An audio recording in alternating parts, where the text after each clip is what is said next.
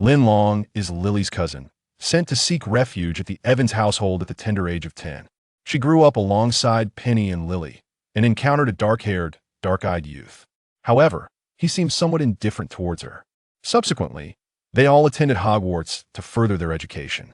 Initially, she was a fledgling in the art of magic, relying solely on her spells and innate talent, managing to elude the Death Eaters with Sirius and James, while her prodigious abilities caught the attention of Dumbledore. In her second year, she began studying the path of Tao under Uncle Jiu, embarking on a dual journey of magic and Taoism.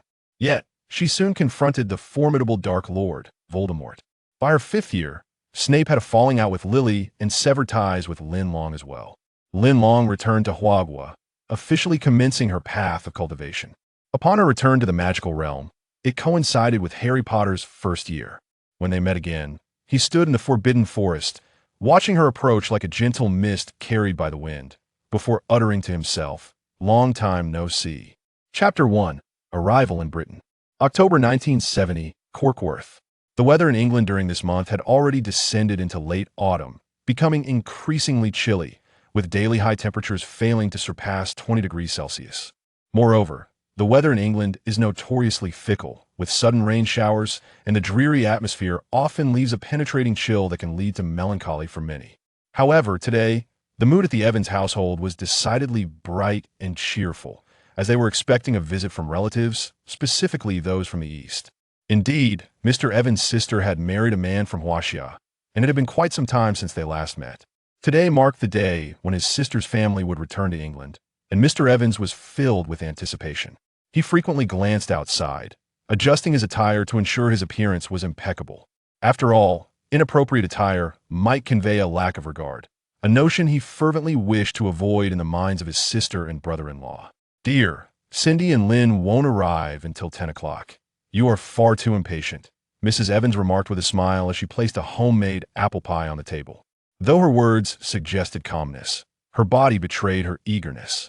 She had prepared a sumptuous feast, including Wellington steak, roast beef with Yorkshire pudding, Scotch eggs, and several varieties of pie, enough to nourish a large family for multiple meals. Having only met Mr. Evans' sister Cindy a few times, she was eager to make a good impression, especially since she had heard that they would be staying in England for an extended period. Mr. Evans, however, did not heed his wife's words and continued to pace restlessly. "Cindy went to boarding school from a young age and later moved to Hogwarts. I wonder how long they can stay this time. I truly hope it will be for a long duration. I've heard that Hogwarts is quite unstable at present." Mr. Evans lost his parents at a tender age, leaving him with only his sister, Cindy, as his sole kin, and the two siblings have relied on each other ever since. Little did they know that when Cindy was merely 11, she was suddenly whisked away to a boarding school by an elderly gentleman clad in a flowing purple cloak and sporting a long white beard. The siblings wept bitterly at the prospect of their separation. Thankfully, there were winter and summer holidays during which they could reunite. It was later that Mr. Evans discovered his sister was a witch attending a boarding school named Hogwarts, an institution dedicated to teaching young sorcerers the art of magic. Mr. Evans felt a profound sense of envy, tinged with a hint of jealousy. After all, possessing such extraordinary abilities was undeniably alluring, yet he lamented the absence of such talents within himself. However, the realization that the individual he envied so deeply was none other than his beloved sister rendered everything acceptable within his heart. "Mummy, have Aunt Cindy and the others arrived?" A girl clad in a pink dress clutched the stair railing, perched on the second-floor banister, swinging her legs and inquiring with a cheerful smile. She possessed long, deep red hair that framed her almond-shaped green eyes, resembling a beautiful doll, lively and endearing in demeanor. Mrs. Evans glanced up and observed her little daughter engaging in yet another perilous activity, prompting her to admonish, "Lily, why are you sitting there again? Come down at once. Aunt Cindy and the others are about to arrive, and this behavior is quite impolite." Lily stuck out her tongue and stood up, declaring, "Then I'll go fetch Penny." She dashed to the door of Penny's room and knocked rhythmically. "Penny, hurry out. Annie's on her way." "Coming." Penny's voice echoed from within the room. Shortly thereafter, the door swung open. Penny's room had always been immaculate, and at that moment, it gleamed as if polished to perfection, the wooden floor shining brightly. The room housed a single bed, a writing desk, and a wardrobe. The desk was cluttered with books and stationery, while the wardrobe displayed an array of garments, meticulously arranged from light to dark shades, with lengths neatly ordered.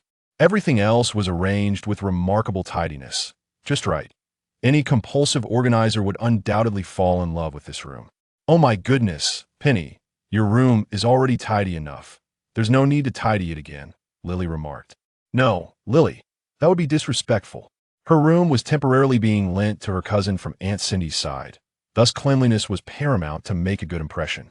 Lily found her mother and Penny's frequent reminders about not being disrespectful to be rather tiresome, feeling they were overly concerned with the opinions of others. Restraining oneself for the sake of others was, in her view, not a commendable notion. All right, let us descend. Mummy is already urging us.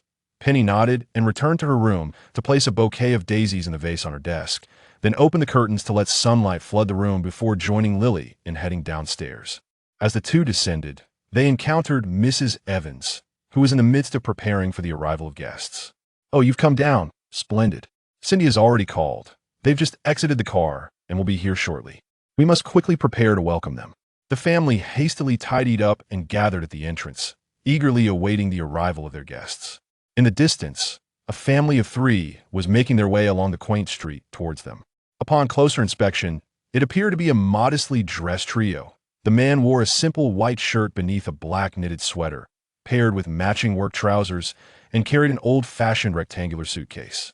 The woman, on the other hand, was more stylishly attired, clad in a white dress beneath a camel-colored long coat, her golden hair cascading gracefully over her shoulders, her features exquisite and strikingly beautiful. She held the hand of a young girl, likely around 10 years of age, who gazed about with curiosity.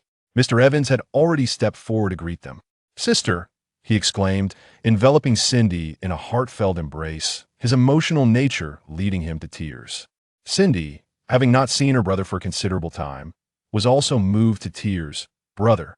The two embraced, their weeping silencing the others present.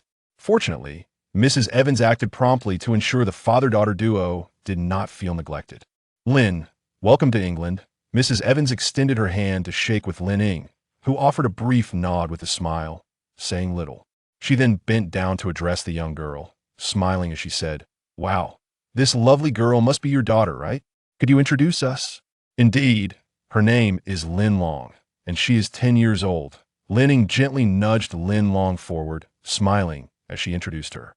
Mr. Evans finally came to his senses, quickly releasing his sister to shake Linlong's hand before embracing Linlong with a kiss on the cheek, exclaiming, "Oh, I am so caught up in my excitement that I neglected our adorable little niece. I sincerely apologize." He was quite a fashionable man, employing the recently popularized kiss on the cheek from France as a gesture of warmth towards Linlong. Mr. Evans's exaggerated words and affectionate cheek kissing left Linlong, who had never encountered foreigners before, utterly astonished, rendering her momentarily speechless. Linlong grew up in the illustrious land of Hogwarts, yet her parents were perpetually occupied. Although her mother occasionally imparted some English lessons, it seemed that her linguistic aptitude was rather limited, resulting in her inability to converse fluently in the language. She stammered and managed to utter a mere phrase. "It is a pleasure to meet you." Chapter 2, Leaving Her Alone. "Oh, these are my 2 daughters, Penny and Lily," Mr. Evans introduced. Lily, bold and unafraid of strangers, stepped forward, seized Linlong's hand, and began a delightful self-introduction among the children. "Hi, my name is Lily, and I am also 10 years old. We can play together from now on." Lily was quite taken with the little girl before her, who possessed long, light golden hair and sparkling black eyes that resembled those of a kitten, appearing both innocent and adorable. Following Lily's lead, Penny introduced herself as well. After exchanging pleasantries at the doorstep, Mrs. Evans invited everyone into their home. This weather is hardly suitable for lingering outdoors. The first meal of English cuisine left Linlong with a delightful impression. Aunt Flora Evans's cooking was exceptionally delicious, far surpassing her mother's culinary skills, which consisted of only one dish, fish and chips. Typically, it was Linlong who prepared the meals at home. With gratitude, she acknowledged that her father's cooking had sustained her thus far. After the meal, the adults moved to the living room to sip red tea and discuss future plans, while Lily and Penny took Linlong upstairs to play. "Lynn, do you plan to settle in England for the long term?" Mr. Evans asked, sipping his sweetened tea, a look of satisfaction on his face as he sighed contentedly. Linlong shook her head in response. No, William, we intend to return to Hogwarts. Our homeland requires my presence now, and I cannot leave so easily. Linlong's identity was rather special. As a cultivator, she had trained on Kunlun Mountain from a young age, displaying exceptional talent, having advanced to the Qin Xian realm at a tender age. Once a cultivator reaches the Qin Xian realm, they must engage with the world to refine their body and mind. After stepping into the world, he fortuitously arrived in Port City, where he encountered Cindy, who had just set foot in Hogwarts. They both recognized each other's uniqueness, feeling an immediate connection, which naturally blossomed into a union, culminating in the birth of their daughter, Linlong. They had anticipated a tranquil life, but unexpected turmoil ensued. In recent years, the constraints and oppression on their group had intensified, with many falling victim to suppression. Fearing that such an environment would harm Linlong and Cindy, Linlong brought his wife and daughter to England, hoping they could enjoy a few years of peace and evade this calamity. However, his sect remained in Hogwarts, and he could never relinquish his responsibilities easily. William Evans had never doubted the patriotic sentiments of the Hogwarts people. He nodded and said, "Yes, I fully understand your determination, and I wish for your homeland to flourish, but, brother, I will accompany Lin back to Hogwarts. We have come to ask for your assistance in caring for Linlong for a few years. Once we resolve our matters, we will return to bring her back." Cindy suddenly declared with resolve. She gazed at Linlong, her eyes filled with love and determination. She had long understood her husband's desire to protect her, yet she wished to stand by his side and face the challenges together. Linlong looked at Cindy, his heart brimming with gratitude, realizing that his wife had always supported him and was willing to share all burdens. Despite the guilt that weighed on him, he found immense solace in having such a devoted partner, whose unwavering love brought him an indescribable joy. Oh no, while we would be more than happy to care for Linlong, leaving a little girl alone in a foreign place is simply too frightening. Linlong would undoubtedly be heartbroken, Flora exclaimed in astonishment, believing that such an idea could be detrimental to Linlong's psyche, and she was not entirely in agreement. We also wish to remain by her side, but my family currently needs me, and I feel compelled to depart. The number of disciples in Linlong's sect had always been limited, and due to various upheavals, very few remained. Furthermore, he suspected that the recent targeting of the cultivation realm was a deliberate act by certain forces taking advantage of the chaos, and he needed to return to investigate thoroughly. Now was a critical time for the Kunlun faction's survival. He could not afford to hide away. Fortunately, Linlong had yet to enter the sect, thus not bearing that responsibility, allowing her to seek refuge in England. Additionally, his master had foreseen that Linlong would encounter significant opportunities here, so he felt compelled to leave her behind. Observing the resolute Linlong and Cindy, the Evans couple had no choice but to acquiesce, promising to care for Linlong as their third daughter, declining a substantial amount of financial support. Yet, in matters of persuasion, how could they rival the Hogwarts people? Ultimately, they reluctantly accepted the offer. Meanwhile, the three girls upstairs remained blissfully unaware of the discussions, happily engaged in play. Lily's collection of toys was extensive and fashionable, including the latest Lego sets and a sizable color television. The room also housed 2 sets of fantasy stories, The Legend of Narnia and The Lord of the Rings. Linlong had never seen these before and was instantly captivated. She opened The Lord of the Rings, read a few chapters, and couldn't help but exclaim, "Could there really be such a magical world?" This was meant to be her musings, but to her surprise, Lily leaned in and whispered, "Of course. This world is filled with magic. I am a wizard, endowed with such powers. Would you like to see?" Linlong's eyes widened in astonishment at such a bold claim. Was it permissible to speak of such things so freely? Her parents often warned her against casually mentioning magic or exhibiting special actions. Would Lily not be captured for such reckless disclosure? "Lily, you are being ridiculous again. Do not listen to that frightening boy's words." Penny, who had been diligently assembling Lego bricks nearby, immediately interjected to counter Lily's assertion, attempting to dismiss her words. For the time being, the bond between Lily and Penny remained strong, and seeing Penny's earnest attempt to intervene, Lily chose not to pursue the topic further. Although Linlong was intrigued by their conversation, she was not overly curious. Noticing that they had shifted topics, she refrained from probing further. The trio played with other toys for a while, discussing different subjects. Dinner that evening was taken outside, and upon their return, Linlong and Cindy shared the outcome of their earlier discussion with Linlong, informing her that they would be returning to Hogwarts in a few days, and that she would remain at the Evans residence alone for the time being. Linlong had anticipated this outcome before departing for the trip, yet it still filled her with sorrow. She was merely a 10-year-old girl, faced with the prospect of living alone in a foreign land and an unfamiliar household. Her first instinct was fear. She clung tightly to her mother's waist, unwilling to let go, and silently shed tears for a long while. Chapter 3 Interaction. Yet, even though Linlong was reluctant, The moment of parting arrived. Linlong and Cindy spent 3 precious days with Linlong, and on the 4th day, they were to set sail back home early in the morning. With tears brimming in her eyes, Linlong bid them farewell, Mommy and Daddy. Please come back to get me soon. She pleaded eagerly. Rest assured, my dear daughter, as soon as matters in our homeland are resolved, your father and I will promptly return for you, Cindy promised, embracing her daughter and gently patting her back. Yes, yes, Mommy and Daddy, take care of yourselves. Linlong admonished sweetly. She understood that her parents were returning to attend to pressing matters, likely of a perilous nature, and she could not bear the thought of them worrying excessively about her. Silently, she wiped away her tears. Linlong gently patted her daughter's head and said, Rest assured, you must take care of yourself while you're in England. Should anything arise, do not hesitate to confide in your uncle and aunt. Also, cultivate good relationships with Penny and Lily. In 2 years, I will invite Master Jiu to come and visit you. Master Jiu, sharing the surname Lin, was actually Linlong's master's uncle. When Linlong first arrived in the port city, he had encountered this esteemed elder, who, recognizing Linlong's exceptional potential, imparted a few techniques to him. This elder was highly skilled in exorcism and feng shui, regarded as one of the foremost experts in the field. However, now in his advanced years, he had retired and settled in the port city, rarely venturing out.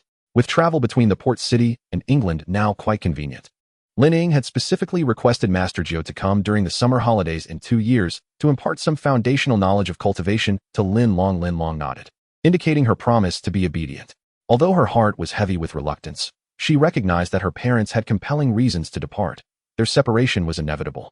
Linlong, still uneasy about Linlong being alone in England, clapped his hands around a small pouch and handed it to Linlong. Inside are some talismans that you are familiar with. You must use them cautiously and avoid detection by others. However, should anyone bully you, do not hesitate to use them. Fear not. Linlong accepted the small pouch, her anxiety easing somewhat. She took a deep breath, striving to appear more resolute. Although the future was fraught with uncertainty, she believed that facing it with courage would lead to solutions. Despite her sorrow, the time to board the ship had arrived. Cindy meticulously conveyed a few final instructions to the Evans couple, forcing back her tears as she bid them farewell with a smile. Then, suppressing her reluctance, she embraced Linlong once more. Under the lingering gaze of her daughter, Cindy and her husband boarded the vessel bound for home. They stood on the deck, gazing at the receding coastline, their hearts filled with myriad emotions. This parting, for them, was a form of growth and challenge. For Linlong, it signified the onset of a new life and personal development. The Evans couple, being kind-hearted relatives, understood that Linlong, having just parted from her parents, must be feeling quite forlorn. Thus, they endeavored to comfort her, often speaking to her in gentle tones, sharing amusing stories to alleviate her sense of longing.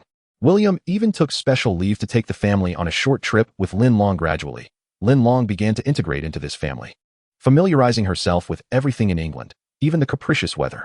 However, she found it exceedingly difficult to acclimate to the British cuisine. It turned out that the very first meal they had upon arrival was the finest Britain had to offer. The subsequent ones were, well, quite difficult to describe. For instance, have you ever tasted fish and chips doused in vinegar? The overwhelming sourness was shocking.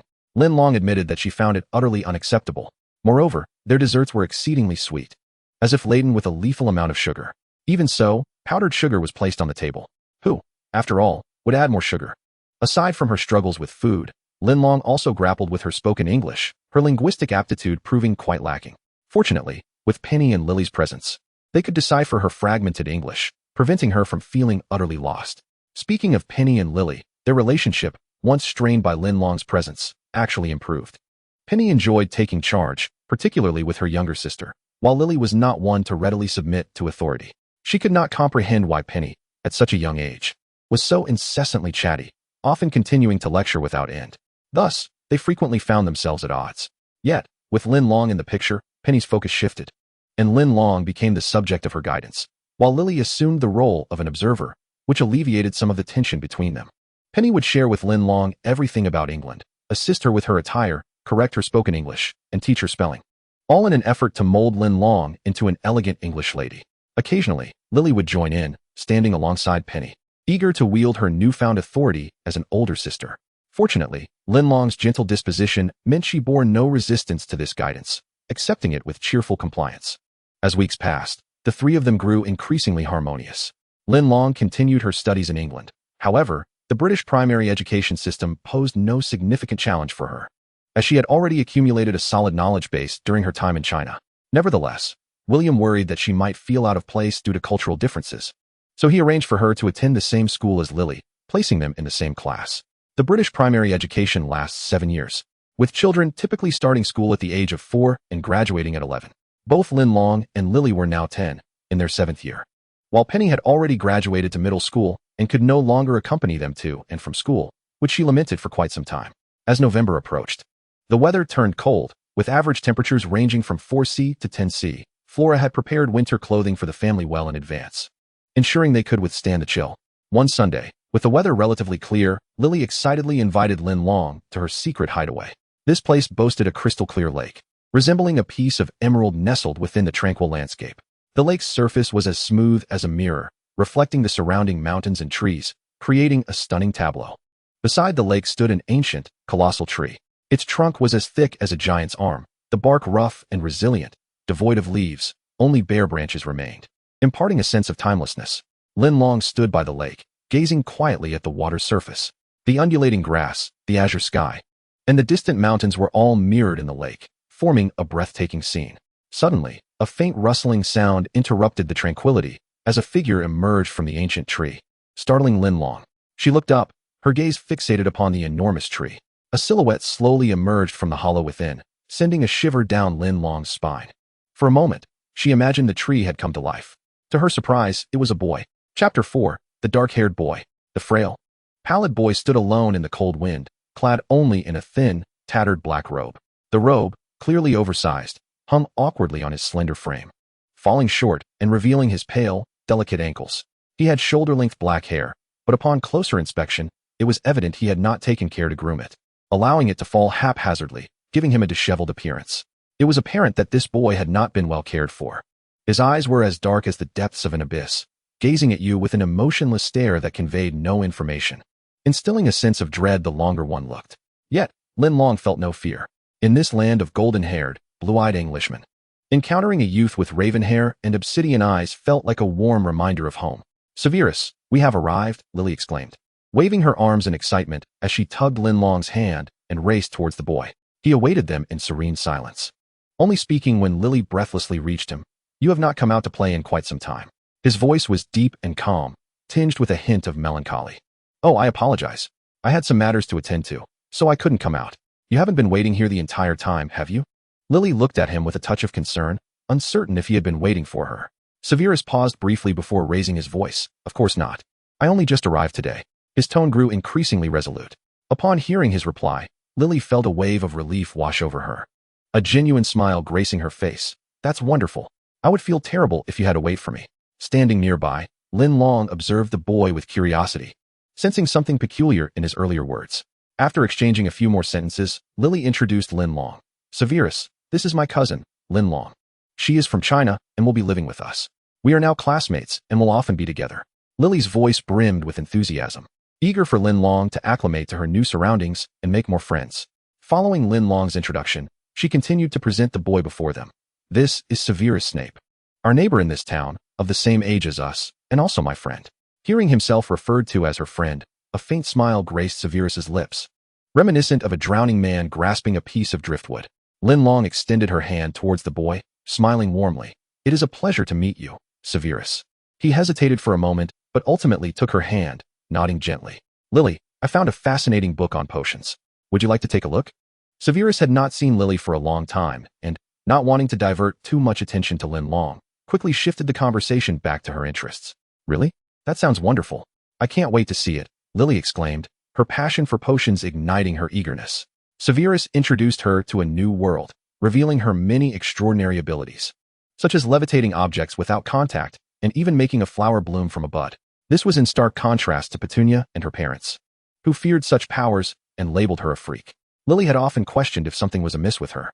It wasn't until she met Severus that her world began to change. "Did you know? You possess magical talent," Severus informed her. "What does that mean?" Lily asked, astonished. "It means you have a unique magical gift, allowing you to accomplish feats beyond the capabilities of ordinary people," Severus explained. "Wow, that's incredible. But why can I do it and no one else?" Lily inquired, her curiosity piqued. "Because you are not an ordinary person. You are a witch," Severus declared. "A witch? Like the magical beings in fairy tales?" Lily responded, her excitement palpable. She adored those enchanting stories, never imagining that witches truly existed. Indeed, we are all witches. And there is a special school for witches called Hogwarts. We will attend together in the future, Severus stated. Wow, that is splendid. I must learn a multitude of spells. Lily replied, brimming with enthusiasm. Yes, it is truly wonderful, Severus smiled. From that moment on, Lily was filled with wonder and anticipation for magic, while Severus became her closest friend and mentor. Together, they explored this mysterious world, sharing dreams and hopes. However, Petunia harbored disdain for Severus, deeming him peculiar, refusing to play with him, and forbidding Lily from getting too close. Yet, Lily believed Linlong would not share such sentiments. Despite only a few weeks passing, Lily could clearly see the strength within Linlong's heart, as if she possessed a power capable of embracing all that exists, untainted by any aversion towards the differences between herself and Severus. In truth, Lily yearned for more acceptance from others rather than being viewed as an outcast. And in that regard, she felt reassured by Linlong. At that moment, Linlong sat beside Lily and Severus by the lakeside, watching as the two became engrossed in the world of their book, engaging in fervent discussion. She felt no displeasure at being overlooked. Instead, her thoughts began to drift freely. Although she did not fully comprehend their conversation, she understood its essence. After all, her mother, Cindy, was a witch, and Hogwarts, the school they spoke of, was where Cindy had studied. Upon arriving in England, Cindy had shared her experiences with Linlong, even expressing her belief that Linlong might follow in her footsteps and attend Hogwarts to become a remarkable witch. Though Linlong had never demonstrated any magical abilities, not even the unconscious awakening of magic seen in other children of witches, Cindy remained hopeful. Conversely, Linning believed Linlong would undoubtedly inherit his gifts, destined to become an extraordinary practitioner. The differing expectations placed upon Linlong by the two created a sense of pressure within her. What if I am nothing at all? Just an ordinary person? Chapter 5. An Unfortunate Family. Hogwarts will send your acceptance letter via owl on your 11th birthday. I believe that will be the finest birthday gift, Severus remarked, stroking the magic book in his hands with anticipation. This letter was the most eagerly awaited treasure of his 10 years. Lily nodded in agreement, affirming that it would indeed be the most special gift. Suddenly, she recalled her father's whispered words, that her Aunt Cindy seemingly possessed abilities akin to her own. Therefore, when her father discovered her magical lineage, he did not react with alarm, but rather with joy, feeling proud of her. Linlong, is Aunt Cindy also a witch? Did she attend Hogwarts as well? Lily directly inquired. Oh, yes, Linlong confirmed. Wow, then perhaps you are a little witch too, and we can attend Hogwarts together. Lily exclaimed, her hands clapping with excitement. I think not all children born to witches can become witches themselves. Some might even be muggles. I see nothing particularly special about her. She may not possess magic, Severus stated with a stoic expression as he assessed Linlong. Though his emotions were tightly suppressed at all times, they still fluctuated noticeably, the unwelcome feelings almost spilling forth from his eyes. Hey, did I provoke you? How dare you look down on me like that? His small mouth flapped like it had been poisoned. Is it just because I attracted a bit more of Lily's attention that you've started behaving this way? Such pettiness. Linlong did not fully grasp the meanings of the words he uttered, but from his indifferent expression and the few intelligible words, she understood they were certainly not pleasant. She averted her gaze, her lips pouting outward, while internally, she was relentlessly criticizing him. No, Severus, we must have more faith in Linlong. Isn't it wonderful to have another companion to learn with? Lily, an angelic presence, habitually viewed all matters with an optimistic and hopeful attitude. She believed that she, Linlong, and Severus could certainly journey together to Hogwarts. Perhaps throughout their 7 years of wizarding education, they could continue to walk this path together, just as they did now. The trio spent an entire afternoon discussing the topic of magic, though most of the conversation was dominated by Snape and Lily. By the time they returned to the Evans household, dusk had descended. Petunia was waiting at the door, hands on her hips, blocking the entrance as she scrutinized the two latecomers. Humph. Lily, have you gone to see that freakish boy again? And this time you even brought Linlong along. How utterly foolish. Petunia's brow furrowed tightly, her voice growing increasingly shrill. Upon hearing Petunia's remarks, Lily instantly felt displeased and retorted, that is not foolish, Petunia. I merely introduced Linlong to some new friends. Besides, Severus is my friend, and I dislike using such terms to describe him. Lily spoke with righteous indignation. She was aware of Petunia's disdain for Severus, but how could she use such language to characterize her friend in her presence? Petunia was about to say more, but was abruptly interrupted by Flora, who had heard the commotion. Oh, girls, I think we should have dinner first, shouldn't we? Flora, ever gentle, had no means to intervene in the sisters' quarrels, often resorting to changing the subject to quell their disputes. With their mother's intervention, the sisters were compelled to cease hostilities. suppress their discontent, and obediently sit at the dinner table to eat. This was Linlong's first time witnessing the sisters clash over a boy. Yet, she pondered that the underlying significance was more about magic. After dinner, Petunia and Lily continued to ignore one another, retreating to their respective rooms. Linlong had stayed with Petunia for several nights and was now residing in the room previously occupied by Linning and Cindy. Now, this was a space that belonged solely to her. No sooner had Linlong returned to her room and settled in than she heard a knock at the door. "Petunia, what brings you here?" Petunia's slender form eagerly squeezed through the crack of the open door, her expression serious and somewhat fearful. "Linlong, have you seen that boy?" Linlong knew whom she was referring to and honestly nodded. "Yes." "Oh my God, I knew it. Lily will definitely seek him out again. He is not a normal person." Petunia began to exaggerate. "Why do you say that?" Linlong inquired with curiosity. She thought Sirius was merely cold in demeanor, but otherwise seemed unremarkable, exhibiting no bizarre behavior.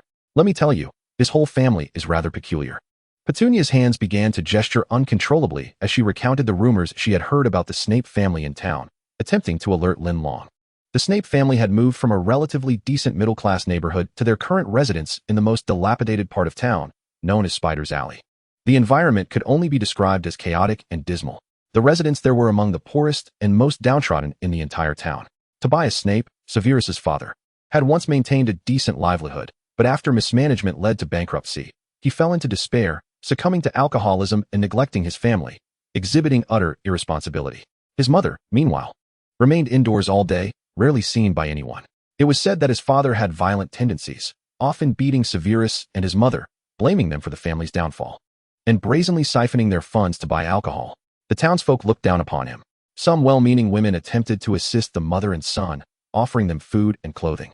But Eileen, Severus's mother, refused any help and would even chase away those attempting to lend a hand. As a result, no one bothered with their affairs anymore. Severus himself was a gloomy, silent individual, frequently found lurking in dark corners, observing passers-by, and due to his lack of proper care, he appeared quite odd. The children in town also shunned him, save for Lily. People said that God had abandoned their family, and anyone who came near them would meet with misfortune, Petunia whispered, covering her mouth and lowering her voice. Chapter 6. Comparison Breeds Contempt. Linlong's eyes widened at these words. "Wait, you British are more superstitious than I. A Chinese person who has seen ghosts. This was clearly a tragedy stemming from Tobias Snape's irresponsibility. How could it possibly be attributed to God?" Linlong kept her thoughts to herself, merely nodding in agreement, playing the role of a dutiful listener. "Therefore, I do not wish for Lily to play with him anymore. It is far too dangerous," Petunia concluded emphatically. Well, Petunia always had her unique perspectives, yet they were not devoid of concern for Lily, although tinged with jealousy and fear. It could be said that Petunia's feelings for Lily were quite complex. During her time at the Evans household, Linlong also observed the jealousy that Petunia could not conceal. However, if Linlong were to put herself in Petunia's shoes, she would likely share a similar mindset. After all, no one wishes for their parents to show more attention to another child than to themselves, even if that child is their own sister. Because Lily possessed the magical abilities that William yearned for, he would often inquire about Lily's thoughts and experiences with magic, leading to endless whispered conversations between father and daughter. In contrast, when speaking with Petunia, William had far fewer words to share, sometimes barely uttering a few sentences throughout the day. Moreover, Flora evidently showed more concern for Lily. As the younger sister, she was perceived by their mother as the one who required more care. Petunia, being the elder sister, was expected to manage her own affairs, even to care for her sister. This dynamic fostered Petunia's feelings of insecurity and possessiveness. This was indeed quite misguided, but as Linlong, the 10-year-old niece, she did not know what to say to her uncle and aunt. She could only think of other ways to help Petunia feel a bit happier. After all, Petunia had been quite kind to her. She promised Petunia that she would be mindful of keeping her distance from Severus. Life continued on as usual. On this Sunday, the Evans family was set to attend church for worship. In Britain, the majority of the populace adheres to Christianity, followed by Catholicism, Islam, and other faiths. The Evans family practices Christianity and dutifully attends church every Sunday morning. However, ever since Lily discovered her identity as a witch and realized her faith should lie with Merlin, she began to exhibit a lackadaisical attitude towards church attendance, often expressing reluctance to go. William and Flora were generally accommodating to Lily in other matters, but they remained resolute about this issue, insisting that she accompany the family to church. With no alternative, Lily reluctantly acquiesced. They did not impose such expectations on Linlong. They had heard from Cindy that the majority of the population in Hogwarts adheres to Buddhism or indigenous religions, with relatively few Christians, and even more who identify as secular. Thus, they allowed Linlong the freedom to engage in her own activities on Sunday mornings. Yet, finding solitude at home rather dull, Linlong decided to accompany them to church. Curious to see what it looked like, having never encountered one before. With their home currently undergoing various renovations, be it temples or churches, she had not had many opportunities to witness such places.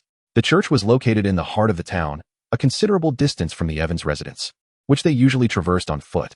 However, William had recently purchased a car and was eager to showcase it. A car enthusiast at heart, he would gladly reside within it if he could. Seizing the opportunity, the family climbed into the vehicle and set off towards the church, 2 kilometers away. This was Linlong's first experience in a private car, and she found it quite novel.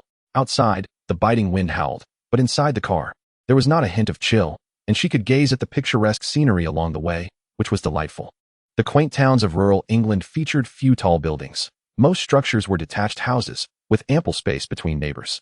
The environment was tranquil, the roads well maintained, and the overall ambience was clean and inviting, exactly to Linlong's liking. December had arrived, and alongside the various greenery, the festive colors of Christmas permeated the air. The Christmas market had also commenced, adorned with an array of colorful lights that dazzled the senses. Linlong pressed her face against the car window, captivated by the sights. Noticing her fascination, William suggested, "Let us not return home for dinner today. Instead, let us explore the Christmas market. Perhaps you can pick out some Christmas gifts as well, and we can dine out." "That sounds wonderful," Lily exclaimed, raising her hand in delight. "Yes," Penny echoed excitedly. "I want to buy so many things. My friends have already prepared their Christmas gifts for me, but I haven't gotten anything ready." With numerous friends, gifting posed a considerable challenge for Lily. "I've already decided. I'll buy many beautiful wrapping boxes to make my gifts look splendid." Although Penny had fewer friends, the aesthetics of the wrapping often held equal importance to her gifts, requiring her careful consideration as well. Linlong remained silent, merely listening attentively. She had yet to forge close friendships here, and the only gifts she could offer were to the members of the Evans family. However, they had treated her kindly, and she wished to present them with something they would cherish. Thus, she listened intently, hoping to glean more insights into the art of Christmas gifting. Flora, seated in the front passenger seat, merely smiled back at her 3 sisters without interjecting. Before long, the family arrived at the church, and the number of attendees began to swell. As soon as they alighted from the car, Mr. and Mrs. Evans engaged in conversation with acquaintances, while Penny and Lily greeted their own friends and wandered off. Linlong was left to observe the architecture before her. The church, steeped in history and dating back to the 18th century, boasted a magnificent stained glass ceiling that radiated beauty when illuminated by sunlight. Linlong could not discern much else, and, after a few glances, redirected her gaze. By chance, she noticed a stage nearby where many children stood, flipping through books, arranged neatly in rows. "What are they doing?" she asked Penny, who had just returned. "Oh, they're rehearsing for the Christmas Eve event. They're preparing for a grand choir performance," Penny replied with a slight pout. "Aren't you participating?" Linlong inquired, noticing that the peers she had just seen speaking with Penny and Lily were part of the choir. Upon hearing this, Penny's mood soured, and she turned away with a huff. "The pastor said my voice isn't suited for the choir, so he rejected me," she explained to Lily, who overheard their exchange. "Oh, and what about you?" Linlong continued, curious. "The pastor said I could give it a try, but I felt I wasn't suited for it, so I declined." With a wink towards Linlong, Lily subtly conveyed another meaning behind her words. As a witch, she certainly wouldn't sing praises to God.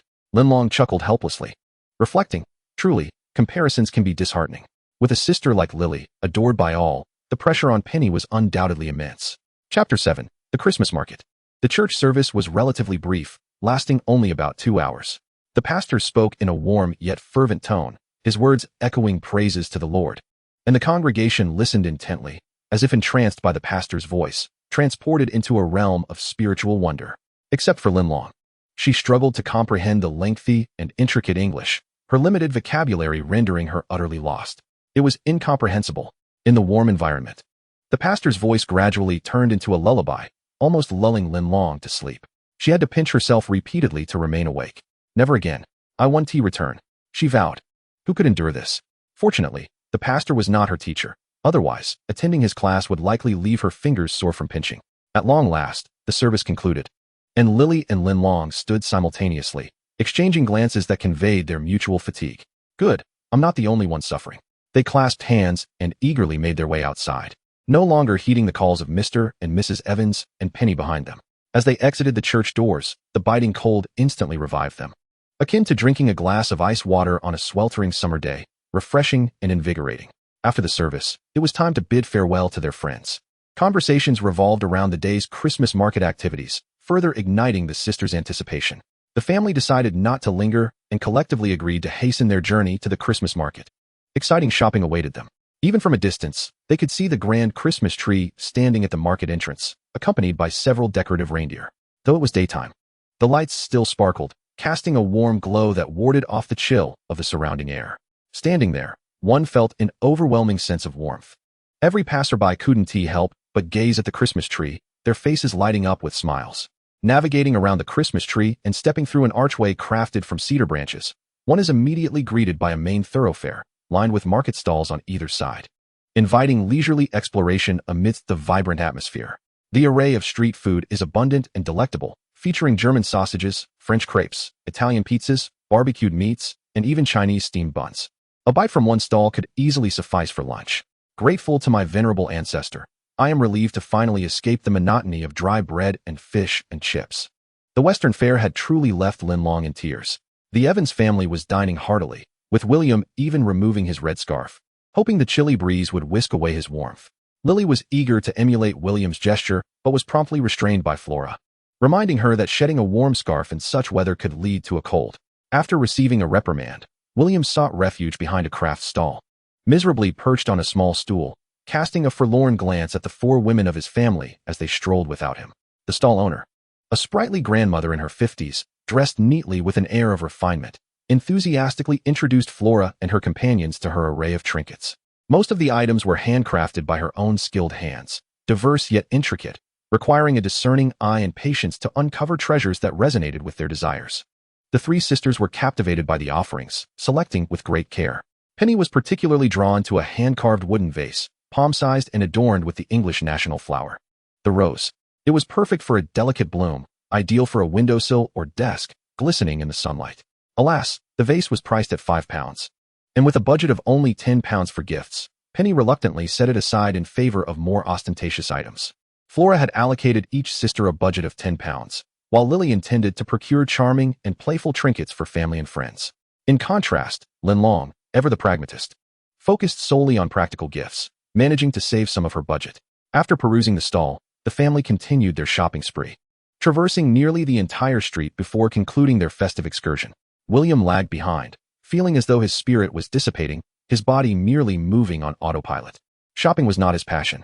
At last, upon reaching the street's end, William perked up, exclaiming, "Oh, dear girls, it is quite late.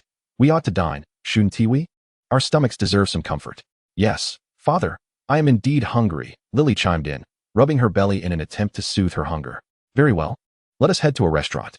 Perhaps we might indulge in some Chinese cuisine," Flora suggested, knowing Linlong's fondness for such flavors and wanting to see her happy.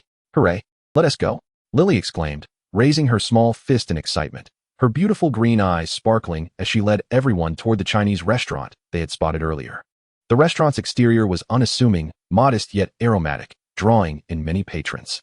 In this era, Chinese eateries typically featured traditional dishes such as crispy duck, sweet and sour chicken, and black bean fish, sometimes incorporating Western elements like curry and cream to cater to local tastes. However, this establishment adhered to authentic recipes. Savoring familiar flavors filled Linlong with joy and gratitude. She reveled in the comfort of Chinese food and the warmth of her uncle and aunt's care, which made her, a foreigner, feel a sense of belonging and alleviated her loneliness. The Evans family was truly remarkable, a dignified yet endearing father, a gentle mother who valued upbringing, the slightly nagging yet affectionate Penny, and the brave and sincere Lily. The love radiating from this family endeared her to this place, igniting a desire within her to strive harder to adapt to this country. Chapter 8. Delivering Gifts.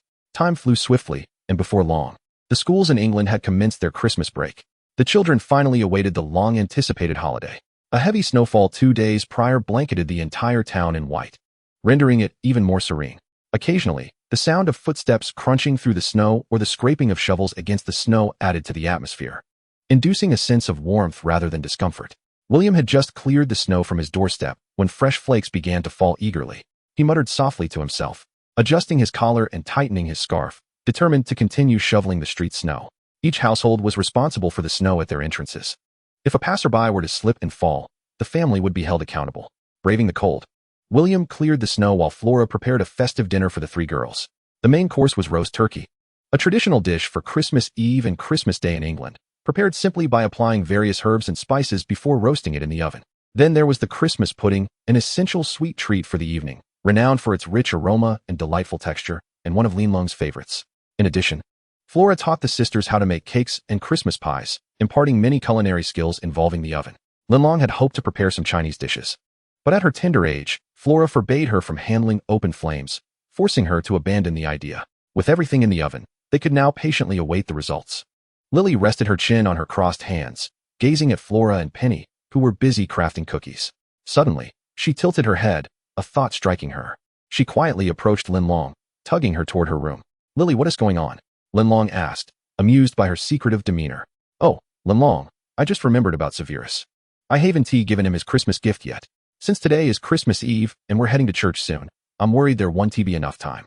Why don't we find him now?" Lily replied. Linlong tilted her head thoughtfully before agreeing. "All right, let us go now. I'll grab the gift." Linlong had prepared a gift for Snape as well, considering he was one of the few people she knew here and could be deemed a friend. "Oh, wait a moment. I've run out of gift boxes. Can I borrow one of yours?" Lily rummaged through her gift wrap, only to discover she had used them all. A Christmas gift without wrapping would lack the element of surprise. "I don't have any either. Why don't we put them together? After all, they're both for him," Linlong suggested. "All right, let us do that." The two girls combined their gifts into a single dark green box, tying it with a red ribbon. Linlong pinned another Christmas card and slipped it inside. "Done. Now, let us proceed." Lily nodded eagerly and dashed towards the front door with remarkable speed, nearly leaving Linlong behind. "Lily, where are you off to?" Penny, who was nearby, cast a sharp gaze at Lily, having noticed her early departure. "Oh, I just wanted to step outside for a moment," Lily replied meekly, avoiding Penny's eyes. "No, you've hardly done anything yet. You need to come and help make cookies," Penny admonished, feeling that Lily was being too leisurely and failing to assist their mother, which was entirely unacceptable. "No, I have a few things to attend to," Lily insisted, a hint of urgency in her voice. She could not afford to delay any longer. Penny narrowed her eyes and directly asked, "You're not looking for that strange boy, are you?" "No, I just want to go find my dad." Lily quickly concocted an excuse in her mind. She had no desire to quarrel with Penny on Christmas Eve, as that would certainly lead to parental reprimands. Penny, hands on her hips and chin jutting out, replied, "Then off you go." With no other choice, Lily pretended to step outside to exchange a few words with William before returning to assist Penny with the cookies. As she passed the staircase, she signaled Linlong with her eyes, urging her to find Snape alone and deliver the gifts they had prepared for him. Fortunately, Linlong had descended slowly earlier, avoiding Penny's notice, allowing her to slip out unobtrusively. Seizing the moment while Penny and Lily turned to leave, Linlong crouched low and, using various pieces of furniture for cover, successfully escaped the house. She dared not greet William for fear of being overheard by Penny and stealthily made her way to the usual spot where she met Snape. As she ran, she chuckled to herself, amused by the clandestine nature of delivering a Christmas gift. It felt rather like a secret agent rendezvous. The snow fell intermittently, showing no signs of abating, mingling with the cold wind that brushed against Linlong's face. Before long, she began to feel the chill. What a heartfelt gift this was. She wondered how Lily would express her gratitude upon her return. Before long, Linlong arrived beneath the gnarled tree where the three of them often gathered. Ever since Lily had first brought her to meet Snape, and she realized that her friendship with the two was not met with Penny's opposition, Lily had consistently included her in their outings. Linlong was unaware of Snape's home location. The only place she could seek him was here. Today, having ventured out on a whim, she was uncertain if he would be present. As she continued towards the great tree, she noticed the surroundings were devoid of any familiar figures. It seemed Snape was not out today. What now? Linlong sighed, gazing at the gift box in her hands. Should I try to find his house? Just then, as Linlong pondered her next move, a voice suddenly emerged from behind her. Startled, she turned to see Snape standing there. His expression was dark, devoid of any warmth, his black eyes scrutinizing her as if she were a perilous creature. He wore a thick black wool coat, slightly heavier than the previous one, yet still insufficient for the biting cold.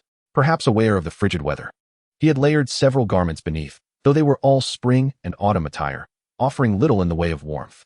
Having been outside for some time, a thick layer of snow dusted his hair, and his complexion had paled from the cold. The chilling wind even caused his body to shiver slightly. Yet, he seemed utterly indifferent, standing quietly without any intention of evading her gaze. "Where's Lily?" His voice was soft, the cold wind stealing his warmth and making his words tremble. Without any pleasantries, he asked directly. "Oh, She had something to attend to and sent me to deliver your Christmas gift, Linlong shrugged and explained. Snape furrowed his brow, his dark eyes fixed intently on Linlong, remaining silent. Lily hadn't visited him in several days. He waited here each day, hoping his only friend would remember him and come to see him, yet nothing came to fruition.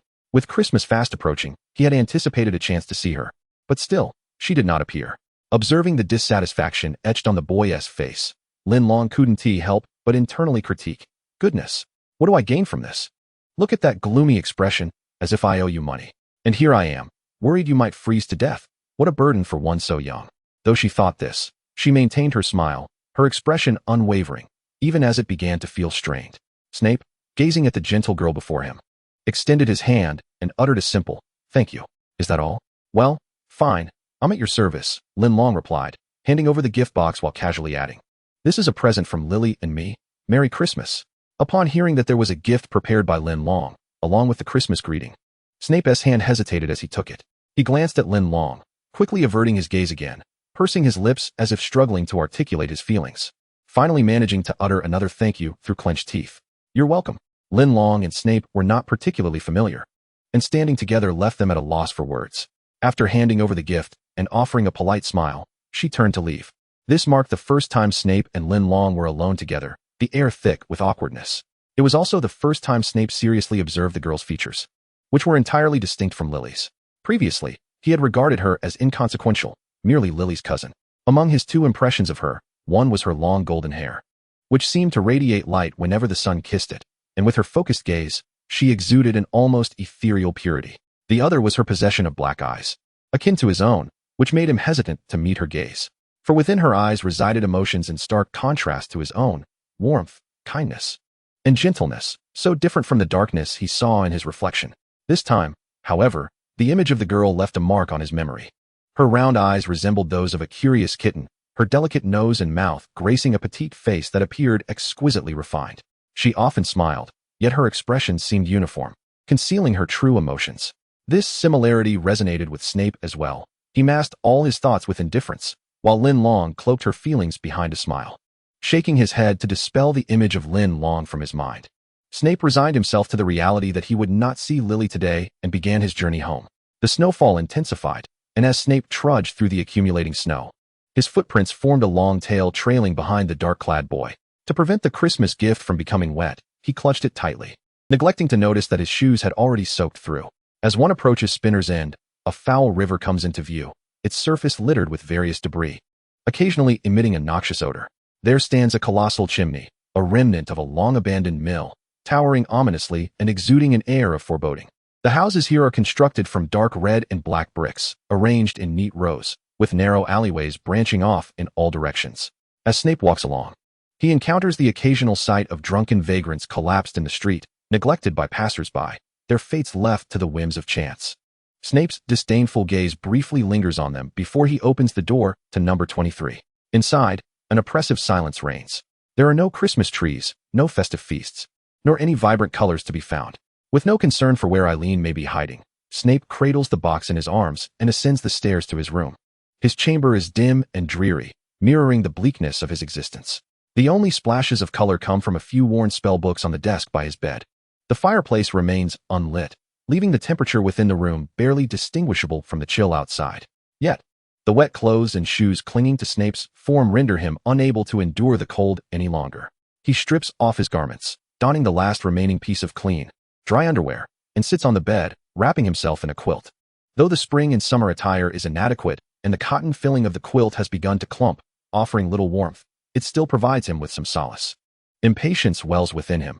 He retrieves the box and places it on his lap, meticulously unwrapping the decorative ribbons. It has been years since he last received a Christmas gift, and he cherishes this moment. Upon lifting the lid, he discovers two neatly arranged presents within. To the left lies a notebook with a deep black cover, accompanied by a matching feather quill, resembling a set used in the magical realm. For Snape, who has yet to step into that world, this gift is undoubtedly a source of great comfort. On the right, a gray knitted scarf is neatly folded, accompanied by a Christmas card. The front of the card features a jolly Santa Claus, joyfully smiling as he pulls a sleigh, led by reindeer.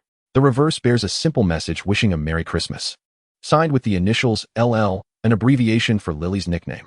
It also contains her characteristic mistake. This must be the scarf that Lily sent him. Eagerly, Snape pulls it out and examines it closely. The scarf is crafted from fine wool, its stitches dense and warm, and when unfurled, it is ample enough to envelop his entire upper body. The soft texture against his skin sends a wave of warmth to his heart, and for a fleeting moment, he feels a softness within himself. Unfortunately, this tenderness is short-lived, as the sudden sound of shattering glass resonates from downstairs. Without needing to look, he knows it is his father, Tobias Snape, making the ruckus. Damn it, what do you do all day at home? You don't cook. You don't light the fireplace. Do you want to freeze me to death? How did I end up with a woman like you? Tobias's drunken voice booms, nearly shaking the ceiling. It is evident that he has been at the tavern again, consuming an unknown quantity of alcohol. I'm sorry. I don't know how it happened. I lost track of time, Eileen responds meekly. You're lying again. Is your brain filled with the rubbish from that river outside? How can you concoct such a lie? You just don't want to work. Tobias continues his tirade. Only my kindness allows me to marry a woman like you. Otherwise, you'd be an unwed monster. This harsh diatribe is one he repeats nearly every day. No, I am not a monster. I am not a monster, Eileen murmurs softly, lowering her head in quiet defiance. Clearly, Tobias hears her words, and seeing her daring to retort, he lunges forward, striking her across the face with a resounding slap and viciously berating her. Shut your mouth. You dare to talk back? You are a monster. You gave birth to a little monster. If it weren't for you, I wouldn't be bankrupt. It's all your fault. It's all your fault. As Tobias's rage intensifies, he begins to physically assault Eileen. Snape can no longer bear to listen. He sets aside the scarf and box, racing downstairs to interpose himself between Tobias and Eileen, attempting to shield her from the towering man. Yet, at merely 10 years of age and suffering from long-term malnutrition, Snape barely reaches Tobias's chest, unable to thwart his father's aggression. However, when Tobias sees Snape suddenly appear, glaring at him with a look of hatred and arms outstretched as if to protect Eileen, his fury only escalates. Without hesitation, he delivers a brutal slap to Snape's face, sending him sprawling to the ground. Ugh, ungrateful wretch. If it weren't for me providing for you, you wouldn't even know where you are. And you dare glare at me? I'll make sure you regret it. As he speaks, Tobias delivers a vicious kick to Snape's abdomen, causing excruciating pain to course through him, curling him into a tight ball. Eileen, as if just realizing the situation, hastily grabs Tobias's arm, pleading, no, please don't hit him anymore. I was wrong. I was wrong. Hearing Eileen's desperate pleas weighs heavily on Snape's heart, and he wishes to tell her not to beg, but the pain renders him mute. Get your necklace out. Tobias, feeling emboldened by his upper hand, recalls his purpose for returning.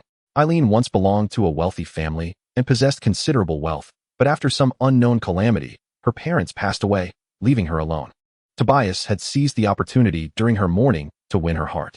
After their marriage, he squandered her inheritance on a failed business venture, and now they found themselves in such a dilapidated place. Currently, they survive on what remains of Eileen's jewelry, having depleted everything else, leaving only a gold necklace that Eileen consistently refuses to part with. But the tavern is lively tonight, and he does not wish to miss out. This is necessary for our upcoming expenses, and it's Christmas Eve. Tobias, please, have mercy and don't go out again, Eileen pleads, her eyes filled with desperation, hoping for a shred of compassion from her abuser. Alas, the abuser never shows sympathy for the weak. Tobias delivers another harsh slap to Eileen and, without a word, seizes the opportunity of her fall to rummage through her belongings, extracting the last remaining necklace.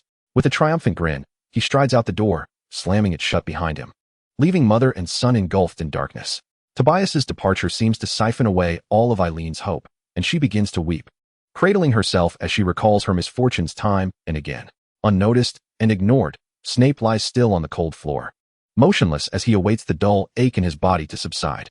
Eileen's sobs persist, and Snape finds himself too weary to offer her any comfort. In any case, it seems that only Tobias can bring her to a halt. While he himself remains inconsequential, Aaron would not cease her weeping for his sake. Severus, grappling with his aching body, painstakingly ascended the stairs, gradually making his way into his room. Though the distance was short, each step intensified the pain in his injuries. Yet he displayed no reaction, no tears, no frown. Only a profound silence enveloped him. At last, when he lay back upon his bed and drew the gray scarf around him, his eyes began to well with tears. In this household, he felt utterly superfluous. Even in this world, he was almost inconsequential. No one loved him. No one cared for him, except for Lily. He had observed her for a long time, and upon realizing that she, too, was a witch, his heart surged with indescribable excitement. Moreover, Lily embraced her powers without reservation. She reveled in her abilities just as he did, unlike those muggles who branded themselves as monsters. She was his first friend, the first person to show concern for him. They belonged to the same world. He invested in her an abundance of hope and emotion, yearning for a lifetime of companionship, an everlasting friendship. Ultimately, the tears fell. Starving, Severus lay on the icy bed, succumbing to slumber, warmed only by the scant comfort of the scarf. Unbeknownst to him, Lily, who was oblivious to Severus's tragic plight, was preparing to attend the church's Christmas Eve celebration with her family. Linlong had returned, and upon entering, exchanged a knowing glance with Lily, signaling that the gifts had been successfully delivered. They would surely bring joy to Severus's day. Lily winked in acknowledgement. Meanwhile, Petunia emerged with a platter of small pastries, observing the silent exchange between the two, and curiously inquired, "Are you two experiencing discomfort in your eyes?" "No, not at all," they replied in unison. Petunia pouted, dismissing their little banter, and then called the two over to assist in packaging the pastries. These were to be gifts for friends attending the evening's festivities, and they needed to be exquisitely wrapped. By the time they finished, the hour was late. The family donned their formal attire, maintaining a neat and respectable appearance as a sign of reverence. Flora had even prepared some Christmas-themed accessories for the three sisters, such as velvet bow hairpins and Christmas tree-shaped bracelets, and had paired William with a red and green pocket square, while she herself carried a festive clutch. The family harmoniously climbed into the car and set off for the church. Chapter 11. The Ballet. The church, adorned in purity and cheer for Christmas Eve, bustled with activity as everyone gathered to partake in the celebrations. The evening's events included the Midnight Mass, a significant religious ceremony commemorating the birth of Jesus. Typically held at midnight, symbolizing the dawn of a new day, it was adjusted to an earlier hour to accommodate families wishing to reunite. Additionally, there were candlelight worship, theatrical performances, sumptuous feasts, and the singing of carols. The evening culminated in a gift exchange, expressing affection and blessings among attendees. Most of the townsfolk were Christians. Thus, they flocked to the church to share in joy and culinary delights. This was Linlong's first experience witnessing such a multitude in England. The sea of blonde hair and blue eyes was overwhelming, almost triggering her face blindness. It inadvertently reminded her of a certain dark-haired, dark-eyed boy, leaving her to wonder how he was faring that night. The town was thriving, having invited a popular ballet company to perform the Nutcracker. The performance took place at the local Grand Theatre adjacent to the church. However, due to the widespread availability of color television in England, many had already seen the show on screen, and the biting cold deterred a significant turnout. Understanding that Linlong had yet to experience such an event, the Evanses purchased 5 tickets, intending to enjoy the performance as a family. Once the church activities concluded, Petunia and Lily eagerly pulled Linlong to the theater. Having only attended a couple of outdoor films in Hogwarts, Linlong had never set foot in a theater, and she felt lost upon entering. Fortunately, her sisters guided her, ensuring she did not stray. Although it was a rural theater, its decor was still uniquely charming.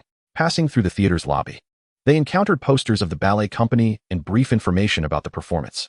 The performers appeared stunning, with exquisite features, elongated limbs, and graceful necks, resembling elegant swans. After showing their tickets, they settled into their seats, and the performance commenced shortly thereafter. The dazzling lights, opulent stage, and remarkable artistry transported the audience into the scene. Even in the absence of dialogue, the dancers executed grand leaps, spins, and leg holds with unparalleled grace and finesse, presenting a truly magnificent visual feast. As the light and shadow danced upon Linlong's face, she glanced at Petunia and Lily and suddenly felt a pang of envy for the children born into such affluence. They need not worry about food insecurity or inadequate clothing, nor fret over the lack of educational opportunities, untroubled by the societal upheavals that might adversely affect them. In contrast, during the 1970s in Hogwarts, children were often frail and underfed, burdened with arduous labor, and some might even drop out of school due to financial constraints. Yet British children lived carefree lives, even pursuing intellectual and artistic entertainments. Linlong could not foresee the future of her homeland, but her father was resolute about returning to contribute to its betterment. Many like her father harbored similar convictions. The elders she had encountered shared a common belief. They were steadfast in their faith that their nation would improve, and they were determined to play their part in this endeavor, laying down the bricks for a brighter future. One day, she hoped her homeland would thrive as England does, or perhaps even surpass it. As Linlong absorbed the performance, myriad thoughts swirled in her mind, causing her to momentarily overlook Petunia's calls. "Linlong, what's the matter?" "Oh, my apologies, I just zoned out." "What happened?" "Nothing much. I was merely wondering if you liked the ballet dancers. Perhaps we could ask for their autographs after the show," Petunia explained. "Absolutely," Linlong replied, thrilled at the prospect of experiencing such a starstruck moment. The performance was brief, showcasing only a few exquisite segments from the Nutcracker, and it concluded swiftly. Lily, unable to contain her excitement, quickly bid farewell to Mr. and Mrs. Evans before tugging Petunia and Linlong toward the backstage exit. The other audience members had yet to depart, and upon witnessing the beautiful trio navigating through the narrow aisle, they merely smiled and shifted their legs to allow passage. "Hey, ladies, slow down. Don't be too rude," Flora exclaimed, noticing the commotion they caused and hurriedly offering apologies. Hand in hand, the three mischievous sisters stuck out their tongues playfully, laughing as they quickened their pace. Before long, they arrived backstage, eagerly awaiting the dancers' emergence for autographs. The performers did not disappoint. Someone soon appeared to greet them. "Oh, delightful little angels. Are you here to request an autograph?" The actor portraying the Godfather stepped forward, noticing the trio of sisters gathered at the entrance, and inquired with a smile, fully aware of their intentions. "Indeed, Mr. Hoff, your performance was truly exceptional. May I kindly ask you to inscribe your name here?" Lily was the first to respond, presenting a promotional poster featuring the Godfather character. Naturally, Mr. Hoff, pleased to receive such compliments about his performance, graciously accepted Lily's request and signed his name on the poster. Penny and Linlong, witnessing Lily's effortless success in obtaining an autograph, also retrieved their prepared posters, eagerly awaiting Mr. Hoff's attention. "Oh, what a number of lovely young ladies." Out came the actress playing the lead role of Mary, an elegant and beautiful young woman. Clearly more enamored with the lead character, Lily, unable to contain her excitement upon seeing her, playfully snatched back the poster that Mr. Hoff had just signed and rushed towards the actress, exclaiming, "Oh, Miss Ellie, your performance was simply magnificent. Might you be so kind as to sign your name here?" Hearing the familiar words, Mr. Hoff raised an eyebrow and chuckled. Upon closer inspection of the poster, he realized it was a grand group shot featuring most of the cast, allowing her to request any signature she pleased. As Penny and Linlong observed Lily receiving one signature after another, they admired her boldness and decided to follow suit, seeking their own autographs. Finally, after acquiring the signatures of most of the cast, the three satisfied sisters prepared to depart. However, a shadow intercepted their path. It was Mr. Hoff. "My dear, have you ever studied ballet?"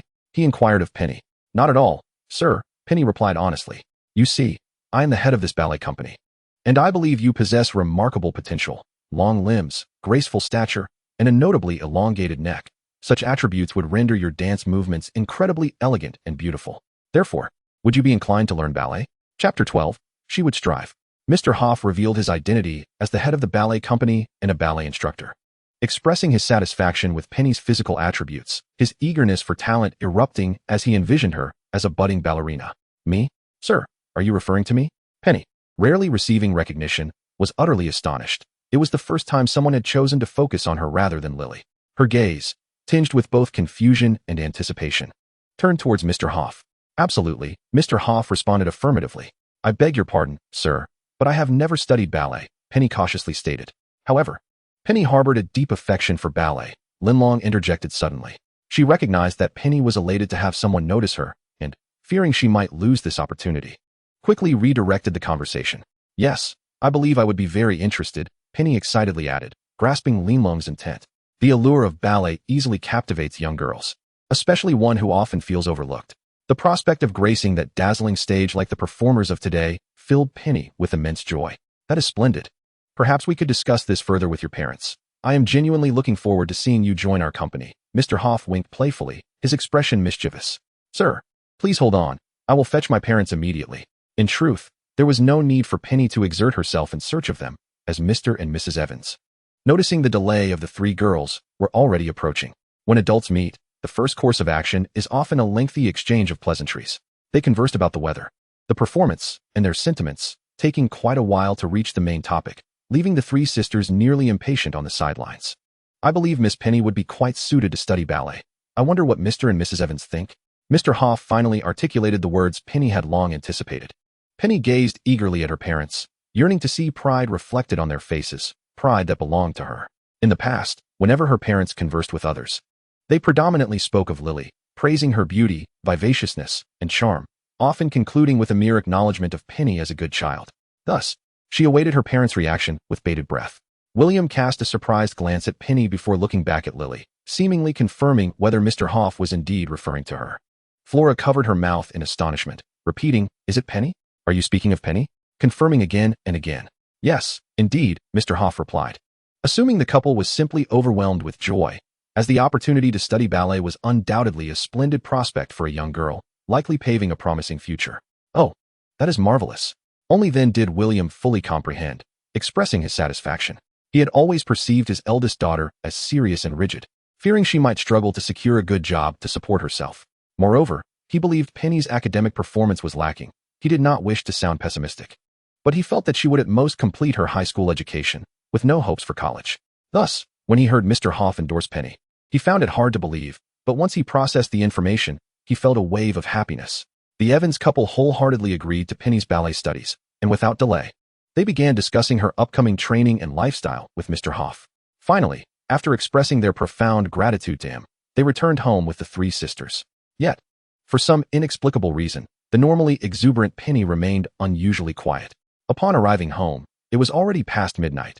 The three sisters, merely 11 or 12 years old, were urged by Flora to retire for the night, concerned that staying up too late might be detrimental to their health, while also reminding them to rise early in the morning to unwrap the gifts from Santa Claus.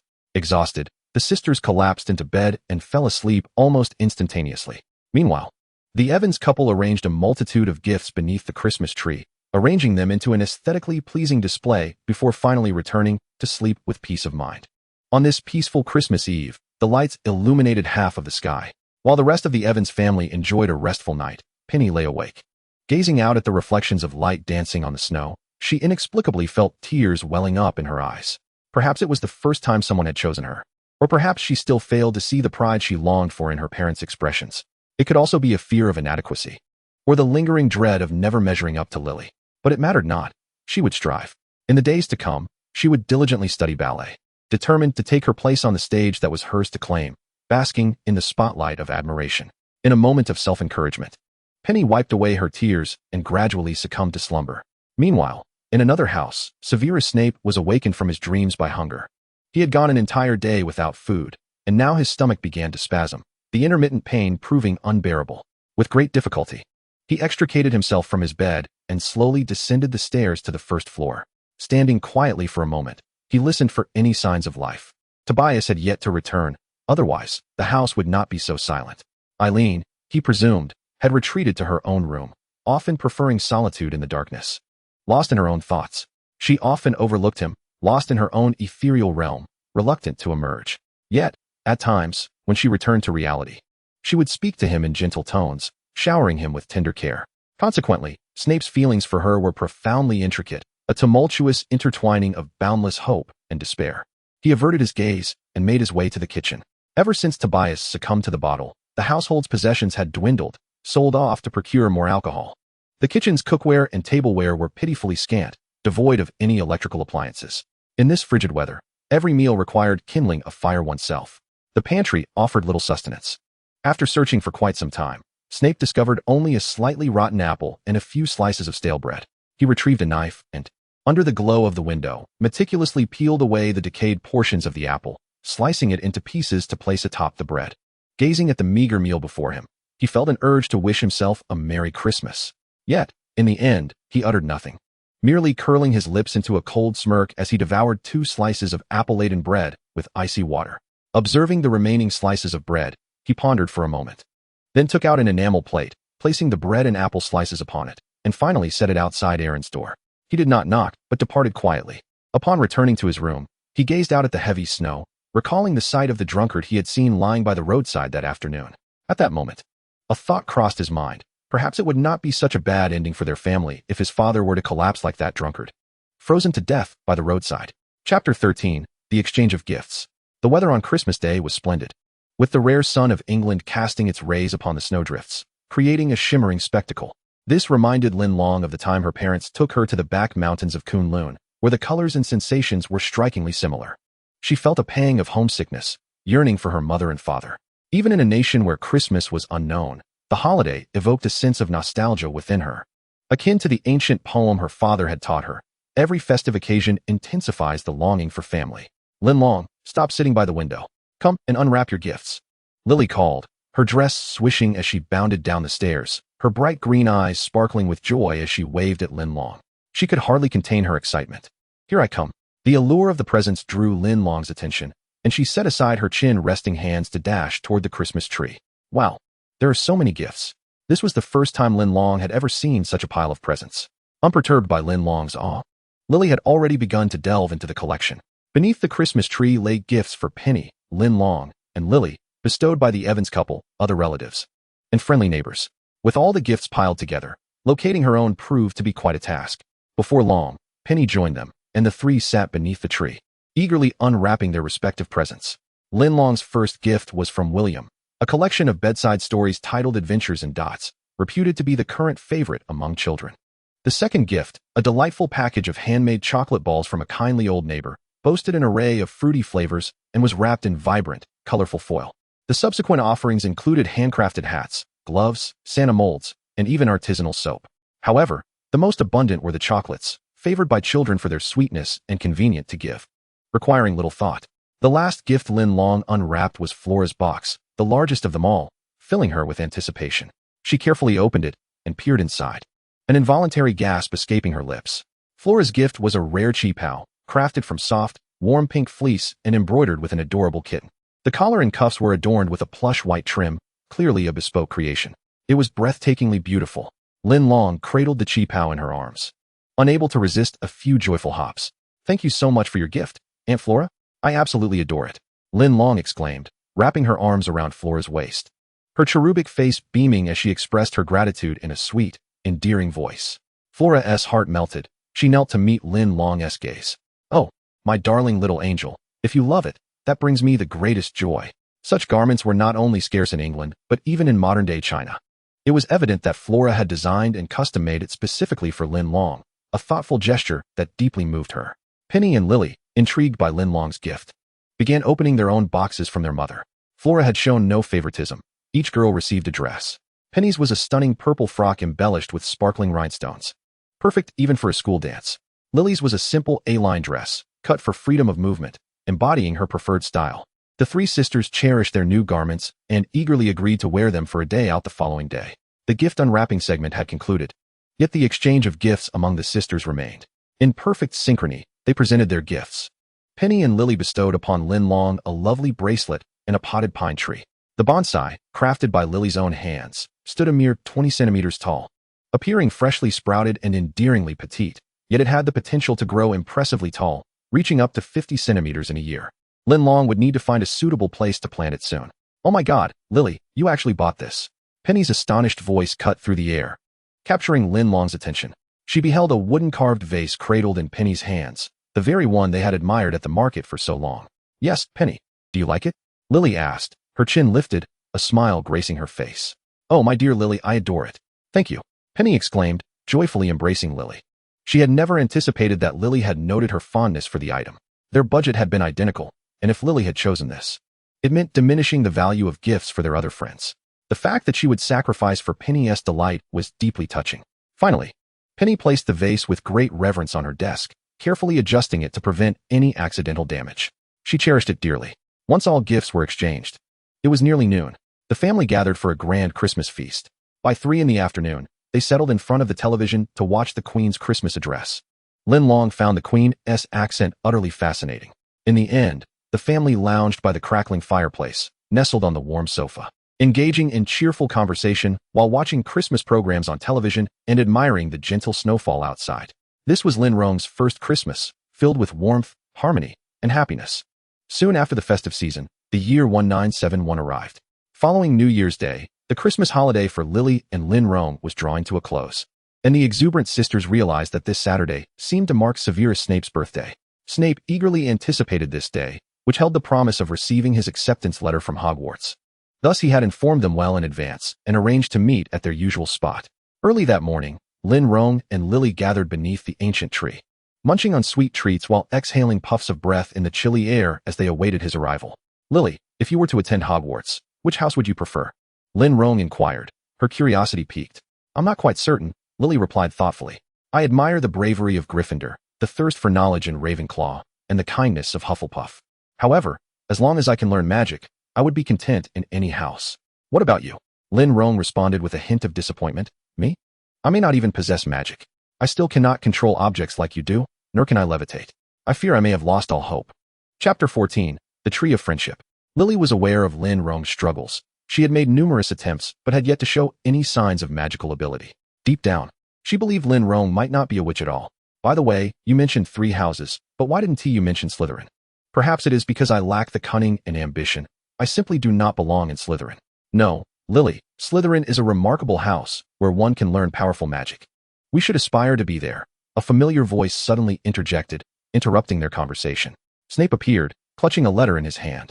At that moment, he radiated an uncharacteristic, distinct joy, and even Lily's reluctance to join Slytherin did not dampen his spirits.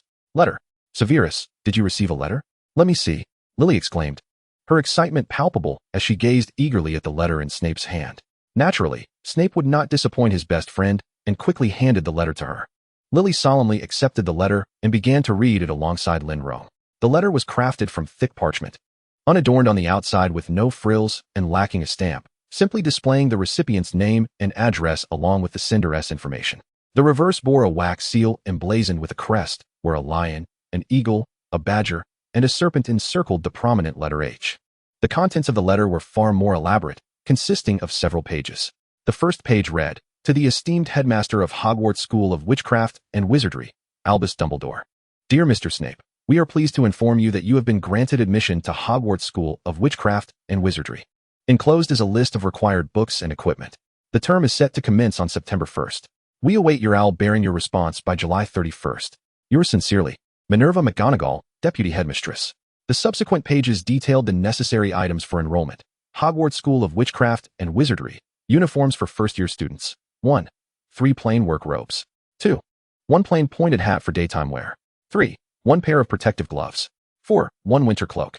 There were many items listed, and the expenses would likely be considerable. Linlong cast a cautious glance at Snape, wondering if he had the means to acquire these things. Lily, however, was too engrossed in the letter's contents to notice such details, her eyes alight with longing. My birthday is on January 30th, Merlin. It feels so far away. I can hardly wait, she exclaimed, stamping her foot in impatience. Lily, don't fret. You will surely receive it. Snape offered a rather unconvincing comfort. Indeed, Lily, your magic has already begun to manifest. Hogwarts will not overlook you, Linlong reassured her, confident that Lily would achieve her dreams. After a brief reverie over the acceptance letter, the two friends remembered that it was also Snape's birthday. They could not let the excitement of new developments overshadow the birthday boy. Though they had nearly forgotten, they hurriedly presented the gifts they had prepared. Snape accepted one of the 2 gifts with a sense of overwhelming gratitude. It was a rare feeling for him. He instinctively glanced at Linlong, surprised that she had not only given him a Christmas gift, but had also prepared a birthday present. His face flushed. Snape opened the gift box. In British custom, it is typical to unwrap gifts in person, as this is seen as a sign of politeness and respect, allowing one to express timely gratitude to the giver. Lily had crafted a delicate bookmark, a token of her effort, having spent her funds on a vase for Petunia and gifts for others. She had little left and could only offer her handmade creation. Linlong, on the other hand, gifted a box of small cakes she had made herself, a skill she had recently acquired in dessert making. After tasting them, both Petunia and Lily had praised their delightful flavor, though they remarked they were not sweet enough. Nevertheless, Linlong felt satisfied, finally able to enjoy her own creation, free from the onslaught of overly sugary British confections. Snape examined the gifts multiple times, still feeling a sense of unfamiliarity. Since the dawn of his memories, he had scarcely celebrated a birthday, each one blending into the routine of life, filled with Tobias's harshness and Eileen's silence. These 2 gifts could be considered the only ones he had ever received. His expression of gratitude lacked florid eloquence, consisting merely of a simple thank you, yet it conveyed his heartfelt appreciation. Besides coming to witness the acceptance letter and celebrate Snape's birthday, Linlong had also brought along the potted pine tree Lily had gifted her. Ideally, young pines should grow slowly, reaching a height of only 4 to 5 centimeters in a year. Yet this particular pine had grown remarkably fast, nearly 10 centimeters taller in just a couple of weeks. At this rate, Linlong feared it might one day breach the confines of her home. Thus, she resolved to plant the pine tree in a natural setting, allowing it to thrive under the sun and rain, growing freely. Having forgotten to bring a shovel, the 3 of them could only use stones and branches to excavate a hole. Linlong carefully transplanted the pine from its pot into the earth, gently covering its roots with soil, executing each motion with utmost diligence. Meanwhile, Snape and Lily gathered large leaves to fetch water from the river, preparing to nourish the pine. Thus, none of them noticed as Linlong touched the roots of the pine, a barely perceptible green light emanating from her hand. The pine absorbed this mysterious energy, quietly flourishing. When Linlong lifted her gaze, she could have sworn the pine had grown a few centimeters taller. Oh, it must be an illusion caused by the transplant, she thought, dismissing the notion. Before long, Snape and Lily returned, pouring the water collected in the leaves at the base of the pine's roots, hoping it would drink its fill and grow strong and healthy. This is the tree we planted together. We must nurture it as it grows. We should frequently come to visit, even if we end up studying elsewhere. Let us not forget it. Lily gently caressed the tiny pine needles, treating it as her own child, thereby shouldering a heavy responsibility. All right, let us often water it, so that it can grow immensely, larger than all the trees here. Linlong eagerly anticipated the sight of the sapling she had planted with her own hands flourishing. Indeed, I shall not forget, Severus concurred. The three exchanged smiles, gazing at the sapling they had collectively nurtured, their friendship seemingly growing alongside the tree trunk. Chapter 15, Lily's Admission Letter. The joyous Christmas holiday had passed, and the three sisters welcomed a new semester, the spring term. This semester would span from January to March, concluding only after Easter. Aside from her academic studies, Penny had also allocated time for ballet lessons. However, due to the distance to her ballet school, located in a bustling city, the round trip took 2 hours. And with classes 3 times a week, her time to play with her sisters diminished significantly. Although there was a tinge of regret, both Linlong and Lily felt elated to see Penny thriving. Meanwhile, Linlong and Lily diligently focused on their studies, striving for success in the upcoming KS2 exams, which encompassed mathematics, science, and English. Linlong had no issues with the first 2 subjects, but she found herself lacking in English. Thus, she was fervently dragging Lily into intensive tutoring sessions. Time flew by, and soon it was January 30th, Lily's birthday. On that day, before dawn had even broken, the 2 sisters had risen early, sitting quietly on the sofa downstairs, eagerly awaiting the arrival of their Hogwarts letters. "Oh my goodness, girls, you nearly startled me," Flora exclaimed as she descended to prepare breakfast, taken aback by the 2 bundled figures on the sofa. The chill had compelled them to wrap themselves in blankets, leaving only their heads visible, which appeared quite peculiar in the dim light. "I'm sorry, Mom. We were just too excited and wanted to come down early to wait for the Hogwarts letter," Lily explained with a beaming smile. "You silly girls. What postman would be working at this hour? Go back and get some more sleep. I'll wake you when the letter arrives," Flora replied, concerned the 2 would catch cold since the fireplace had yet to be lit. Unable to explain to her mother that the letter was not from a postman, and yearning to glimpse the Hogwarts letter at first sight, Lily persisted. "Please, Mom. I want to see the letter as soon as it arrives. Let me wait here." She raised her cherubic face, her clear, sparkling eyes pleading with her mother. Flora was instantly charmed and nodded in agreement. She then turned her gaze towards Linlong, her eyes conveying a silent caution. Seizing the opportunity before Flora could speak, Linlong quickly raised her arm, proclaiming, "I want to stay with Lily." Her eyes sparkled with determination, like a night sky strewn with stars. Flora had no choice but to swallow her words and, after ensuring the sisters were adequately bundled up, turned to light the fireplace. However, the arrival of the Hogwarts letter was not swift. The postman had already delivered the daily newspapers and letters. Yet the coveted Hogwarts correspondence was still absent. The sisters sat on the sofa, watching the clock intently. It was a Saturday, and Penny had ballet class. William had risen early to drive Penny to her ballet school. Ever since Penny had begun her ballet journey, William had forfeited his Saturday morning lie-in. But he bore this sacrifice gladly for his daughter. After the family enjoyed breakfast together, the 2 set off punctually, while Lily and Linlong returned to their vigil on the sofa. Suddenly, they heard the mailbox clink outside, yet no postman appeared. They exchanged knowing glances. "It's finally here." Lily's heart raced, a wave of nervousness washing over her, yet she did not hesitate. She joyfully dashed to the mailbox, retrieving a letter and gazing at it in rapt attention. The exterior of the envelope mirrored that of Severus's letter, crafted from parchment, adorned with emerald green ink, and bearing the same crest. The only difference was the address. It was Hogwarts' acceptance letter. She was indeed a witch. She could finally learn magic. Lily was nearly ready to leap with joy. "Linlong, it's the Hogwarts letter. I've finally received it." "Congratulations, Lily," Linlong exclaimed sincerely. Lily enveloped Linlong in a tight embrace, and they both bounced with excitement. After a brief moment of calming down, Lily carefully opened the letter, extracting the parchment and reading it thoroughly. The contents mirrored Severus's letter, which she had read multiple times and memorized, yet she continued to hold the letter, reading it over and over with uncontainable excitement swirling within her. She could not help but dream of her future in the magical world, envisioning it as infinitely beautiful, wondrous, and radiant. Subsequently, Lily carefully presented the letter to Flora. "Mom, the letter from the magic school has arrived. You must take a look." Flora accepted the letter and examined it thoroughly. "Oh, my dear daughter, I am so happy for you. Your dream has indeed come true. Flora enveloped Lily in a loving embrace. Thank you, Mom. The morning's joy persisted until William and Penny returned home. Dad, look, the letter. Before William had even stepped through the door, Lily could hardly contain her excitement as she thrust the Hogwarts letter toward him. She knew that aside from herself, William was the one most eager to see the acceptance letter from Hogwarts. Indeed, upon seeing the envelope and the Hogwarts crest, William transformed into an 11-year-old boy, cupping his face in awe, repeatedly exclaiming, "Oh my goodness!" He reverently took the letter, scrutinizing it word by word. "Oh, my dear child, I am so proud of you. You did it, you truly did it." William was immensely excited, as if a lifelong dream had been fulfilled, his voice trembling with emotion. Lily proudly lifted her chin, smiling silently. Amid the family's excitement, Penny remained composed. She simply smiled and congratulated Lily. Since starting her ballet lessons, Penny had regained some of her lost confidence. Just as Hoff had said, her talent was remarkable. She learned quickly and was willing to persevere, earning several praises from her teachers, even in front of William. She still remembered the first time her ballet instructor sought out William to commend her personally, and the look of excitement and pride on William's face was akin to discovering a new world, which solidified her resolve to excel in her studies. Since then, she had ceased to harbor any resentment towards Lily's magical abilities and had not uttered any disparaging remarks about creatures. Knowing that Lily had received a letter from the magical world, she faced her parents' excitement with a calm heart.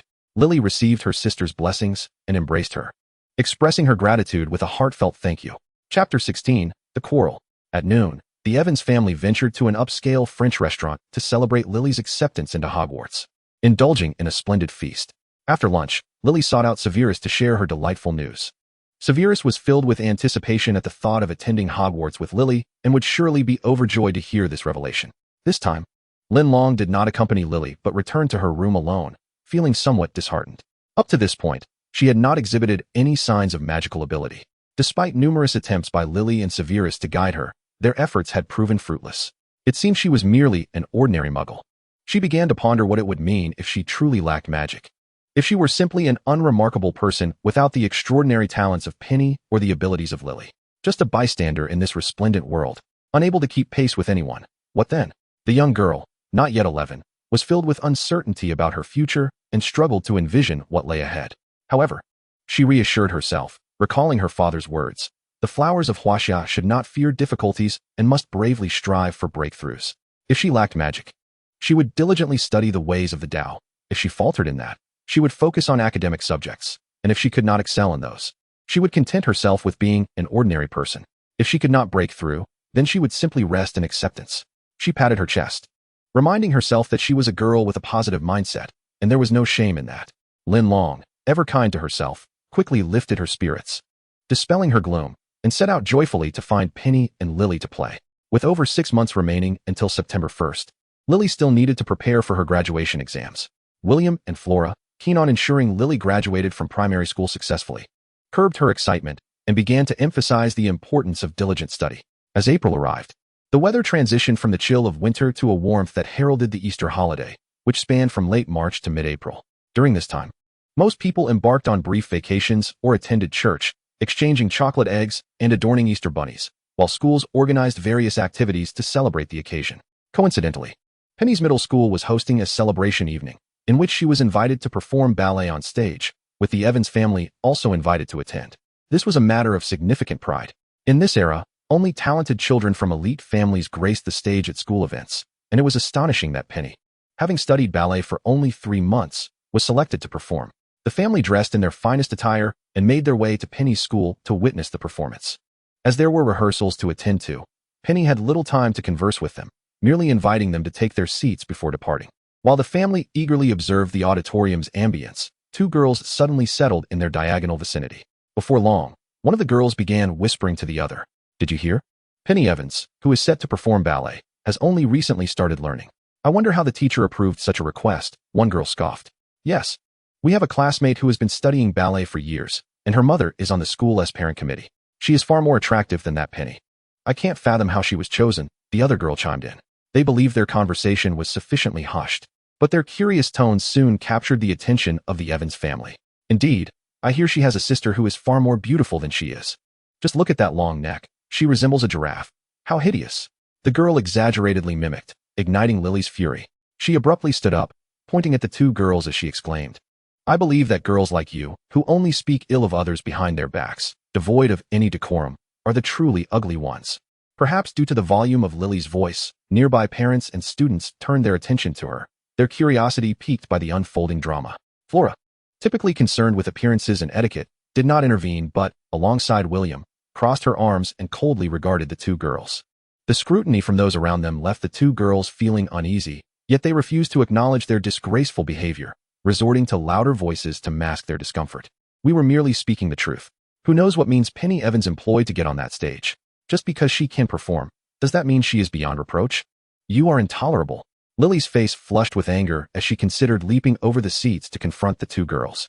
Despite their greater height and numbers, she felt no fear. Linlong, sensing her intent, swiftly grasped her arm. Their mother had always advised that while banter was one thing, physical confrontation was an entirely different matter, potentially jeopardizing Penny's opportunity to perform. "You envy Penny because you lack talent yourselves. You are too afraid to approach the teacher, so you resort to gossiping behind her back, attempting to malign her to satisfy your own vanity. Your hearts are truly ugly." Linlong boldly exposed their true nature, voicing their inner thoughts for all to hear. The surrounding glances directed at the two girls brimmed with reproach. Not yet finished, Linlong summoned the ancient curse of her homeland. "Moreover, your baseless accusations will invoke divine retribution. Your tongues shall elongate, transforming into grotesque appendages of a loathsome gossip." Upon hearing such a statement, the girls' faces turned ashen. They were merely 12 or 13 years old, filled with a tinge of jealousy, yet lacking the courage to stand firm. It was the first time anyone had cursed them in such a manner. The mere thought of such a dreadful fate sent shivers down their spines. And they fled in embarrassment, too terrified to utter another word. Chapter 17, Penny's Ballet. Watching their adversaries scurry away, Lily felt a twinge of dissatisfaction but refrained from pursuing them further, settling back into her seat with a huff. William and Flora shared her indignation, yet as adults, they could not dwell on the children's antics. The sight of Linlong's spirited defense had lightened their spirits. Flora pulled Linlong back to her seat, affectionately stroking her cheek and planting a kiss on her forehead. "Who would have thought our typically gentle Linlong could exhibit such formidable resolve? You spoke with such eloquence. It fills us with pride." Initially acting out of impulsive concern for Penny, Linlong now felt a blush creeping upon her cheeks as she noticed the lingering gazes from those around them. Flora's praise made her wish for a way to disappear. Indeed, Linlong, your descriptors were spot on. Those gossiping girls were a true embodiment of the term long-tongued harpy. How did you come up with such fitting words? They are simply perfect." Lily leaned closer and inquired. Linlong found herself unable to confess that she had acquired those words while witnessing two ants quarrel on the streets of Hogwarts. And there were many more unspeakable expressions she had refrained from uttering. She feared that had she spoken them earlier, she might have gained instant fame, and by the next day, the entire town would be aware of her remarkable achievements. After all, the vocabulary for insults abroad is indeed somewhat lacking. Unable to compare with that of the street ants in Hogwarts, Linlong could only offer a vague explanation. Fortunately, the events on stage did not disrupt those behind the scenes. Penny remained oblivious to the fact that her family had stood up for her. With her program about to commence, she felt as though her heart might leap from her chest with anxiety. As the host introduced her, she took a deep breath from the side of the stage, lifted her skirt, and gracefully stepped onto the stage. "Look, Penny is coming out," Lily exclaimed, pointing at the stage, which saved Linlong from her musings. The family quickly straightened their posture, their eyes fixed on the stage. As the curtain slowly drew back, an elegant ballet dancer was frozen in a poised position, awaiting the music's cue. When the first note resonated, her movements began to transform. As if she instantly morphed into a beautiful swan, gliding across the stage in a mesmerizing dance, a sight to behold. It must be noted that although Penny had only trained for 3 months, her flexibility had not yet reached perfection, and she struggled to fully integrate with her point shoes. Her turns and leaps still required refinement. Yet, Hall, being the exceptional leader that he was, had chosen a dance for Penny that suited her perfectly, the Sugar Plum Fairy-esque dance from the Nutcracker. This piece showcased Penny's graceful stature and impeccable sense of rhythm. Her movements were both dignified and light, akin to a flower fairy descending from the sky, captivating all who beheld her. As her final pose gracefully concluded, the audience erupted into fervent applause, with William and Lily clapping especially enthusiastically. Penny lifted her skirt, basking in her well-deserved applause, and as she gazed at the audience's adoring eyes, a sense of elation surged within her. Suppressing her excitement, she performed an elegant bow before swiftly exiting the stage. There were more performances to follow, and the Evans family, being people of decorum, would not approach Penny directly backstage. "Oh dear, why does this chair feel so uncomfortable?" William began to fidget, unable to find a comfortable position. "Mummy, I need to go to the restroom," Lily whispered while tugging at Flora's sleeve. I want to go too." Linlong leaned halfway out, tilting her head and pleading with Flora. Flora, well aware of their intentions, lightly cleared her throat and sighed. "All right, let us all go together to find Penny." "Hooray!" Lily exclaimed, pumping her little fist in excitement before standing up and dashing towards the backstage area. Linlong followed closely behind, with William and Flora hastening after them. The family, with a clear objective, headed straight for Penny. "Penny, you were amazing. The you on stage was the most perfect swan," Lily exclaimed, embracing Penny the moment she spotted her, showering her with praises. "Oh, Lily, calm down a bit. You're going to squeeze me to death," Penny joked, pulling Lily off her. "Penny, your performance today was absolutely splendid. I am so proud of you." William followed suit, embracing Penny and offering sincere compliments. "Thank you, Dad." Then came Linlong and Flora, each showering Penny with praises that made her feel as though she was on top of the world. This was the first time Penny had been the center of her family's attention, and her joy was palpable. She felt that her 3 months of arduous practice had been worthwhile. Her goals were becoming increasingly clear, and she was determined to continue striving. She wished to be the most beautiful swan, standing at the center of everyone's gaze. The joyous Easter holiday passed by in a blissful blur. June arrived, and Linlong and Lily's elementary school graduation exams went smoothly. Lily had entirely set aside the cultural subjects of the Muggle world and began studying the magical texts alongside Snape. Both of them shared a keen interest in potions, devoting their days to poring over potion books. Lily even began memorizing the entire contents of the book. This left Linlong, who was accustomed to a more laid-back approach, feeling immense pressure. Help! How had she ended up with such an overachiever? Thankfully, as she planned to focus on cultural studies, they were not studying the same subjects. Otherwise, she would have been overwhelmed. Indeed, Linlong had given up on reading the magical texts. Although her birthday had yet to arrive, it was highly likely she would turn out to be the mute canon that Snape referred to, lacking any magical aptitude.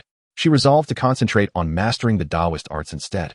Suddenly, Linlong recalled the small pouch of talismans her parents had given her before their return to Hogwarts, which she had yet to examine.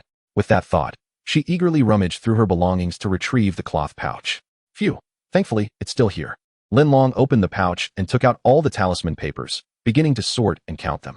3 binding talismans, 5 ghost-repelling talismans, 3 revitalizing talismans, 2 explosive talismans, and 2 exceedingly difficult-to-draw invisibility and heavenly eye talismans.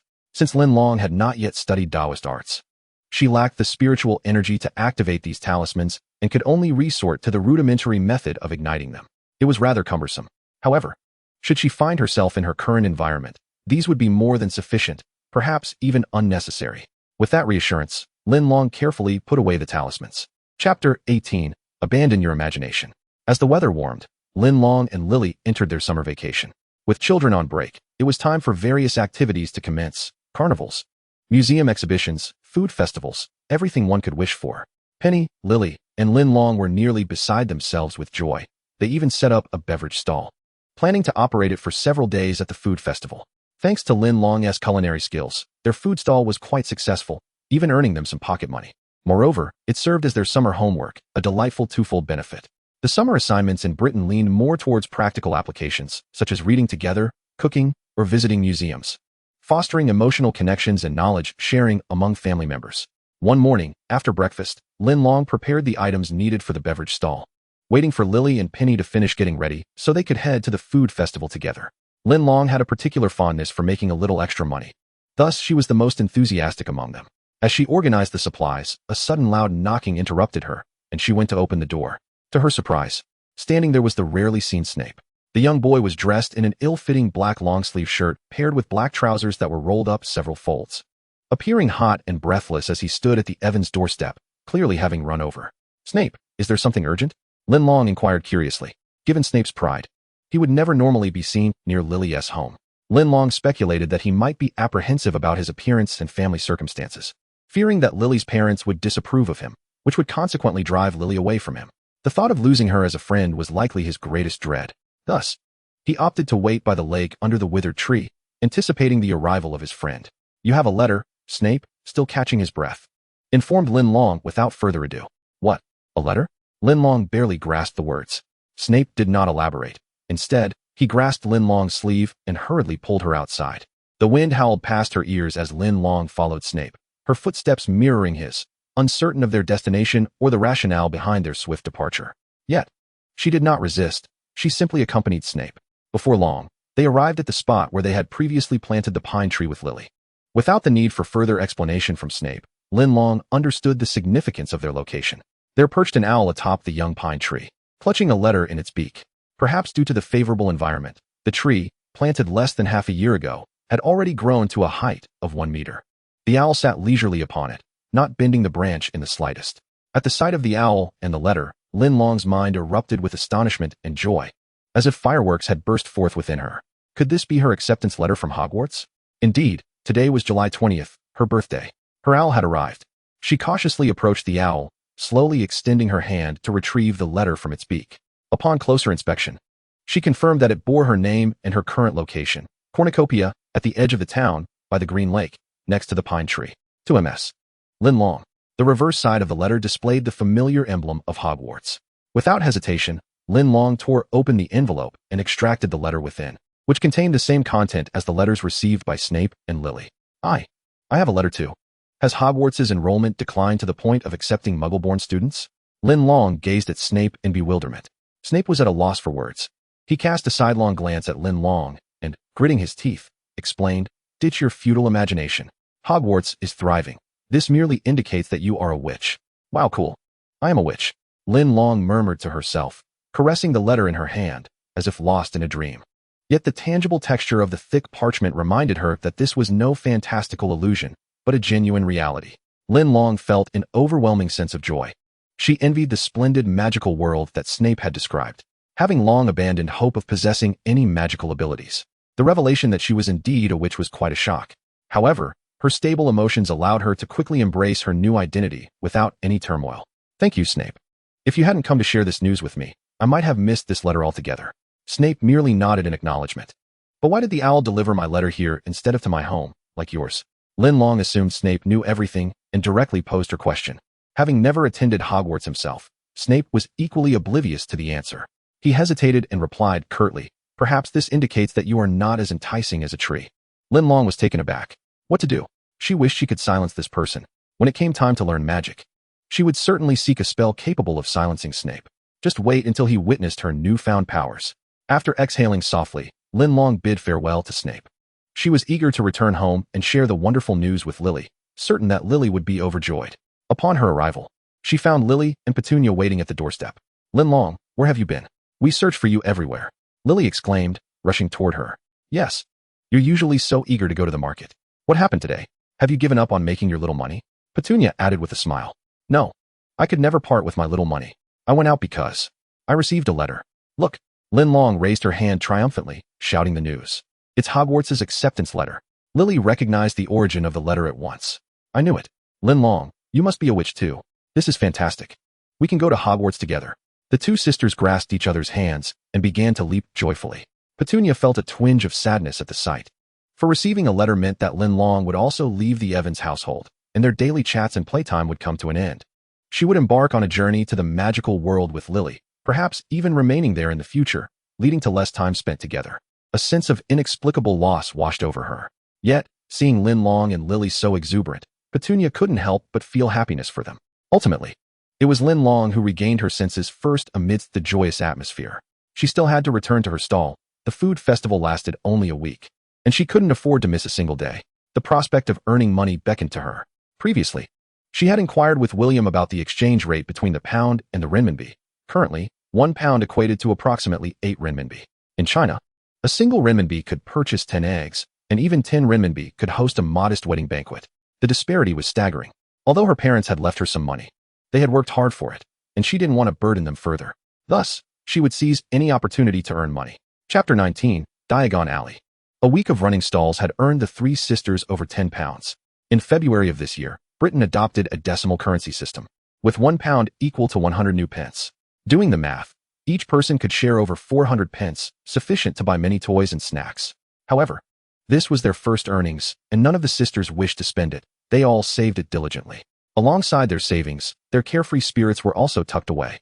Petunia was set to begin a month-long dance summer camp, and for the next 2 weeks, she would accompany the ballet troupe on tour. Of course, she did not yet have the right to perform on stage. She was merely training alongside them. The opportunity to participate in such an event was rare, providing her with invaluable knowledge. Regrettably, she could not join Lily and Linlong in exploring the wonders of the magical world. It was said that Muggle families, lacking guidance from wizards, would have professors from Hogwarts visit in early August to escort young witches and wizards and their families to Diagon Alley to purchase school supplies. This would likely be the only opportunity for Muggles to venture into the magical realm. Yet Petunia would not be able to go. Ultimately, after Lily and Linlong promised to buy many magical items for her, Petunia reluctantly departed. She began to embark on a journey into her own world. The day after bidding farewell to Penny, the eagerly awaited Hogwarts professor arrived at their doorstep. Early that morning, just after breakfast, the Evans family was suddenly greeted by the sound of their doorbell. The chime was slow and deliberate, indicating that it was pressed by someone of refined manners. Lily left her seat and went to open the door. Standing outside was a woman with a serious demeanor. She was tall and slender, adorned with square spectacles that resembled the patterns around a cat's eyes. Draped in a verdant green cloak, her raven hair was tightly pinned into a bun, projecting an air of someone not to be trifled with. Lily greeted her. "Hello, may I ask who you are?" "Oh, I believe you must be Miss Evans. You have received my letter regarding my visit, have you not?" She replied. "Oh, you must be Professor McGonagall. Welcome." Lily's voice began to quiver with excitement as she stepped aside to invite Professor McGonagall into their home. Just the day before, the Evans family had received a letter from Hogwarts, stating that Professor McGonagall would be visiting them today to escort Lily and Linlong, along with their families, to Diagon Alley. They hadn't anticipated her arrival would be so prompt. Once inside the living room, Professor McGonagall exchanged a few pleasantries with Mr. and Mrs. Evans. Upon seeing her, Flora felt a wave of relief wash over her. It appeared that Hogwarts would indeed instill some basic etiquette in its students, ensuring that Lily and Linlong could continue to embody the qualities of a lady. Just observing Professor McGonagall, one could see how quintessentially elegant a London lady she was. Flora began to embrace the notion of Hogwarts education. After the initial courtesies, Professor McGonagall swiftly transitioned to the matter at hand. "I apologize, but I have another student to guide this afternoon, so I believe we must make haste to Diagon Alley." "Oh, certainly. Thank you, Professor," William promptly agreed, his eagerness to visit Diagon Alley palpable. Upon hearing Professor McGonagall's words, he immediately prepared to start the car, intending to drive there. "The location we are headed to is in London, and driving would be rather slow. Perhaps we can utilize a more expedient method," Professor McGonagall countered, opting for magic instead. Once the family was ready, she provided a brief introduction to the spell of apparition. This is a magic that allows one to vanish from one location and reappear in another. "We shall use this to travel to London." Then, with an authoritative tone that brooked no dissent, she instructed everyone to stand in formation before waving her wand. As the spell was cast, the family felt as though they were being forced through an exceedingly narrow rubber tube, which was quite uncomfortable. Yet, the convenience of magic was undeniable. In the blink of an eye, they found themselves on the bustling streets of London. "Wow," William exclaimed, marveling at the novelty and convenience of magic on his very first experience. They had materialized suddenly on the street, yet passers-by instinctively ignored their presence, not a single soul finding it strange. Clearly, magic was at play here as well. At William's exclamation, a slight smile crept onto the corners of Professor McGonagall's lips, and she led them down a rather ordinary street. "We have arrived," she announced, halting in front of a shabby, narrow pub. The door was adorned with a weathered sign that bore the words "The Leaky Cauldron." Had it not been for Professor McGonagall's entrance, Flora would never have dared approach such a place. She mentally fortified herself several times before following in the footsteps of Professor McGonagall and her family. Suddenly, the magical world did not seem so enchanting after all. In the magical realm, Professor McGonagall was likely considered a celebrity, for most patrons in the pub greeted her with nods, to which she graciously responded. Ultimately, they traversed past the bar and entered a small courtyard enclosed by walls, devoid of any decor save for a solitary trash can leaning against the wall. "Miss Evans, Miss Lynn, you must remember my next actions," Professor McGonagall instructed, repeating herself once before commencing her movements. "Count 3 bricks up and 2 to the side." As she spoke, she gently tapped 3 times on the wall with her wand. As the echoes of her taps faded, the bricks began to tremble and shift, gradually revealing a small opening. Before long, a wide archway emerged before them, leading onto a winding cobblestone street. "Welcome to Diagon Alley," Professor McGonagall said with a smile. As they stepped onto the street, the lively sounds of bustling commerce filled the ears of the Evans family. Parents and children of similar ages to the Evans family were milling about, likely also first-year students at Hogwarts. Some donned cloaks and pointed hats, unmistakably the garb of wizards, while others sported peculiar muggle attire. One boy, for instance, wore a red dress paired with yellow trousers. Linlong recalled Snape mentioning that many wizards grew up in the magical world and had little exposure to muggle customs, which could result in such oddities when they dressed as muggles. Now, Linlong had the opportunity to witness this firsthand. Thankfully, such characters were few and far between, or it would have been quite the eyesore. Chapter 20, Lily's Wand. As they delved deeper into the alley, Linlong felt an unusual sensation, as though the very atmosphere was welcoming her, enveloping her in comfort and joy. She took a discreet, deep breath, relishing in the sense of happiness that even the act of breathing brought. Meanwhile, Lily wished she could sprout 8 more eyes to thoroughly absorb the enchanting shops that surrounded her. Each store was utterly unique. Unfortunately, Professor McGonagall was rather pressed for time. They did not linger long before arriving at a towering, pristine white building. "This is the Wizarding Bank, Gringotts," Professor McGonagall announced. At that moment, a goblin of similar height to Linlong bowed before them, and a silver second door appeared, inscribed with a warning: "Enter, stranger, but beware. Greed can lead to dire consequences." The inscription continued, but Professor McGonagall had already entered, prompting Linlong to follow her into the grand hall. They approached a long row of counters where around 100 goblins were busily engaged in various tasks. Some examined gemstones, others took notes, while others weighed coins, each absorbed in their duties. "Excuse me, we need to exchange some galleons," Professor McGonagall addressed one of the relatively free goblins. "Certainly, how much would you like to exchange?" the goblin inquired. Professor McGonagall stepped back, allowing William to take the lead. "Oh, we would like to exchange 200 galleons, William said, producing a stack of pounds, intending to convert 100 galleons each for Lily and Linlong. He had previously learned that galleons held substantial purchasing power in the wizarding world, and 100 galleons would provide a student with a comfortable living for a semester. The goblins were efficient with money, and it wasn't long before each sister had 100 galleons in their pockets. After exchanging their gold coins, Professor McGonagall led them to procure their Hogwarts uniforms, parchment, quills, and a cauldron for potion making. They then visited a quaint bookstore named Flourish and Blots to acquire the necessary textbooks for their classes. Lily and Linlong also indulged in purchasing a few additional books that piqued their interest, even bringing back some novels from the magical realm for penny. Even William and Flora bought a few volumes, eager to familiarize themselves with the world their children were about to inhabit. Ultimately, the family arrived at the wand shop. Unsurprisingly, it was yet another small and shabby establishment. The gilded sign above the door had begun to fade, revealing only the faint inscription, Ollivander, St. 382 BC. Exquisite wand craftsmanship. Linlong gazed at the date, mentally calculating. 382 BC.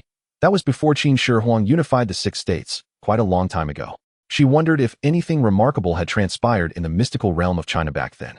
However, the heir from the Taoist sect had already attained immortality, so it was likely that the realm was quite lively at that time. The tinkling of a bell brought Linlong back to the present. They had now entered the shop, where an elderly gentleman with pale eyes stood behind the counter, awaiting their arrival.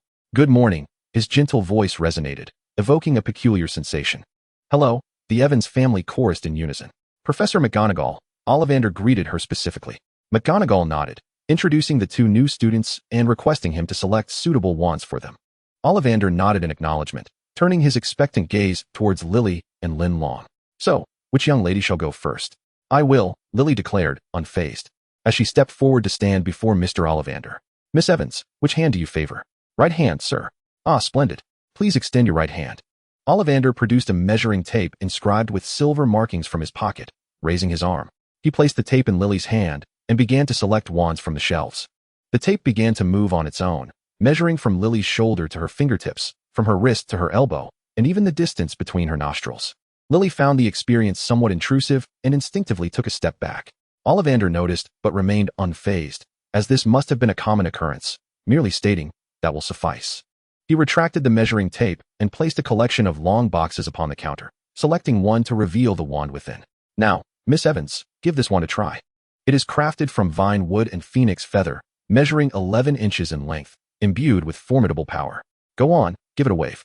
Lily accepted the wand from Ollivander's hand, and, before she even had a chance to perform a spell, a nearby cup shattered from the sheer force of her magical aura. "Oh my goodness, that is perilous." Flora gasped, startled, instinctively wanting to pull her daughter back. William, having heard stories from his sister Cindy about the wand selection process, was not taken aback. He calmed Flora, encouraging her to continue watching. Meanwhile, Lily was startled, but, with her adventurous spirit, found the incident rather amusing. At the moment the cup shattered, Ollivander swiftly reclaimed the wand from Lily's grasp. No, no, no, he said, handing her another wand. Try this one.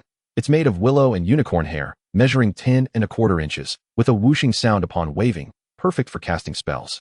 Especially suited for those with creativity and a spirit of exploration. Go ahead, give it a try. As Lily took the wand, a warm sensation surged through her, filling her with a sense of empowerment. She gently waved the wand, and a pure white light emanated from its tip, illuminating the entire room like a brilliant star. Mr. Ollivander clapped his hands in delight, exclaiming, Yes, yes, just like that. Perfect. The wand has chosen the wizard. It seems your wand has found you. Lily cradled the wand in her hands, caressing it with fervor, thoroughly enchanted. Thank you. With Lily's selection going smoothly, Ollivander's enthusiasm heightened for Linlong. Oh, Miss Lin, I recall your mother. She possessed hair as golden as sunlight, quite an unforgettable sight. Ollivander seemed to lose himself in nostalgia, forgetting the wand selection process. Linlong observed his white hair, hoping he would not be as forgetful as many elderly. Mr. Ollivander, if you could expedite the process. We have other matters to attend to, Professor McGonagall interjected, unable to tolerate his delay any longer. Oh, my apologies. As one ages, one tends to reminisce, Ollivander babbled, noticing McGonagall's growing impatience. He quickly added, Let us measure your dimensions, shall we? He placed the measuring tape in Linlong's hand, commencing the same procedure as with Lily. Finally, upon presenting the first wand, McGonagall's expression softened somewhat. Linlong accepted her first wand attempt. Chapter 21, Talent. This wand was crafted from alderwood and dragon heartstring, known to be a loyal companion, particularly adept at casting nonverbal spells. Typically, those who wield alder wands are known for their helpfulness, thoughtfulness, and charm, traits Linlong felt resonated with her character. However, when Linlong took the wand from Ollivander, nothing occurred. There was no explosion, no extraordinary sensation. A hint of disappointment washed over her. Was her magical potential too weak? She instinctively pursed her lips, held her breath, and gently squeezed the wand. Suddenly, a green light began to emanate from the wand's tip, gradually sprouting a small green shoot. Help! What is this? Is this wand revitalizing? Merlin, what is happening? Ollivander nearly pressed his entire face against the wand in Linlong's hand. Professor McGonagall approached as well, taking the wand from Linlong to examine it closely. Mr. Ollivander, is this a normal occurrence? Oh, no. I have never witnessed anything like this. It's truly remarkable. Ollivander exclaimed with exuberance. Professor McGonagall regarded him with a furrowed brow before stepping back.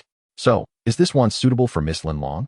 No, it is evidently not quite right for her, Ollivander replied, swiftly retrieving another wand from the collection and offering it to Linlong. This wand was fashioned from apple wood. Yet when it reached Linlong's hands, no changes transpired. Professor McGonagall, clearly aware of Linlong's earlier actions, suggested, perhaps you should try what you did before. Tap into your magic. It turned out that Linlong, in her earlier anxiety over the wand's silence, had unconsciously channeled her inner magic, which had caused the wand to sprout green shoots. Linlong obediently heeded Professor McGonagall's advice, conjuring the sensations she had just experienced and wielding her magic. Indeed, before long, a tiny leaf sprouted from the upper end of the apple wand, bathed in a verdant glow. What a marvelous spell! What an extraordinary gift! Ollivander was exceptionally exhilarated. As Linlong cast her spell, Professor McGonagall sensed her magical aura. It was a type of power she had never encountered before, evidently benign. It evoked a refreshing, rich, and vibrant feeling within her. It resembled more of a nurturing or regenerative force. Linlong possessed the ability to enhance plant growth through her own magic. Undoubtedly, it was a rare talent, one that had never been seen before. Perhaps this student would achieve remarkable success in herbology. She needed to relay this news to Headmaster Dumbledore at once. Although Linlong's wand remained functional after the nurturing spell, Ollivander hesitated to allow her to use magic again. Though the two wands had developed distinctive characteristics, he believed young witches and wizards would still prefer conventional wands. Subsequently, Linlong tried several other wands without using magic, and they remained inert. It was not until a wand made of silver lime wood, with a phoenix feather as its core, came into her hands that circumstances changed. Upon grasping this wand, a circle of green light began to emanate from both her and the wand, expanding outward, eventually touching the greenery by the window.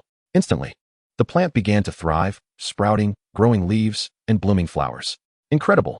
Linlong, I never anticipated you possessed such formidable magic, Lily exclaimed. Linlong gazed at the wand in her hand, equally astonished by her own latent talent. Magic was truly wondrous. This wand measured 10 inches, with a slight flexibility. Silver lime wood is a rare and highly enchanting wand material, known for its resilience and suitability for casting nonverbal spells. The wand chooses the wizard. I hope you will cherish it. Ollivander elaborated on the wand's characteristics, reminding the young witch of her responsibilities to treasure her wand. After acquiring their wands, Lily and Linlong each paid 7 galleons, thanking Ollivander before departing the wand shop. The selection process had consumed over an hour, and by the time the Evans family exited Ollivander's shop, it was nearly noon. Professor McGonagall, we truly appreciate your assistance today. Time is getting on. Please allow us to treat you to lunch, William politely invited, though he was also reluctant to leave Diagon Alley, wishing to linger as long as possible.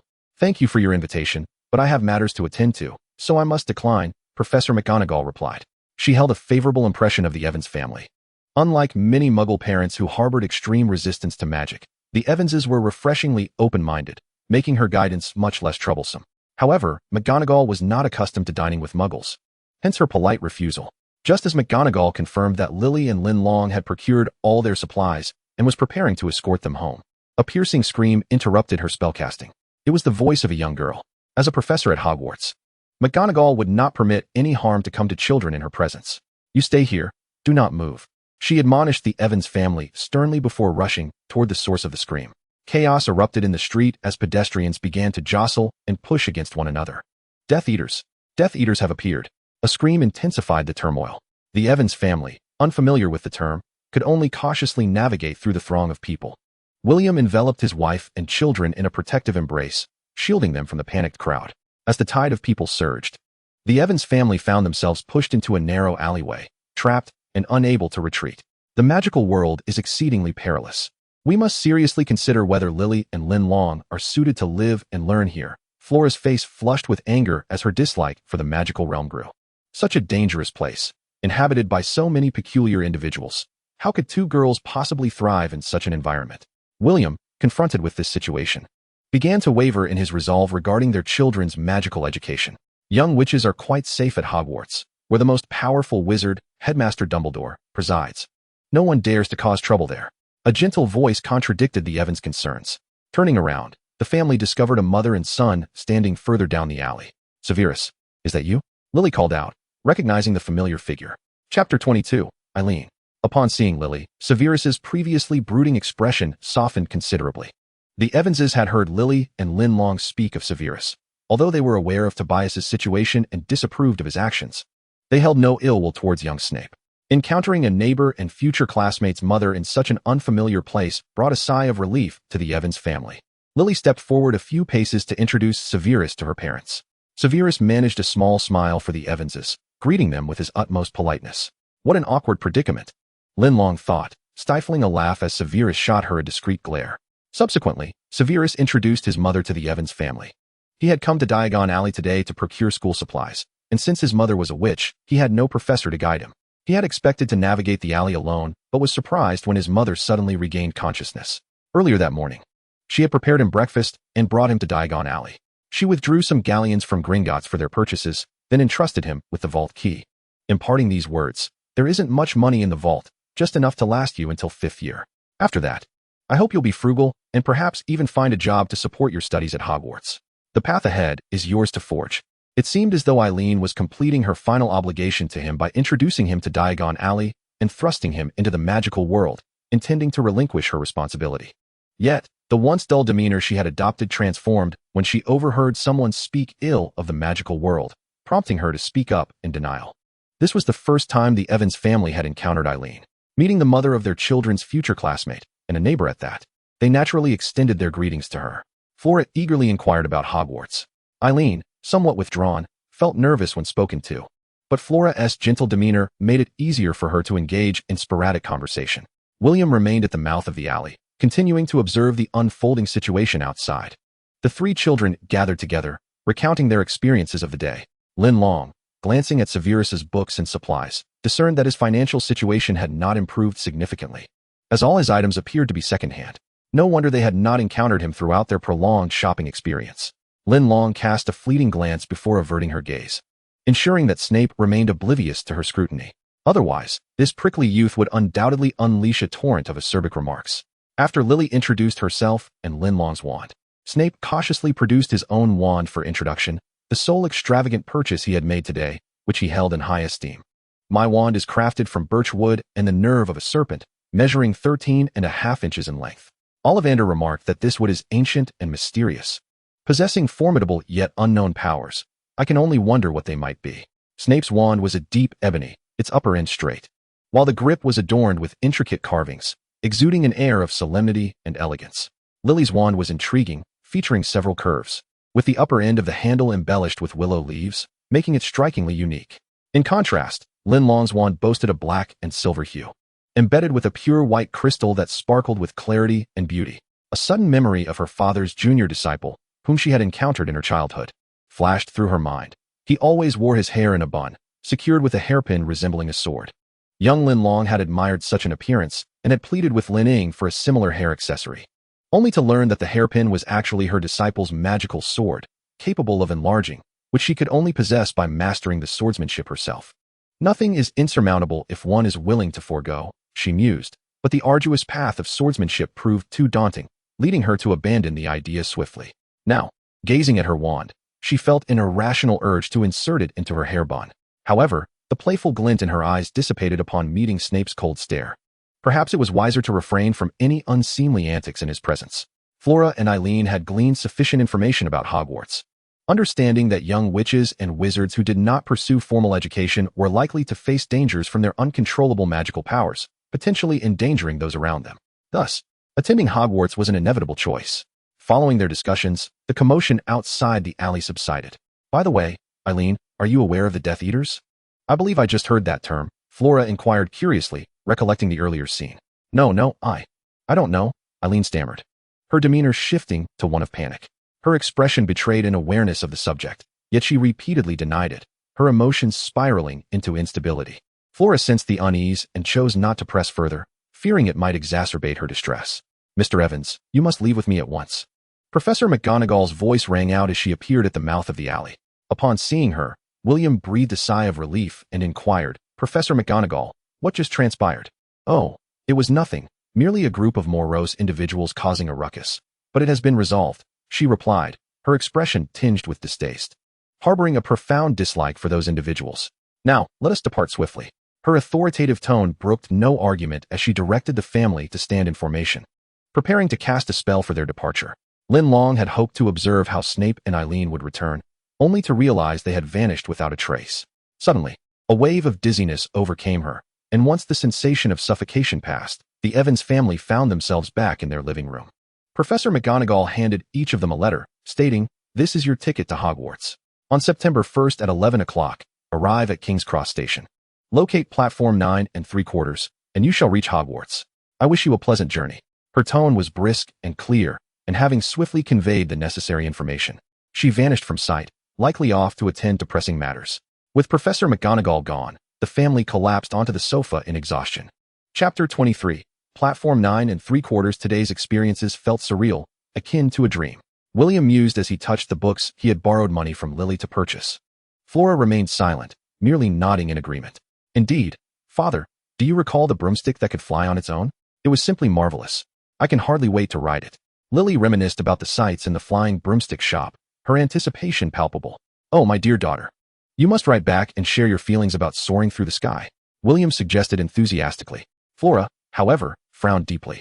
The thought of a girl riding a broomstick through the air seemed perilously reckless.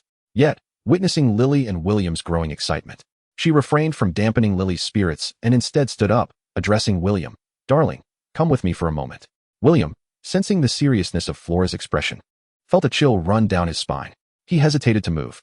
Flora took a few steps outside, and, noticing William's inaction, cast him a pointed glance.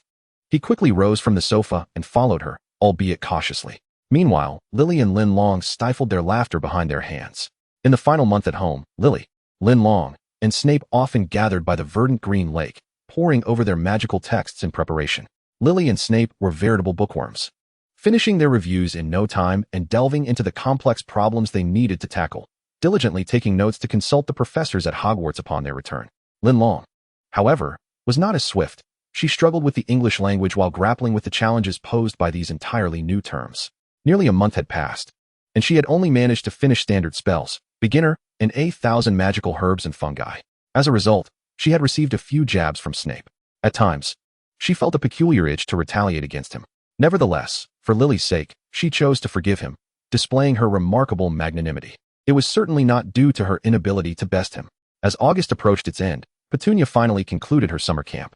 Upon entering the house, she was greeted with a warm welcome from her family. "Petunia, you've finally returned. You cannot imagine how much I've missed you," Lily exclaimed, enveloping Petunia in a tight embrace. "Petunia, I felt as though I was lovesick for you," Linlong added, wrapping her arms around Petunia's elbow and nuzzling her cheek against her arm with exaggerated affection. All right, you two let go of me. I'm losing my balance." Petunia laughed as she gently pried the two off her. Soon after, Flora and William approached, embracing and kissing their daughter whom they had not seen in a month, welcoming her home, their precious child. Petunia reciprocated their embrace, feeling delighted to be back in her parents' arms after such a long absence. She was a homebody at heart and had missed her family dearly. Although a month is not an extended period, during that time, Petunia had practiced ballet daily and encountered many new experiences, which had subtly transformed her demeanor. She had become more graceful and poised. The Evans couple felt increasingly grateful for Petunia's choices.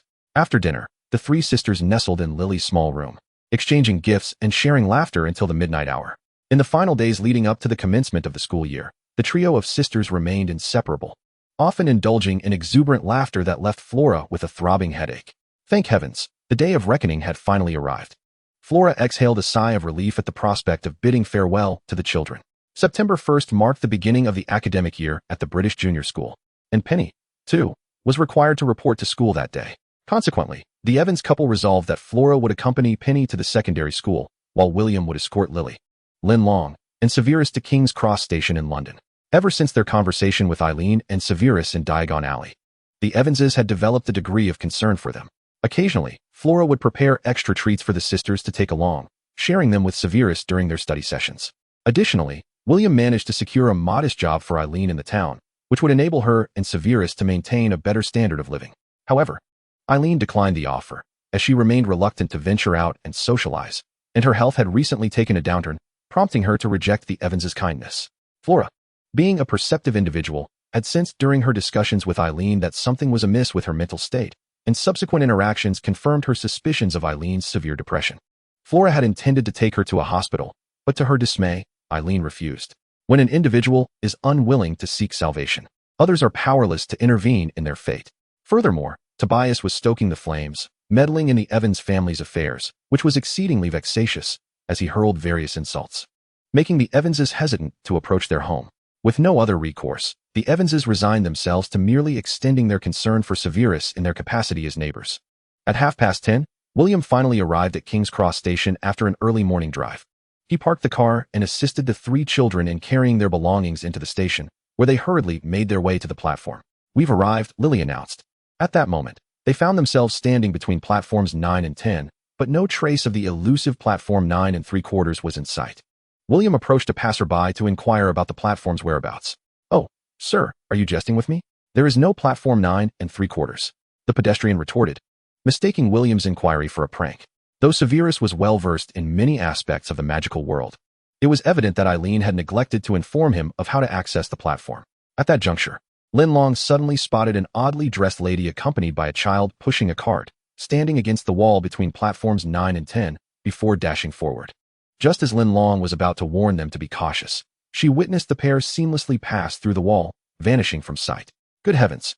No, there is another possibility. That must be the fabled platform 9 3/4. Linlong exclaimed, hastily beckoning the others. "I just saw someone enter the wall over there. Perhaps that is where we need to go." As she spoke, another child passed through the wall before their very eyes, validating her claim. Lily's excitement surged. Since William lacked magic, neither Lily nor Linlong dared to let him accompany them through the wall, and they could only bid him farewell. Lily and Linlong embraced William, saying their goodbyes. Chapter 24, The Collision. William feigned indifference, suppressing his tears as he smiled and gently ruffled the girls' hair. "All right, girls. It's nearly 11 o'clock. You mustn't be late. Off you go." Sirius had never witnessed such a harmonious father-child relationship and felt a tumult of emotions within him. He and Tobias harbored a mutual disdain, wishing the other dead, a stark contrast to the Evans family's bond. With averted gaze, he chose not to linger any longer. Finally, after bidding farewell, the three stood before the wall. Lily stepped to the forefront, her gaze fixed on the wall, her heart fluttering with trepidation but devoid of fear. Taking a deep breath, She crouched behind the cart, then charged towards the wall. In an instant, the wall rippled like the surface of water, and Lily vanished before Linlong and Severus. Wow, Linlong gasped internally. It truly resembled the art of phasing through walls. It seemed that magic and the arcane arts shared certain similarities. While Linlong was lost in her reverie, Severus lightly nudged her cart with his own, asking, "What? You do not fancy Hogwarts?" "Not at all," Linlong replied, perplexed by Severus's question. "Then why are you still standing here? Are you waiting to miss the train and return home?" Linlong found herself speechless. Severus possessed an uncanny ability to phrase his well-meaning reminders in such a way that could provoke a confrontation. Had she not been aware of his underlying intent, she might have retaliated. Noticing Linlong's wandering thoughts, Severus shot her a stern look. Promptly, Linlong collected herself, mimicking Lily's earlier actions, and dashed through the wall. After a brief sensation of compression, Linlong found herself on a new platform. Severus followed closely behind, arriving at her side. As Linlong surveyed her surroundings, she discerned that this platform bore little resemblance to the original King's Cross, appearing far more antiquated. A deep crimson steam engine was stationed beside the bustling platform, its sign boldly declaring, "Hogwarts Express, 11 o'clock." The previous wall had transformed into an archway, marked with the number 9. "Indeed, this is it. Linlong, Severus. Let us quickly find a carriage," Lily called, struggling with a cart nearly her size as she navigated through the throngs of people, eager to sit down. Linlong and Severus rushed to assist Lily in loading her belongings onto the train. The initial carriages were already brimming with students, some engaged in animated conversations, while others leaned out of the windows to speak with their families. The sheer number of students rendered the aisle quite difficult to traverse. After a considerable struggle through the throng, the trio finally located an empty compartment. Lily and Severus had already stowed their belongings inside, and just as Linlong was about to retrieve her cart, a boy collided with her in a playful scuffle with his friends, the force sending her sprawling. The boy emerged unscathed, but Linlong was sent tumbling. "Linlong!" Lily exclaimed upon witnessing her friend fall, swiftly pushing aside another boy to help her up. Leaning against Lily for support, Linlong stood, nursing her injured arm, only to finally glimpse the boy who had collided with her. He was an exceedingly handsome youth, with raven hair and striking gray eyes, taller than the average boy, exuding an air of elegance in his movements. Yet, instead of apologizing, he stood frozen, merely staring at her in silence. Some individuals might have mistaken this space for their own living room, carelessly barreling about like mindless giants. Severus thought as he shoved the two boys aside, positioning himself protectively in front of Linlong and Lily while delivering a scathing remark. "What did you say?" The other boy, incensed by Severus's words, immediately bristled, rolling up his sleeves as if preparing for a fight. The boy possessed a tousled mane of black hair, his gaunt visage accentuating the size of his light brown eyes, which now brimmed with fury. "Was I mistaken in my words?" "Ah, of course. Trolls are incapable of comprehending human speech. After all, they cannot even muster an apology." Severus Snape's tongue was as sharp as ever. The boy, consumed by rage, drew forth his wand, intent on casting a spell. "All of you." Yet, his incantation was abruptly interrupted. A pair of hands pressed down on his wand. "James, who permitted you to cast spells upon your classmates?" The admonishment, stern in tone, quelled the tempers on both sides. The speaker, having called out the boy's name, was evidently acquainted with him, but instead of siding with him, intervened to halt his reckless actions. Clad in the Hogwarts uniform, adorned with a badge affixed to his chest, the figure was identifiable as a prefect, a role tasked with upholding student conduct and managing first-year students. "What transpired here?" the prefect inquired, pulling both parties apart. "You collided with someone and have yet to offer an apology." Lily was the first to voice her grievances, asserting that individual insulted us as trolls, prompting my desire to retaliate with a spell. The boy, equally indignant, echoed her sentiments. Such disputes were trifling matters to the prefect, as Hogwarts students, particularly those from Gryffindor, were known for their exuberance. After delivering a few measured reprimands, he addressed the boy responsible for the collision. "Sirius, you ought to apologize." Sirius exhibited no reluctance. Casting a disdainful glance at Snape, he turned to Linlong and murmured, "I'm sorry." With the perfunctory apology rendered, the prefect urged everyone to disperse and clear the aisle. The train had already begun its journey, and the passageway was congested due to their altercation. Once returned to their compartment, Lily assisted Linlong in examining her injuries. Fortuitously, the floor of the aisle was not particularly hard, resulting in merely a scrape on Linlong's arm, which, while not severe, left an impressive bruise due to her delicate skin. Those two boys truly lacked decorum. How could they engage in roughhousing in the corridor, completely disregarding the feelings of others, and fail to apologize for their actions? It's utterly impolite. Lily expressed her indignation. pouting and continuing her tirade. All right, Lily, do not let your anger consume you. It does no good for your health, Linlong consoled, patting her back with her uninjured hand. Some individuals only possess an excess of misguided goodwill, yet they are as timid as a hedgehog.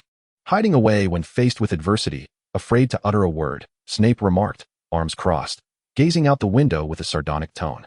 Linlong, her head bowed, silently harbored her thoughts, glancing at Snape without retorting. She feared that a single rebuttal would unleash a torrent of venomous words from him. Snape's past had shaped his manner of speaking. While he might temper his tone in front of Lily and the elders, he remained as acerbic as ever in Linlong's presence. Noticing her silence, Snape shot her a disapproving glare, as if to say, humph. Chapter 25. An abundance of snacks. Lily had long since grown accustomed to their dynamic and, dismissing their petty disputes, felt relieved upon confirming that Linlong was not seriously hurt. She began to survey their surroundings. Despite being a steam train, the Hogwarts Express boasted modern amenities that were quite impressive. The train was not slow, already having departed London and now speeding across fields dotted with cattle and sheep. At around noon, a warm-smiling woman pushing a snack trolley approached their compartment, rapping on the door before inquiring, "Dear children, would you care for some refreshments?" Having already enjoyed the heartfelt breakfast prepared by Flora, both Lily and Linlong felt satisfied, but Snape, having consumed only an apple, began to feel hunger pangs. However, he had always been indifferent about food. As long as it filled his stomach, anything would suffice. He had packed a modest lunch of 2 slices of dry bread, intending to save it for when he felt hungrier. Accustomed to irregular meals due to Tobias and Eileen's erratic eating habits, he had become accustomed to waiting until his stomach ached before partaking in food. At the sight of the bountiful snacks, Snape turned his gaze away, unwilling to indulge. His tuition was limited, and he could not afford to waste it on such trivialities. In contrast, Lily and Linlong marveled at the array of snacks. Bertie Bott's every flavor beans, chocolate frogs, and bubblegum blower. An assortment of delightful and peculiar treats piled high on the trolley. "We must have this, and this," Lily exclaimed with enthusiasm. Her curiosity piqued as she began to order as if at a restaurant. Her vibrant spirit shone through her eagerness to explore new delights. As this was her first encounter with such whimsical foods, ultimately, it was Linlong who curbed Lily's spending spree, recognizing that the selection was overwhelming. Nevertheless, Linlong herself indulged in a fair share. Fortunately, the cost of these snacks was not exorbitant, merely a few silver sickles. Lily first handed a slice of pumpkin pasty to Snape, saying, "Severus, you must try this. It's delicious." Snape found it difficult to refuse Lily, accepting the offering. He took a small bite. The sweet, rich flavor enveloped his palate, comforting the emptiness within him, though it was not a taste he particularly favored. While Snape savored his snack, Lily discovered something peculiar. "Wow, this chocolate frog actually moves," she exclaimed, tearing open the wrapper and seizing the frog that attempted to leap away. Curiously, she observed it for a moment before taking a bite out of its head. Linlong and Snape, their eyes widening in disbelief, instinctively leaned back. The bitten chocolate frog ceased its wriggling, transforming into a mere confection, possessing no remarkable flavor, and Lily, having tasted it, quickly lost interest and moved on to her next find. Linlong opted for a more conventional treat, a licorice wand, and sampled it carefully. The flavor was acceptable, not unpleasant, though its appearance was rather unusual. It appeared that the wizarding world's cuisine prioritized aesthetics over taste, much like that of the Muggle world. After sampling a few snacks, Linlong's interest waned. Glancing up, she noticed that Snape, having consumed only a slice of pumpkin pasty, had ceased eating, likely feeling embarrassed. Thus, she offered him a cauldron-shaped cake. Snape regarded the girl before him, determined to offer him the food, and ultimately did not refuse. He accepted the cake. This cauldron cake, along with the earlier pumpkin pasty, was sufficient to satiate his hunger. However, shortly after finishing the cake, Lily presented him with several more snacks. Faced with the mountain of treats before him, Snape began to feel a headache coming on. Given the appetites of these two individuals, it is evident that the provisions are far too abundant to be consumed entirely. Surely, he does not intend to devour it all at once. He seems to plan on enduring a little hunger before lunch, rather than overindulging to the point of discomfort. The remainder of the journey unfolded amidst the conviviality of the three, with no further extraordinary occurrences transpiring. As the train advanced, time gradually slipped away, and daylight surrendered to encroaching darkness. The prefect made his rounds through the carriages of the new students, reminding them to don their Hogwarts uniforms. Linlong and Lily packed away their unfinished snacks into their suitcases, and together with Snape, they entered the carriage in batches to change into their robes. Lily and Linlong's robes were pristine and new, standing in stark contrast to Snape's, which, although clean and neat, bore signs of wear and had evidently been washed several times. resembling more of a garment belonging to a girl, likely an old robe of his mother. Neither Lily nor Linlong paid particular attention to this detail, merely casting a glance before diverting their gaze. 5 minutes until we arrive at Hogwarts. Please leave your luggage on the train. We will transport it to the school for you. A voice echoed through the carriage as a reminder. At long last, they were approaching the Hogwarts they had longed for. Lily, brimming with excitement, embraced the anxious Linlong, exclaiming, "Oh, we are finally arriving at the School of Magic. I am so thrilled." Lily's exuberance was infectious, easing Linlong's nerves, and even eliciting a smile from Snape. The train gradually slowed, eventually coming to a halt at a small platform. Hand in hand, Lily and Linlong stepped off the train, gazing at the throngs of people disembarking around them, uncertain of where to go. At that moment, a deep voice resonated from nearby. "First-year students, please gather here." He repeated the phrase, drawing the attention of the first-year students as they gravitated toward him. As Linlong approached, she discerned a towering figure, nearly double the height of a typical man, standing at over 3 meters tall. She had to tilt her head back considerably to behold his face, which was nearly obscured by a mass of unruly hair and a thick beard, save for a pair of eyes that gleamed like black beetles. As he noticed the small figure before him staring intently, his demeanor shifted awkwardly, and he bent down, saying, "Hey. Hello, I am Hagrid. How may I assist you?" Linlong quickly shook her head, assuring him that she was fine. She was simply awestruck at encountering someone so tall for the first time. "Oh, very well then. Come along. Follow me," Hagrid replied with a warm smile directed at Linlong, then straightened up to address the crowd. "First-year students, mind your step and follow me." He carried a bright lantern, leading the children onward. In this dark environment, Hagrid became their initial guide at Hogwarts, and the majority of the students felt a sense of reliance on him. They stumbled along behind Hagrid until they arrived at the edge of a dark lake. Chapter 26, The Sorting Hat. The deep lake appeared as a perilous abyss, both dangerous and alluring, tempting one to gaze into its depths. On the opposite shore, a grand and solemn castle loomed, its windows aglow with lights that outshone the stars above. This was the legendary Hogwarts, the place where they would reside and learn for the next 7 years. No more than 4 people per boat. Hagrid's voice interrupted the children's awestruck reverie. They began to pair off according to Hagrid's instructions, seeking familiar companions to board the boats. Once he confirmed that all the children were seated, Hagrid climbed into his own small boat and declared, "Off we go." As soon as he spoke, the boat began to glide forward without wind, following Hagrid's lead. Lily, Linlong, and Snape naturally found themselves in the same boat, leaving a space occupied by a boy with golden hair and brown eyes. Coincidentally, the boat beside them was manned by the 2 boys who had previously bumped into Linlong and argued with them. The boy named James, whose hair was tousled, swiftly approached Lily and Linlong, saying, "Hi, do you know why this boat moves?" His face bore a smug expression, clearly inviting them to inquire further. Lily, who had little patience for such arrogance, retorted, "I suppose we will find out soon enough," and turned away, ignoring him. Little did she know, her lively expression only piqued the boy's interest further. He leaned in closer, eager to explain, "It's the magic of house elves. My father told me that Hogwarts has many house elves. They are responsible for the grand feasts, cleaning, and other tasks to care for young witches and wizards." He was about to elaborate when Snape interjected, "Might I suggest you pay attention to safety, sir? We would prefer not to fall into this deep lake. I fear your recklessness may endanger us all." At that moment, James, leaning perilously close to their boat with half of his body over the side, had one hand resting on their vessel, causing it to tilt slightly. However, James was undeterred, convinced they would not capsize, and prepared to retort at Snape. "Duck!" Hagrid's timely interruption halted their squabble as they approached a looming cliff overhead. Everyone bowed their heads to pass beneath it, forcing James to retract his hand and sit back securely in his boat. Soon, the boats brought them to an underground dock, covered with gravel and pebbles. They followed Hagrid through a tunnel until they emerged onto the grass beneath the castle. The enormous castle loomed over them, yet it bore no oppressive weight. Instead, it felt like a father watching over them with affection. Continuing forward, they arrived at a grand oak door, where they came to a halt. Hagrid knocked on the door, which swung open to reveal a witch clad in a flowing emerald green robe. "First-year students have arrived, Professor McGonagall," Hagrid announced as he approached her. "Thank you, Hagrid. I shall take it from here," Professor McGonagall replied, turning to lead the children into a small room adjacent to the entrance hall. "Welcome to Hogwarts." Professor McGonagall began her address, surveying the crowd with a stern gaze. Every student who met her eyes fell silent in an instant. "The sorting feast is about to commence.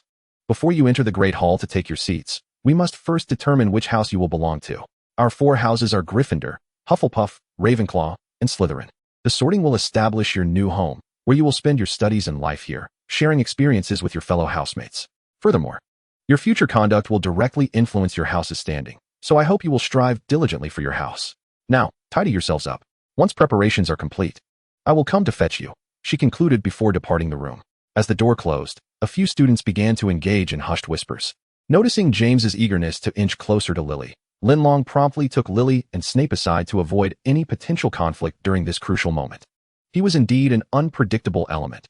Should anything transpire between him and Snape at this juncture, it would certainly be a disgrace in front of Professor McGonagall. It was prudent to maintain a safe distance. Linlong could only hope that when it came time for the sorting, she, Lily, and Snape would be placed in the same house, allowing the three of them to continue learning and accompanying one another. Just as the children were becoming restless, Professor McGonagall returned, instructing them to follow her as the sorting ceremony was about to commence. She arranged the students in a single file, leading them into the grand hall like a train of eager younglings. Upon entering, Linlong was immediately struck by the hall's majestic grandeur, adorned with a multitude of floating candles that danced in the air. At the head of the hall stood a long table where the esteemed Hogwarts faculty were seated. Below them, 4 tables were set, already occupied by upperclassmen who eagerly watched the first-year students with great enthusiasm. In the center of the room, Professor McGonagall gently placed a stool and set upon it a tattered, patched wizard's hat, which appeared both worn and filthy. The first-year students were perplexed, unsure of the hat's purpose, while the older students behind them wore expressions of amusement. Just as confusion filled the air, the hat suddenly animated, splitting open like a mouth, and began to sing. "You may think me quite unremarkable, but do not judge by appearance alone. In my hands, you are perfectly safe, for I am a thinking sorting hat." As the hat concluded its song, thunderous applause erupted throughout the hall. The hat graciously bowed to its audience, displaying an unexpected semblance of humanity. At this moment, Professor McGonagall stepped forward, holding a scroll of parchment. "As I call your name, please come forth. Take a seat on the stool, and don the hat to await your sorting."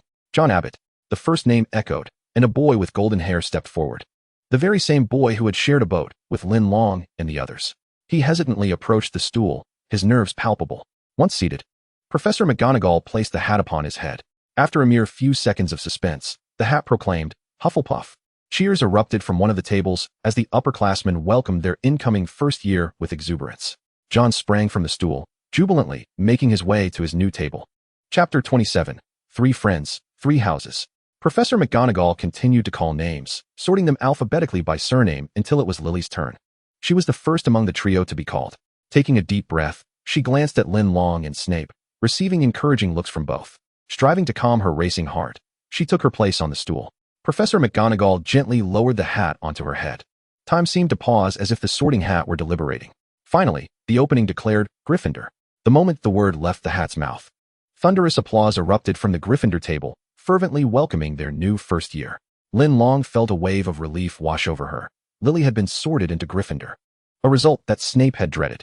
Watching Lily bounce excitedly towards the Gryffindor table, Snape's brow furrowed in discontent. He then cast a glance at Linlong, his eyes betraying a hint of menace, as if to say, "If you two end up in Gryffindor, beware my wrath." Linlong discreetly averted her gaze, choosing to ignore his implied threat. After all, her fate was not hers to dictate. Before long, it was her turn. As her name resonated through the hall, all eyes turned toward her. Linlong mused that this was a better introduction than any self-presentation. At this moment, everyone would know her name. She approached the stool and sat down, as Professor McGonagall placed the hat atop her head. A voice suddenly echoed in her mind. Quite loyal and attentive, oh. And what remarkable talent. Very well, the quintessential Hufflepuff. Predictably, Linlong was sorted into Hufflepuff, a conclusion she had anticipated while perusing the descriptions of the 4 houses. She smiled at the disappointed expressions of Lily and the inscrutable face of Snape before dashing towards the Hufflepuff table. The upperclassmen applauded warmly, easing her tension and igniting her excitement, causing her cheeks to flush with exhilaration. The older students seemed to take a special liking to their adorable first year, eager to offer her delectable treats as a gesture of welcome, which was the highest courtesy among Hufflepuffs. As more students were sorted into their respective houses, it soon became Snape's turn. His demeanor was stoic, but upon closer inspection, one could discern the slight twitch of his cheek and the furrow of his brow, betraying his anxiety and disappointment. He felt disheartened that both Lily and Linlong had been placed into houses he did not wish to join, while simultaneously anxious about his own outcome. When the sorting hat was placed upon his head, all eyes focused on him, making him acutely uncomfortable. Quite challenging, exceptionally intelligent. A hint of courage and formidable ambition. Ravenclaw or Slytherin? The hat pondered, as Snape grew increasingly impatient under the weight of everyone's gaze. He was about to urge the hat when it suddenly declared, Slytherin. Instantly, silence enveloped the hall. How curious it was that the three of them, so closely bonded, had been sorted into different houses, a cruel jest indeed from the sorting hat. After a prolonged moment, hesitant applause trickled from the Slytherin table, revealing their reluctance. Sitting nearby, Linlong overheard the whispers of her new housemates. How could the sorting hat possibly place such a ragged student into Slytherin? It truly undermines our dignity. It's a disgrace to the house. Indeed, and have you heard his surname? It hardly resonates within the wizarding world. He must be a half-blood. Slytherin would not extend pity to one so impoverished and weak. The derogatory remarks pierced Linlong's ears, igniting a fiery indignation within her. These superficial individuals were utterly despicable. She retrieved a small pouch she had not touched in ages, extracting a piece of enchanted parchment. Thankfully, she had kept these items on her person rather than stowing them away in her luggage, enabling her to exact a small measure of revenge for Snape. The wizarding robe was voluminous, concealing her actions within its sleeves. She tore the parchment, releasing a surge of magical energy that followed her intent and struck the Slytherin student who had spoken the harshest words. In an instant, he found himself rendered speechless.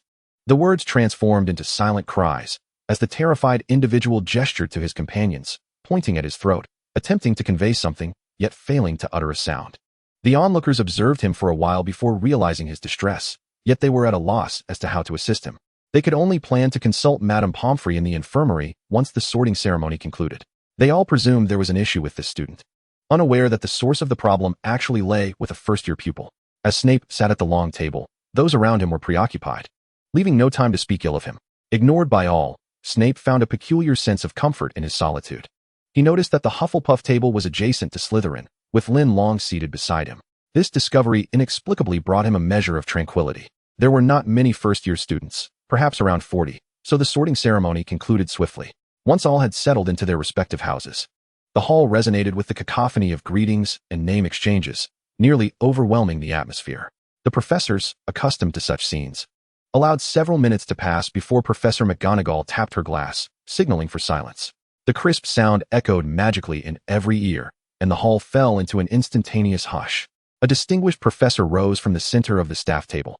His presence was striking, making him easily memorable. He was none other than Albus Dumbledore, the headmaster of Hogwarts.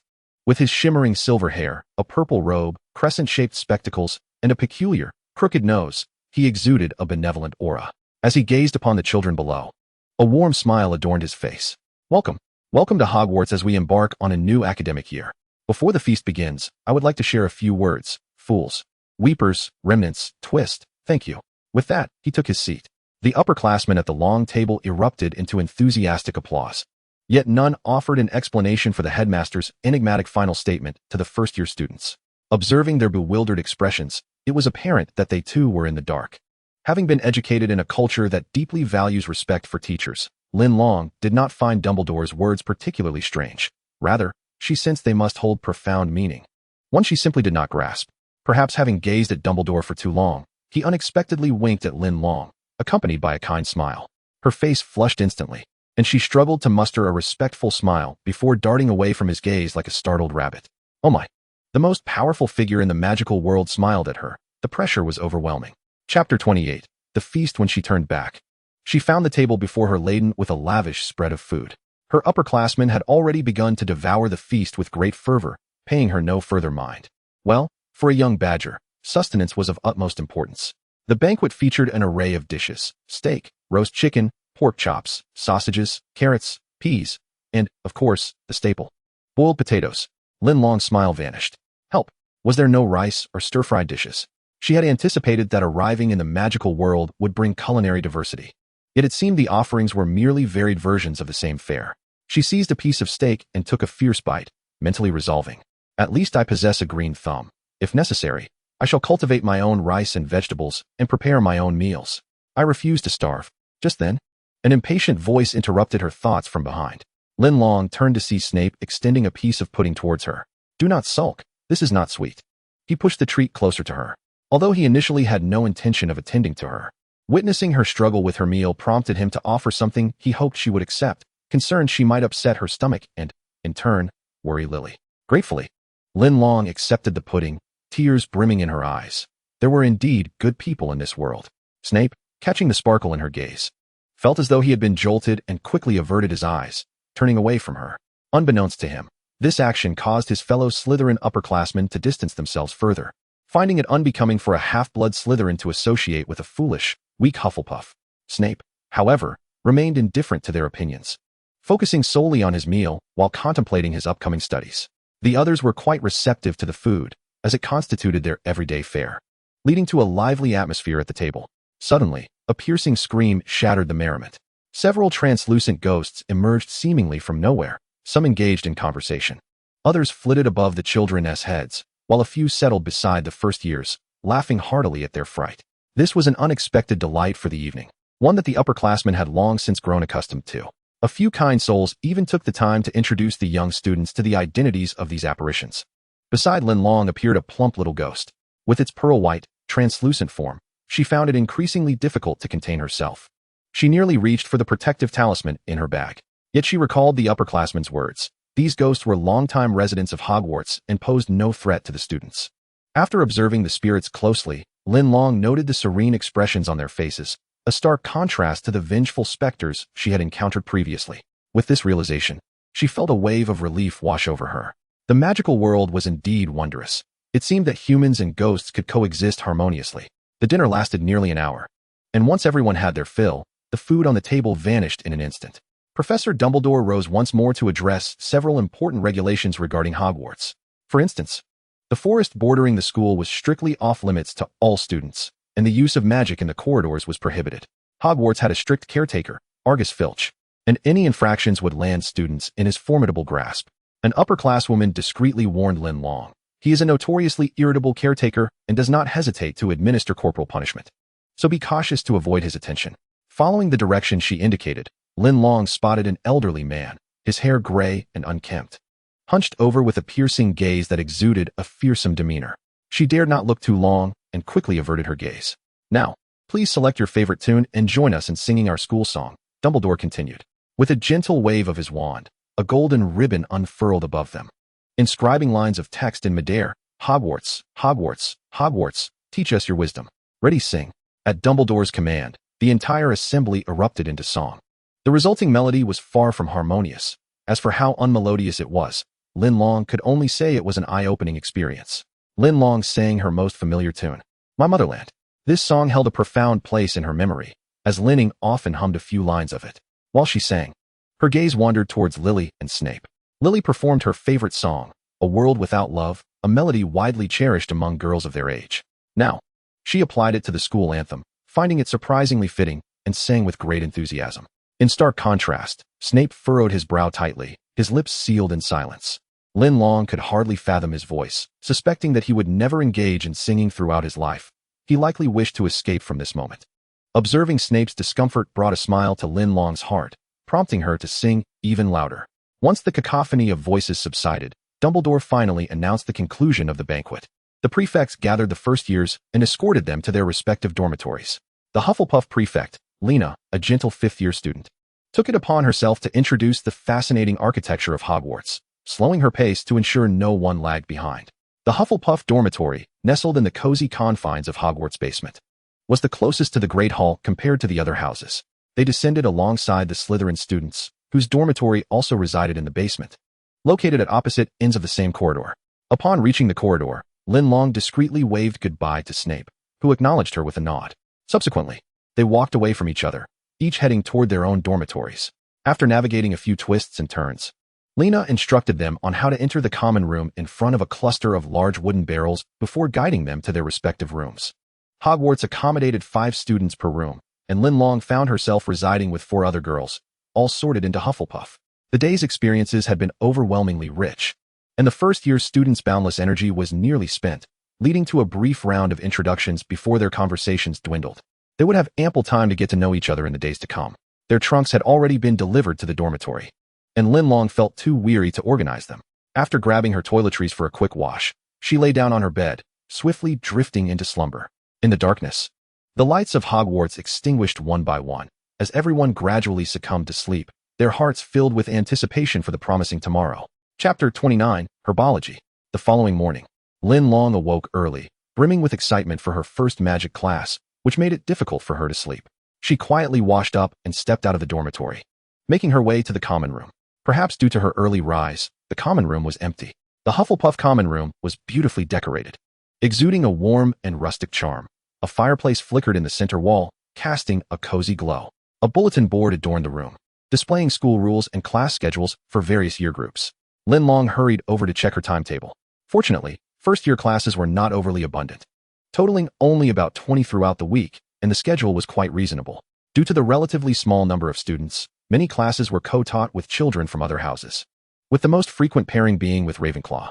Only herbology and potions classes were shared with students from the other two houses. This meant that Linlong would be able to attend classes with Lily and Snape, a realization that brought her great joy. The morning's lesson was charms. To avoid tardiness, Linlong and the girls from her dormitory headed to the charms classroom after breakfast. As they listened to the Ravenclaw students entering and grumbling about the time wasted by the shifting staircases, Linlong felt grateful for the choice of location for the Hufflepuff dormitory. The charms professor was Phileas Flitwick, the head of Ravenclaw, a remarkably short wizard. At first glance, one might assume he was frail. However, fellow Hufflepuff students warned against underestimating him, for he was a master duelist, unmatched by most wizards. His teaching style was both engaging and gentle, and today's first charms lesson focused on the levitation charm, using a feather as a teaching aid to pique everyone's interest. The levitation charm was not particularly difficult to master, and by the end of the class, several students had succeeded. However, Linlong was not among them. She struggled to grasp the technique, merely imitating Professor Flitwick's method of shaking her wand and reciting the incantation. The feather remained utterly still. She suspected her feather might be dead. At least the other students' feathers had moved a little. By the end of the class, she had not managed to budge her feather even a fraction. Linlong began to wonder if her inadequate English proficiency and improper pronunciation were to blame for her lack of success. Did this mean she would need to memorize all the spells in the book? A whirlwind of disjointed thoughts left Linlong unable to eat lunch. She started to doubt her suitability for studying magic, even envisioning herself being expelled. Fortunately, the afternoon class was herbology, which restored some of Linlong's confidence. The herbology professor was Pomona Sprout, the head of Hufflepuff. She was a short, gray-haired witch, often seen wearing a patched hat, covered in dirt from tending to the greenhouse's plants. An optimistic and compassionate individual, she adored children and held a particular fondness for Hufflepuff students, showing genuine concern for their well-being and education. Much like a nurturing mother, the Hufflepuff students admired her greatly. For Linlong, Professor Sprout paid special attention, having heard about the story of wand rebirth from Professor McGonagall. Thus, for the past month, she had been eagerly anticipating Linlong's arrival. In the first lesson, Sprout unhesitatingly called Linlong to the front of the class. She then placed a pot filled with soil in front of Linlong. "Come, dear, don't be nervous. Give it a try, and let me see your abilities." In truth, standing before so many Hufflepuff and Gryffindor students made it exceedingly difficult for Linlong not to feel anxious. Trembling, she extended her hand to touch the soil in the pot. To concentrate, she tightly closed her eyes and began channeling the magic within her body into the seeds buried in the earth. Soon, a tiny sprout broke through the soil, visibly growing into a half-meter-tall plant at an astonishing pace. Brilliant. Absolutely magnificent. Professor Sprout clapped her hands, marveling. "Wow, cool." The astonished voices of other students echoed in response. Two Gryffindor boys, particularly loud, were none other than James Potter and Sirius Black, whom Linlong had encountered before. Both were indeed intriguing figures. Linlong had heard from her dormitory companions that they belonged to pureblood families from the magical world.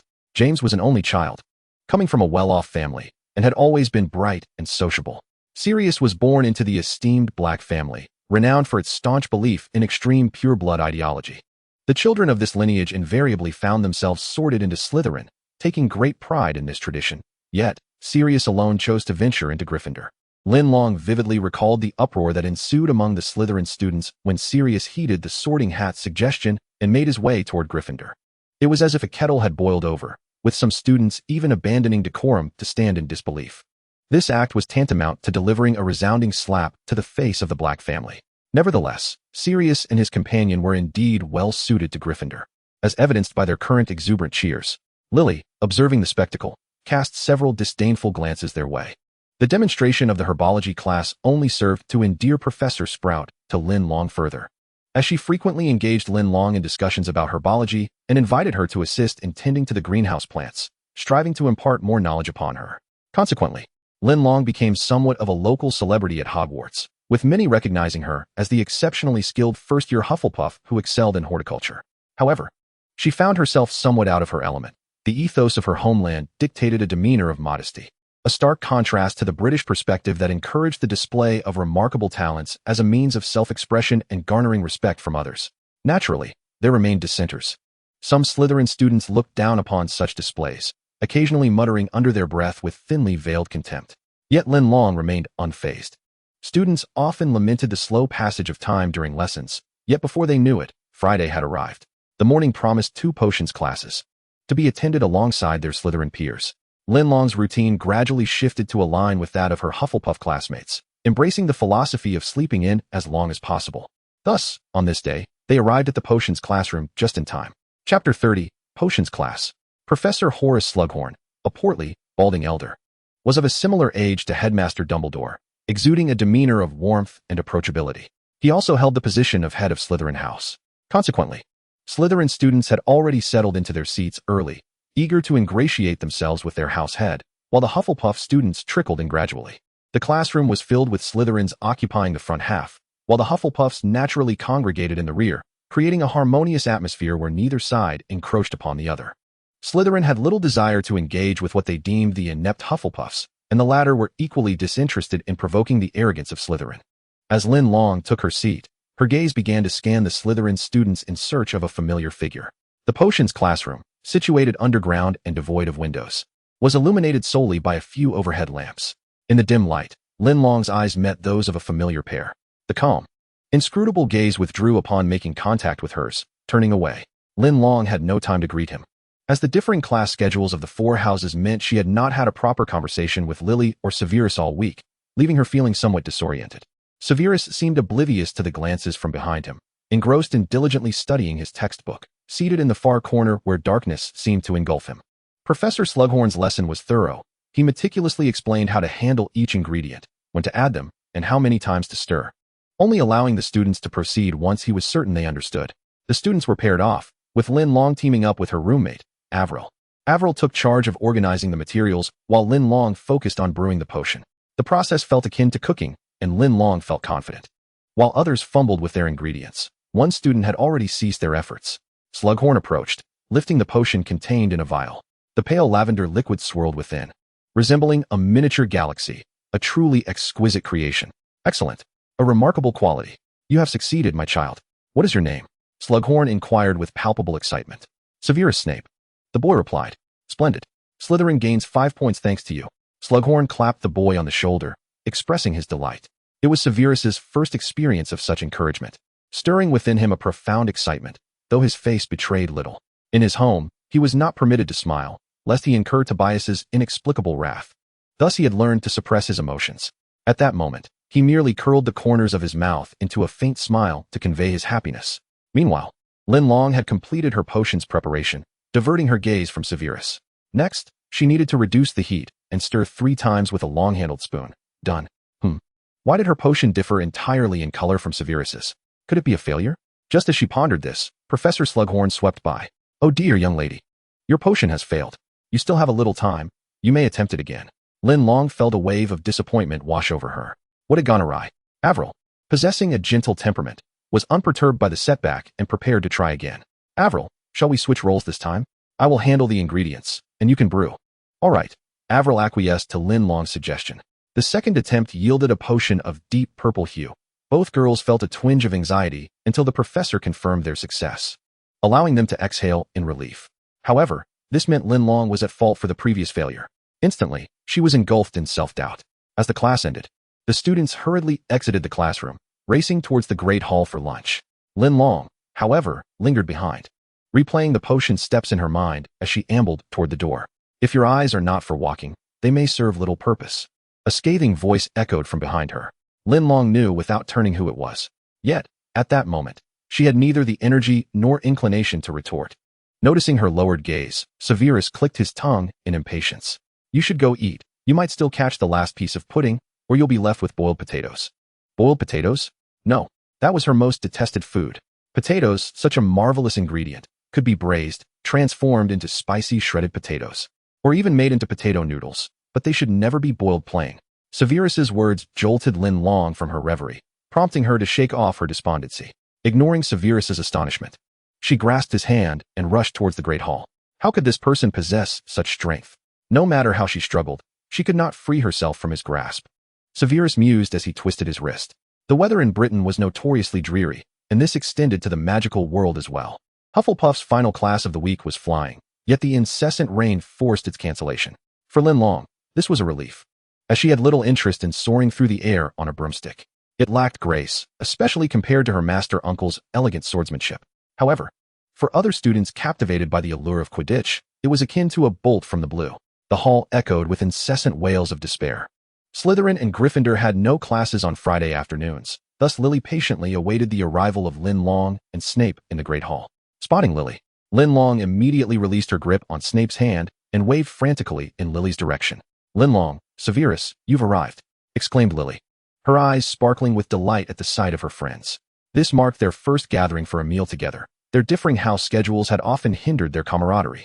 Typically, they dined at their respective house tables, but today being Friday, with a more relaxed afternoon schedule or none at all, students opted to sit with their closest companions. At the dining table, they recounted amusing anecdotes from the week and various rumors they had heard. Naturally, much of the conversation was dominated by Lily and Linlong, while Snape quietly listened from the side. Lily spoke predominantly about James and Sirius. Their antics were notorious, often playing pranks on fellow students while feigning innocence in front of professors to evade punishment, much to the admiration of some classmates who deemed them cool and sought to emulate their behavior. This was utterly irrational. Snape snorted in disapproval, clearly disenchanted by such conduct. Meanwhile, Linlong silently prayed to avoid falling victim to their mischief. After lunch, the trio made their way to the study room to commence their assignments. Chapter 31, Assignments. The professors at Hogwarts assigned minimal homework to first-year students, and being diligent individuals, they completed all their tasks within the afternoon. The subsequent 2 days were the weekend, allowing students the freedom to arrange their time as they pleased. Linlong shared the challenges she faced in Charms and Potions classes with Lily and Snape, and they agreed to return to the study room the next day to assist her in resolving these issues. Upon returning to their dormitory, the sky had darkened. The other girls had also returned. Hufflepuff was known for its keen sense of gossip, so Linlong often heard the latest rumors upon arriving back. She learned of a group in the wizarding world who called themselves Death Eaters, who had recently attempted to sneak into Hogwarts from the Forbidden Forest, but fortunately, Headmaster Dumbledore had driven them away. Mia, the most talkative girl in the dormitory, shared a rather concerning bit of news. "Ivy, did you hear? They are truly terrifying. I even encountered them in Diagon Alley." "Merlin, what did they do?"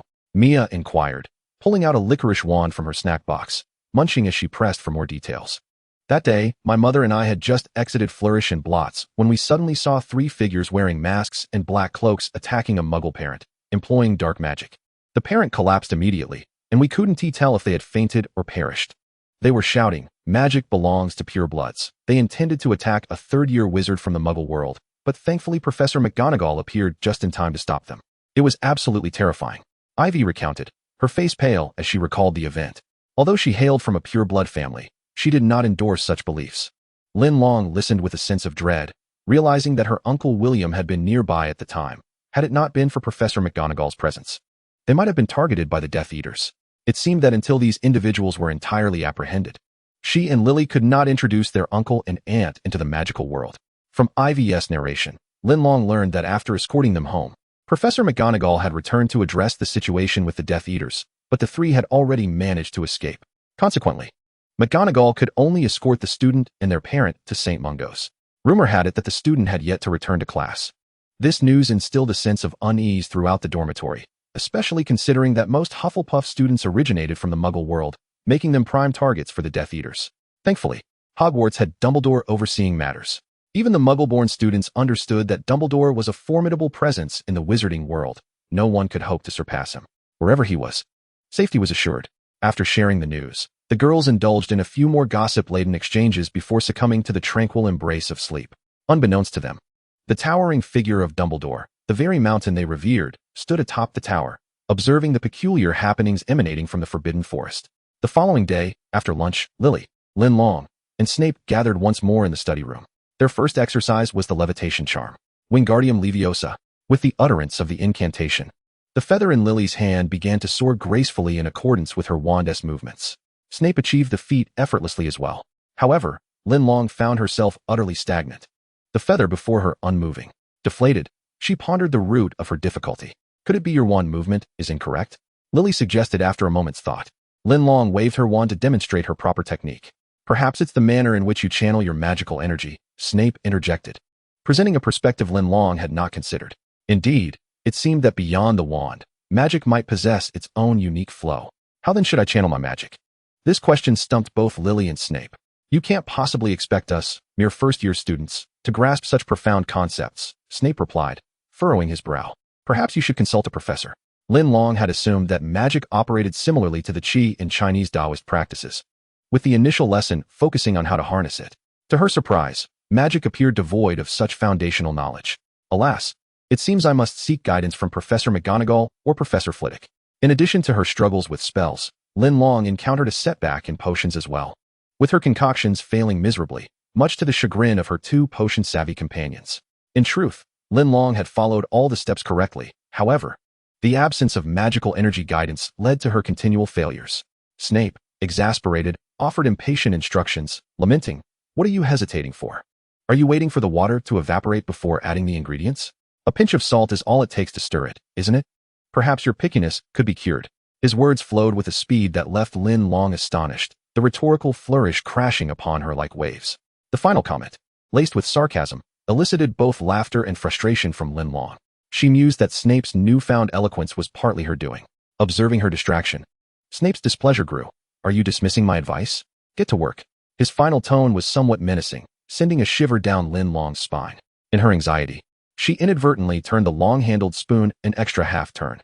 Linlong could not help but step back, realizing with dread that the toxic potion was about to commence once more. Indeed, Snape inhaled sharply, preparing to launch into his lengthy tirade.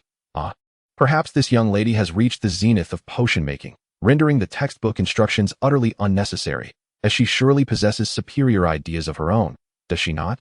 Just as Snape intended to continue chastising Linlong, Lily noticed something awry. She lifted a long-handled spoon, scooping some of the potion to scrutinize it closely. "Wait, Severus. Do take a look. Has Linlong succeeded this time?" Snape's voice fell silent, his gaze fixed on the swirling, pale purple potion within the spoon, and he was compelled to concede that Linlong had indeed triumphed. Gritting his teeth, he muttered, "Merlin's beard." Upon hearing of her potion's success, Linlong could hardly contain her exuberance, her focus on Snape's expression forgotten as she nearly leapt with joy. "This is wonderful. I have succeeded. I truly have," she exclaimed repeatedly, embracing Lily. Lily, equally thrilled for Linlong, grasped her hand, and they both bounced with delight. However, this joyous moment was fleeting. Linlong soon realized that she had yet to uncover the true cause of her success or failure. In the throes of anxiety, she had merely felt a warm current coursing through her heart, mistaking it for a commonplace sensation, when in fact, it was the very essence of her achievement. Perhaps this was the crux of the matter. Yet, the specifics remained elusive, necessitating further investigation. Chapter 32, Flight.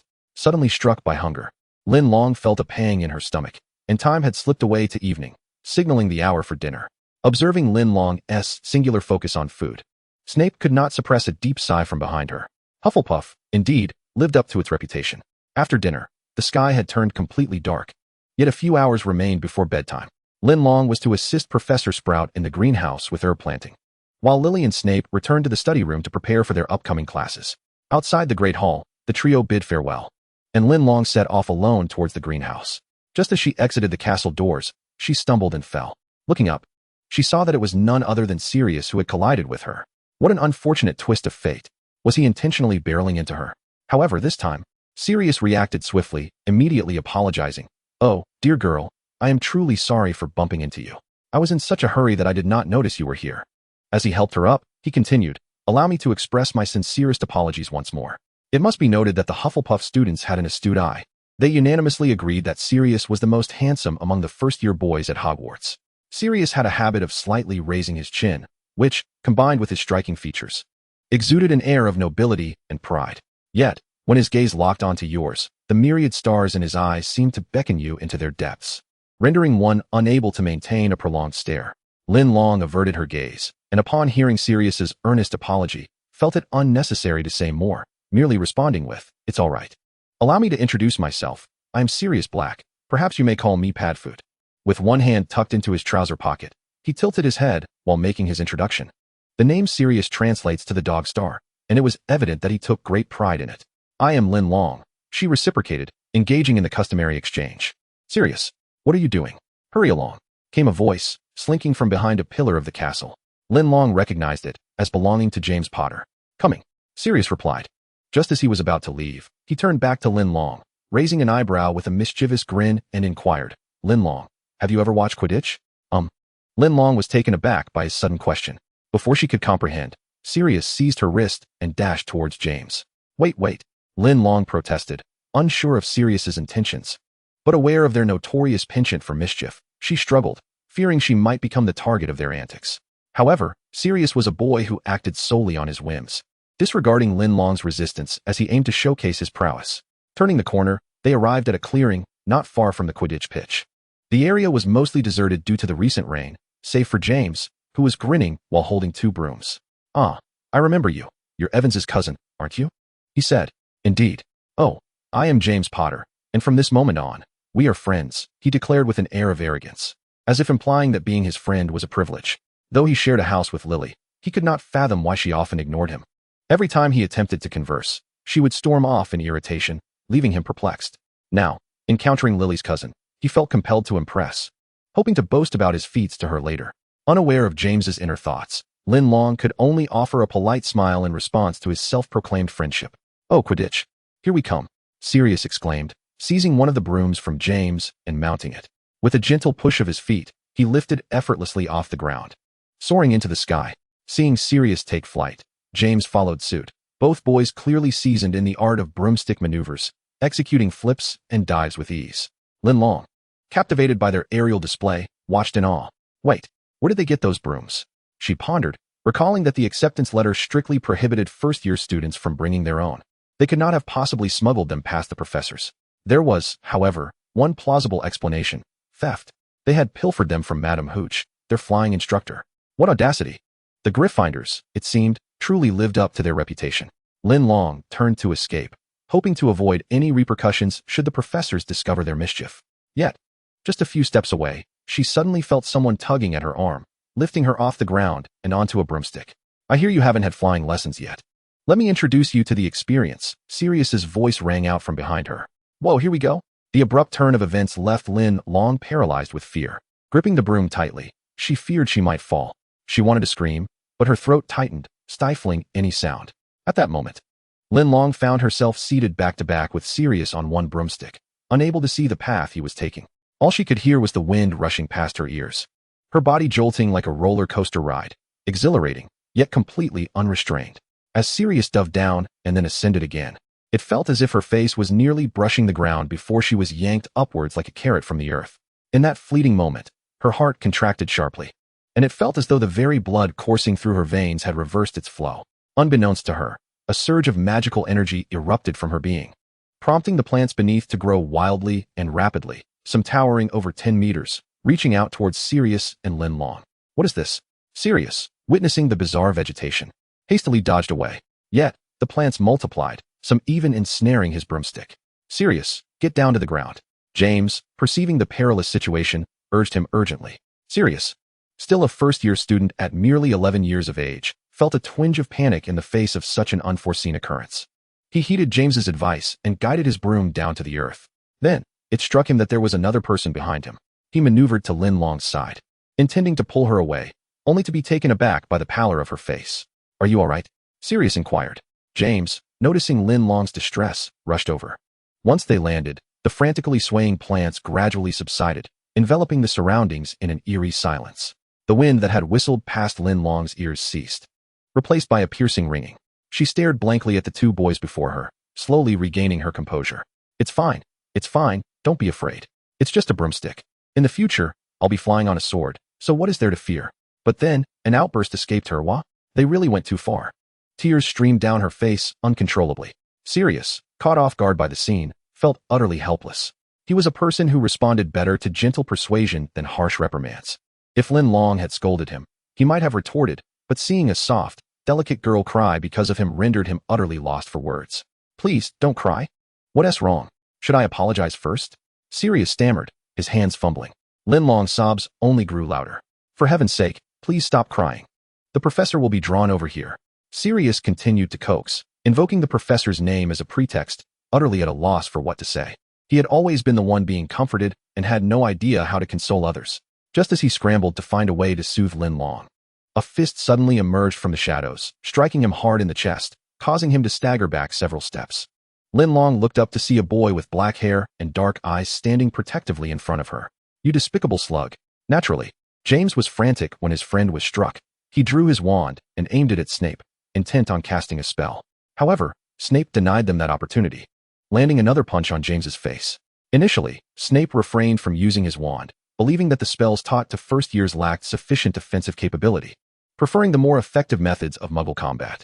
Sirius and James, unprepared for such physical confrontation, instinctively reached for their wands, their incantations easily interrupted by Snape.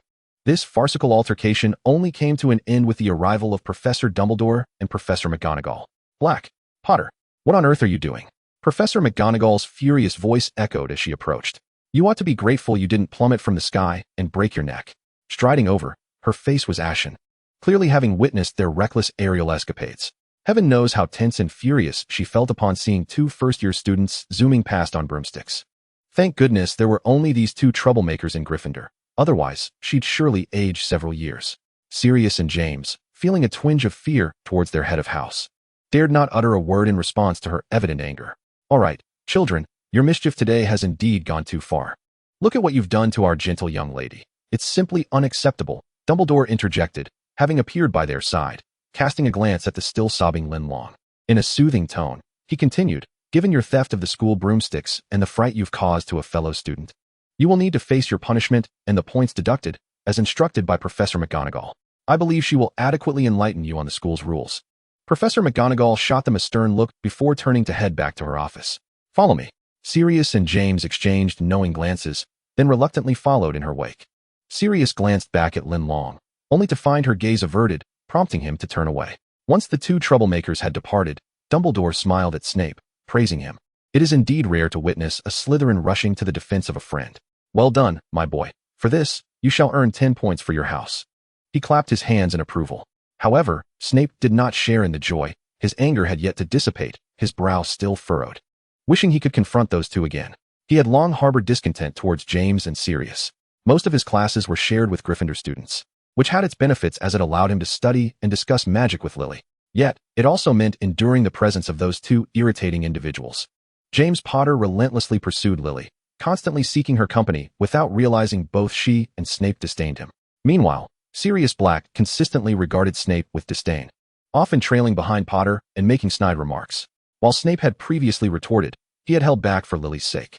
Yet today, they had dragged an innocent person into such a perilous predicament.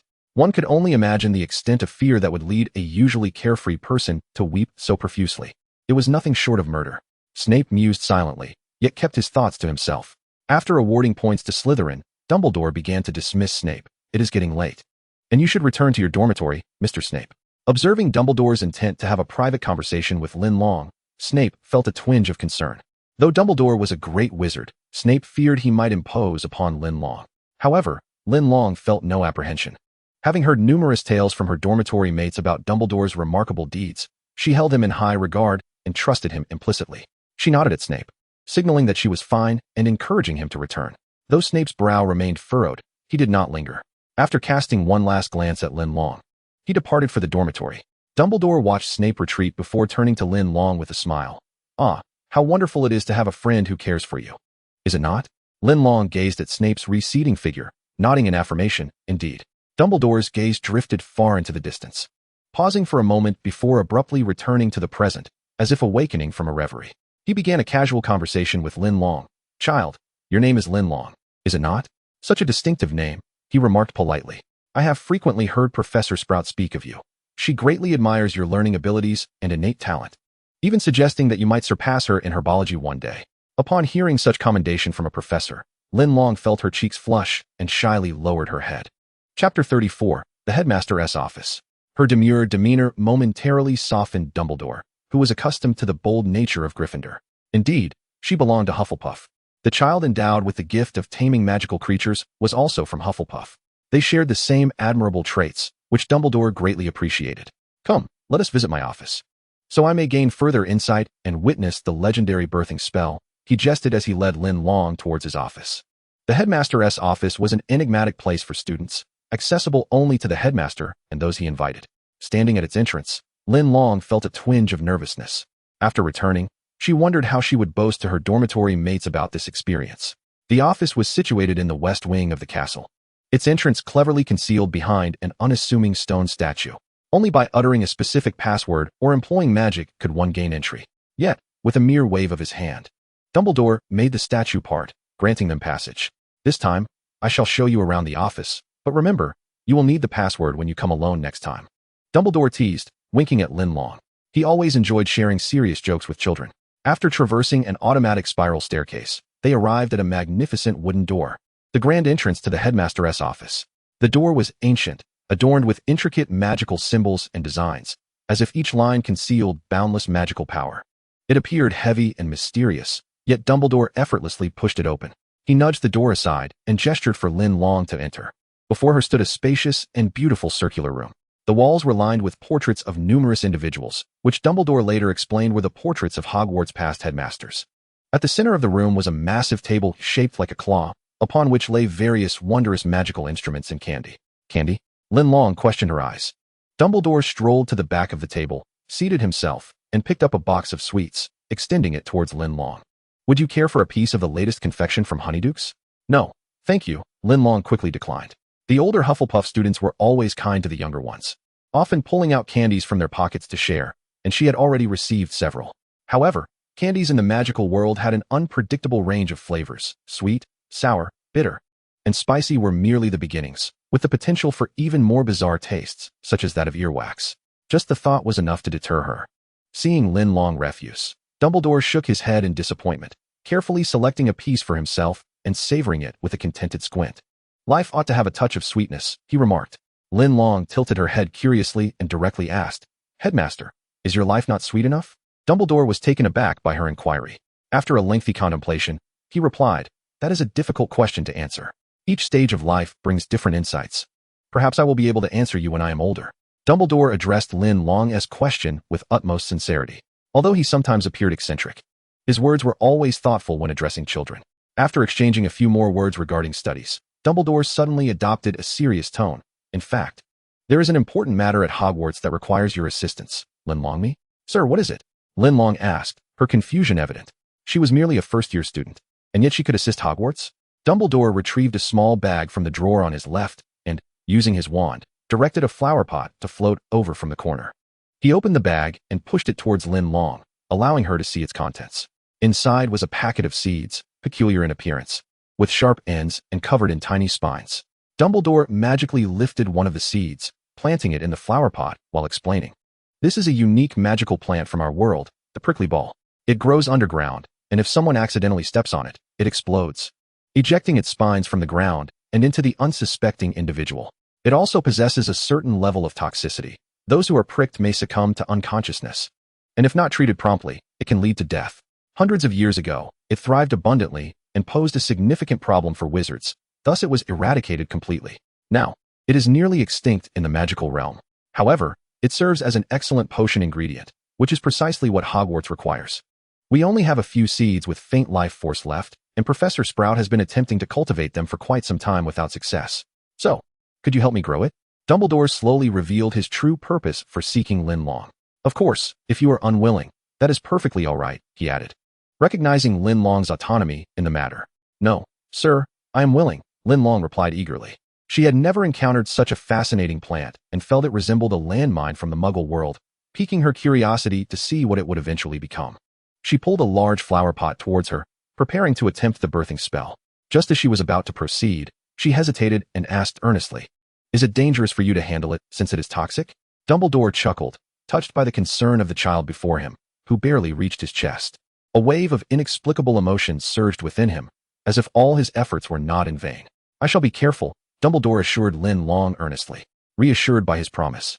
Linlong relaxed. She placed her hands upon the soil, closed her eyes, and began to channel her magical energy. Waves of power flowed from her hands into the earth, reaching the seed. To Dumbledore, The spectacle was extraordinary. He observed a green light emanating from Linlong's hands, vibrant and resplendent, flowing ceaselessly. The previously weak seed, upon contact with her magic, seemed to drink deeply like a traveler in the desert finding water, continuously revitalizing and growing. Soon, a small sprout broke through the soil, steadily flourishing.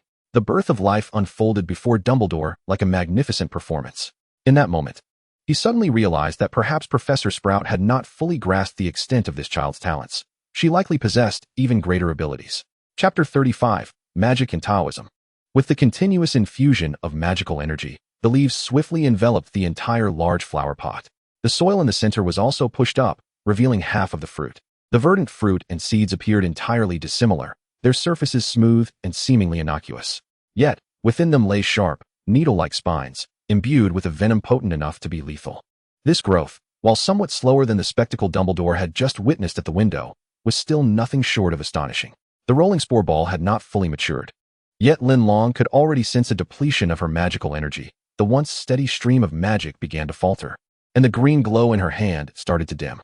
She yearned to spur its complete maturation, but Dumbledore called for her to cease. "That is sufficient, my dear child." Linlong slowly opened her eyes, feeling a tinge of embarrassment. "I apologize, Headmaster. My abilities are lacking, and I cannot bring it to full maturity." No, dear child. You have performed exceedingly well, far better than we could have hoped. Continuing any further would deplete your magical reserves and endanger your well-being. It is best to do your utmost without overexerting yourself, Dumbledore reassured her, emphasizing that such tasks were the responsibility of the professors. It was inappropriate to burden a child with them. "Leave the rest to us, for I have faith that Professor Sprout will nurture it splendidly." Trusting in her headmaster's capabilities, Linlong decided to halt her efforts. As she gazed at the affable Professor Dumbledore, another thought dawned upon her: her spells and potions. Initially intending to consult Professor McGonagall or Professor Flitwick, she realized that the most powerful wizard in the magical world stood before her. If not now, when would she inquire? "Headmaster, I have encountered a problem that I have been unable to resolve. May I seek your guidance?" Dumbledore popped another candy into his mouth, eyes gleaming with delight. In a short span of time, he had nearly polished off an entire box of sweets, much to Linlong's chagrin. With curiosity, Dumbledore blinked and replied, "Of course. My child, you may approach me with any matter." "What is the issue, then?" Linlong conveyed her struggles with casting spells and her difficulties with potion making. Upon hearing her plight, Dumbledore fell into contemplation. This was a situation he had never encountered before. In truth, Linlong's magical power was not deficient. Rather, it was formidable, as evidenced by her effortless ability to cultivate a magical herb that required a profound infusion of magical energy. The singular issue, therefore, lay in her methodology of spellcasting. "Are you aware of a group of practitioners in your homeland?" Dumbledore inquired, though Linlong was puzzled by the sudden shift in topic. Nonetheless, she answered honestly, "Yes. They are individuals who cultivate their minds and seek the art of immortality." Upon mentioning immortality, Dumbledore's gaze suddenly grew distant, the warmth in his demeanor fading, obscuring his emotions. "Ahem, I have heard that their methods are distinct from ours. Perhaps your approach aligns more closely with theirs," Dumbledore posited. Presently, China remained quite insular, and those practitioners were adept at concealing their identities. If they did not disclose their uniqueness, no one would recognize it. In his long life, he had encountered only one. Linlong, upon hearing Dumbledore's words, experienced a moment of clarity. Yes, her cultivation method differed from that of others. From a young age, she had been influenced by her father's practices, understanding that those with spiritual roots could absorb external spiritual energy to enhance their abilities. Moreover, this required the operation of specific meridians to facilitate improvement. Regrettably, she had yet to embark on the path and was unaware of the proper techniques for Taoist practices. Her mother, Cindy, had never divulged her cultivation methods, merely stating that a wizard's magical power was rooted in their bloodline, strengthening as they matured. With no particular means of enhancement, Dumbledore, the quintessential wizard, articulated the workings of wizarding magic with clarity, allowing Linlong to draw comparisons. It turned out that a wizard's spells served as a guiding force, while wands and gestures provided a pathway for operation. The quantity of magic within a wizard varied. Relying solely on one's own magical energy could easily lead to depletion. Utilizing spells, wands, and gestures allowed for the harnessing of external magical energy. Naturally, the inherent strength of one's magical power also influenced the external forces they could command. Magic and Taoism, one cultivates the external, while the other nurtures the internal. Linlong's reliance on Taoist practices was the reason she had been unable to wield magic. Finally identifying the crux of her dilemma, Linlong could no longer remain seated. She drew forth her wand and aimed it at a quill resting on the headmaster's desk, casting the levitation charm. Focusing her mind, she sought to sense the external energies. With a precise gesture and a clear incantation, Wingardium Leviosa. As the words left her lips, the feather, guided by her wand, began to levitate, gently rising and even swaying in tandem with Linlong's wand. A smile crept onto Linlong's lips. She had succeeded. Splendid. Dumbledore too applauded. Congratulations. Welcome to the world of magic. Elated beyond measure, Linlong, disregarding her dwindling magical reserves, attempted the spell several more times. Enough, my child. It is getting late. The hour for slumber approaches. If you do not return soon, you may be mistaken for a night wanderer. Linlong had initially intended to explore potion making, but the thought of Professor Snape's stern face and methods deterred her. She decided it best to return and study on her own.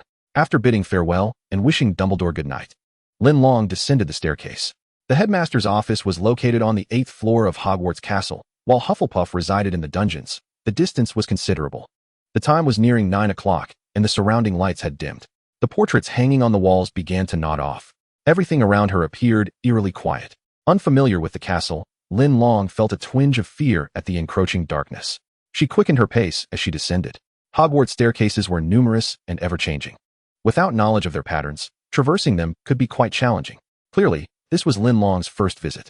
The friendly ghost, nearly headless Nick, who would typically guide new students, was absent, leaving her to rely on her own instincts. Just as Linlong turned a corner and stepped onto the next flight of stairs, the entire staircase suddenly shifted, transporting her to another platform. Startled nearly to the point of exclamation, Linlong clamped her mouth shut, fearful of attracting Professor Snape's attention. As she turned to seek the staircase leading downward, she encountered two pairs of bright eyes. Chapter 36, The Forbidden Forest.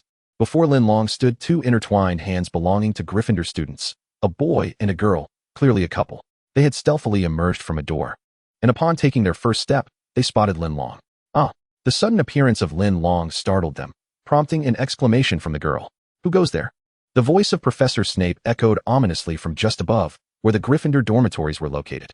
Pringle was well aware that the Gryffindor students were audacious, often indulging in nocturnal escapades. Thus, as curfew approached, he would first position himself outside the Gryffindor dormitory, ready to catch any miscreants. Upon hearing a commotion from downstairs, he rushed over without hesitation. The three of them panicked. The two Gryffindors glanced back at the door, swiftly grabbed Linlong, and dashed inside. The echoes of Pringle's curses and footsteps followed closely behind, prompting the trio to remain silent as they continued their flight. After traversing two concealed doors, Linlong stumbled upon a descending dark passage. Void of illumination, the steps spiraled down into the abyss, casting a shadowy veil over the unknown that loomed before her. The two Gryffindors, however, seemed quite familiar with this route. They produced their wands and cast a spell, causing bright orbs of light to erupt from their wands, illuminating the dark path ahead. The Gryffindor girl beckoned to Linlong, signaling her to follow them further. Listening to the increasingly close footsteps behind them, Linlong dared not linger, focusing intently on keeping pace with her companions. Time seemed to stretch indefinitely until, quite suddenly, the silvery glow of the moonlight graced the path ahead. Upon lifting her gaze, Linlong realized she had exited the castle and entered a forest. Glancing back, the castle sparkled in the distance, bathed in moonlight. They had indeed ventured beyond the castle's confines. Observing the surrounding trees, it was evident that they had trespassed into the Forbidden Forest, a place expressly forbidden by Professor Dumbledore during the opening ceremony. Marvelous. This night not only involved a nighttime adventure, but also an incursion into the Forbidden Forest. If caught, it would surely result in a significant deduction of points for Hufflepuff. Once they confirmed their safety, the trio halted, exchanging wide-eyed glances.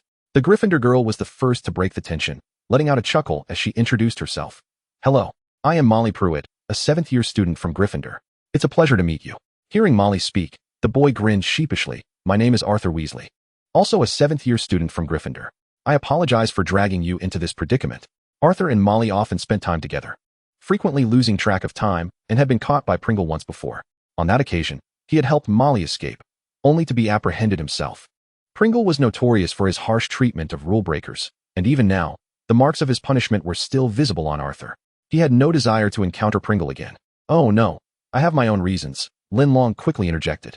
She had left the headmaster's office rather late, and had it not been for Dumbledore's reminder, she surely would have been caught. Pringle relished punishing students, and at that point, no amount of explanation would suffice. He would not listen. "Oh, I am a first-year student from Hufflepuff, Linlong."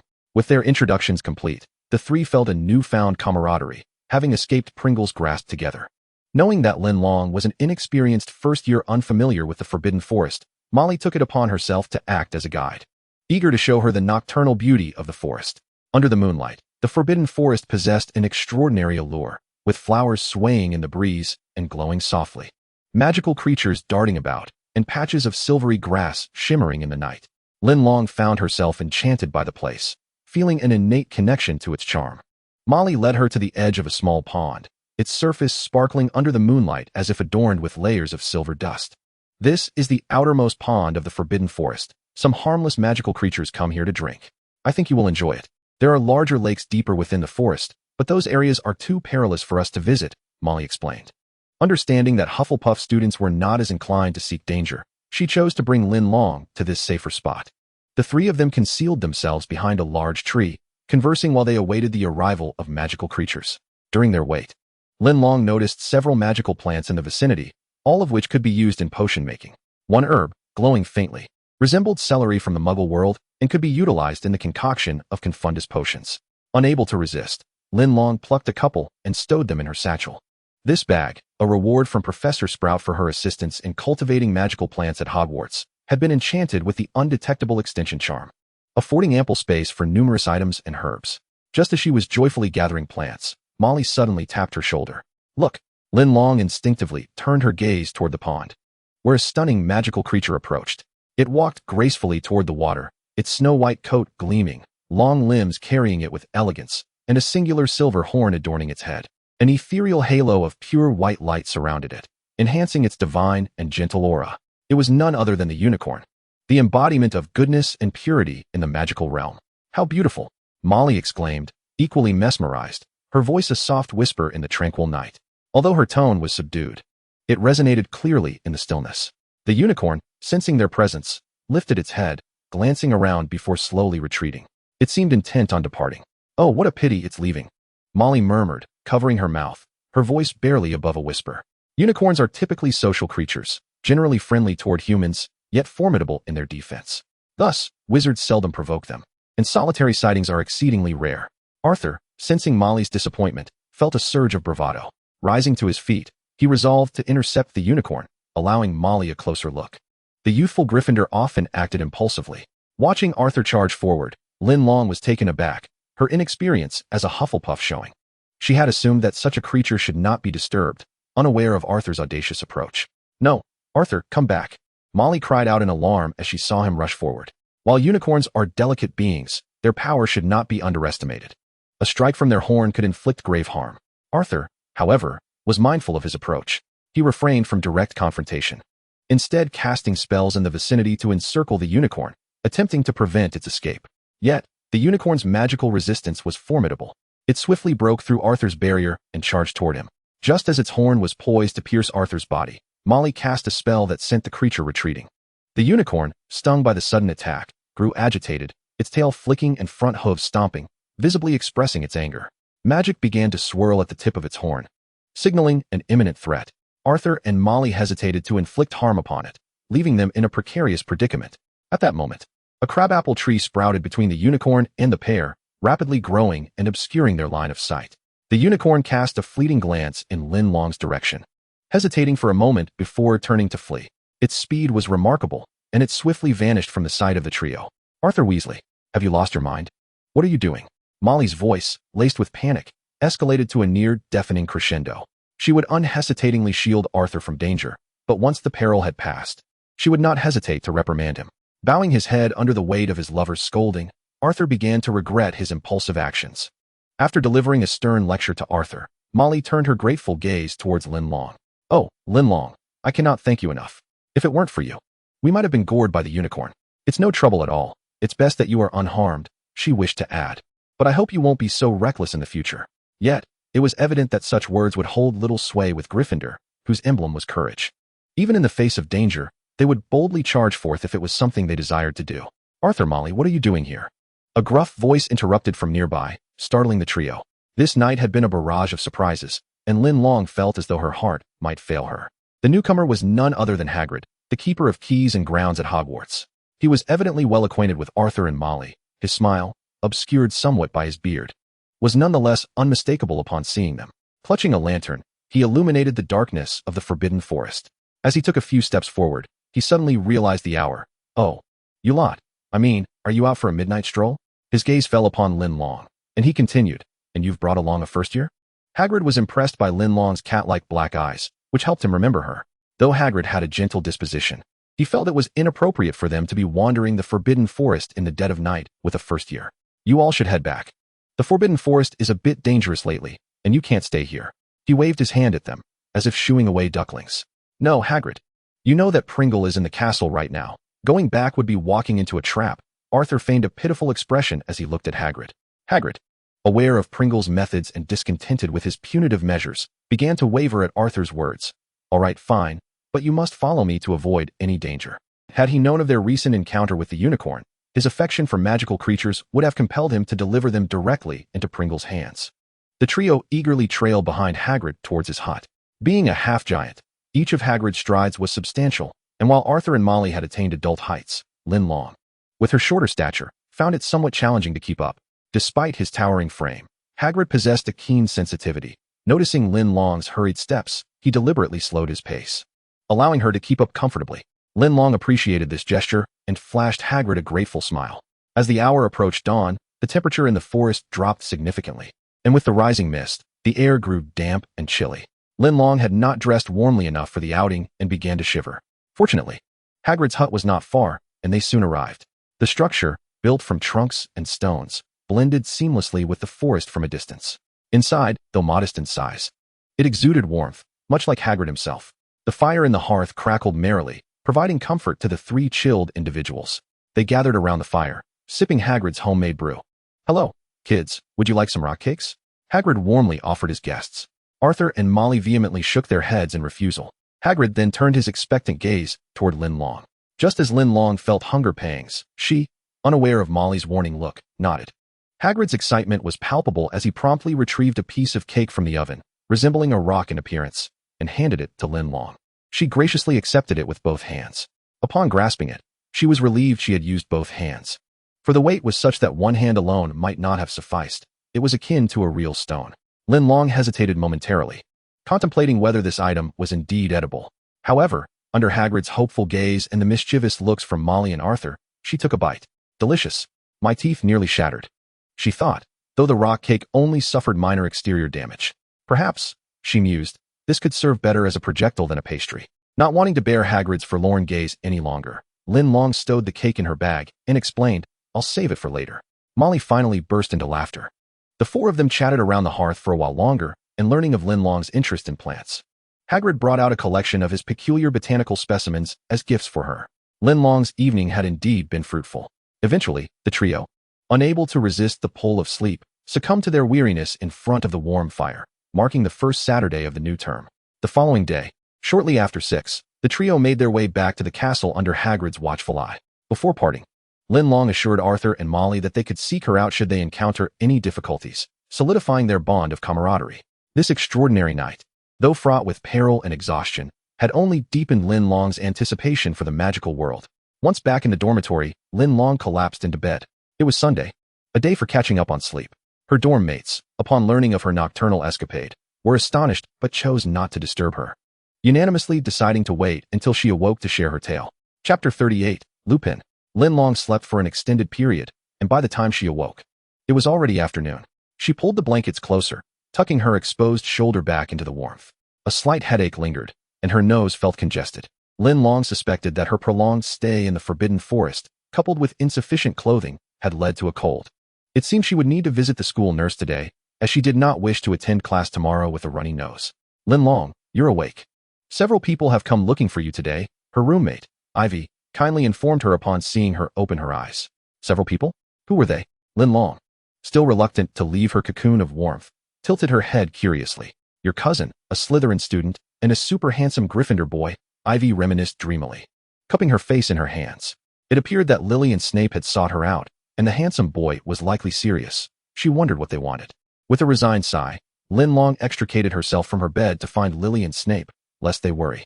Fortunately, she found them in the library.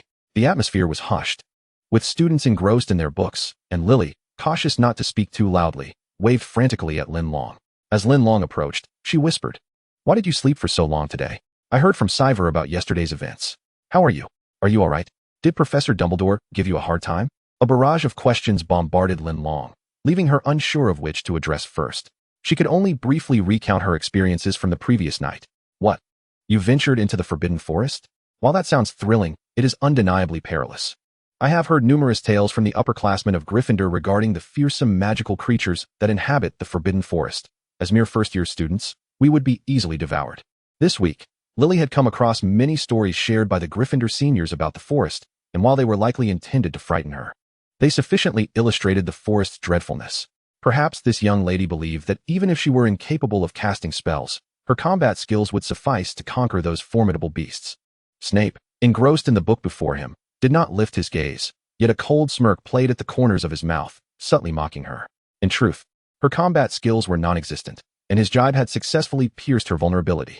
Linlong shot a furtive glare at Snape and retorted softly, "I can cast spells now. Last night, Professor Dumbledore held a private lesson for me, and my progress has been remarkable." With that, she brandished her wand and pointed it at the quill on the table, eager to demonstrate. However, in her excitement, she lost control, and the quill shot out of the window like an arrow, just as a Gryffindor boy was walking by. Linlong quickly regained her magical control, halting the quill mere centimeters from the boy's nose. Both Lily and Snape sprang to their feet, their chairs scraping the floor with a jarring noise that drew the attention of all present, eliciting disapproving murmurs. "Silence!"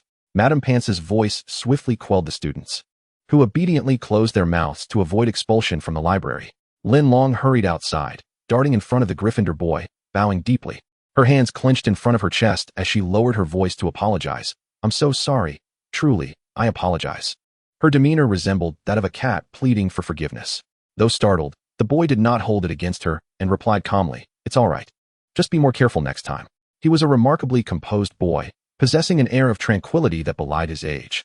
Lily and Snape, having witnessed Linlong's blunder, quickly followed suit. "Remus, are you all right?" This boy was also a first-year student, and Lily recognized him as a fellow housemate. Upon hearing his name called, Remus's gaze flickered, and he responded, "I'm fine. The quill didn't harm me." He paused before adding, "You know my name?" He looked at Lily earnestly, awaiting her response. "Of course. We are classmates. I wouldn't forget your name," Lily replied with a smile. This answer filled Remus with a warm sense of belonging. In truth, aside from Dumbledore, no one knew he was a dangerous werewolf. At the age of 4, he had been bitten out of vengeance for his father's offense against a werewolf, thus becoming one himself.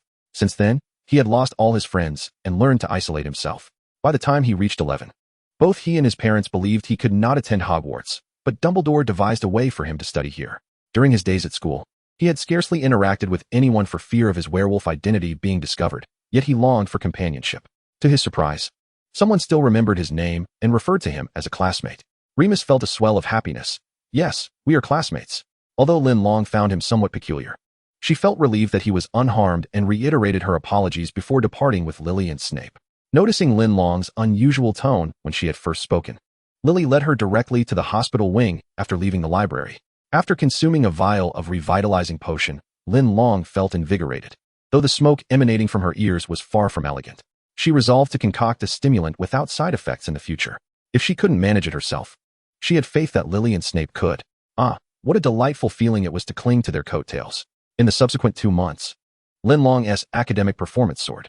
Ever since Dumbledore had identified her issues, she had made remarkable strides in spellcasting, save for her ongoing struggle to control her magical output.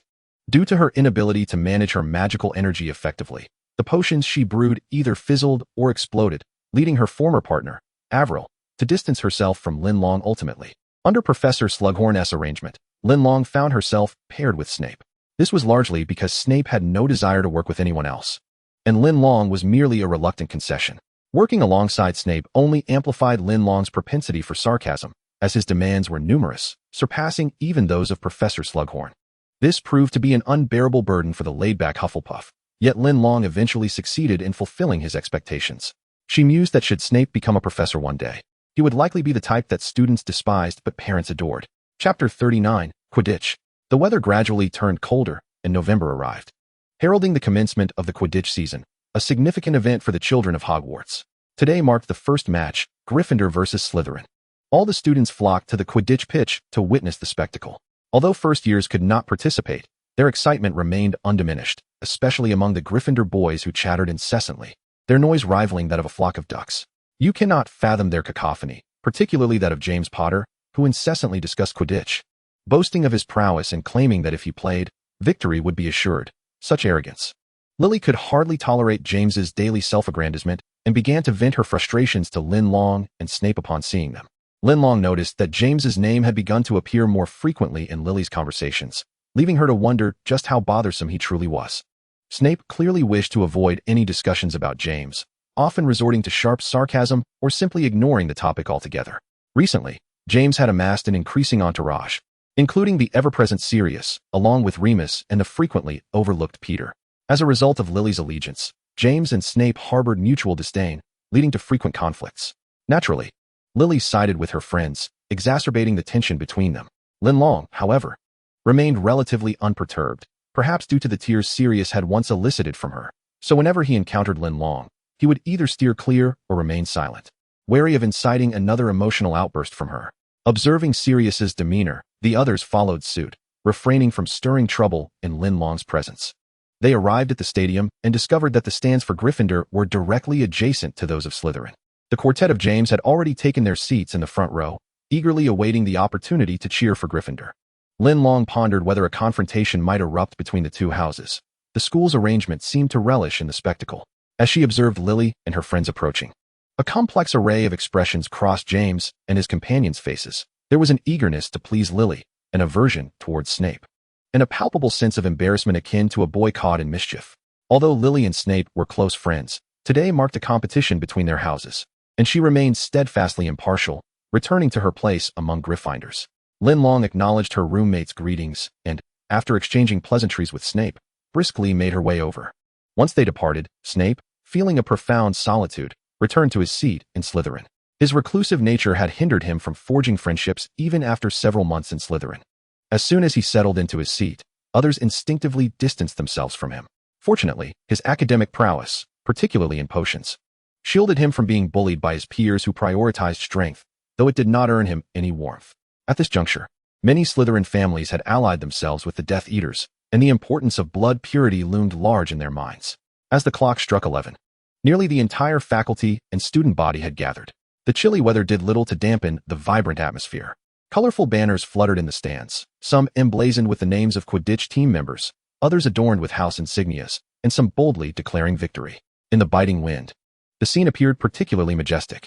A Hufflepuff student held aloft a Gryffindor cheer flag, wavering uncertainly. "Hey, raise it higher. Aren't we friends?"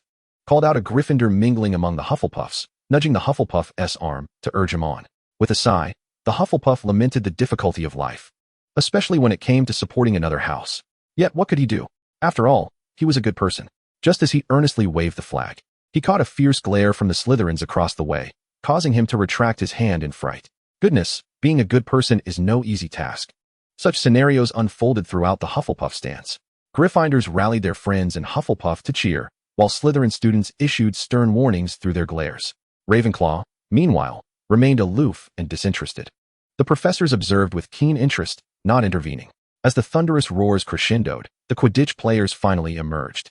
With a sharp whistle from Madame Hooch, all participants mounted their broomsticks and ascended into the air, signaling the commencement of the match. In the center of the stands, a commentator articulated the thrilling moments of the game, ensuring that even those unfamiliar with Quidditch could grasp the excitement on display. However, Linlong found little interest in the sport and began to scan her surroundings, seeking something that piqued her curiosity. Go. Defeat Slytherin. Gryffindor is the best. Gryffindor is invincible. At that moment, the loudest cheers emanated from James and his companions, their voices piercing through the cacophony. Conversely, the Slytherins, forsaking any semblance of decorum, shouted back vehemently. Slytherin. The best in the world. Get lost, foolish lions. Slytherin is invincible. As the shouting escalated, both sides devolved into a verbal skirmish. Lily, unable to comprehend their antics, covered her ears and focused intently on the match, her interest in Quidditch akin to watching the Muggle World Cup. On the other hand, Snape exhibited a complete lack of interest, engrossed in a book. Linlong mused that had it not been for the gathering of everyone, he likely would have remained hidden away. Today, he was clad rather lightly, wearing only a sweater and a Hogwarts cloak, paired with thin summer trousers, visibly chilly attire. Perhaps sensing Linlong's gaze, Snape abruptly lifted his head, his eyes scanning her with a frown of impatience. For some reason, he always seemed to detect her attention in an instant. From his expression, Linlong deciphered an unspoken question. "What are you staring at?" She smirked, silently retorting, "What is it to you?" After concluding her internal dialogue, she nonchalantly diverted her gaze elsewhere. Snape, seemingly provoked, withdrew his gaze and resumed his reading. The match progressed for approximately half an hour before, with a resounding whistle, the Slytherin players executed a cunning strategy to triumph over Gryffindor, claiming victory in the first match. The Slytherin students erupted into unprecedented cheers, rendering the despondent Gryffindors even more forlorn. As the afternoon weather worsened, students in the stands gradually dispersed, the once vibrant atmosphere fading into the chilly breeze. Chapter 40, A Sweet Treat. Since mastering her abilities more consistently, Linlong felt as though the time spent studying had flown by. Unbeknownst to her, Christmas was approaching. Perhaps Merlin himself delighted in the holiday spirit. For a heavy snowfall blanketed Hogwarts, enveloping the castle in a crystalline shroud. Linlong had now been in Britain for a year. Last Christmas, she had been anxiously selecting gifts alongside the Evans family. Now, nestled by the warm hearth in the Hufflepuff common room, she listened as upperclassmen discussed their plans for visiting Hogsmeade to procure suitable Christmas gifts. This year, she and Lily had decided to return home. They had not seen William, Flora, or Penny in nearly 4 months and felt an overwhelming sense of longing. They had already sent off their letters announcing their return. In contrast, Snape had opted to remain at school, showing no inclination to return home. Several of his pureblood housemates had likewise chosen to stay behind. With the wizarding world in turmoil and the holiday season looming, their parents insisted they remain at Hogwarts and avoid venturing out. As the prospect of separation loomed, Linlong contemplated what gifts to give them. The Hufflepuff upperclasswomen were exceptionally kind to their younger peers, always willing to assist with any requests for items they wished to bring back. Thus, Linlong had long since prepared gifts for her uncle, aunt, and Penny. However, she found herself in a quandary regarding gifts for Snape and her roommates. The two upperclasswomen seemed oblivious to Linlong's presence, engrossed in whispered conversations. "Hey, did you manage to get any amortentia?" one asked. "Alas, not yet. Amortentia has been incredibly popular lately, with prices doubling, making it nearly impossible to acquire," the other replied. As Christmas approached, many wizards would choose to gift amortentia to those they admired, hoping to inspire love in return. Although the potion's effects were potent, it could not fabricate genuine affection. Nonetheless, it remained highly sought after, perhaps as wizards pursued the thrill of tasting a forbidden fruit, regardless of its sweetness. The market for magical potions was undoubtedly thriving. Oh, wait a moment. A magical potion. Eureka! She has just conceived the perfect gift for Severus. With her concerns alleviated, Linlong's spirits soared. She skipped joyfully towards the kitchen. Adjacent to the Hufflepuff common room lies the Hogwarts kitchen. Ever since Linlong discovered this place, she frequently indulged herself by preparing traditional Chinese home-cooked meals. She would even craft delightful little desserts to share with her roommates, Lily and Severus. However, they found her creations somewhat lacking in sweetness. Severus, on the other hand, appreciated them, perhaps due to their subtlety. The kitchen bustled with the activity of Hogwarts house elves, who were notably kinder to the students of Hufflepuff than to those of other houses. This benevolence stemmed from Helga Hufflepuff, the founder, who had provided them with sanctuary, allowing them to work at the school without fear of mistreatment. Thus, whenever a Hufflepuff student entered the kitchen, the elves would rush over, eager to assist. The first time Linlong witnessed this scene, she was taken aback, but she had since grown accustomed to it. "All right, you may continue with your tasks. I shall manage on my own," she instructed them in a tone that brooked no argument, knowing that otherwise she would be subjected to endless entreaties.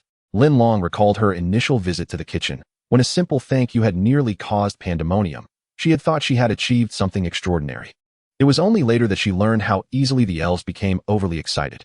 After spending an entire afternoon, Linlong had produced several boxes of sweet treats, ensuring they were generously sweetened, so much so that consuming them would necessitate insulin. These were her gifts for her roommates and professors, a token of her affection. She carefully packaged the treats and delivered them to the school's owlery, trusting the owls to send them out. Being a member of Hufflepuff afforded her excellent rapport. Had she delivered them herself, she would have exhausted her legs. The owls would place the gift boxes intended for the professors in their offices, while those for students remaining on campus would be placed beneath the Christmas tree in the common room, and those going home would be delivered directly to their residences. After distributing the sweets, she made her way to the greenhouse, assisting her head of house in tending to the magical plants that would be needed in the coming days. With a 2-week Christmas holiday ahead, akin to a winter break, she felt a twinge of concern for the plants in the greenhouse. Professor Sprout, after tending to a plant, stood slowly, rubbing her back. Although not as advanced in age as Dumbledore, she was not young either, and prolonged bending had taken its toll. My dear, thank you so much. Without your help, I fear my back would have given out, Professor Sprout expressed gratefully, embracing Linlong headmistress. It is my duty. You need not be so formal, Linlong replied, returning the embrace and offering a gentle rub to her waist. Perhaps due to her frequent interactions with magical flora, Professor Sprout carried a scent reminiscent of earth and herbs, not unpleasant, but rather grounding. Linlong nestled against her headmistress's shoulder, feeling as if she were hugging her mother. Their embrace was brief, as Professor Sprout produced a package wrapped in earthy yellow hues and handed it to Linlong. My dear, let me be the first to wish you a Merry Christmas. Receiving her first Christmas gift filled Linlong with joy. She immediately clutched the box, grinning widely. She then reached into her bag, retrieving a potted plant. Professor, this is a gift for you. Merry Christmas. Yes, she was indeed partial.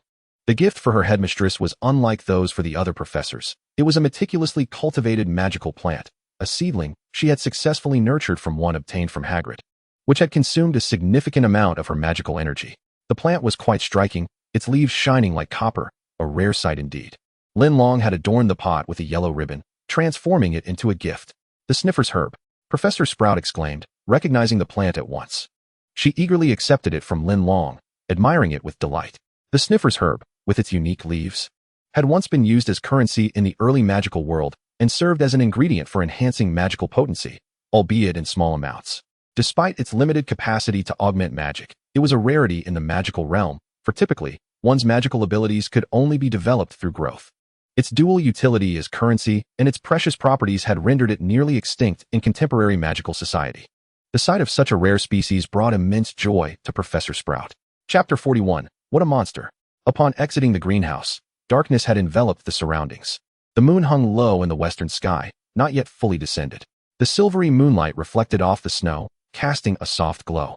The castle appeared magnificently resplendent against the snowy backdrop. Linlong walked slowly towards the castle when, suddenly, she heard an unusual noise in the previously tranquil environment. It resembled footsteps crunching in the snow beside her. Alert, she glanced around but saw no one. Pondering, she lowered her gaze. Wait. What is that on the ground? Why are so many footprints appearing? A peculiar shuffling sound persisted, seemingly approaching her, as if a creature with mismatched feet were drawing near. Am I about to encounter some terrifying beast? Panic set in, and Linlong hastily retrieved a talisman from her satchel, tossing a fire charm towards the source of the footprints. The charm ignited midair as if it had encountered something. What is that? It's on fire. Run. Two familiar voices suddenly erupted from the flames, their tones unmistakably recognizable. Linlong squinted and saw the once empty space now occupied by two familiar figures, alongside a shimmering silver fabric they had carelessly discarded. Blimey, it's them again. This is truly terrifying, Linlong inwardly chastised. The figures were none other than James and Sirius from Gryffindor. Encountering them could only mean trouble. It was late, and they were likely up to some mischief once more. Linlong had no desire to be caught and sent to Professor Flitwick for detention, so it was best to make her exit. Just as she took a step forward, she was suddenly seized by the arm. Little Badger, what did you just use? Why did it suddenly burst into flames? Sirius was brimming with curiosity. In their first-year curriculum, they had learned a fire charm that produced flames no larger than those of a bluebell, nothing like the fierce blaze that had just erupted. Linlong was reluctant to respond, but seeing Sirius's insistence, she reluctantly explained, it's a talisman from China, which seals magical incantations onto yellow paper. When needed, only a small amount of magical energy is required to manipulate it. How ingenious, Sirius praised. It is indeed a delightful prank, he mused inwardly. Fortunately, Linlong remained oblivious to his thoughts. Otherwise, she would undoubtedly have scolded him. The power of this fire curse is not to be underestimated. Had it not been for that gleaming silver object shielding them, they would have surely ignited on the spot. Meanwhile, James picked up the extinguished invisibility cloak, meticulously inspecting it. Luckily, the cloak in his possession is one of the Deathly Hallows, impervious to flames. Otherwise, even with his favored status, he would likely face severe repercussions from his parents upon returning home. All right, it's getting late. We should hurry, James reminded Sirius. Upon hearing James's words, Sirius reluctantly abandoned his intention of procuring a magical charm from Linlong, bid her farewell, and turned to follow James. Wait, where are you two going? Linlong inquired curiously, noticing their errant direction. We're heading to the Forbidden Forest. Rumor has it that unicorns have been spotted there recently, and we want to investigate. Sirius replied with a grin. His excitement lent a certain childishness to his handsome features. The Forbidden Forest. Unicorns. Have you both lost your minds? Linlong exclaimed, her voice rising in concern. Those are unicorns, creatures that even seventh years like Molly and Arthur cannot best. If you two inadvertently provoke one, you might find yourselves in grave danger. Her alarmed tone sent the two boys into a flurry, and Sirius quickly covered her mouth, exclaiming, Sister, you truly are my dear sister, please be quiet. Sirius, a proud individual, would refer to his sister as such even in dire circumstances, while others would simply call her sister. Ugh, what are you saying? Linlong glared at him. Why don't you just remove your hand? You're covering my mouth and then asking what I said. Have you used all your intelligence on your looks? Is that why your IQ is 0? After mentally berating him, she forcefully shoved his hand away and cautioned the two. While unicorns are generally friendly towards humans, should you inadvertently anger one, the consequences could be dire. James crossed his arms and lifted his chin, declaring, We're not foolish enough to let a unicorn spot us. Linlong shot him a skeptical glance, clearly unconvinced. Fine, do as you please. She quickly abandoned her attempts at persuasion, intending to report to Professor McGonagall, hoping to penalize the two boys. The trio parted ways, their backs turned to one another as they each went their separate ways. Linlong contemplated how to exaggerate the situation to Professor McGonagall, eager to impose a hefty deduction on the two in retribution for their fright. She bounded forward a few steps when suddenly, she felt her feet leave the ground. Flailing about, she realized she could not touch the ground at all. Turning her head, she found that the two boys were indeed the culprits, each hoisting one of her arms, dragging her toward the Forbidden Forest. She had known it. Encountering these two was bound to lead to trouble. In order to prevent you from reporting us, we might as well explore the night together, Sirius said with a smug smile. You wouldn't want Hufflepuff to lose points, would you? James threatened. Linlong felt her temper rising. Were they truly forcing her to resort to her ultimate weapon? Closing her mouth, she prepared to burst into tears. However, Sirius swiftly covered her mouth once more. Don't cry, don't think we're fooled. We fell for your trick last time, but we won't be deceived again. Sirius had observed Linlong for quite some time and realized that she was far from fragile. Her inner strength was formidable enough to withstand trivial matters. He had initially been misled by her seemingly soft demeanor, feeling guilty about it for quite some time. Realizing her ruse had been uncovered, Linlong fell silent. Life is indeed difficult. Even tears seemed futile. The boys acted swiftly, and before long, they had entered the depths of the Forbidden Forest. The forest floor was blanketed in snow, making traversal arduous, while the periphery was relatively easier to navigate, with only a thin layer of snow. Nevertheless, this also attracted many magical creatures from the inner forest to the outskirts. After lingering behind a large tree for a short while, they encountered one of these creatures, a snidget, its tail large enough to envelop a person, floating gently upward like a balloon thanks to its gas intake. It hopped about on the ground, searching for food, and soon scurried away. The trio continued their search, but found no unicorns. Isn't it said that unicorns are attracted to pure-hearted girls? Why can't you attract them? James asked Linlong, his disappointment palpable. Oh, please. I've seen unicorns long before, okay? It's only you two unworthy souls who cannot. Linlong shot him a fiery glare, unwilling to waste her breath on trivial banter. Never mind, it's getting late. Let us return another time, Sirius remarked, feeling the evening chill. Linlong, eager to return, ignored the two and turned to head back toward the castle. James and Sirius hurried to catch up. As the trio made their way back, they suddenly heard faint voices. Chapter 42, Resolving the Professor. The three quickly hid behind a large tree, encountering a professor on night patrol. James flicked open the invisibility cloak and draped it over all three of them. The voices grew closer and clearer. Fortunately, we managed to capture the snidget. Without it, entering would have been quite the challenge against the barrier created by Dumbledore. A man clad in black attire and a mask remarked. Oof, what is Dumbledore? Our master will eventually defeat him, a similarly dressed woman scoffed. But will we face our master's wrath for trespassing into Hogwarts? The man inquired anxiously. As long as we solve the master's problems, he shall not punish us, the woman confidently replied, appearing well acquainted with the master she referred to. Their conversation and attire unmistakably revealed their identity, Death Eaters. What shall we do about tomorrow's festivities? Those professors are not easily dealt with, the man lamented, troubled by the inability to resolve his master's dilemma. Tomorrow is Christmas. The master will lead the followers into the muggle world for merriment, and we cannot allow those Aurors to disrupt it. We can only hope that the chaos they create at Hogwarts will divert the Aurors' attention. Since we cannot confront them head-on, we shall resort to poison, the woman cackled, spinning around with a wicked idea. Her voice, though melodious, carried a sharp and jarring laughter. Sirius, crouching beside Linlong, turned pale, muttering incoherently. Meanwhile, James seethed with anger, fists clenched, ready to lash out. Yet he understood the gravity of the situation. 3 first-year wizards stood no chance against 2 adult Death Eaters. Though brave as lions, they were not foolish. The 3 remained hidden until the Death Eaters were out of sight, then cautiously made their way toward the castle. However, they found themselves at the very edge of the inner forbidden forest, with thick snow piled high. Each step could lead to an unforeseen mishap. Hand in hand, they proceeded cautiously, testing the ground with each careful step. Suddenly, a gust of wind swept upwards, causing the 3 individuals, cloaked in invisibility, to reveal their lower bodies. TSK, what do we have here? Little mice eavesdropping is quite an impolite act, the female Death Eater remarked nonchalantly, twirling her wand as she addressed the trio. The 3 dared not lift their invisibility cloak. After a brief pause, they turned and sprinted back towards the castle. However, the Death Eaters did not afford them this opportunity. The male Death Eater appeared directly in their path. How did they discover our presence? We were cloaked. Why were we still detected? James scratched his head, perplexed. He had great confidence in their invisibility cloak, which had previously allowed them to evade Pringle's pursuit during many nocturnal escapades. Yet today, it seemed utterly ineffective. Sirius remained unusually silent, not uttering a word. It was Linlong who discerned the source of their predicament, the footprints. The imprints in the snow had betrayed their location. James glanced back. Lo and behold, their footprints were starkly visible against the pure white snow, unmistakably revealing their trail. Realizing the invisibility cloak was no longer of use, James reluctantly decided to retract it, confronting the 2 Death Eaters directly. Upon fully revealing their faces, the 2 Death Eaters hesitated momentarily. The woman then spat at Sirius. Traitor of Slytherin. Sirius's face flushed crimson with anger. Clearly, the woman recognized him. Having scolded him, she circumvented Sirius and aimed her wand at James and Linlong. Without hesitation, Sirius stepped protectively in front of them, fully aware that he was outmatched, yet brandishing his wand defiantly. Do not harm my friends. As the situation escalated, James whispered urgently to Linlong, we'll hold them off. You run.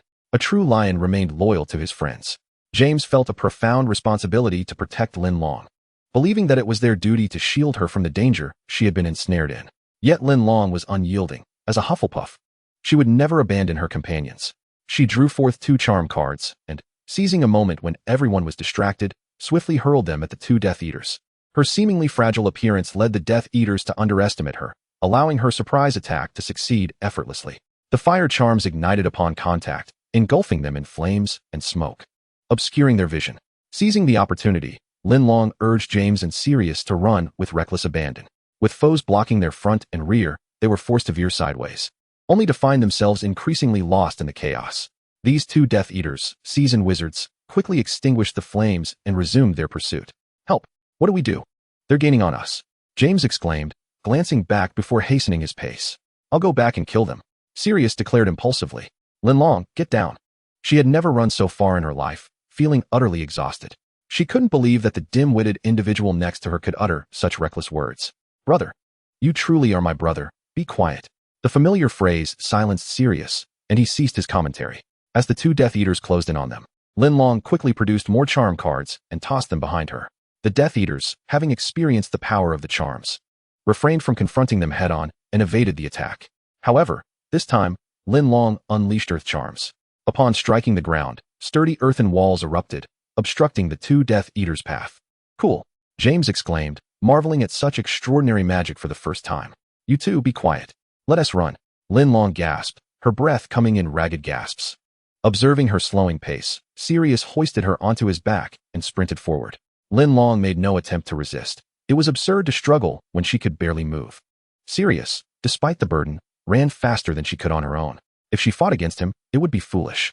Though Linlong was small and light, the weight of her age began to wear on Sirius as he pressed on, gritting his teeth and determined to lead her to safety. As they ran, Linlong suddenly spotted a shimmering pool in the distance. She recognized it as the place where Molly and Arthur had once brought her. If they reached there, she would know the way to Hagrid's hut. She directed Sirius and James toward it. Suddenly, Sirius and James stumbled, falling forward. Sirius's knee scraped painfully against the ground, while James let out a cry of distress. Linlong, still on Sirius's back, was thrown to the ground with a harsh thud. Ouch! Linlong felt as if her insides had rearranged themselves. How dare you mock us? You seek death. The spell that had tripped Sirius was cast by the female Death Eater, who was now seething with rage. Linlong imagined that if she were to remove her hat, Her hair would likely be standing on end. Chapter 43, 50 points. Get away. I will personally kill this wretched bastard. The woman forbade the enraged men from retaliating, advancing toward Linlong with her wand raised. As she passed Sirius and James, she viciously kicked both, leaving them doubled over in pain. She continued forward until she stood before Linlong, her sharp wand pressing against Linlong's face, leaving a deep mark. The woman cast a binding spell, immobilizing Linlong's hands and preventing her from wielding her peculiar magic. No one has ever made me feel so helpless. You have achieved that distinction. Therefore, allow me to grant you a reward. How about a Cruciatus curse? Her voice feigned sweetness but dripped with malice. This was not a negotiation, but a form of torture. With a sinister laugh, the woman raised her wand. Cruciatus. Before she could finish the incantation, a branch suddenly emerged, snatching her wand away and rendering her powerless. On the other side, the male Death Eater was silently ensnared by a creeping vine. Linlong quickly glanced at Sirius and James, signaling them to remain still. She then turned and fled in a specific direction, hurling insults as she ran. Filthy woman, your mouth is foul, your voice unbearable, and you must look hideous. The woman was driven nearly to madness by Linlong's insults. Her once prized beauty had been belittled by a mere half-blood, igniting a desire to unleash the killing curse upon them all. Quickly reclaiming her wand, she freed the other Death Eater from his bindings and pursued Linlong. The more Linlong ran, the more pain she felt coursing through her body. She realized her injuries were severe, and her body had reached its limit. Thus, she halted, turning to face her pursuers. The woman observed her surroundings cautiously as she came to a halt. The hybrid magic before her was not particularly potent, yet its methods were exceedingly cunning. She was uncertain about the earlier incident with the branch, but she was certain it was intricately linked to the girl before her. Noting the open space, with trees distanced far away, she dared to advance slowly. This time, she refrained from idle chatter, instead drawing her wand and aiming it directly at Linlong. Another Death Eater, equally incensed, also brandished his wand at Linlong. At that moment, Linlong stood a short distance away, gasping for breath, while the two Death Eaters confronted her with their wands raised. The man's eyes glinted like a predator's, and he uttered the killing curse, Avada. Before his spell could fully manifest, a deafening explosion erupted from beneath his feet, accompanied by countless steel-like spikes that shot up from the ground, hurtling towards him. This transpired in an instant. The man was soon pierced by numerous dark golden spikes. The woman, vigilant of her surroundings, had ducked behind the man at the moment of the explosion, using him as a shield to avoid substantial harm. However, a few of the spikes, adjusted an angle by Linlong, struck her nonetheless. The woman recognized these spikes for what they were, the nearly extinct rolling spikes from the magical realm. The man, overwhelmed by the number of spikes, collapsed, his breathing growing faint. The woman felt a wave of dizziness wash over her, her strength waning. The toxin from the rolling spikes was potent. She could no longer linger here, or she would face capture. It seemed she would be unable to alleviate her master's burdens this time. She cast a fierce glare at Linlong, imprinting her image in her mind. When they next crossed paths, she would ensure that the girl suffered a torturous demise through the Cruciatus curse. Linlong watched as the woman fled in disarray, finally letting out a sigh of relief as she sank to the ground in exhaustion. Thank goodness. It was fortunate that Headmaster Dumbledore had planted the rolling spikes in the Forbidden Forest. It had afforded her an opportunity to escape peril. She had recognized those familiar leaves just as she fled, which had led the two to this direction. She had initially aimed to capture them all, but she had anticipated the woman's wariness. Breathing heavily, Linlong gathered her strength and made her way towards Sirius and James. After a few steps, she noticed them leaning on each other, heading towards her. The two breathed a sigh of relief upon seeing Linlong unharmed, eager to inquire about what had transpired. Linlong rolled her eyes internally. Goodness, didn't they see that she was nearly dead? Why were they asking so many questions? As if her life meant nothing to them.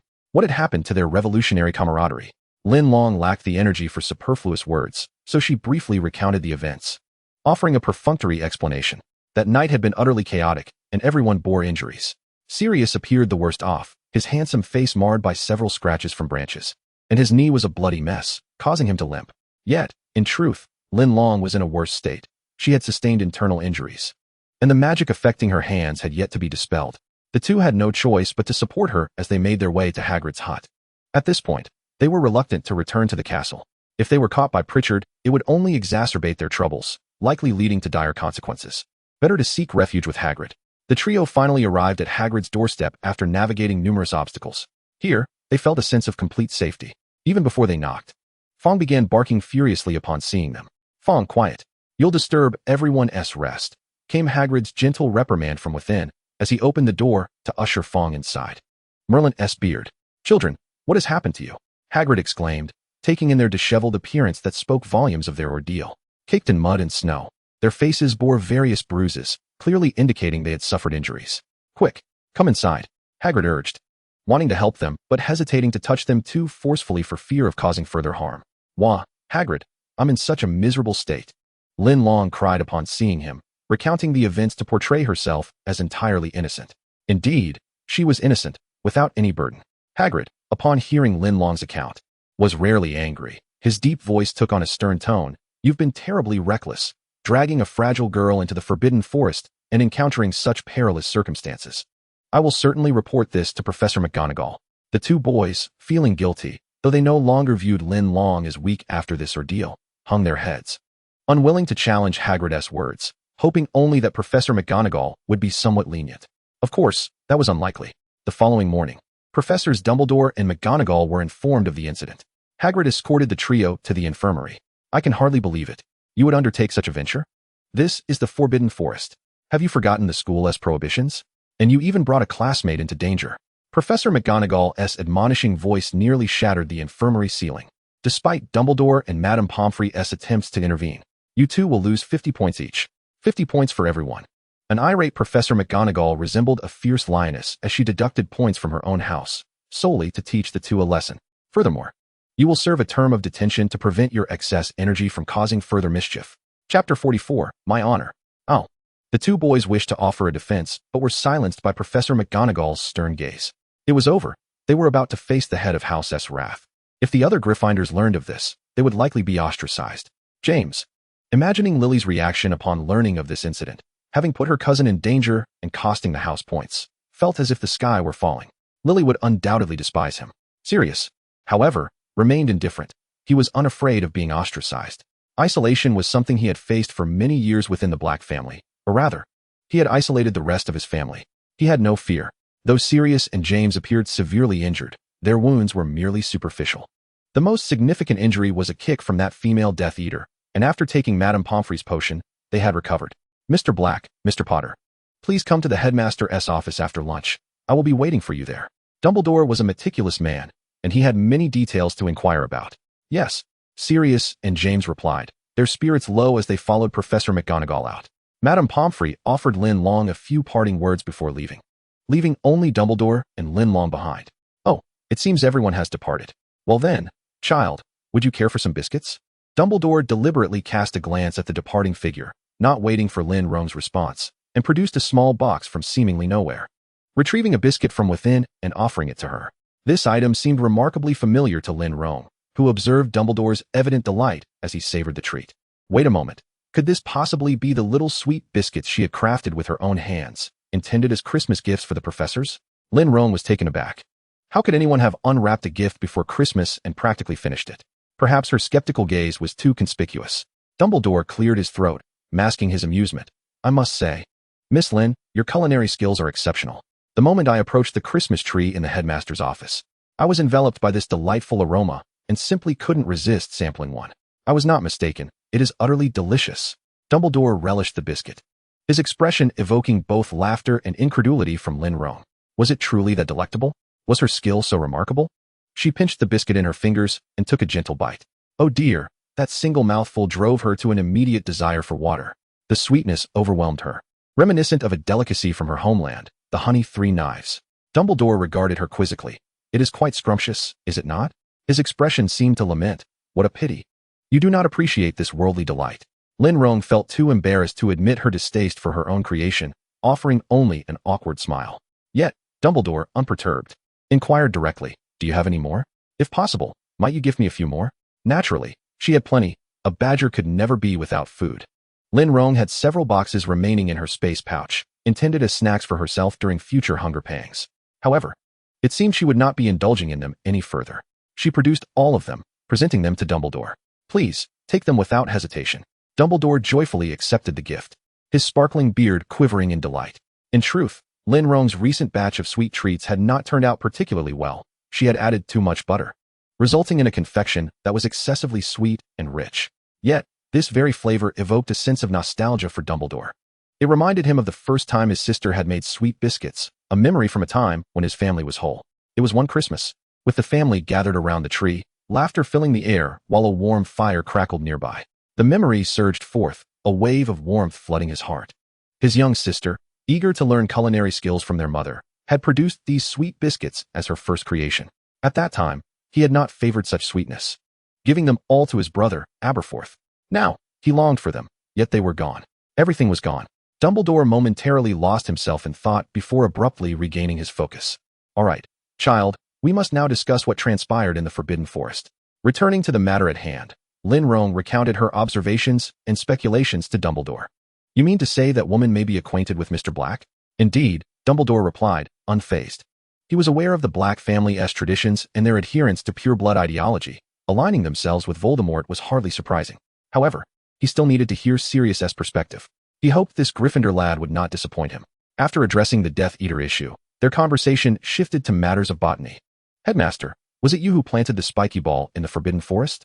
Dumbledore had initially intended to keep this a secret, believing the children should enjoy their carefree lives under the sunlit skies of Hogwarts, while he dealt with all the shadows lurking in the corners. However, the girl before him was distinctly exceptional. Though her appearance was delicate and harmless, her core and abilities were remarkably formidable, akin to the honey badger of the natural world. Thus, he deemed it appropriate to confide in her. Yes, in fact, those Death Eaters are not new to Hogwarts. The spiky balls were planted as a defense against them. Perhaps in the near future, we may require your talents to help reorganize the Forbidden Forest. It would be my honor, Linlong replied with a smile. This crisis had unveiled further possibilities of her innate gifts. Not only could she cultivate magical plants, but she could also manipulate them. Perhaps she would surprise Dumbledore in the future. After their discussion, Linlong returned to her dormitory. As the one who had been implicated, she faced no penalties, allowing her a stress-free return to Hufflepuff. To prevent the other students from knowing about the Death Eater's intrusion into Hogwarts, Dumbledore refrained from awarding her points, instead giving her some intriguing magical plants that piqued her interest. Chapter 45, Going Home. Linlong returned to her dormitory, where her belongings for the journey home were still in disarray. She immediately set about packing frantically, pinning several letters. These were Christmas cards for her family, which she insisted on writing by hand. As she wrote, she also composed a letter for Snape, containing little more than a simple Merry Christmas and a brief description of her gift. After finishing Snape's letter, she hesitated. Should she write to Sirius and James? Recalling their mischievous antics, she almost decided against it. Yet, their sincere apologies on the way to Hagrid's hut lingered in her mind, along with Sirius's refusal to abandon her despite his exhaustion. They had become close friends through their shared experiences, and not acknowledging that felt wrong. Oh, fine, all right, she thought. After all, she was a friendly little badger. A simple Merry Christmas for each would suffice. Done. Linlong quickly gathered her things, visited the greenhouse one last time to check on the plants, and then made her way to the Great Hall. Lily and Snape caught Linlong during lunch in the Great Hall. Lily had learned of the previous night's events when points were deducted from Gryffindor. Professor McGonagall had summoned everyone to the Gryffindor common room, publicly revealing the misdeeds of James and Sirius as a cautionary tale. Upon discovering that Linlong had been put in danger due to their actions, Lily was furious, practically seething with rage. She longed to confront them personally. However, James and Sirius had swiftly hidden themselves from the piercing gazes of their fellow lions after McGonagall left, leaving Lily without a target for her ire. When she finally met Linlong, her concern was palpable. She scrutinized her closely and declared fiercely, "I will absolutely find them. They cannot escape unscathed. It's all right, really. I'm fine now. Professor McGonagall has already given them a semester's worth of detention, which is punishment enough." Linlong hurriedly reassured her, not wanting Lily to become too enraged. It seemed that one particular lady was enjoying herself. Perhaps they had been overly presumptuous in believing they should intervene. The sardonic tone combined with a displeased expression clearly conveyed the speaker's foul mood. Snape encountered Lily at the entrance to the kitchens. Upon hearing the news, his fury was enough to ignite a firestorm. Upon hearing Linlong still speaking on their behalf, a surge of anger welled up within her. The urge to pry into her mind and discern her thoughts became overwhelming. Linlong retorted, "It's all complaints about you." The two, consumed by rage, realized that Linlong was not someone to provoke, and thus begrudgingly fell silent. In truth, she was not genuinely angry. Neither Sirius nor James held any significance for her.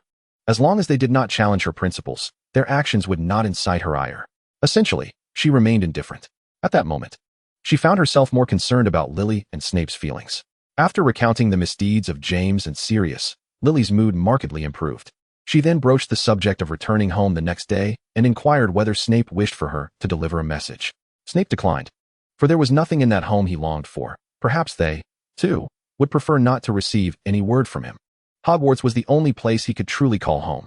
The festive season was bustling with activity, given that numerous children would remain at school for the holidays. The professors adorned Hogwarts in extraordinary splendor. Hagrid dragged a massive fir tree into the Great Hall. Linlong caught his eye and winked at her.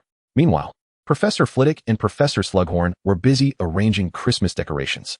Normally, Professor McGonagall relished this event and was the most enthusiastic, yet this time, the antics of two boys had drained her spirit.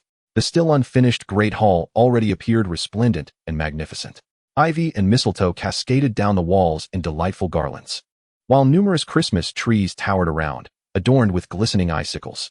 Enchanted to float gently, tiny snowflakes fell from the branches, vanishing upon touching the ground. How beautiful! I must learn that spell from the professor so my Christmas tree at home can have its own snowfall, Lily exclaimed.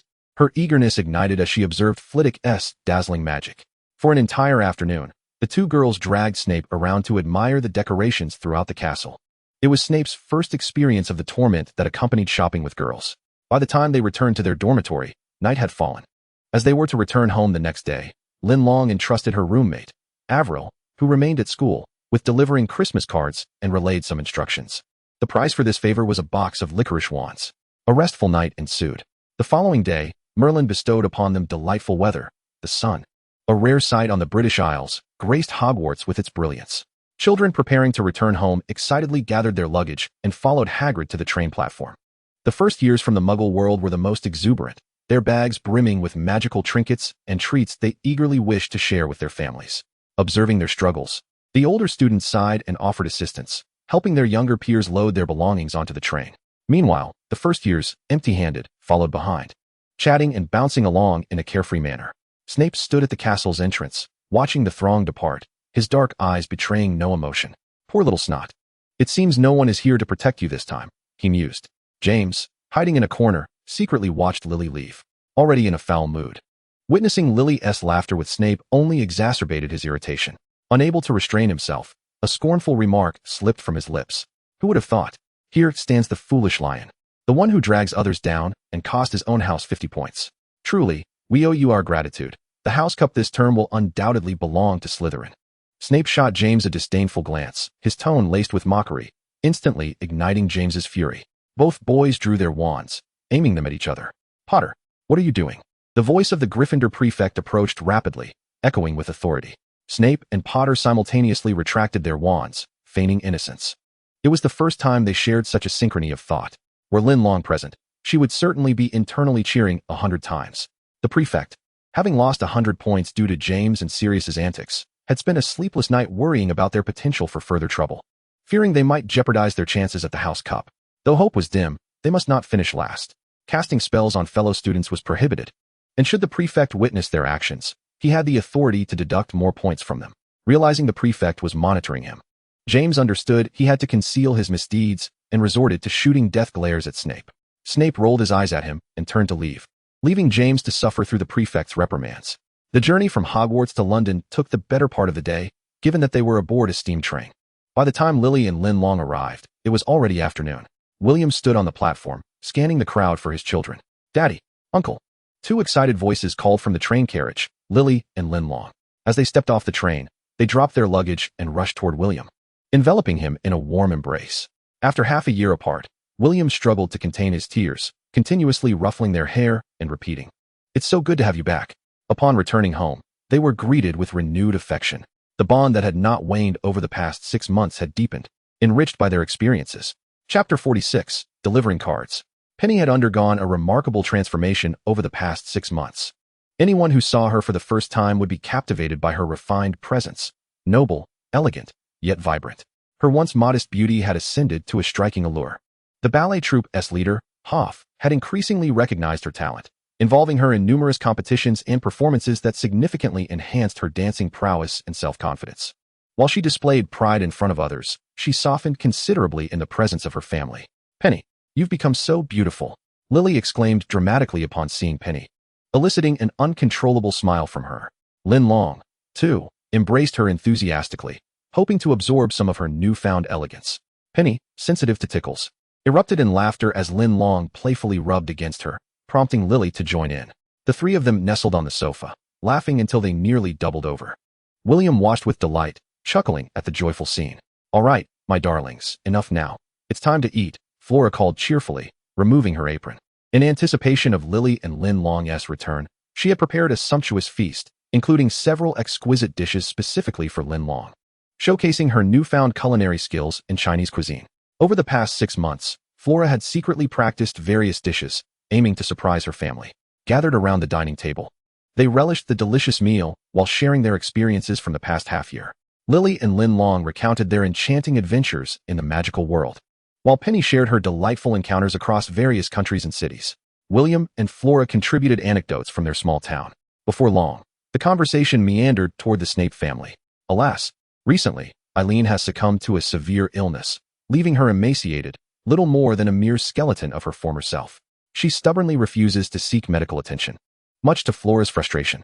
"May God bless her," William sighed, acknowledging their powerlessness in intervening in the affairs of others, and could only offer prayers for her well-being. Linlong was aware of Eileen's identity as a witch, thus invoking divine protection seemed futile. It was Merlin who ought to safeguard her. However, an ancient saying in Hogwarts states, "If one does not save oneself, heaven finds it difficult to assist." Eileen has lost her will to live, existing merely as a shell, and her reluctance to embrace life renders even Merlin incapable of rescuing her. Tobias Snape is truly a scoundrel. Despite Eileen's condition, he continues to subject her to domestic abuse, leaving Flora at a loss for words, her upbringing preventing her from uttering vile insults. The anguish wrought by an unfortunate family is a suffering that others cannot fathom, leaving only the sighs of onlookers in its wake. The following day, while past 9, the three sisters awoke from the same bed, having indulged in whispered conversation for far too long, resulting in their late rise. Also rising late was Avril from the Hufflepuff dormitory. The previous night was Christmas Eve, and the older students had entertained the younger Badgers in the Hufflepuff common room until the late hours, playing a variety of enchanting magical games that thrilled the first-year students who had never experienced such delights. Even Professor Sprout joined in, treating them to a display of magical fireworks, making for a beautiful and unforgettable Christmas Eve. Their excitement led to Avril not waking until nearly noon. As soon as she opened her eyes, she sprang up, realizing with dismay that it was already midday and she had yet to deliver a single Christmas card entrusted to her by Linlong. With the speed of a lightning bolt, Avril prepared herself and dashed out the door, her first stop being the Great Hall. It was just the right time for lunch, and she surmised that most people would be gathered there. Indeed, upon entering, she spotted several boys from Gryffindor. She retrieved the cards meant for James and Sirius and approached them. "Excuse me, this is a Christmas card that Linlong asked me to deliver to you. Merry Christmas," she said, her cheeks flushed as she handed the cards to Sirius. "Oh dear, he is so handsome. Truly the epitome of a first-year heartthrob. His eyes are so deep and captivating." Avril's heart raced, though she maintained a composed demeanor. The little Badgers share a common trait. They can harbor fervent emotions while appearing serene on the surface. Sirius, upon learning that the cards were from Linlong, graciously accepted them. Even a simple Merry Christmas within brought him a measure of joy, validating his choice of Christmas gift for her. Meanwhile, James, observing the card in Sirius's hand, was reminded of the absence of any token from Lily, which cast a shadow over his mood. He had just heard that Lily had left a Christmas gift for that toad, and it irked him that she would choose to associate with someone so arrogant and malevolent as those from Slytherin. No, he could not allow himself to be unhappy while that toad was content. Did Linlong perhaps leave a card and gift for Snape as well? James inquired of Avril with a tone of certainty. Indeed, Avril replied, unguarded. It was common knowledge among Hufflepuffs that Linlong and Snape were friends, and the loyal Badger would certainly leave gifts for her friends. "Then hand over the cards and gifts to me. I will deliver them for you." James feigned sincerity. "You?" Avril thought James unreliable, as it was well known that the two houses were at odds with one another. "Yes, I just saw him heading outside. I can help you find him, so you won't have to trouble yourself," James insisted, appearing earnest. With a few cards for professors still in her bag, Avril conceded to James's suggestion. However, as Avril walked away, James's expression shifted dramatically, and he pulled out his wand, preparing to cast a spell of flames. Realizing James's intent, Sirius swiftly grasped his hand. "James, no?" James was taken aback. How could Sirius, who loathed Snape, suddenly intervene? "This is Linlong's property. If she learns of your actions, I doubt you will enjoy the consequences." Sirius feared that if Linlong discovered James had destroyed her gift, she would sever ties with him entirely. James hesitated, recalling the relationship between Linlong and Lily, and then, with a scoff of annoyance, he tossed Snape's card onto the table. What should I do? I, for one, will not be delivering it. He had entirely forgotten that it was he who insisted on taking over the task from Avril, though Sirius had attempted to dissuade James. He showed no inclination to take on the task himself. They both regarded the card on the table with disdain, neither making a move. After a prolonged silence, Remus, sensing the awkward atmosphere, finally spoke up. Perhaps I should deliver it. Chapter 47, concerning the card. Remus, with his generally calm demeanor, held no particular animosity towards Snape. His dislike stemming purely from the fact that he was a Slytherin student. James and Sirius nodded indifferently, suppressing their moral qualms and striving to dismiss the matter from their minds. This moral dilemma was instigated by Linlong. Remus was aware that Snape was a frequent visitor to the library, so he figured that would be the place to find him. The library on Christmas Day was notably devoid of patrons. Even the usually studious Ravenclaws were outside reveling in the festivities. Yet Snape was the exception. The merriment outside had no bearing on him, as he sat alone in a corner of the quiet library. The sunlight did not reach him, and the festive spirit seemed to have no effect on him. With only a potions book for company, he appeared as a solitary monk, suppressing his joy and concealing his emotions, leaving others entirely in the dark about his inner world. Perhaps only in the presence of Lily and Linlong would his demeanor shift.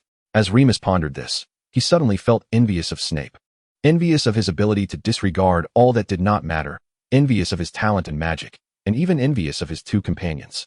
Remus, however, could not do the same. As a werewolf, any gaze upon him, be it benevolent or malevolent, would cause him great anxiety. He found himself reluctant to confront Snape. It would strip away his courage. After hesitating at the door for what felt like an eternity, he began to berate himself. Why should he subject himself to this discomfort by assisting James and Sirius with their mess? Such an awkward situation was one they should face themselves. It was truly a headache. He could hardly walk up to Snape and hand him the card. The mere thought of that scenario felt wrong, as if it would imply a closeness between them. If any classmates witnessed it, they'd assume he had a good relationship with a Slytherin. Just as Remus was caught in his turmoil, Snape abruptly rose from his seat and headed toward the restroom. This presented Lupin with an excellent opportunity. He hastily dashed to Snape's position, slipping the slim, delicate card into Snape's notebook. Then, as if pursued by a tiger, he fled at great speed, provoking a fierce glare from Madame Pants. At that moment, the window of the Evans residence was being rapped upon, startling the girl nestled on the sofa. She looked up to see an owl, its talons clutching a red and gold gift box, incessantly tapping at the window with its beak. Linlong quickly opened the window, fearing that a moment's delay might result in a disastrous collision between the glass and the owl's beak. Attached to the gift box was a letter addressed to her. After a long, cold flight on Christmas, the owl's feathers appeared somewhat bedraggled. Linlong recognized that this owl belonged to the Hogwarts Owlery. The children of Hufflepuff instinctively harbor a protective affection for the creatures within the school, a sentiment that has been passed down from their esteemed elder, Newt. She fed the owl a morsel before cradling it by the fireplace to preen its feathers. With the warmth of the hearth and the sustenance, the owl soon regained its strength. It snatched the last morsel of biscuit, gently nudged Linlong's hand in farewell, and then took to the skies once more. Owls have important work to do. They cannot afford to be lethargic. After bidding farewell to the owl, Linlong carefully examined the letter. The red and gold hues revealed the house of the sender, while the elegant yet flamboyant signature conveyed the personality of its author. Linlong tore open the wax seal and extracted the Christmas card penned by Sirius. Rather than a mere card, it resembled an epistle of apology. The format was meticulous, the wording ornate, and the prose fluid. Clearly, Sirius possessed a commendable literary education. The gist of the letter expressed his remorse for inadvertently placing Linlong in a perilous situation and his willingness to make amends. Oh my, how charming!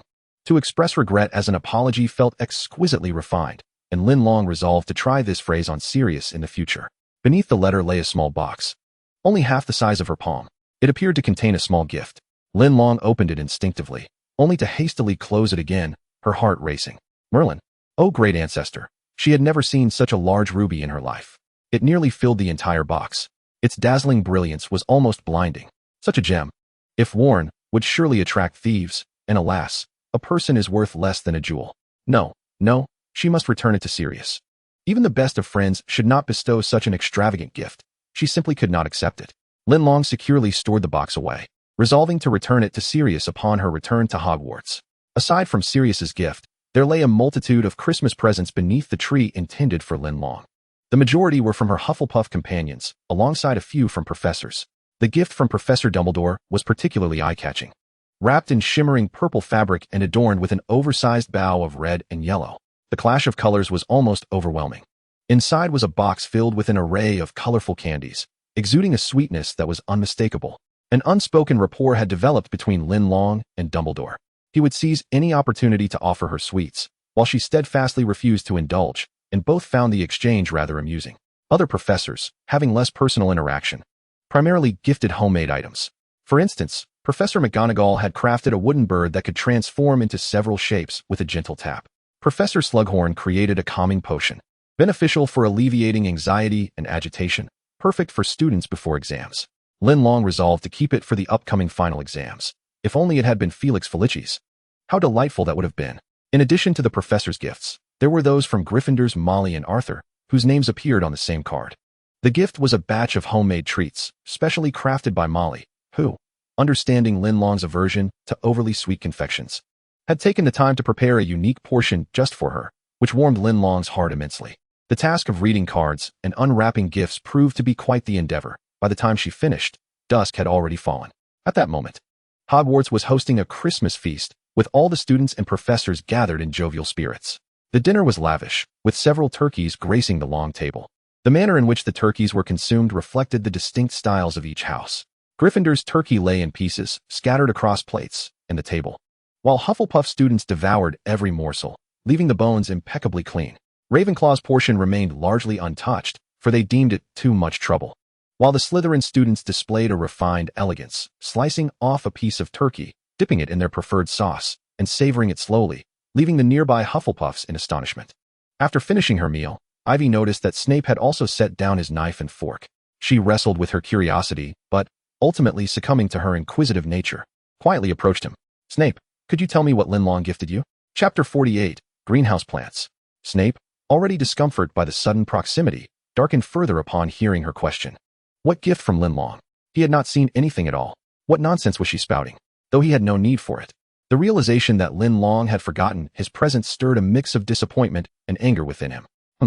He had already received a genuine magical notebook and quill from Lily, far superior to the counterfeit set Linlong had given him last year. He certainly did not long for it. Seeing his unfriendly demeanor made Ivy's hair stand on end. Perhaps Linlong intended to present him with a terrifying plant? Ivy muttered to herself. Otherwise, why would Snape appear so furious? What did you say? Snape's tone was even more severe than Professor McGonagall's.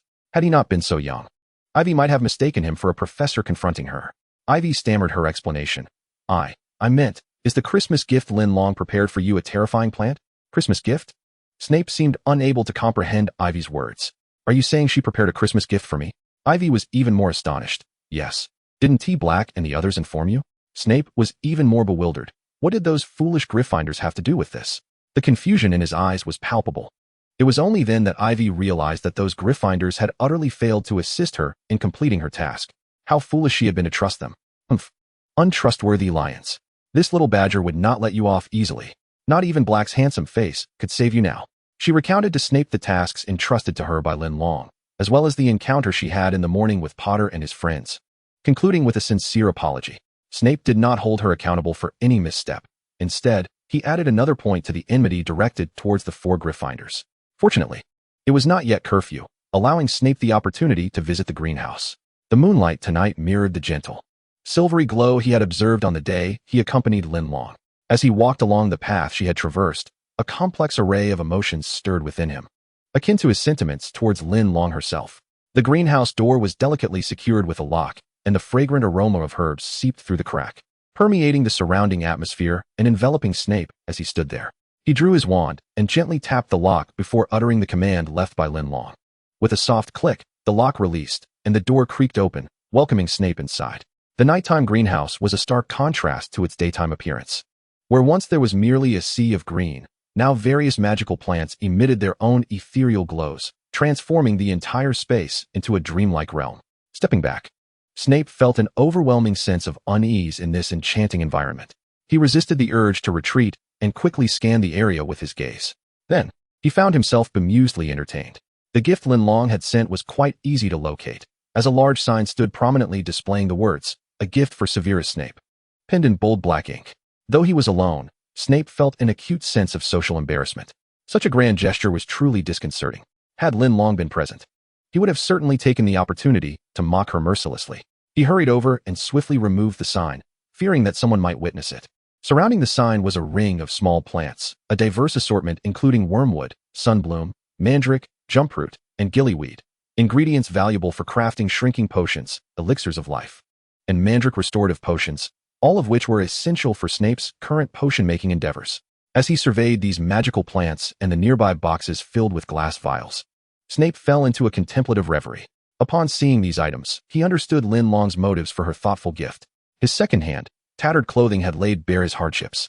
Rather than voicing her concern directly, Linlong had chosen to provide him with a means to alleviate his predicament through the art of gifting.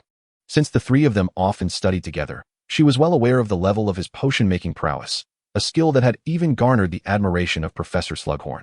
Having independently mastered the third-year potion curriculum and infused his own insights into his creations, Snape's results continued to impress Slughorn. Thus, it dawned on him that he might be able to sell potions to procure some much-needed galleons. The apothecary in Diagon Alley would gladly accept high-quality potions, offering considerable remuneration. In this light, Linlong had illuminated a promising path forward, casting the first glimmer of hope along his previously bleak journey. This gift, imbued with silent support and understanding, gently stirred Snape's heart, which was as unyielding as stone. Meanwhile, seated at her desk after enjoying a Christmas dinner, Linlong also pondered Snape's reaction. She wondered if he had seen her gift and was curious about the expression that would grace his face upon encountering that sign, perhaps a mixture of embarrassment and anger. She mused whether his cheeks would flush or if he would wear an immediate scowl. In her mind, she playfully arranged various expressions on Snape's visage, only to find that there was no scenario in which he blushed. Imagining Snape with flushed cheeks proved to be a challenge beyond her capabilities. Resigned, she decided not to trouble her mind further. After all, it was unlikely that Snape's face would ever betray such a reaction. After Christmas, William and Flora returned to their bustling routines. William's company was in the throes of expanding its multinational operations, making this a particularly busy period. Being able to spend Christmas with his family was already a testament to William's dedication. Flora, feeling the pangs of solitude since the children had departed for school, sought fulfillment through volunteer work in the town, assisting those in need. This involvement afforded her greater insight into the circumstances of the Snape household. Meanwhile, Penny, after a brief respite, resumed her ballet practice, fearing any decline in her skills. Linlong found it difficult to comprehend how one could regress in just a few days. Penny explained to her that often, setbacks stem from one's mindset. A few days without practice could lead your mind to whisper doubts, reminding you of forgotten movements and eroding your confidence. This revelation struck Linlong profoundly. Indeed, she too needed to practice her magic regularly to wield it with confidence and ease. Chapter 49, Volunteering. A wizard's abilities, when refined to a certain degree, can enable spellcasting without the use of a wand. However, this typically requires immense magical power and a high level of mastery over one's mind and will. As far as Linlong knew, only Professor Dumbledore possessed such an extraordinary capability. Of course, she had no aspirations of achieving this level in the magical realm. Dumbledore stood as a towering figure, one that few dared to imagine surpassing, let alone equaling. Moreover, there existed a technique for hastily casting spells known as silent casting, which involved the unspoken recitation of incantations. This skill was crucial in combat, as it enhanced the element of surprise and rendered an opponent's predictions futile. To Linlong, it seemed akin to a race against time. This technique hinged on proficiency. For instance, housewives from wizarding families could effortlessly perform cleaning charms with a mere flick of their wands, having employed those spells countless times until they could almost be cast in an instant. Linlong felt inspired to strive towards this goal. No, she chided herself. She had no intention of becoming a housewife. That was far from her aspirations. Rather, she aimed to master offensive spells.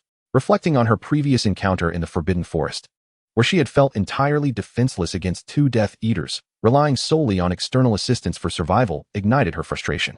Had she possessed the ability to wield silent offensive spells at that moment, she would have made certain they recognized the prowess of a badger in ambush. Wait, no. She mused, why was she getting carried away? The mindset of a badger must remain steady. Their pursuit should be one of stealth and surprise. First-year students at Hogwarts learned only basic spells, with very few being of an offensive nature. Linlong retrieved a spirit-sealing charm to affix to her room, preventing any tracking from the Ministry of Magic, and after a careful selection process, she settled on a particular incantation to practice slowly. Silent casting was a compulsory subject for upper-year students, and attempting it now as a first year proved to be quite the challenge. As Linlong silently recited the incantation and waved her wand to construct her first spell, she experienced the all-too-familiar frustration of nothing occurring. This was expected. The spell was merely a key to manifesting a tangible magic. Before many young witches and wizards gain admission to Hogwarts for formal education, they possess the ability to cast spells. For instance, Lily can cause the daisies in her hand to bloom without uttering any incantations. However, such a talent consumes all the magical energy within her, rendering it somewhat excessive. Incantations, on the other hand, serve as a measuring vessel, allowing one to regulate the volume of magic utilized. Should the amount be insufficient, the spell falters. Conversely, if it exceeds what is necessary, not only is magic squandered, but it also risks catastrophic explosions.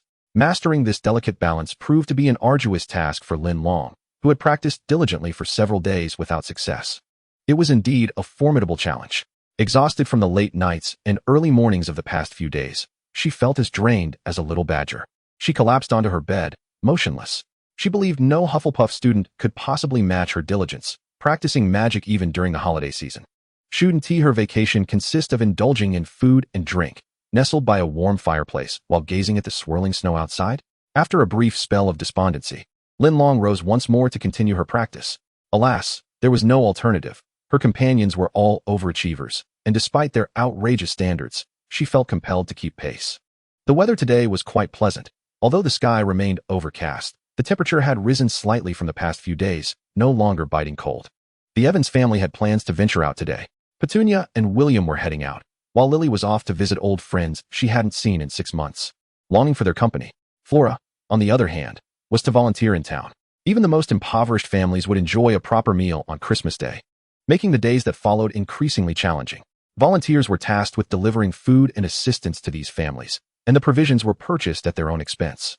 It was a demanding endeavor both financially and physically, yet many still participated, predominantly affluent ladies from the middle class. They were the epitome of beauty and kindness in the town.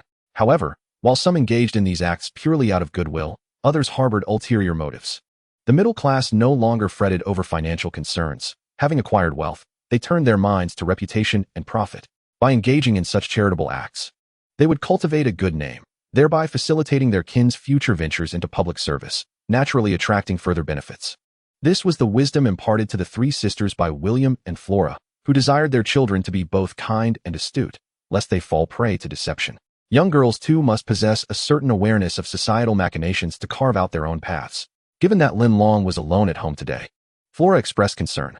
Linlong, being home alone can be quite dull. Would you like to accompany me? Considering she had grown weary from her studies, a change of scenery seemed appealing, and Linlong readily agreed. She slung her bag over her shoulder, filled it with the sweets she had received for Christmas, and penned a letter before stepping out with Flora. All the ladies gathered at the church, where they had prepared an abundance of food for those in need. They would subsequently visit several particularly struggling households to deliver sustenance and essential supplies. By the time Linlong and Flora arrived, a line of impoverished individuals had already formed outside the church. The ladies organized their tasks and began distributing food by hand, with Flora joining in to assist. She instructed Linlong to rest nearby instead of participating. Observing the ladies, Linlong noted some intriguing behaviors. Some were dressed much like they typically would, maintaining their elegance but deliberately omitting jewelry to preserve the dignity of the needy. Others chose to dress in stark simplicity, donning garments they would ordinarily never wear, and employing subtle makeup to project an aura of gentleness and kindness. Journalists surrounded them, capturing their most amiable expressions for posterity. While Linlong was engrossed in her observations, she suddenly became aware that someone was watching her. It was a girl who appeared just a few years younger than herself, clad in a tattered, colorless sweater, a knee-length dress, and shoes meant for spring and autumn. She shivered from the cold, huddled close to her mother, fearful of straying even a step away. This sight reminded Linlong of her homeland. In Hua country, there were likely many more children like her. She considered herself fortunate to have found refuge in Britain, under the care of her uncle and aunt, allowing her to be picky with her food and to refuse candies she did not favor. Yet those children would likely find it challenging to even taste a sweet. This thought weighed heavily on her heart. She retrieved several large pieces of chocolate from her bag and offered them to the girl. The child gazed at her timidly, her eyes sparkling with desire. Yet she hesitated to reach out. Only after receiving her mother's encouragement did she accept the candy, whispering a soft thank you. Chapter 50, Conclusion. Noticing that Flora was still occupied, Linlong bid her farewell and ventured alone to the post office. She penned a letter to her parents, intending to send it home. However, Given the politically sensitive climate between the two countries during this era, there was a possibility that her letter would be scrutinized during transit. Therefore, Linlong merely reported her well-being and expressed her longing, refraining from writing anything further to avoid causing her parents any trouble. With the postal service being rather sluggish, she calculated that the letter would arrive just in time for the spring festival, serving as a small token of celebration. Upon returning to the church, she found that all the food had already been distributed.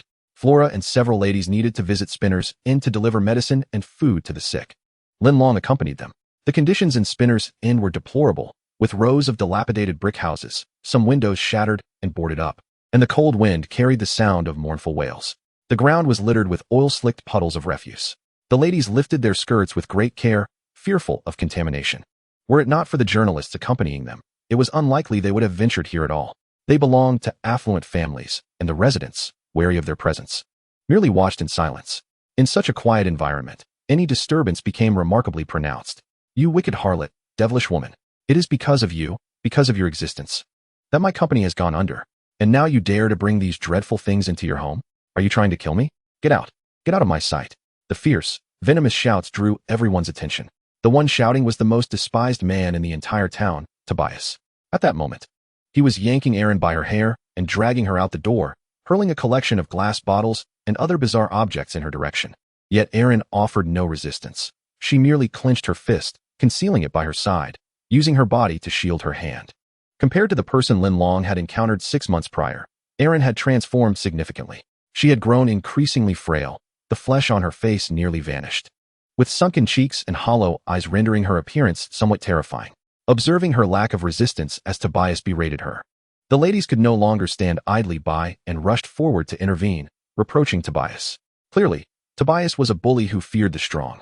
Confronted by so many individuals he could not afford to offend, he dared not retort, merely continuing to glare fiercely at Eileen. The ladies were bewildered by Tobias's sudden outburst. Yet Linlong had an inkling of the truth. The items Tobias had cast aside were all essential for potion making. He must have witnessed Eileen engaged in the craft and, harboring a deep loathing for such activities, reacted vehemently. However, Linlong's own skills in potion making were woefully inadequate to discern the potential of those materials. The ladies continued to offer comfort to Eileen, attempting to alleviate her distress. She appeared profoundly abnormal, as if all sounds were imperceptible to her ears, rendering her in a state of unseeing and unhearing. Flora and Linlong had previously mentioned that Eileen was suffering from severe depression. The death of her parents had plunged her into despair, and rather than rescuing her, Tobias, whom she had once loved, had only drawn her deeper into the abyss. Noticing Eileen's continued silence, the ladies hesitated to say more, recognizing it was a personal matter they could not intrude upon. After a few more attempts at consolation, they departed, and Linlong followed Flora out. Upon reaching the next household, the atmosphere had improved significantly. The host eagerly regarded the items they had brought and invited them inside.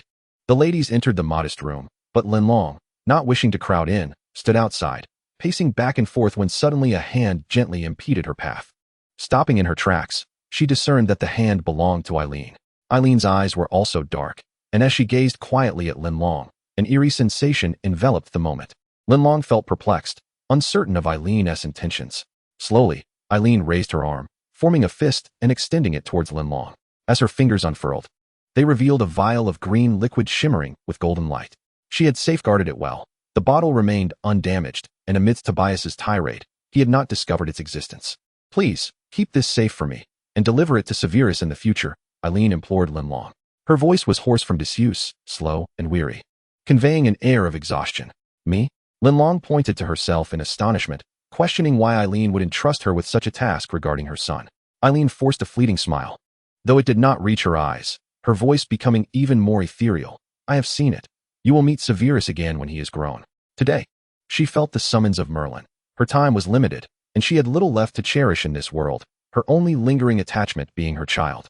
Thus, she had taken up her wand once more, employing the divination techniques learned at Hogwarts, and with a mother's love, she endeavored to glimpse her child's future. Yet the outcome was chaotic. Visions of Sirius collapsing with closed eyes, of him living well, and one scene depicting Linlong praying over him amidst a pool of blood. She could not discern which fate was true, but she felt compelled to perform one final act for her child. Hence, she utilized the finest remaining ingredients from the prince family to concoct a potion for Sirius. I beseech you, safeguard it. There is no need to inform Sirius. You will know when to use it in due time. Eileen's words were shrouded in ambiguity, leaving Linlong bewildered. "This is your reward," Eileen added, producing a notebook from her cloak and handing it to Linlong.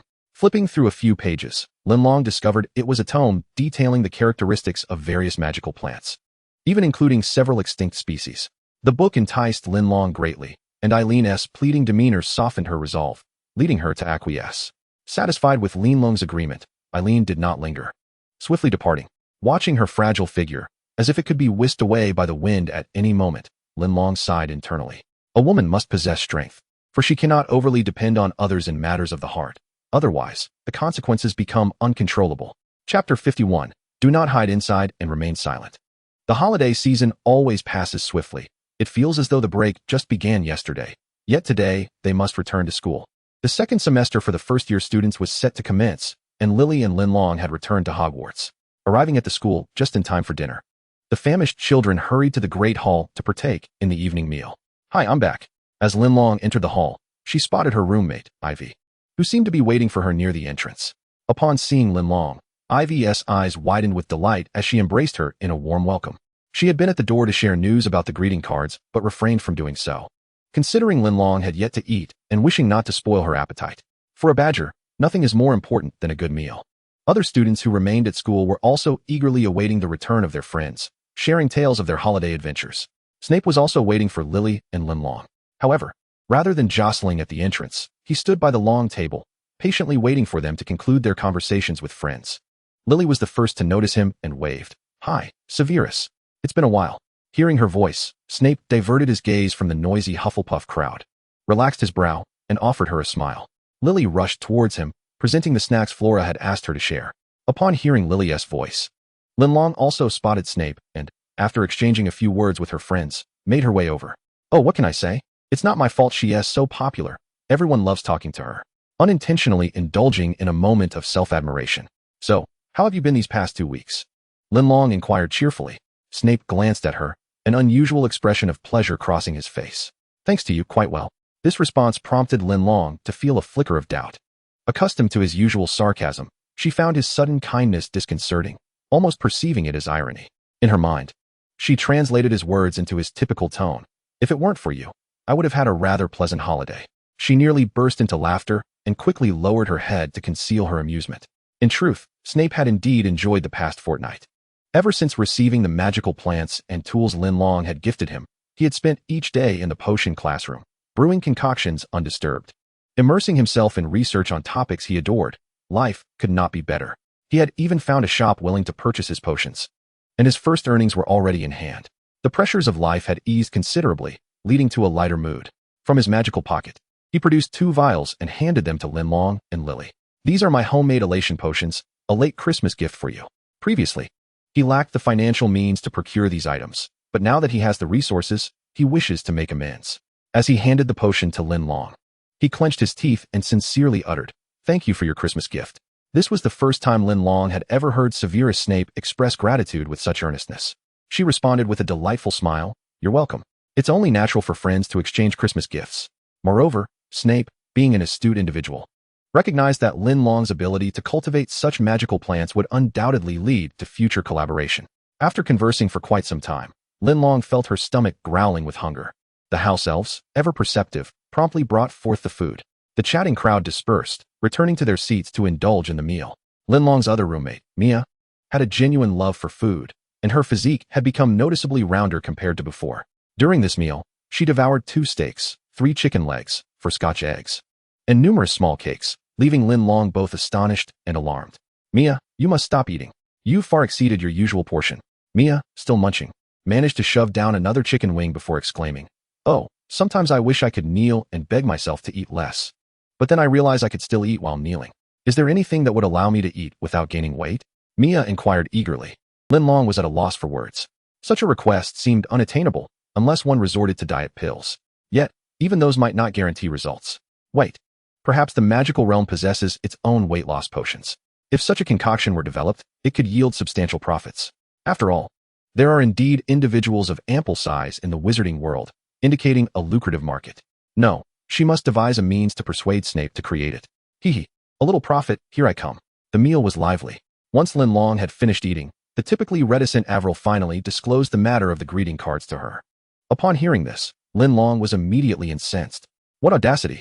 These two rascals had dared to bully her once more. The fact that they even intercepted her greeting cards was utterly despicable. These two truly had no sense of their own limitations. Today, she would ensure they understood why flowers bloom so beautifully. Linlong sprang to her feet, hands on her hips, her gaze sweeping across the Gryffindor long table. However, she soon realized that those two were conspicuously absent from the Great Hall. Avril tugged at Linlong's sleeve, reminding her, "I inquired earlier, and they have been holed up in the Gryffindor common room since this afternoon, without stepping out." Hearing this, Linlong pouted, her eyes narrowing. It is said that those with squinty eyes are the most formidable. Now, she was that very formidable person. "Let us go," Linlong exclaimed, pulling Avril along as they rushed toward the Gryffindor common room. At that moment, the fat lady, the guardian of Gryffindor, was dozing off. The sound of their hurried footsteps roused her. Password. To enter the Gryffindor common room, students must utter the correct password. Clearly, neither Linlong nor Avril knew it. Unable to access the entrance only fueled Linlong's frustration. She knocked loudly on the door to the common room. Sirius Black. "James Potter, come out. Don't hide in there without a sound. I know you're inside." The fervent outburst of anger resonated through the door, reaching Sirius and James, who were lounging on the sofa. The moment they heard her voice, they leapt up in surprise. "Good heavens, we intentionally avoided her. How could she still find us?" James exclaimed, his head spinning. Sirius remained silent, listening intently to the commotion outside. In truth, Sirius was a person who preferred to avoid confrontation. Had it been anyone else, he would have rushed out to brawl. However, Linlong's soft and endearing demeanor left him devoid of anger. In fact, hearing her voice inexplicably brought him joy.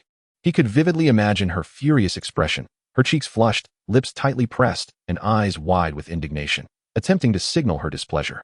Linlong's persistent calls continued, and Sirius could no longer restrain himself. He resolved to open the door and face her. James, startled by Sirius's sudden decision, exclaimed, "Bro, we agreed to hide together. Why did you blow our cover?" Chapter 52. The wand is quite useful. They had assumed that Lupin had delivered the news of the greeting cards and gifts to Snape. Hence they hadn't given it much thought. It was only upon encountering Avril that they learned something had gone awry, and the matter had not been completed. Thus, facing Linlong, they were engulfed by a sense of guilt. Meanwhile, Linlong's relentless knocking persisted, producing a nearly hypnotic rhythm that felt akin to a persistent drumming in their heads. The fat lady continued to plead, "Oh dear, miss, please be quiet. Please quiet down." Seeing Linlong's stubbornness, she wished she could step out of the painting, but alas, as a mere painted figure, she could only pray, "Merlin's beard. Someone please take her away." Fortunately, her prayers were answered. Merlin spared her from further torment, and the door swung open. Sirius displayed his most charming smile. "Linlong. It's been a while." James, hiding behind Sirius, peeked out and offered Linlong a forced grin. Witnessing their cheeky demeanor ignited Linlong's fury anew, her eyes widening and shattering her previous intention of maintaining a squinty-eyed appearance. Linlong's current visage mirrored Sirius's imaginings, which struck him as utterly amusing. However, this laughter felt decidedly ill-timed. Linlong perceived it as a provocation. Simultaneously, Avril pointed at James, declaring it was him. He was the one who said he would deliver the greeting cards and gifts to Snape, but he never followed through. James was taken aback. Yet his arrogant disposition prevented him from acknowledging the need for an apology. Instead, he retorted, "I was looking out for you. All Slytherin students are dark wizards. Not good people.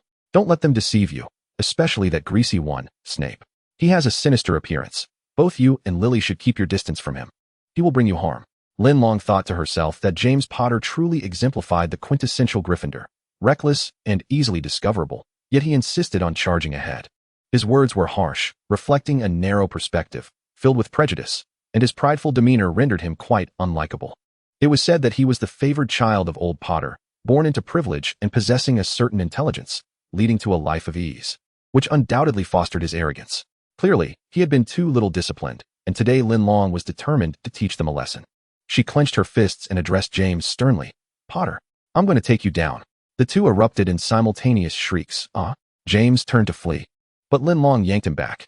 She denied him the opportunity to draw his wand, seizing him by the collar and shoving him to the ground. In an instant, chaos ensued. Scene freeze frame.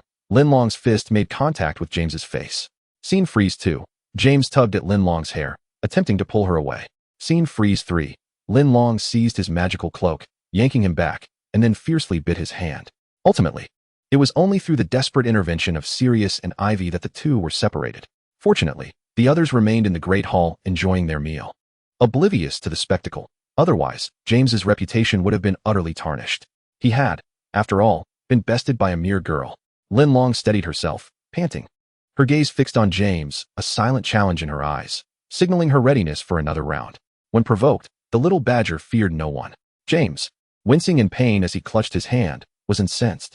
Having been doted on since childhood, this unexpected defeat stung, prompting him to draw his wand and point it at Linlong. Yet, to his surprise, she snatched it from him, gripping the wand with both hands. She appeared intent on breaking it. James felt a surge of panic. This was his wand. If this ferocious little badger were to snap it, it would truly be disastrous. A wand is akin to a wizard's second life. The first one chosen often possesses the highest compatibility with its owner, and once damaged, it cannot be repaired, resulting in a significant decline in one's magical prowess. Sirius too worried that Linlong might inadvertently ruin James's wand in a moment of impulse, which would irreparably sever their ties. Such a trivial matter as a greeting card was hardly worth it. Placing his hand on Linlong's wrist, he attempted to reason with her. However, Linlong was not as impulsive as they presumed. She raised James's wand, pointing its tip at him. Tarantaligra. A soft utterance released a spell commonly used for pranks. As soon as the words left her lips, James's feet began to dance uncontrollably, rendering him utterly unbalanced and immobile. Yet, as Linlong wielded another's wand, her magical strength was insufficient to maintain control for long. In merely a matter of seconds, James's performance came to an abrupt end. Wielding another's wand and casting spells, Linlong paid no heed to the three stunned onlookers and remarked to James with a smirk, "Wow, James, that was quite a performance. I must admit, your wand is truly remarkable." A critical blow, an affront. This was nothing short of blatant humiliation. Generally, wizards can indeed utilize another's wand, but it is not done casually. One must either vanquish a foe through magic or suppress them with overwhelming power. Yet Linlong did neither. According to magical standards, she was hardly a match for James, nor did she possess significant magical strength. However, she effortlessly wielded the wand as if it were second nature. This left the three utterly bewildered. How did you manage that?" James was left reeling from the blow. "Hee, I want to tell you," Linlong replied, brimming with pride. This was a method she had devised while practicing nonverbal spells. She had no trouble using the wand. After all, it was merely a plant, and communication was seamless. The issue lay with the wand's core. As long as the core did not reject her, in theory, she could use it. Moments ago, she had tested the wand and discovered that James's core was made of unicorn hair, which posed no rejection. Huzzah! The experiment was a success. Linlong's secretive demeanor left Sirius and James feeling exasperated. Fortunately, Linlong had vented her anger, and James was sufficiently intimidated. In the end, both Sirius and James apologized to Linlong, who returned the wand to him. Thus, the dispute was resolved. After leaving the Gryffindor common room, Linlong and Ivy held hands as they made their way to their dormitory. Halfway there, a familiar shriek echoed from behind. Upon hearing it, Linlong couldn't help but laugh. "What happened? What happened?" Ivy inquired eagerly. Linlong whispered a few words to Ivy. "Ha, you are so wicked." Ivy laughed so hard she doubled over. Chapter 53. Is that it? The following day, Hogwarts commenced a new term, with professors and students returning to their usual bustling routines. However, the children's scattered minds had yet to refocus, resulting in the stern reprimands of professors resonating throughout the halls. Even Professor Sprout, known for her patience, found herself exasperated by the students' inattentiveness on several occasions. Particularly, the Gryffindor children seemed to have their hearts still roaming freely outside, unable to rein themselves in. "Mr. Potter, we are currently practicing the Lumos charm, which requires a wand. Please use yours, if you would be so kind." Professor Flitwick, during Charms class, spotted James, who had his head bowed and made no effort to participate, appearing conspicuously out of place among the practicing students. "I'm sorry, Professor. I left my wand in the dormitory. I forgot to bring it," James replied, a hint of guilt in his voice. Hearing this excuse made Professor Flitwick's beard bristle with indignation. As a master of combat, he detested facing an opponent unarmed, and the same applied to his students. "Do you think you are Dumbledore, capable of performing wandless magic? Because of your negligence, Gryffindor will lose 10 points. Make sure to bring it next class," Flitwick warned. James lowered his head, silent and contrite. He resolved to find Linlong after class to resolve his wand predicament swiftly. The deduction of points from Gryffindor brought immense joy to the Slytherin students, who mocked their Gryffindor counterparts alongside their comrades. Their voices were not loud, but just enough for the Lion House students to hear, clearly intentional. The Gryffindor students glared at James with animosity, wishing they could strike him down with their gazes. A few even retaliated directly against the Slytherin students. Chaos erupted once more. Professor Flitwick felt his heart racing. He had to complain to Dumbledore. Why should Gryffindor and Slytherin be placed together in his class? His life was at stake. He vowed to prevent such situations in the first year to come. With a thunderous shout amplified by the sonorous charm, Professor Flitwick commanded silence, and all resumed their studies obediently. After a morning of lessons, James and Sirius successfully intercepted Linlong as she headed to the Great Hall for lunch. Blocking the little badger in the dining hall was a guaranteed success. Ever since Linlong befriended the house elves in the kitchen, she had taught them many Chinese dishes, albeit they only resembled the originals by about 70%. Still, it was enough to satisfy Linlong's palate. Thus, she arrived punctually at the Great Hall for every meal, sometimes even sneaking into the kitchen for a late-night snack. Linlong, come. We need to talk, James said as he gently took her arm, attempting to lead her to a corner. No, I want to eat. Linlong firmly rejected him. Food. Nothing can deter the badger from her meal. Sister Badger, I implore you, please remove the curse from my wand. James was nearly in tears. He hadn't dared to take out his wand all morning. Facing the provocations from Slytherin, he lacked the confidence to retort. The way he called her sister brought Linlong joy. Although she was technically younger than James, it did not hinder her ambition to be the leader. Wait, isn't the biggest one Snape? No way. I must find an opportunity to make him call me sister. Upon hearing James mention his wand, Sirius could not help but burst into laughter. Sirius, are you still my brother? Not only do you refuse to help me, but you also mock me, James exclaimed, his patience wearing thin. Oh, I sincerely apologize, but this is simply too amusing. Ha. James was on the verge of tears. Out of pity for his distress, Linlong accompanied him to a secluded corner. This nook was located at a stairwell's bend, devoid of anything but an ancient landscape painting. After meticulously surveying the surroundings and confirming that no one was in sight, James cautiously withdrew his wand from his sleeve. Crafted from cherry wood, his wand was renowned for its flexibility and formidable power, measuring approximately 11 inches in length, sturdy and straight. However, at that moment, the wand was utterly transformed. The front section had sprouted several green leaves, adorned with clusters of delicate white flowers, resembling freshly picked blooms from the cherry wood branches. If a girl were to hold it, it would undoubtedly be a picturesque sight. Yet, it was wholly unsuitable for a boy. The previous day, after Linlong and Avril had departed, the wand seemed to come alive, wildly growing, budding, and blooming until it finally flowered, leaving him utterly startled. Fortunately, having witnessed Linlong's talent in herbology, he deduced that she was the one behind this transformation, prompting him to seek her assistance. Throughout his journey, James dared not display it. A boy strolling around with a blossoming branch would surely become the laughingstock of Hogwarts. While he yearned for fame, it was certainly not in this manner. Please, can you use your growth charm to revert it? James eagerly extended the wand to Linlong. She regarded him with an expression of disbelief, inquiring, why would I use a growth charm? Grasping the newly sprouted section of the wand, she forcefully twisted it, separating the wand from the leaves and flowers. The wand returned to its original state, unchanged. There you go, Linlong said innocently, puzzled as to why they had sought her assistance for such a trivial matter. Both James and Sirius stood frozen, mouths agape, unable to close them for quite some time. That's it. Just that. They reflected on their extensive research from the previous night, feeling rather foolish. James hastily seized his wand, clearing his throat. We still have classes to attend, so we'll be leaving now. Farewell. With that, he bolted away, closely followed by Sirius. At that moment, neither of them wished to face Linlong again, finding it rather awkward. When Linlong returned to the Great Hall, lunch had already commenced. She quickly seated herself and began to fill her plate with food. It was worth noting that her table companions were all from Hufflepuff, a group whose combat prowess she could hardly match. In stark contrast, the Slytherins nearby pursued elegance, refraining from making any frantic gestures for food. Noticing Linlong's unusual tardiness, Severus Snape, seated behind her, surmised that something must have detained her. However, seeing her in relatively good spirits, he concluded that it was nothing grave and returned his gaze to his meal. Just as he was enjoying his lunch, the Slytherin head approached him, pausing beside Severus. Placing a hand on his shoulder, and with a tone tinged with regret, whispered, I'm sorry, Severus, there has been an incident at home.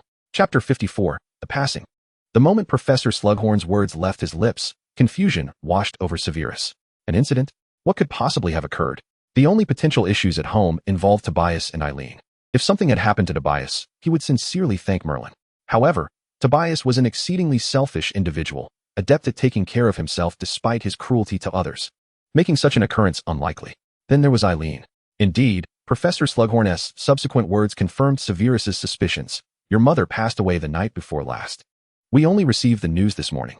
I've arranged for you to have a week's leave. You should return home." The news had reached Hogwarts through an Auror who, during his patrol that morning, sensed the passing of a witch, discovering Eileen's death. By the time of the discovery, a day and night had already elapsed since her passing, and yet no one had been present by her side, making identification impossible. Ultimately, the Ministry of Magic had uncovered that she had a child attending Hogwarts. The news left Severus's heart in turmoil. Was there sadness? Yes. Was there relief? Indeed. He mourned the loss of his mother, who, despite her limited affection, represented the sole love of his childhood. Simultaneously, he felt thankful that she was finally free from that wretched home, liberated from Tobias's tyranny, even if through death. Linlong, having overheard the news, was taken aback. The night before last? That was the very day Eileen had shared her potion and plant notes with her. She recalled Eileen appearing frail, yet spirited, conversing with her several times. How could she be gone? The sudden news of a familiar neighbor's passing stirred a complex mix of emotions, making it all the more challenging for Severus as her son. Linlong felt at a loss on how to console him, and thus remained silent. Professor Slughorn intended to accompany Severus back to handle the affairs, but he declined the offer. After gathering his belongings, Severus exited the castle, only to find Lily and Linlong waiting for him at the entrance.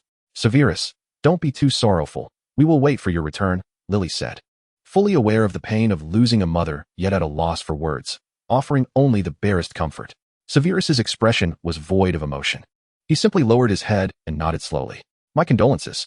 May Merlin bless you," Linlong offered, her heart devoid of any sarcastic remarks, wishing only for Severus's well-being in the days to come. After a brief glance at her, Severus followed Hagrid away. Hagrid would be the one to escort him home. As the train service had ceased, he would convey Severus back to Spinner's Inn via his flying carriage. Severus's ordeal did not disturb the other students at Hogwarts.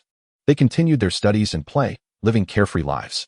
3 days later, at the breakfast table, owls descended from the sky, delivering letters to the students. Some owls, unable to halt in time, crashed directly onto the table. For instance, Arthur Weasley's newly acquired owl stumbled and landed in its owner's milk cup, creating a humorous scene. Lily, too, received a rare letter from her mother. During the Christmas holidays, she and Linlong had even ventured to Diagon Alley to purchase an owl. This particular owl, a gray owl, was medium-sized with a round head, appearing adorably naive. Usually kept in the Evans household, they affectionately named it Fred, which signifies peace.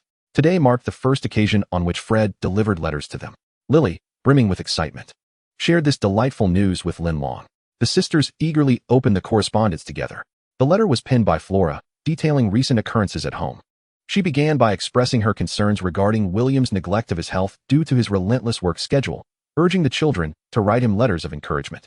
Following that, she lavished praise upon Penny, who had recently graced a significant ballet stage and had even been interviewed by a reporter. Although it was merely a local journalist, it was an accomplishment that filled Flora with immense pride, almost as if she wished to proclaim it to the entire world. Since Lily and Linlong's arrival at Hogwarts, distanced from their family, the Evans household had been left with only Penny. She continued to excel, prompting William and Flora to express even deeper concern for her well-being. When asked about the child they were most proud of, Penny's name would invariably be the first to be mentioned by the couple. Beyond family matters, Flora also addressed the situation concerning the Snapes. Following Eileen's passing, Tobias had sold off everything related to her, burning what could not be sold and pocketing all the money, leaving nothing for Severus.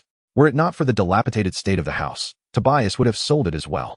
Some people's actions are truly incomprehensible, unfortunately. When faced with such individuals, one is left with nothing but frustration.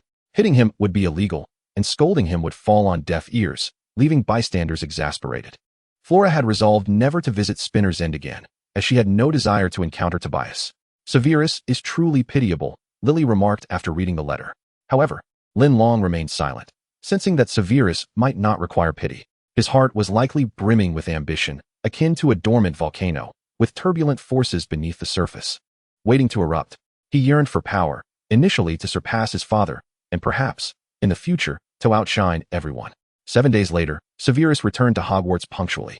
Upon their first meeting, both Lily and Linlong noticed that he had lost considerable weight. The flesh he had gained during his 6 months at Hogwarts had vanished in just a few days. This was due to Tobias withholding any financial support during that time. Even Eileen's funeral had been solely his responsibility. Fortunately, prior to this, he had concocted some potions using Linlong's plants, accumulating a modest savings. Although it was far from sufficient to cover a funeral, It barely allowed him to purchase a grave for Eileen, preventing her from being left unburied. Consequently, he had no money for food, enduring hunger for days. The regulated diet he had maintained for 6 months made his empty stomach feel especially wretched, exacerbating his inner turmoil. In truth, during those days, he had contemplated the idea of personally eliminating his father. Yet, should Tobias die, he would become an orphan and be assigned a new guardian. Who could predict what that new guardian would be like? It seemed better to allow Tobias to live. After all, he would not interfere with him. They could simply coexist in their own separate existences. From the surface, Eileen's death appeared to bring no significant change for Severus, except for an increase in his coldness. Of course, he had always maintained an air of aloofness, making it difficult to discern any difference. Only Lily and Linlong could perceive the subtle shifts.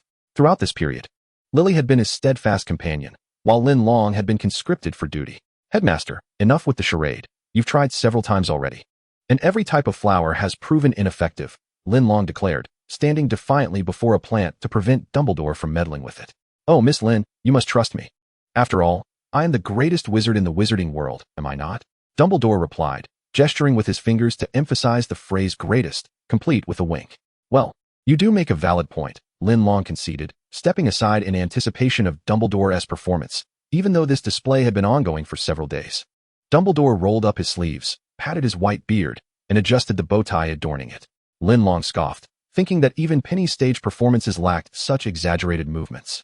At last, Dumbledore prepared himself, placing his hand into the flower pot. 1 second, 2 seconds, 3 seconds. Alas, yet another failure. It seemed that even the title of the greatest wizard held little weight.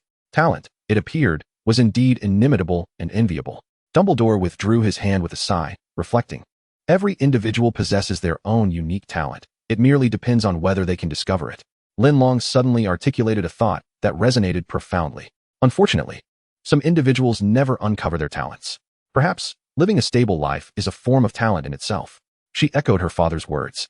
Many are born into unhappiness, like Severus, while others experience extreme highs and lows in life, like Dumbledore, and some find themselves trapped in valleys due to poor choices.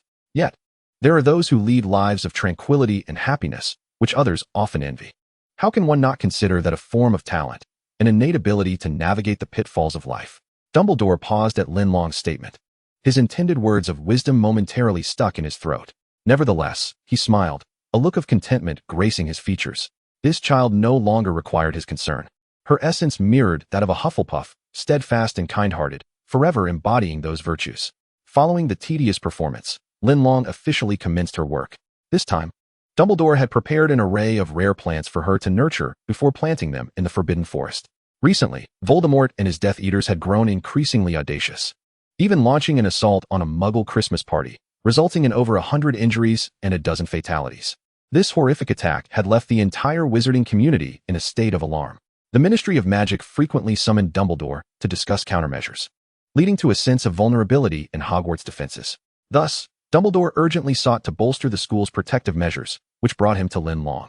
As Linlong nurtured each plant, her progress was anything but swift. Her magical energy was rapidly depleting, and she had only managed to foster a small portion. However, she had learned to pace herself, stopping when her energy waned to replenish with a meal and a brief rest, allowing her magic to recharge. Upon seeing her pause, Dumbledore hastily retrieved a small pouch of galleons from his drawer, handing it to her. This is your payment for today. Linlong accepted it with a beaming smile, shaking the pouch and delighting in the melodious clink of the coins before happily stowing it in her bag. Hee, another sum has been amassed. On the very first day of assisting the school in nurturing its flora, Dumbledore had already struck a deal with her. Initially, she considered humbly suggesting that there was no need for such formality in her contributions to the school. However, Dumbledore insisted that this was a matter concerning the entire institution and that Linlong, being a student, should not bear the burden alone. She was the one deserving of protection. Thus, it was only fitting that her assistance be rewarded. Besides, the funds were not drawn from Dumbledore's own coffers. So what was there to fear? Upon learning this news, Linlong became unabashed and demanded a staggering remuneration of 10 galleons per day. It is worth noting that a professor's monthly salary hovers around a mere 100 galleons. If she worked for just 10 days, she would earn as much. By this calculation, she would be on par with Professor Sprout. How delightful. Once the school affairs were finally concluded, Linlong seized the opportunity to seek out Snape. At that moment, he was engrossed in a book and only lifted his gaze to acknowledge her presence when she took a seat across from him. The tome he was reading was the very planned introduction book that Linlong had gifted him, a token from Eileen. She had promised Eileen not to disclose matters concerning potions to Snape, yet upon observing his current state upon his return, she felt compelled to intervene. Thus, she bestowed upon him Eileen's other relic, the plant book, which did not pertain to potions. After all, she had kept a backup copy for herself, so it would not hinder her own studies. Upon seeing Linlong seated before him, Snape's demeanor remained unchanged. It seems the busy individual has finally found time to visit her friend. I presume there were coins awaiting your collection in the headmaster's office. Hey, how did you know? There actually are. Snape fell silent. Huh, you'll have your chance to. Would you care to gather some? Snape regarded Linlong with a skeptical expression, deeply doubting her words. With excitement, Linlong shared her previous thoughts on a weight loss potion inspired by Mia's actions, hoping he could develop it swiftly. Snape merely scoffed softly upon hearing her idea. It was evident she was only here to enlist his services. Noting his dismissive grunt, Linlong furrowed her brow and directly inquired, "Are you going to do it? It's a small fortune, won't you earn from it?" The youth's dark eyes reflected the visage of a money-minded girl.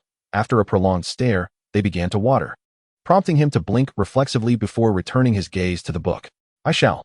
The boy articulated his response clearly and decisively, his voice unchanged. "Yay. Then I shall prepare the materials." Linlong leapt with joy, swiftly exiting the room. Watching her dash away, Snape internally lamented, "Do you even know what materials are required? And you just run off. Aren't you worried about tripping? Surely the infirmary isn't so captivating." Chapter 56. The weight loss potion. In her quest to swiftly accumulate her small fortune, Linlong trailed behind Snape daily, showering him with flattery that eventually elicited a stress response from him. "Wow, Snape, how did you conceive the idea of combining these two ingredients? How impressive." Linlong blinked her eyes exaggeratedly, lavishing praise upon him. Snape shot her a cold glance.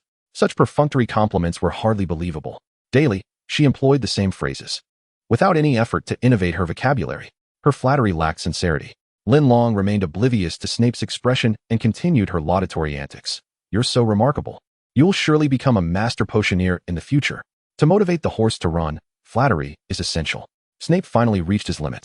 "Silence," he snapped, attempting to focus. "Oh." Linlong, reprimanded, retracted her neck, pouting as she inched to a nearby seat. However, her eyes remained fixated on Snape's actions. "You may scold me, but do not cease your work." True to his reputation as the most proficient scholar in potion class, Snape, after nearly half a semester of research, successfully concocted the weight loss potion. This was an entirely new potion, and in the wizarding world, few could claim the ability to create a new potion independently. Linlong was elated, reinforcing her belief that Snape would indeed become a master potioneer. While Snape focused on potion making, Linlong took charge of market promotion. She presented the potion to Mia, requesting her to use it for free, thus becoming a vivacious promotional ambassador. Mia complied splendidly, consuming a vial of the potion before indulging in copious feasts, allowing everyone around her to witness her gradual slimming down, losing at least 10 pounds in a single meal. The promotional impact was remarkable. Before long, Linlong's orders were nearing overwhelming numbers, and parents from outside the school learned of this miraculous potion through their children, resulting in daily owls delivering letters from afar. Linlong's table was soon strewn with feathers dropped by the owls. Typically amiable Hufflepuffs began casting her disapproving glares for the perceived waste of food. Wasteful. Shameful. However, in order to survive under the watchful eyes of upperclassmen, Linlong partnered with a potion shop in Diagon Alley, allowing them to sell the potion with a shared profit arrangement. Ultimately, she secured a patent for Snape, thus safeguarding against imitation. Quite astute. While sorting through numerous order letters, Linlong received a letter of her own from her parents, far away in China.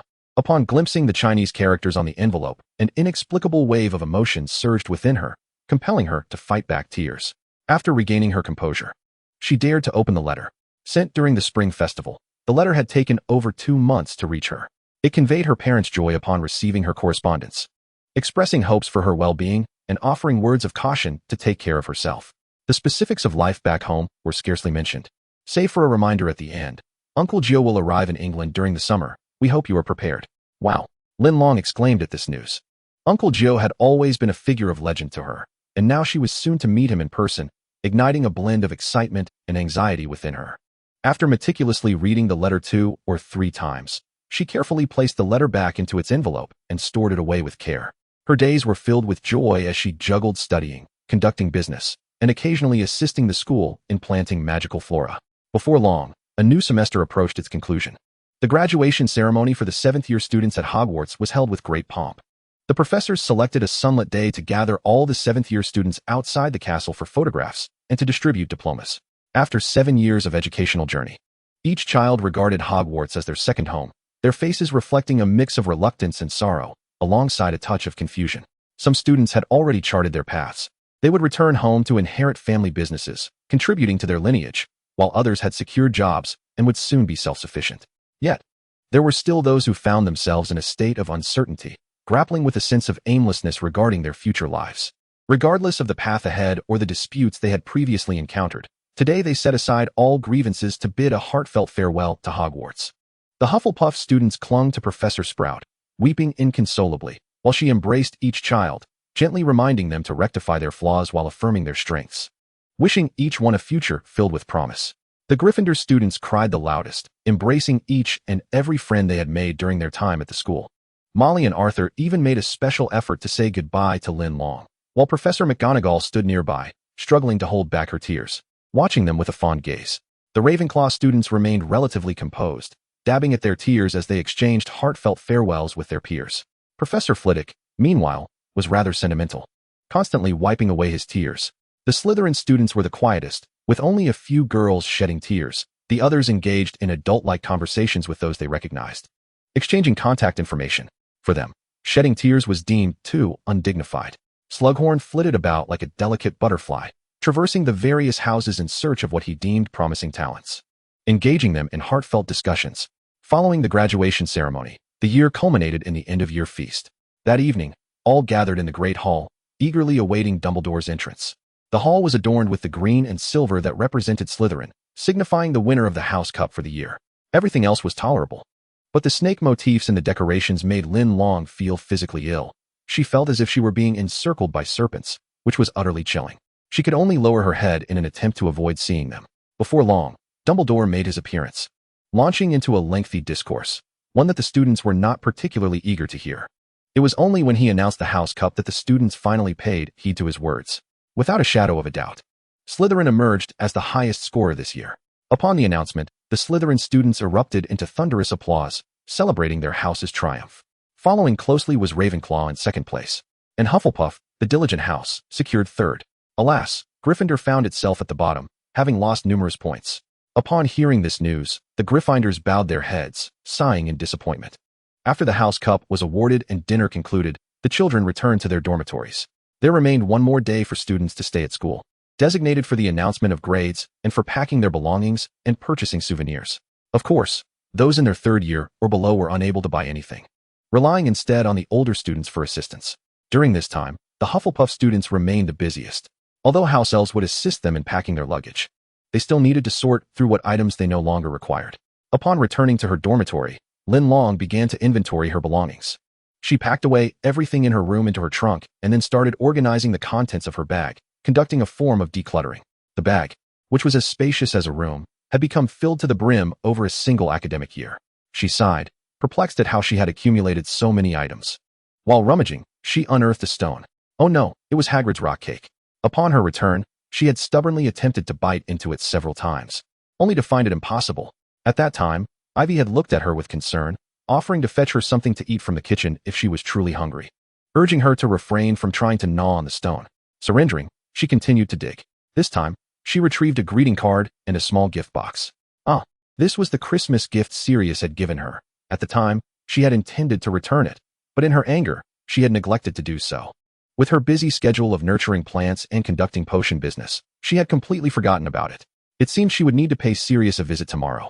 Setting the gift box aside, she continued her search. Finally, after all her belongings were packed away, Linlong climbed into bed to sleep. The next day, each student found their respective report cards awaiting them at their bedside. Linlong mused that this was not a surprise, but rather a fright. She sprang up, grabbing her report card to examine it. Excellent. Except for potions, she had passed all other subjects with high marks. The entire year, she had navigated potions with considerable difficulty. And even with Snape's assistance, she could not prevent her cauldron from exploding. Despite her lack of operational errors, whenever such incidents occurred, Snape's ire surpassed that of Professor Slughorn. Perhaps it was because neither of them knew where the fault lay, leading to his impotent rage.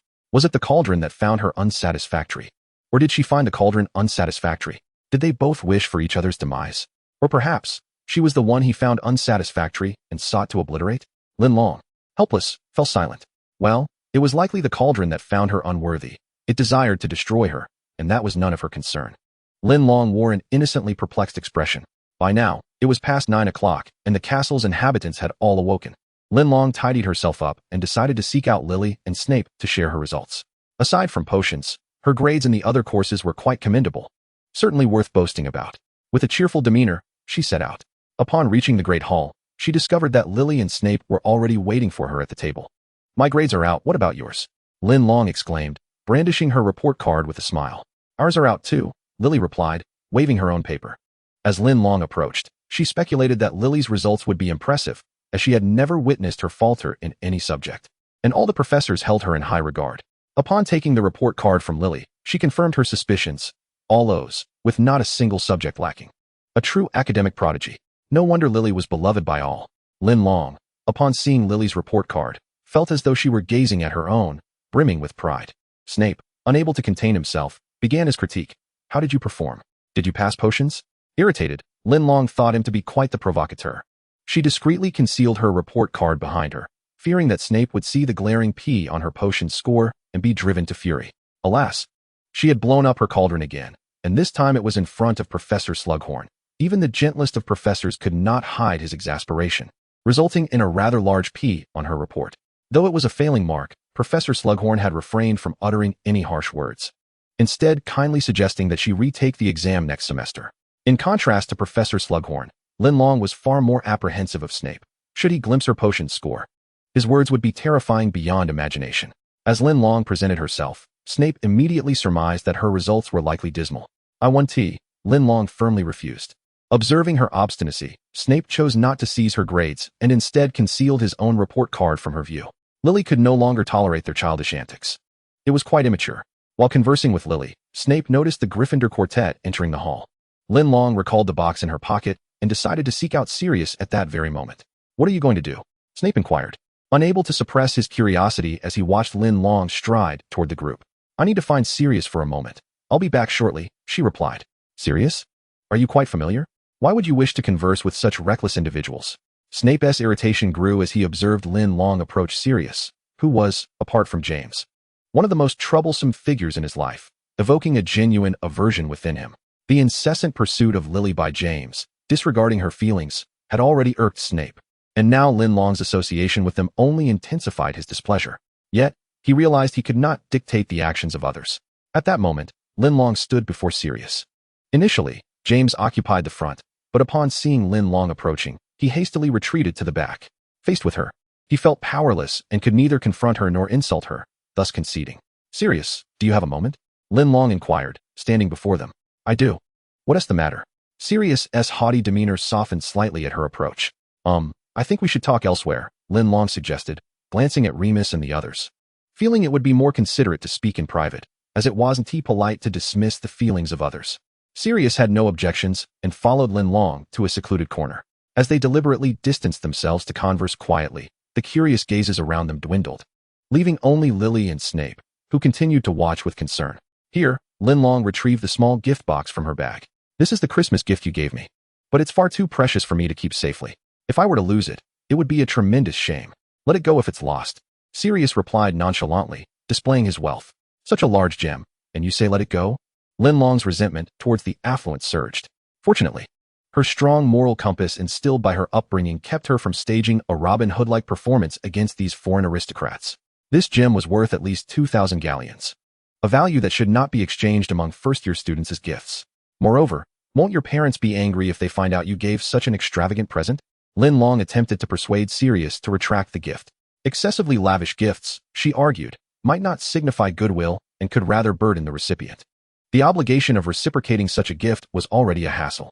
However, Sirius, raised in opulence, saw no issue with expressing affection through costly items. He waved his hand dismissively. "This was given to me when I was young. It's mine to give as I please, and my parents have no say in the matter. Just accept it. It's no cause for concern." His stubbornness and nonchalance made it difficult for Linlong to restrain herself from reprimanding him. Not wanting to further engage with these wealthy youths, Linlong decided to accept the gem and placed it back in her bag. Perhaps she would address it another time. With Linlong no longer fixated on the matter, Sirius felt a sense of relief, though the impending summer holiday filled him with dread.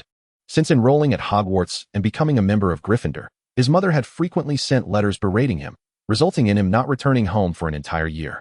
As summer approached, he dreaded the thought of returning to that gloomy household and facing his mother's accusations, feeling suffocated by the thought. At that moment, gazing at the girl before him, a bright idea struck him. Could you provide me with your address? With the summer holidays approaching, my family may require some weight loss potions, and I could purchase them directly from you. He sought to extract Linlong's address under the guise of needing her assistance.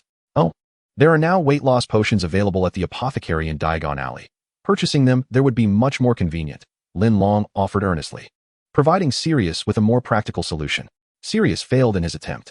He wished to maintain contact with Linlong during the summer, and having her address would allow him to write to her. Previously, he had used the school's owl to ensure his correspondence reached Linlong. Now, without an address, he found it impossible to locate her. He shifted tactics. Oh, I meant to say, I have some questions regarding herbology that I might need to consult you about during the summer. May I write to you? Linlong was renowned for her herbology prowess, unmatched among first years, and even upperclassmen occasionally sought her out for assistance. In herbology, she was a treasure, while in potions, she was somewhat of a liability. Rarely did anyone excel in their studies to such an extent. Upon hearing Sirius's words, Linlong rolled her eyes and replied, for matters of herbology, it would be better to consult Professor Sprout, our head of house. She is always eager to help students. Do you simply not wish to provide me with your address? Sirius asked bluntly. What? Why so direct? Linlong awkwardly chuckled, explaining, not at all. During the summer, an elder will be visiting me, and I will likely be staying with him, so my residence will be uncertain. She was not lying. Her parents had mentioned this in their letters, stating that she would follow her uncle's arrangements during the summer and often be away, residing in different locations. Sirius reluctantly conceded to her reasoning and abandoned his pursuit for her address, instead providing her with this. Well, you can reach me anytime if you need anything. Linlong accepted the note with a swift nod. Though she agreed, she had no intention of following through. She had heard from Avril that the Black family was staunchly in favor of pure-blood ideology. If she dared to send a letter, it would surely be asking for trouble. Although Sirius often appeared to align with Gryffindor and scoffed at the Slytherin pure-blood doctrine, who could say whether he would ultimately succumb to familial pressure and change his views? Since the incident with the holiday card, Avril had adopted a rather unkind attitude towards Sirius and James. Consequently, Sirius's reputation suffered. After concluding their conversation, Linlong returned to Lily and Snape. Upon seeing her return, James abandoned his confrontation with Snape and even forfeited the chance to speak with Lily, hastily exiting the scene. The atmosphere resembled a boisterous badger intimidating a group of small lions, quite fierce indeed. For reasons unknown, just moments ago in the various shadowy corners of the Slytherin common room, Severus Snape observed Linlong's return, yet uttered not a single word. Ordinarily, he would exchange barbs with her whenever he saw her conversing with Sirius, but at this moment, he merely crossed his arms, remaining silent and refusing even to glance in Linlong's direction. His expression was dark, reflecting an unmistakable ire. By afternoon, a notice prohibiting the use of magic during the holiday was distributed among them. Linlong felt a profound sense of regret at this announcement. A life devoid of magic would undoubtedly be troublesome. After all, she had become so accustomed to using the levitation charm even for the simplest tasks, like lifting a cup. From modesty to extravagance is easy, but from extravagance back to modesty is a daunting challenge. Finally, the last day of the first-year semester arrived. Under Hagrid's guidance, the students embarked on a fleet of boats across the Black Lake, arriving at the Hogwarts platform. They bid farewell to one another amidst laughter and joy, boarding the train that would take them home. The summer vacation had commenced. Upon reaching Platform 9 at King's Cross Station, Linlong bid adieu to her roommates. She then traversed the barrier with Lily and Severus, returning to the Muggle world. As they exited the station, they spotted William and Flora waiting to greet them. After a warm reunion, they settled into the car for their journey home. Severus had no one to welcome him. William and Flora were well aware of his situation and said nothing further, instead inviting him to join them for the ride with genuine enthusiasm. Severus, being a fiercely independent individual, had initially intended to return alone to avoid burdening others. However, he could not refuse Lily's earnest invitation and climbed into the vehicle. William and Flora occupied the front seats, while the children remained in the back. Lily nestled in the middle, flanked by Severus and Linlong on either side. Throughout the journey, the family basked in laughter and lively conversation. Severus watched Linlong, who jested with Lily, oblivious to his simmering frustration, which only intensified his ire. He resolved that throughout the summer, he would refrain from speaking to her. Severus, We have many potions to brew for weight loss over the summer.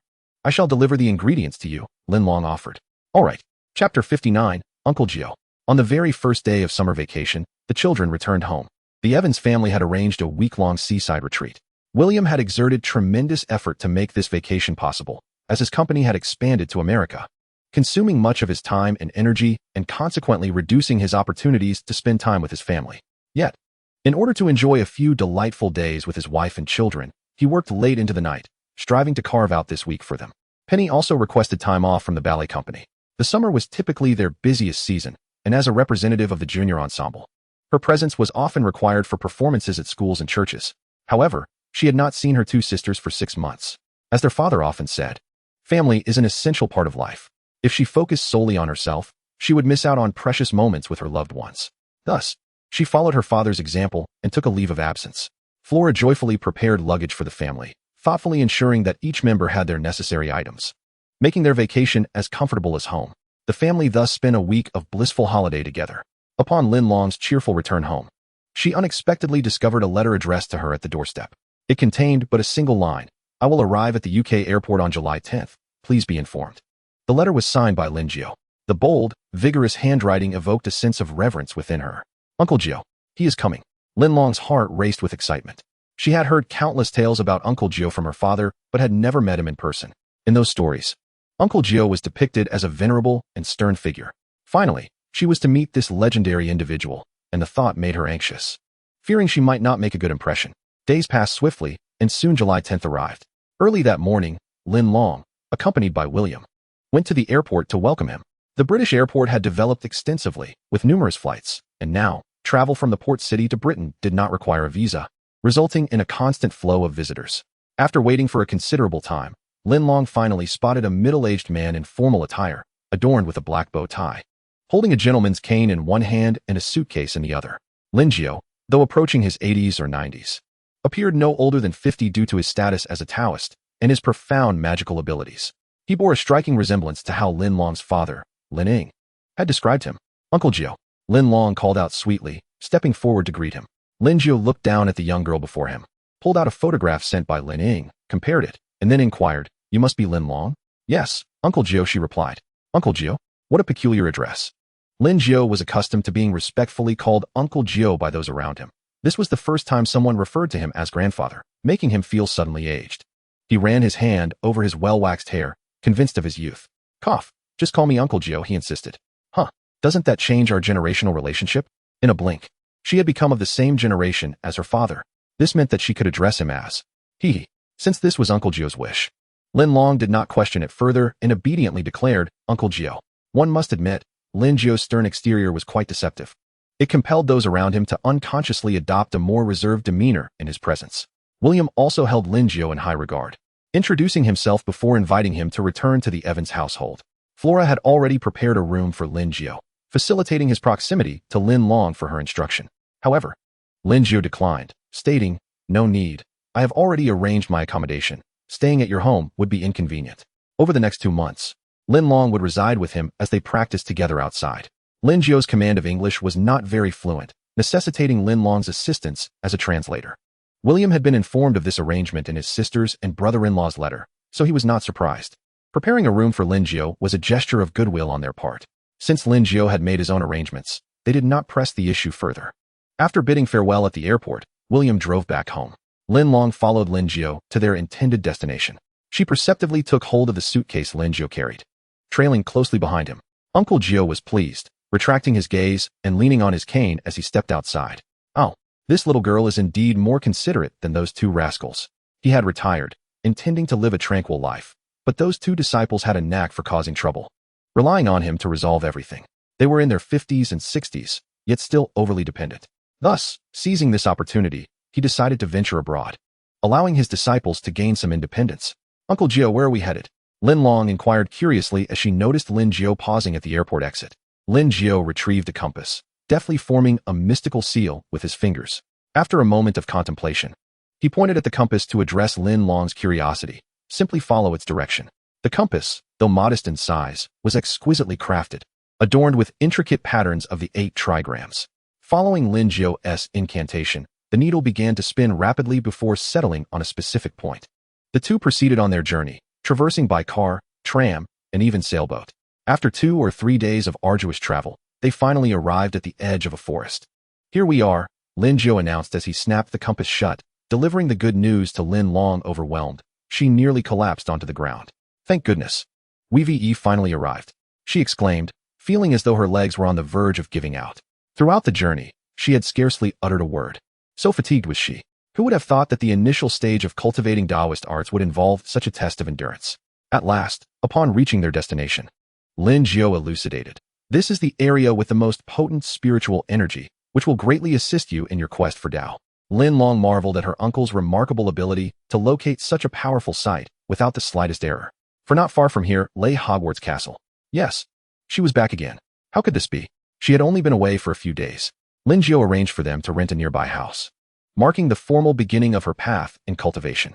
The first step in this journey typically involves taking on a master. However, since Linlong hailed from Kunlun, and her father was also from Kunlun, it was certain that she would one day return there. Lin Jiu, having been trained under the Maoshan lineage, while initially sharing similar practices, would diverge in focus later on. Hence, Lin Jiu did not formally accept Linlong as his disciple, but rather served as her guiding mentor. On the day she was to formally embark on her cultivation journey, Lin Jiu took Linlong deep into the forest at dawn, setting up a grand formation. He instructed her to sit cross-legged in the center of the array, explaining, "This is a gathering spirit array, designed to concentrate the spiritual energy around you, facilitating your absorption." Having been raised in the Xianmen, Linlong was familiar with these foundational concepts. Once seated, she closed her eyes, attuning herself to the surrounding spiritual energy.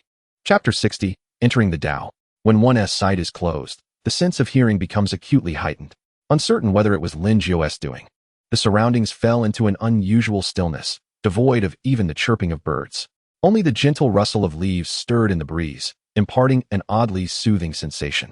Linlong lost track of time as she meditated, feeling her heartbeat slow and her breathing become more tranquil, as if she were merging with the environment. She sensed an overwhelming urge to succumb to sleep. No, she couldn't do that. Linlong repeatedly reminded herself. This was her uncle's first lesson. She would deeply regret dozing off. Yet, the drowsiness was nearly overpowering. "Focus your mind, cultivate tranquility," Lin Jiu intoned gravely, sensing her wavering resolve. Linlong quickly roused herself, re-engaging with the spiritual energy surrounding her. The initial step for a cultivator entering the qi refining stage is to draw energy into the body. During meditation, if one perceives points of spiritual energy, they should absorb them into themselves. Thus, the first step would be completed. Lin Jiu elaborated on the steps of cultivation, cautioning that it was not a simple task and would require considerable time. Patience was key. Unbeknownst to Lin Jiu, he had settled onto a nearby stool, speaking while producing a purple clay teapot from seemingly nowhere, sipping from it leisurely, as if prepared to wait indefinitely. "Uncle, how long does it usually take for the light points to appear?" Linlong inquired, eyes still closed, curiosity piqued. She hoped she wouldn't be among the slow learners. "That depends on one's innate talent. Take my 2 disciples, for instance. One took 2 years to enter the Tao, while another managed it in just 10 days. Lin Jiu expressed satisfaction with the latter, feeling proud of his disciples' swift progress, while he could only sigh over the former's delay. "And how long did it take you, uncle?" I entered the Tao quite swiftly." "Oh, then, uncle, does this mean I have entered the Tao?" As soon as Linlong's words fell, the surrounding spiritual energy swirled around her like a tornado, gradually being absorbed into her being. In fact, just prior to speaking, a hint of green luminescence had begun to manifest in her vision, though she was uncertain if it truly constituted her sight.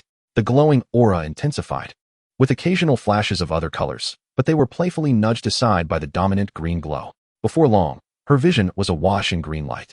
Following her uncle's guidance, she absorbed the radiance into her body, experiencing a sensation akin to floating. Lin Jiu watched in astonishment, oblivious to the water from the teapot spilling onto his clothing. Is this truly how one enters the Tao, without any tribulations? He pondered, reflecting on the 3 arduous days he had once spent in meditation. Lin Jiu glanced at his watch, astonished to find that a mere 2 hours had elapsed. This was too much for him to bear. He needed to compose himself.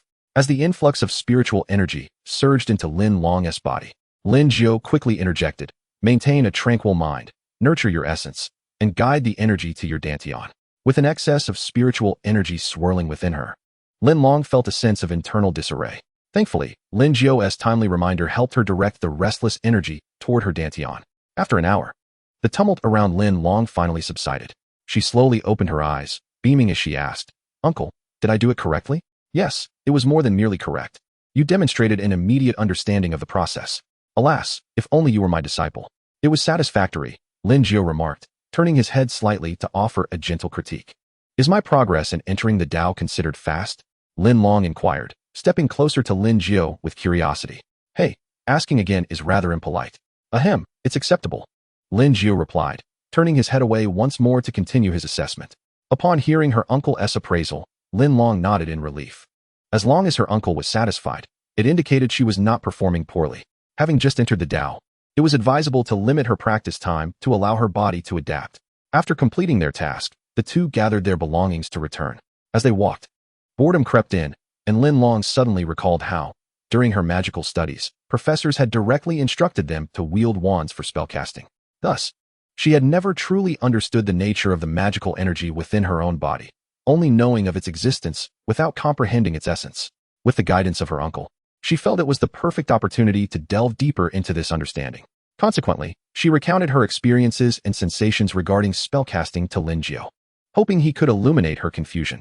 True to his mastery, Lin Jio, despite lacking familiarity with the magical system, was able to glean insights from Linlong's descriptions and her wand, recognizing the distinctions between the systems due to his extensive exposure to various schools of thought. The practice of Taoist cultivation is fundamentally an inward journey, focusing first on self-cultivation before mastering external techniques. Simultaneously, it is the transformation of external spiritual energy into one's own essence, which in turn propels the external spiritual energy, creating a perpetual cycle of increasing strength. The type of magic you speak of, however, relies solely on one's innate magical power to influence the external spiritual energy, resulting in a direct correlation. More power yields more energy, while less power yields less, with little variation. The fundamental source of these two forces is identical. Their capabilities lie within the spiritual chi that surrounds us. Perhaps one day, you may master the art of harmonizing them. Linlong meticulously noted every word Lin Jio uttered. Although she did not fully comprehend their meaning now, she would undoubtedly understand in the future. This is akin to a famous saying. Recording it for later seemed prudent. In the ensuing days, under Lin Jio's guidance, Linlong embarked on her journey of cultivation. She practiced drawing qi into her body, standing in stances, learning the fundamental tools and hand gestures of talismans, and honing her basic swordsmanship. Merely these exercises would keep her occupied for an extensive period. Moreover, Lin Jio possessed numerous other skills yet to be unveiled. By a fortuitous chance, Lin Jio discovered Linlong's innate talent, which bore an uncanny resemblance to the legendary wood elemental spiritual root. How infuriating! Had he known, he would have declined Linlong's request to be a mentor and simply taken her as his disciple. What a loss! Nevertheless, Lin Jio was a man of his word. Having promised to assist another, he would strive to fulfill his commitment. After revealing the origins of her talent to Linlong, he guided her in mastering the ability to control plants over a vast area, enabling her to utilize all the flora surrounding her. Amidst this whirlwind of learning, Linlong occasionally experienced a fleeting thought that she had forgotten something important. Never mind. She was far too busy to dwell on it. Chapter 61, The Arrogant Individual. It must be said, a master is indeed a master.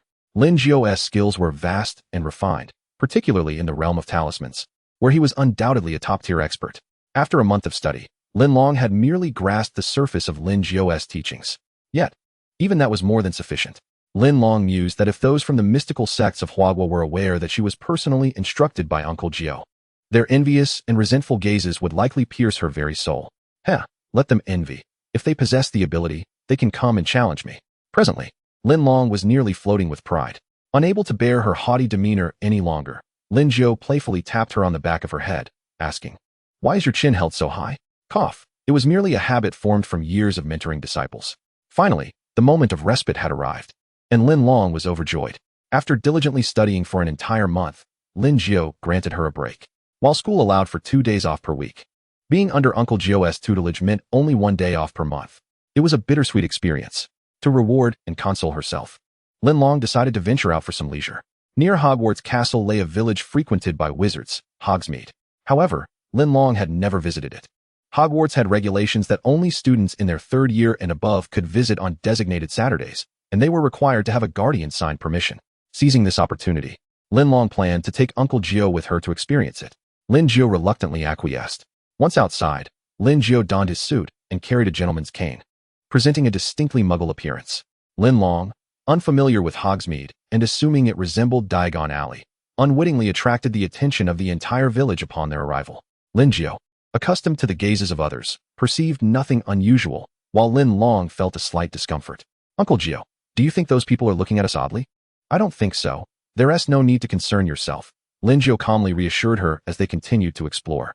Hogsmeade boasted a variety of shops, including magical equipment stores, wizarding clothing boutiques, a post office, and the renowned Honeyduke's candy store, which was particularly popular among students. Both found the experience thoroughly enchanting. As they prepared to enter the magical equipment store, a young man, clad in quintessential wizard attire and sporting a shock of light golden hair, suddenly appeared before them.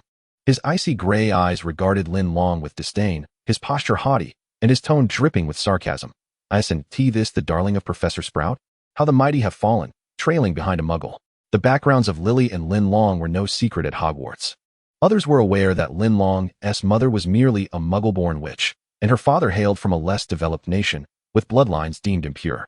In their eyes, a wizard emerging from such a backward place was no different from a Muggle, equally scorned. Linlong recognized the individual before her, Lucius Malfoy, a Slytherin prefect who had just graduated and was considered a leader within the house. The Malfoy family, renowned for its pure bloodline, was also a supporter of Voldemort.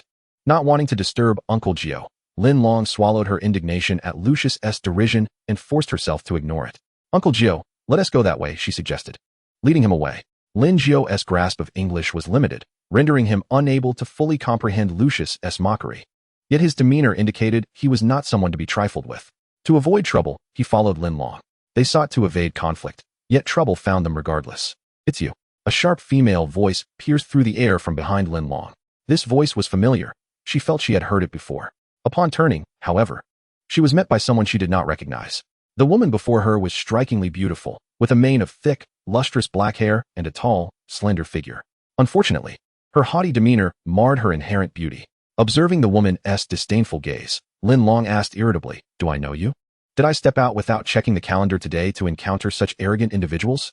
The woman's expression soured as she gritted her teeth, saying, "You need not remember the dead." After delivering her menacing remark, she brandished her wand, pointing it at Linlong. In that moment, with the wand in play, Linlong's memories surged back. It was her, the Death Eater she encountered in the Forbidden Forest. This was indeed a confrontation with an enemy. The woman was accompanied by a girl who, upon witnessing her sister drawing her wand in public, hurriedly grasped her hand, urging, "Bella, this is the street. Dumbledore and those Aurors could arrive at any moment. We cannot act here." "Sissy, this is none of your concern. Step aside," Bella retorted, shaking off her sister's grasp, rejecting her well-meaning intervention.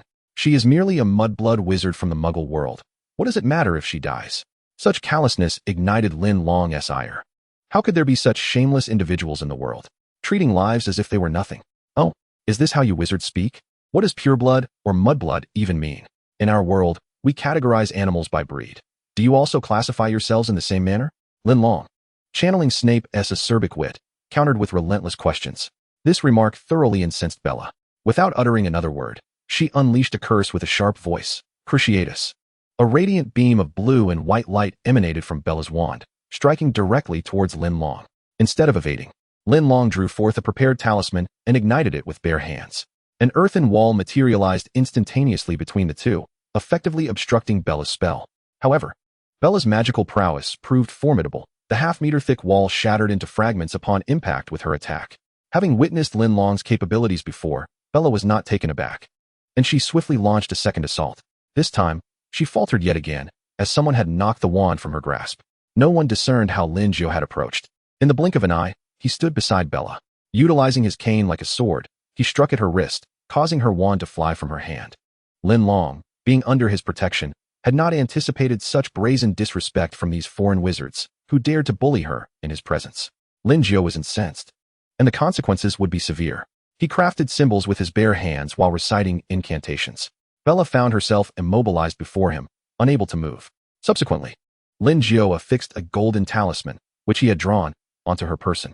He then swiftly returned to Linlong's side, his movements agile and graceful. How impressive! Lin Jiu was truly the most gallant. Linlong silently cheered within. Chapter 62. The Spirit Sealing Spell. After Lin Jiu intervened, the onlookers began to realize that the so-called Muggle was, in fact, a wizard far more powerful than they had presumed. He was not someone they could provoke at will. The spectators immediately reined in their mocking demeanor, adopting a much more respectful attitude. The law of the jungle was particularly effective in this realm. Yet, only Bella remained oblivious to the gravity of the situation. Once Lin Jiu departed, she regained control of her body. The first thing she did upon reasserting her autonomy was to clumsily retrieve her wand and, with a contorted expression, utter a fatal curse, Avada Kedavra. However, the air fell silent, and that lethal green beam failed to materialize. Everyone, except for Lin Jiu, was left bewildered, including Linlong. What was happening? Could it be that I have so thoroughly infuriated that vile woman that she cannot even muster her hatred? My charm must be extraordinary. Just as Linlong pondered this, Bella, undeterred, attempted once more. Still, nothing occurred. Panic surged within Bella. She desperately sought the magic within her, only to find herself devoid of any power. As if she were a mere muggle, utterly incapable of wielding magic. Where's my magic? What have you done to my magic? Bella began to scream hysterically at Lin Jiu. Maintaining an air of superiority, Lin Jiu calmly instructed Linlong. Tell her that I have sealed her magic. Should she dare provoke us again, I shall render her power permanently inaccessible. Bella, though skilled among her peers, was no match for someone of Lin Jiu or Dumbledore's caliber. Thus, it was effortless for Lin Jiu to seal her magic. Upon hearing Lin Jiu's words, Linlong was momentarily stunned. Truly, Uncle Jiu is remarkable. Wow, such a technique must be learned. Linlong proudly raised her chin and boldly stepped forward, proclaiming, Listen well. My Uncle Jiu has declared that your magic has been nullified. If you behave obediently, he may restore it to you, should you threaten us again. Prepare to exist as the lowly muggle you so despise. Linlong wielded the phrase fox assuming tiger's might with perfect precision. Lin Jiu, observing her familiar demeanor, was reminded of his two ineffectual disciples. Bella, in that moment, was a whirlwind of shock, fear, and rage. She longed to doubt Linlong's words, but the emptiness within her confirmed their truth. Though she desired to unleash her fury, the presence of Lin Jiu held her in check, fearing he might indeed render her a muggle. At this moment, facing him felt akin to confronting Dumbledore. All that remained was fear and frustration. The scream lodged in her throat flushed her face with crimson. Lucius, sensing the precariousness of their situation, swiftly grasped his fiancée Narcissa's hand, shielding her behind him. My sincerest apologies for our offense. May I inquire as to your identity? Lucius, ever adaptable, underwent a complete transformation in demeanor after witnessing Lin Jiu's prowess. Oh, this esteemed individual is none other than the illustrious Uncle Jiu, Linlong interjected, gently patting the back of her head as she stifled her exuberant introduction. Though Lin Jiu failed to comprehend Linlong's words, her expression mirrored that of his two disciples, revealing her intentions. Wishing to avoid entanglement with these people, lest he attract karmic repercussions, he interrupted Linlong, informed them that I intend to lift her seal, allowing her to remain quietly until we depart. Linlong, with an air of grievance, nodded and relayed his message without embellishment. Lucius and Narcissa promptly acquiesced, and even Bella inclined her head in agreement. Having lost interest in lingering, Lin Jiu turned to leave with Linlong. Then, with a gesture, he directed a golden light from his fingertips towards Bella. This time, none dared to meet their gaze directly, instinctively stepping aside as they awaited the pair's exit from the village. Lin Jiu's spell left an indelible, fearsome impression in their minds. For no wizard would wish to become a muggle. Linlong, ecstatic, pursued Lin Jiu as soon as they were alone, asking, Uncle Jiu, what was that spell you just cast? It was simply magnificent. Lin Jiu, though pleased by her admiration, maintained a composed facade, responding calmly, That is my original spirit sealing spell, capable of temporarily halting the flow of spiritual energy within a person, rendering them unable to wield magic. Only temporarily? Is it not possible to seal it indefinitely? Linlong seized upon the sensitive phrasing in Lin Jiu's explanation. Lin Jiu chuckled. It is not so simple. Whether cultivators or wizards, spiritual energy inherently resides within the body, flowing in tandem with its movements. To seal it entirely would mean that the individual is on the brink of death, for otherwise, it cannot be permanently sealed. However, this also implies that you would become entangled with that individual, which is unnecessary. What we can do is merely sever their connection to external spiritual energy temporarily. If the spiritual energies of the two individuals are comparable, sealing is impossible. Yet, my spiritual energy far surpasses that of the woman, allowing for easy sealing. However, even if I do not lift the spell, she will regain her power within half an hour, as her internal energy resumes its flow. Lin Jiu's explanation of the spirit sealing spell left Linlong somewhat disheartened. This meant that even if they neglected Bella, she would eventually recover. Nonetheless, in a clash of experts, a victor could be determined in mere moments, if not seconds. The spirit sealing spell was still remarkably useful. I must learn it. Lin Jiu discerned Linlong's eager disposition. He spoke pointedly. In this world, karma is of utmost importance. Once entangled, it is inescapable. Even in the magical realm, one must remain cognizant of this principle. Linlong failed to grasp Lin Jiu's words, but that did not deter her from committing them to memory. Oh, the classic quotes from Uncle Jiu have nearly filled half a volume. Upon returning to their abode, the two retreated to their respective chambers to rest. Linlong settled at her writing desk, beginning to organize the academic dilemmas she had encountered recently, preparing to inquire about them with Uncle Jiu the following day. With pen in hand, she wrote fervently. At that moment, an owl alighted upon her windowsill, none other than Fred, the pet she shared with Lily. Linlong hastily welcomed it inside, providing it with water and sustenance. She then carefully removed the letter it had brought, unfolding it with caution. The missive was penned by Lily, who expressed the family's longing for her and updated her on their recent affairs. William had recently embarked on a business trip to America, and Penny had accompanied her ballet troupe on tour, leaving only Flora and Lily at home, which had become rather lonely and tedious. To alleviate the monotony, Flora had sought companionship with several like-minded ladies, establishing a clothing studio dedicated to crafting garments for young girls. This endeavor had kept her quite busy, leaving Lily, who remained home alone, even more bored. Consequently, she had taken to studying magic alongside Snape daily, preparing for the upcoming academic year. At least this rendered her days somewhat more fulfilling. How wonderful it was to see that everyone's lives were rich and vibrant. Wait, Snape. It suddenly dawned on her that she had forgotten something. Chapter 63, Spirit Stone. Oh dear, Snape was likely awaiting her with an essay prepared. A curious composition brimming with peculiarities. She could anticipate a substantial increase in her knowledge. However, she had no desire to acquire such knowledge in this manner. No. She needed to conceive a strategy to temper Snape's ire. Fortunately, during her recent training in the forest, she had diligently collected various magical plants, which could serve as tokens of apology. She promptly retrieved her spatial bag and began rummaging through its contents. Rue, suitable, as it could be used to concoct an antidote. Lavender, unfit, merely ornamental. Snape would likely not appreciate it. Chinese biting cabbage, appropriate, as it could be utilized for defense. Wolfsbane, acceptable, usable as an anesthetic. For an entire afternoon, Linlong meticulously selected magical plants for Snape in her room. So engrossed was she that Lin Jiu called her several times for dinner. But she remained oblivious. Eventually, Lin Jiu had to check on her personally. Upon opening the door, he was greeted by a veritable sea of greenery. The floor was adorned with an array of magical plants, each more bizarre than the last. Lin Jiu found this a rather enlightening experience. Suddenly, he sensed a distinctly strong spiritual aura emanating from among the plants. Could there exist a plant in the magical realm that possessed such potent spiritual energy? It would indeed be a rarity. Curiosity piqued, he cautiously approached the source of the aura, mindful not to trample the animated plants beneath his feet. Thankfully, under Linlong's careful control, the plants had become quite docile. Even the Chinese biting cabbage remained placid, refraining from any aggressive actions. As Lin Jiu drew near, he discovered that the source of the spiritual energy lay within a box. Upon opening it, he beheld a resplendent red gemstone. Linlong, observing Lin Jiu's actions, inquired with curiosity, Uncle Jiu, do you fancy this gemstone? Should he express his fondness, Linlong would unhesitatingly gift it to him, intending to find something to return to Sirius in its stead. After all, he was of lesser importance than Uncle Jiu. Lin Jiu, examining the gemstone with great care, responded, indeed, I find it quite appealing. It is a fine specimen. That a worldly figure like Uncle Jiu could deem it a fine specimen only deepened Linlong's intrigue. Was it not merely a ruby? Lin Jiu chuckled before elucidating. While this stone may appear to be a ruby at first glance, it harbors a rich essence of spiritual energy within. You may refer to it as a spirit stone.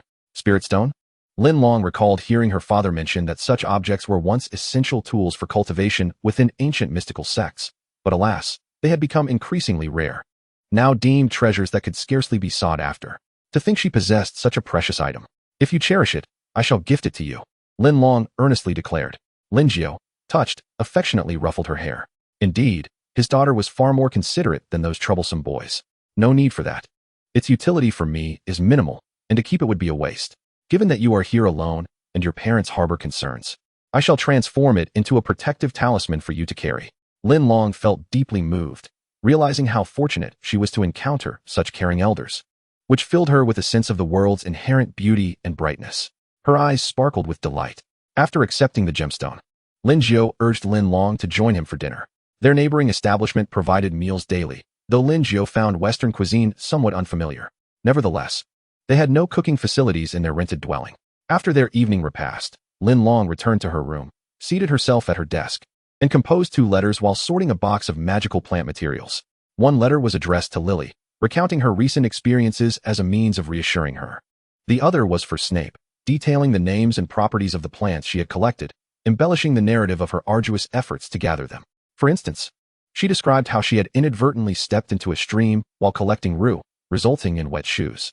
Although she exaggerated this to suggest she had plunged into a great river and struggled mightily to emerge with the plant. Moreover, when gathering wolfsbane, she had encountered a common animal that attempted to attack her, only to be swiftly dispatched by Uncle Jiu. In her letter, however, she recounted a harrowing tale of a fierce magical creature that pursued her for several city blocks, from which she narrowly escaped. She spun her narrative with as much tragedy as possible, hoping that Snape would feel pity and temper his anger towards her. A flawless strategy. Subsequently, she entrusted the letters and the box to the owl Fred, instructing it to return to the Evans residence. The box was rather heavy, causing Fred to wobble as it took flight, and Linlong could only silently pray for its safe return. Once this task was completed, Linlong promptly dismissed it from her mind and obediently retired to bed, as she was to continue her training with Uncle Jiu the next day. On the morrow, Linlong embarked on learning something new, formations. Yet this proved to be far more challenging than charms, and she found herself straining under the weight of the knowledge. Can you believe it? The study of formations required mathematical knowledge. There were even more complex principles of the I Ching. Linlong felt her hair thinning. After nearly 3 days of study, she had yet to grasp the fundamentals, let alone find the entrance to understanding. During her training, she was exceedingly busy. In the mornings, she meditated. In the late mornings, she studied formations, and in the afternoons, she practiced swordsmanship. As she was still a novice in swordplay, Uncle Jiu mandated that she practice swinging the sword 500 times each day. The sword itself weighed 6 pounds, and after each session, Linlong felt as though her hands might break. Furthermore, by nightfall, she was still compelled to practice drawing runes with her nearly exhausted hands. Linlong felt she had never been so fatigued. A day's cultivation requires at least a minimum of 14 hours. Suddenly, I find myself nostalgically reminiscing about the class schedule at Hogwarts. In this world, one must always repay their debts. Undoubtedly, under such rigorous training, Linlong's progress is manifestly observable. Although she cannot yet conjure symbols with her bare hands as Lin Jiu does, she has no trouble executing swift, precise strokes. Her swordsmanship has also seen remarkable enhancement. Linlong dares to assert that among her peers at Hogwarts, she is undoubtedly the unrivaled champion. She might even challenge students from the 2 higher grades, easily disarming her opponents by sending their wands flying. However, when it comes to the 5th-year students, she is at a disadvantage, as they have already begun their studies in silent spells, rendering it impossible for her to anticipate their incantations or their effects. Thus, the path of cultivation must continue. She aspires to become invincible throughout Hogwarts by next year. After articulating her grand ambitions, Linlong persistently trains diligently under Lin Jiu's guidance, steadily progressing with her feet firmly planted on the ground. Finally, after a week, she receives a letter in response from Lily, along with an unexpected howler. Chapter 64, The Howler. A sense of foreboding suddenly washes over Linlong. Could this possibly be a letter from Snape? Given his usual demeanor, that seems unlikely. Even if he wished to scold her, he would likely employ elaborate metaphors and rhetorical devices to craft a letter filled with veiled criticism. Slytherins are typically attentive to elegance and would not resort to such boisterous outbursts, especially Snape, who rarely exhibits fluctuations in his tone even during conversation. Just as Linlong hesitates on whether to open it, the howler seems to sense her magical presence, unfurling itself autonomously and flying directly to her side. Linlong, what on earth are you studying? Why are you still in such a perilous environment? What is your teacher doing? Is he neglecting you? You better not be in any trouble. Otherwise, I will come find you immediately. Come home. Return home at once. As the shrill shouts fade, the letter loses its magical support and spontaneously combusts into ashes, leaving Linlong in a state of trepidation. A few seconds pass before she fully comprehends the situation. Goodness. Snape is exceptionally cunning. He has enlisted the most capable individual to intimidate her, Penny, to record this howler. Since it was Penny who managed her when she first arrived in Britain and guided her studies, Linlong has always held a certain respect for her. She may not heed Lily's words, but she will certainly listen to Penny. It appears that Snape has astutely perceived this dynamic. Upon opening Lily's letter, Linlong indeed discovers Snape's machinations. After receiving Linlong's correspondence, Lily had delivered Snape's letter and box without delay. They typically share the contents of their letters. But it was quite late that day, and Lily returned home immediately after delivering the items. To her surprise, the following morning, Snape, who seldom frequented the Evans household, arrived early in their yard. He appeared to have had a restless night, with bloodshot eyes and a somewhat pallid complexion. After exchanging morning greetings, Snape inquired about Linlong's well-being. Was she all right? Had she not overexerted herself? Lily found his concern rather bewildering, unable to fathom why he was so inquisitive. Linlong is fine, she replied. She mentioned that she was enjoying her studies with teacher Uncle Jiu and had significantly improved. Furthermore, even if she encountered any nefarious individuals, she would have teacher Uncle Jiu's protection, so everything was going splendidly. Upon hearing Lily's words, Snape furrowed his brow, unable to ascertain which of Linlong's statements was truthful. He then handed Lily the letter Linlong had written to him, asking her to read it, while simultaneously exchanging another letter. After reading it, Lily grew anxious, fearing that Linlong might have downplayed any dangers in her letter to avoid worrying her family. This was precisely the sort of thing Linlong would do. However, Snape discerned a clue. In the letter addressed to Lily, Linlong extolled her teacher's extraordinary abilities, while in her own letter, she mentioned nothing of her instructor. It was evident that her letter had been a grand exaggeration. Snape's usually drooping mouth corners lifted slightly, revealing a hint of amusement. Just wait. He refrained from sharing his discovery with Lily and, after a moment of contemplation, inquired about Penny's whereabouts. Upon learning that Penny was performing at a small theater in London, he promptly took his leave, clutching his letter. A few mornings later, he returned, delivering a howler to Lily, instructing her to send it back. After witnessing Snape's series of actions, Linlong could only describe him with a term often used by her Uncle Jiu, astute. He was exceedingly sharp. She thought to herself that she would never dare to deceive Snape again. The potency of the howler was formidable. Penny's voice still echoed in her ears, laden with concern, compelling Linlong to take it seriously. She immediately penned letters to Penny and Lily, explaining the circumstances to reassure them that her teacher was indeed a responsible individual and that she was in no danger. She also wrote an earnest letter of apology to Snape, skillfully steering the conversation toward potion sales while subtly reproaching him for disturbing Penny. Due to the distance, Linlong was unable to receive prompt feedback from them. She merely hoped they could sense her sincerity and not remain too angry. The worry of her family was something Linlong could hardly bear. After sending the letters, a knock sounded at her door. She quickly opened it, and upon seeing Uncle Jiu outside, she was momentarily taken aback. At that moment, Uncle Jiu was dressed in the attire of a Taoist priest, clad in a yellow robe, wearing a matching hat, with a crossbody bag slung over one shoulder and a peachwood sword in hand. Instantly, he exuded an air of righteousness. Linlong felt an odd sense of reassurance. Somehow, seeing Uncle Jiu in this garb made her fearless. As Linlong opened the door, Uncle Jiu tossed the crossbody bag onto her shoulder. "Let us go? Where to?" Linlong asked, astonished, glancing at the bag draped over her. It was already evening, and darkness had enveloped the sky. Typically, at this hour, Linlong would be in her room, practicing her symbol drawing. "Just follow me, and you'll find out." Uncle Jiu replied with a charming spin, not waiting for Linlong to respond as he strode away. Linlong hastily followed. They traversed through a stretch of woods and arrived at a residential building. Even in August, the night air in Britain held a slight chill.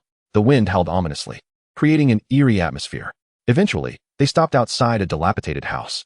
"Go inside," Uncle Jiu instructed, standing behind Linlong inside. "Alone?" Linlong gasped. In such dark and foreboding surroundings, she was expected to enter alone? What if she encountered some malevolent spirit or creature? One might well be frightened into a heart condition. Although Hogwarts is home to ghosts, they are generally quite amiable towards the young witches and wizards. Particularly endearing is the ghost of Hufflepuff, the Fat Friar, whose kindness is unparalleled. However, outside those hallowed halls, one can never be too certain. In her childhood, she had accompanied her father and encountered some truly malevolent spirits. It is not merely their abilities that are daunting. Even their countenances could easily petrify her. "Uncle Jiu, must we go?" Linlong attempted to plead with a touch of charm.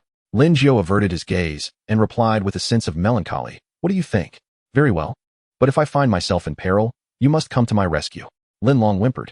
"Do not hesitate. Make haste," Uncle Jiu urged. As a practitioner of the Xianmen, one cannot afford to be timid or cowardly. Chapter 65, Capturing the Ghosts. With no other recourse, Linlong grasped the copper-coined sword bestowed by Uncle Jiu in one hand, while tightly clutching her messenger bag with the other. Within the bag lay an assortment of talismans and magical artifacts, providing her with some semblance of comfort. She cautiously approached the threshold, inhaled deeply, and pushed the door open.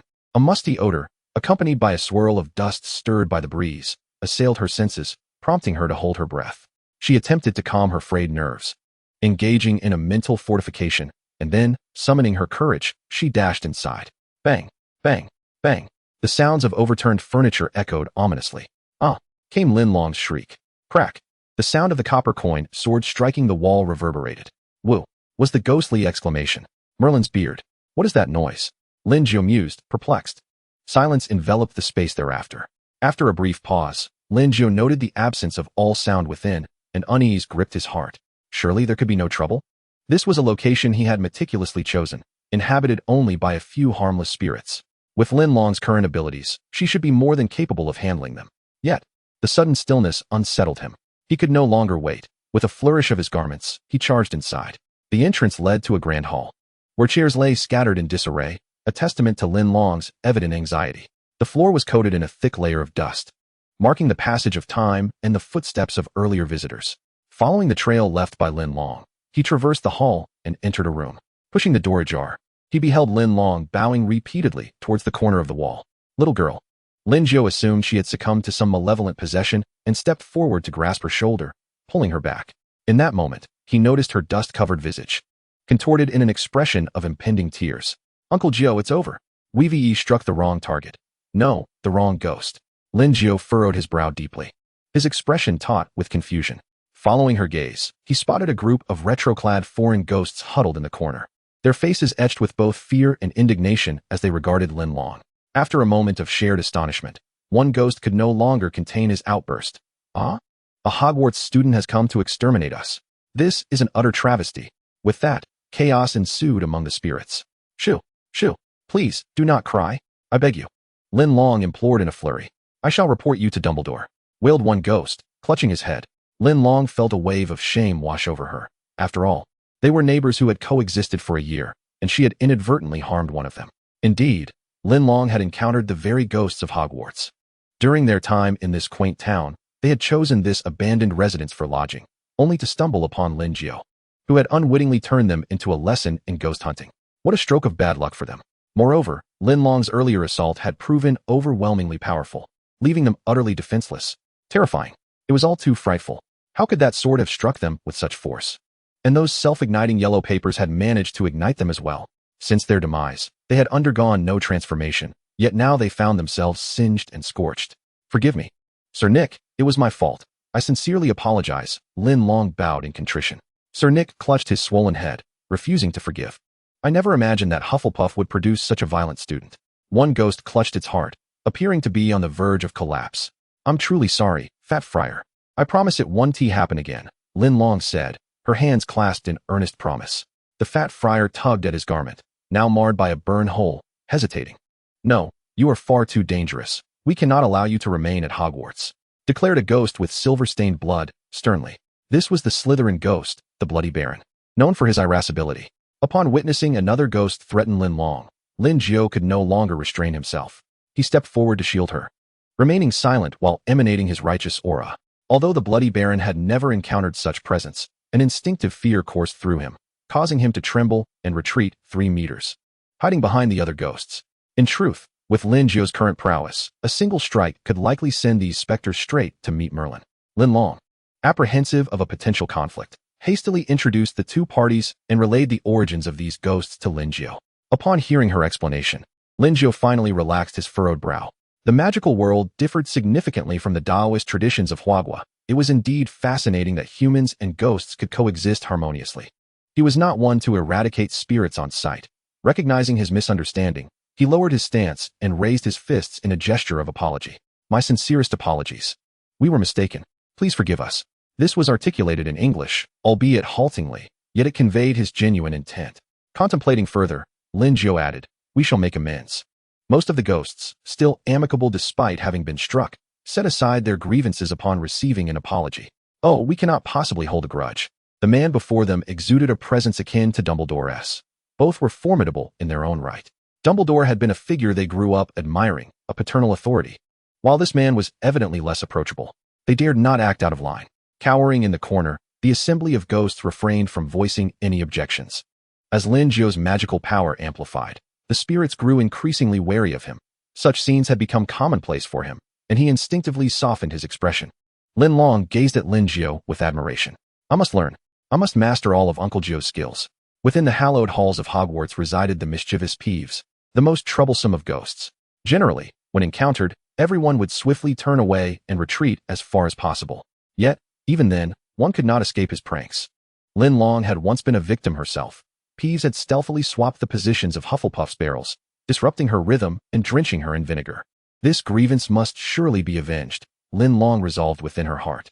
Beside him, Lin Jiu had begun negotiations with the spirits, inquiring about their desires, claiming he could bestow upon them what they wished for. This piqued the spirit skepticism. Ever since their demise, their existence had only stirred disturbances in fire, water, and air, rendering them unable to interact with the tangible world. They could neither eat nor drink, nor grasp any objects, leaving their aspirations perpetually unfulfilled. Except for Papigi, who was a unique entity among them. Chapter 66. Money Can Move Ghosts. Hearing Lin Jiu's assertions, regardless of their veracity, the spirits felt a flicker of hope. They tentatively articulated long-buried desires. Nick's yearning was for a sword, as he wished to join the Headless Horseman's brigade. However, his head had not completely severed from his body, rendering him ineligible for membership. If he possessed a sword, perhaps he could achieve a final separation. The rotund monk craved a rabbit and a chalice, relishing the act of extracting the rabbit from the cup, a pastime that ironically contributed to his demise. Nevertheless, he remained unrepentant. Meanwhile, the sanguine figure, Barrow, desired a new garment, for the one he wore had been with him for countless years, its bloodstains haunting him with memories of unpleasant events. The principle that money can move ghosts was universally applicable. Upon hearing their wishes, Lin Jiu found the spirit's innocence somewhat endearing, far more so than the greedy specters he had encountered before. Their modest aspirations were easily attainable. For Lin Jiu, it was a mere trifle. He retrieved a yellow bronze basin from his sleeve, followed by a handful of vividly colored papers. Linlong watched in envy as Lin Jiu continuously produced items from his sleeve. This technique, known as sleeve space, was a manifestation of a cultivator's profound mastery, akin to a bag of holding, but with a far larger capacity that could not be usurped by others. Few in the entirety of Hogwarts could cultivate such a skill. Linlong felt despondent, resigning herself to her own modest spatial bag. Tears of envy escaped the corners of her mouth. Lin Jiu, being a master of origami, skillfully crafted a sword, a rabbit, and a chalice in mere moments. He even fashioned a garment, though it resembled a traditional Chinese robe. Lost in his task, he failed to notice the distinctions between Eastern and Western attire. He neatly folded the paper garments and tossed them into the bronze basin, along with the rabbit, chalice, and sword. Then, he ignited a flame. Next, he produced an incense stick, which ignited instantly at his command without the need for a flame.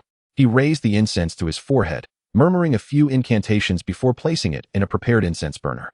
The entire process was fluid and graceful. Though it bore a somewhat eerie quality, it was visually pleasing. As the fragrant smoke wafted through the air, the origami creations in the bronze basin began to materialize into tangible objects in the spirit's eyes.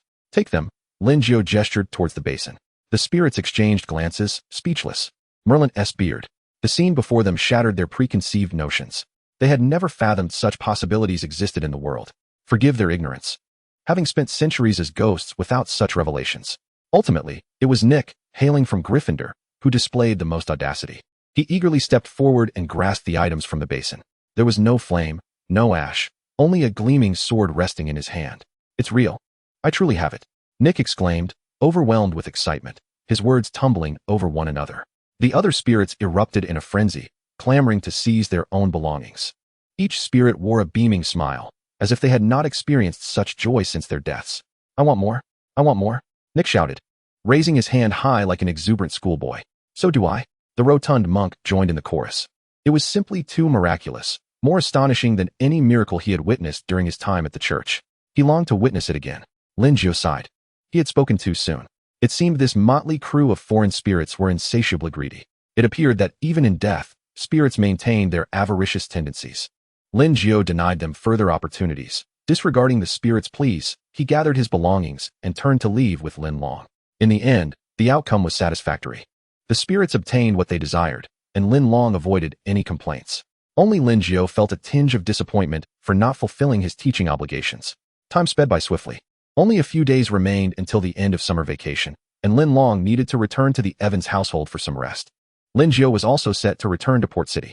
After nearly 2 months of teaching, the two had developed a pleasant rapport, and Linlong was reluctant to see her Uncle Jiu depart. Yet, as a student, she had to resume her studies. Lin Jiu had a family and responsibilities and could not remain by her side indefinitely. Reluctantly, Linlong extended an invitation to Uncle Jiu to explore London and procure some souvenirs from Diagon Alley. Having tidied up the room she had occupied for over a month, Linlong donned her spatial bag and accompanied Lin Jiu back to London. The pair spent 2 to 3 days wandering through the city, visiting Buckingham Palace, the Tower of London, and Covent Garden. One could not help but note the stark contrast between 1970s Britain and Hogwarts. Here, the streets bustled with traffic and towering edifices, while the people in Hogwarts struggled to meet their basic needs. The sight left them with a bittersweet feeling, pondering whether the future of Hogwarts would ever surpass that of this land. On the final day of Lin Jiu's stay in Britain, they ventured to Diagon Alley. This period was bustling with students purchasing supplies before the school year commenced, and the streets teemed with wizards, creating a lively atmosphere. Many Muggle students accompanied their families, so even clad in a tailored suit, Lin Jiu attracted little attention. The ambience was far more vibrant than that of Hogsmeade.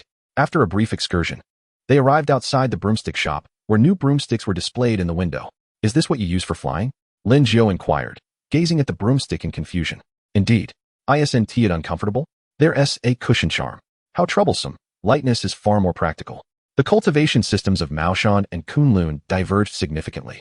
Flying spells were not as refined as Kunlun's sword mastery, relying instead on lightness techniques. Now witnessing the existence of flying spells in the magical realm, Lin Jiu felt a twinge of envy, though he maintained a stoic facade. Having spent ample time together, Linlong recognized Lin Jiu's contradictory nature and stifled a giggle behind her hand. Subsequently, the duo meandered into the joke shop, where a plethora of comical products awaited, some even suitable for pranks. Upon seeing these items, Lin Jiu was reminded of his 2 unfortunate disciples, having fallen victim to their mischief on numerous occasions. Wasn't it time to exact some revenge? Noticing Lin Jiu picking up a gag feather quill, Linlong sensed his interest and eagerly inquired, "Uncle Jiu, do you like this? I can buy it for you." "No need. Such childish trinkets do not pique my interest," Lin Jiu firmly declined. Chapter 67, Upside Down Alley. "By the way, do you still need to purchase the books for the second grade? You should go ahead and buy them. I can manage on my own," Lin Jiu remarked nonchalantly. Linlong felt as though she were accompanying an elderly relative on a shopping trip and was somewhat uneasy about leaving Lin Jiu alone. However, upon observing his reluctance to continue browsing, she decided to procure the items herself.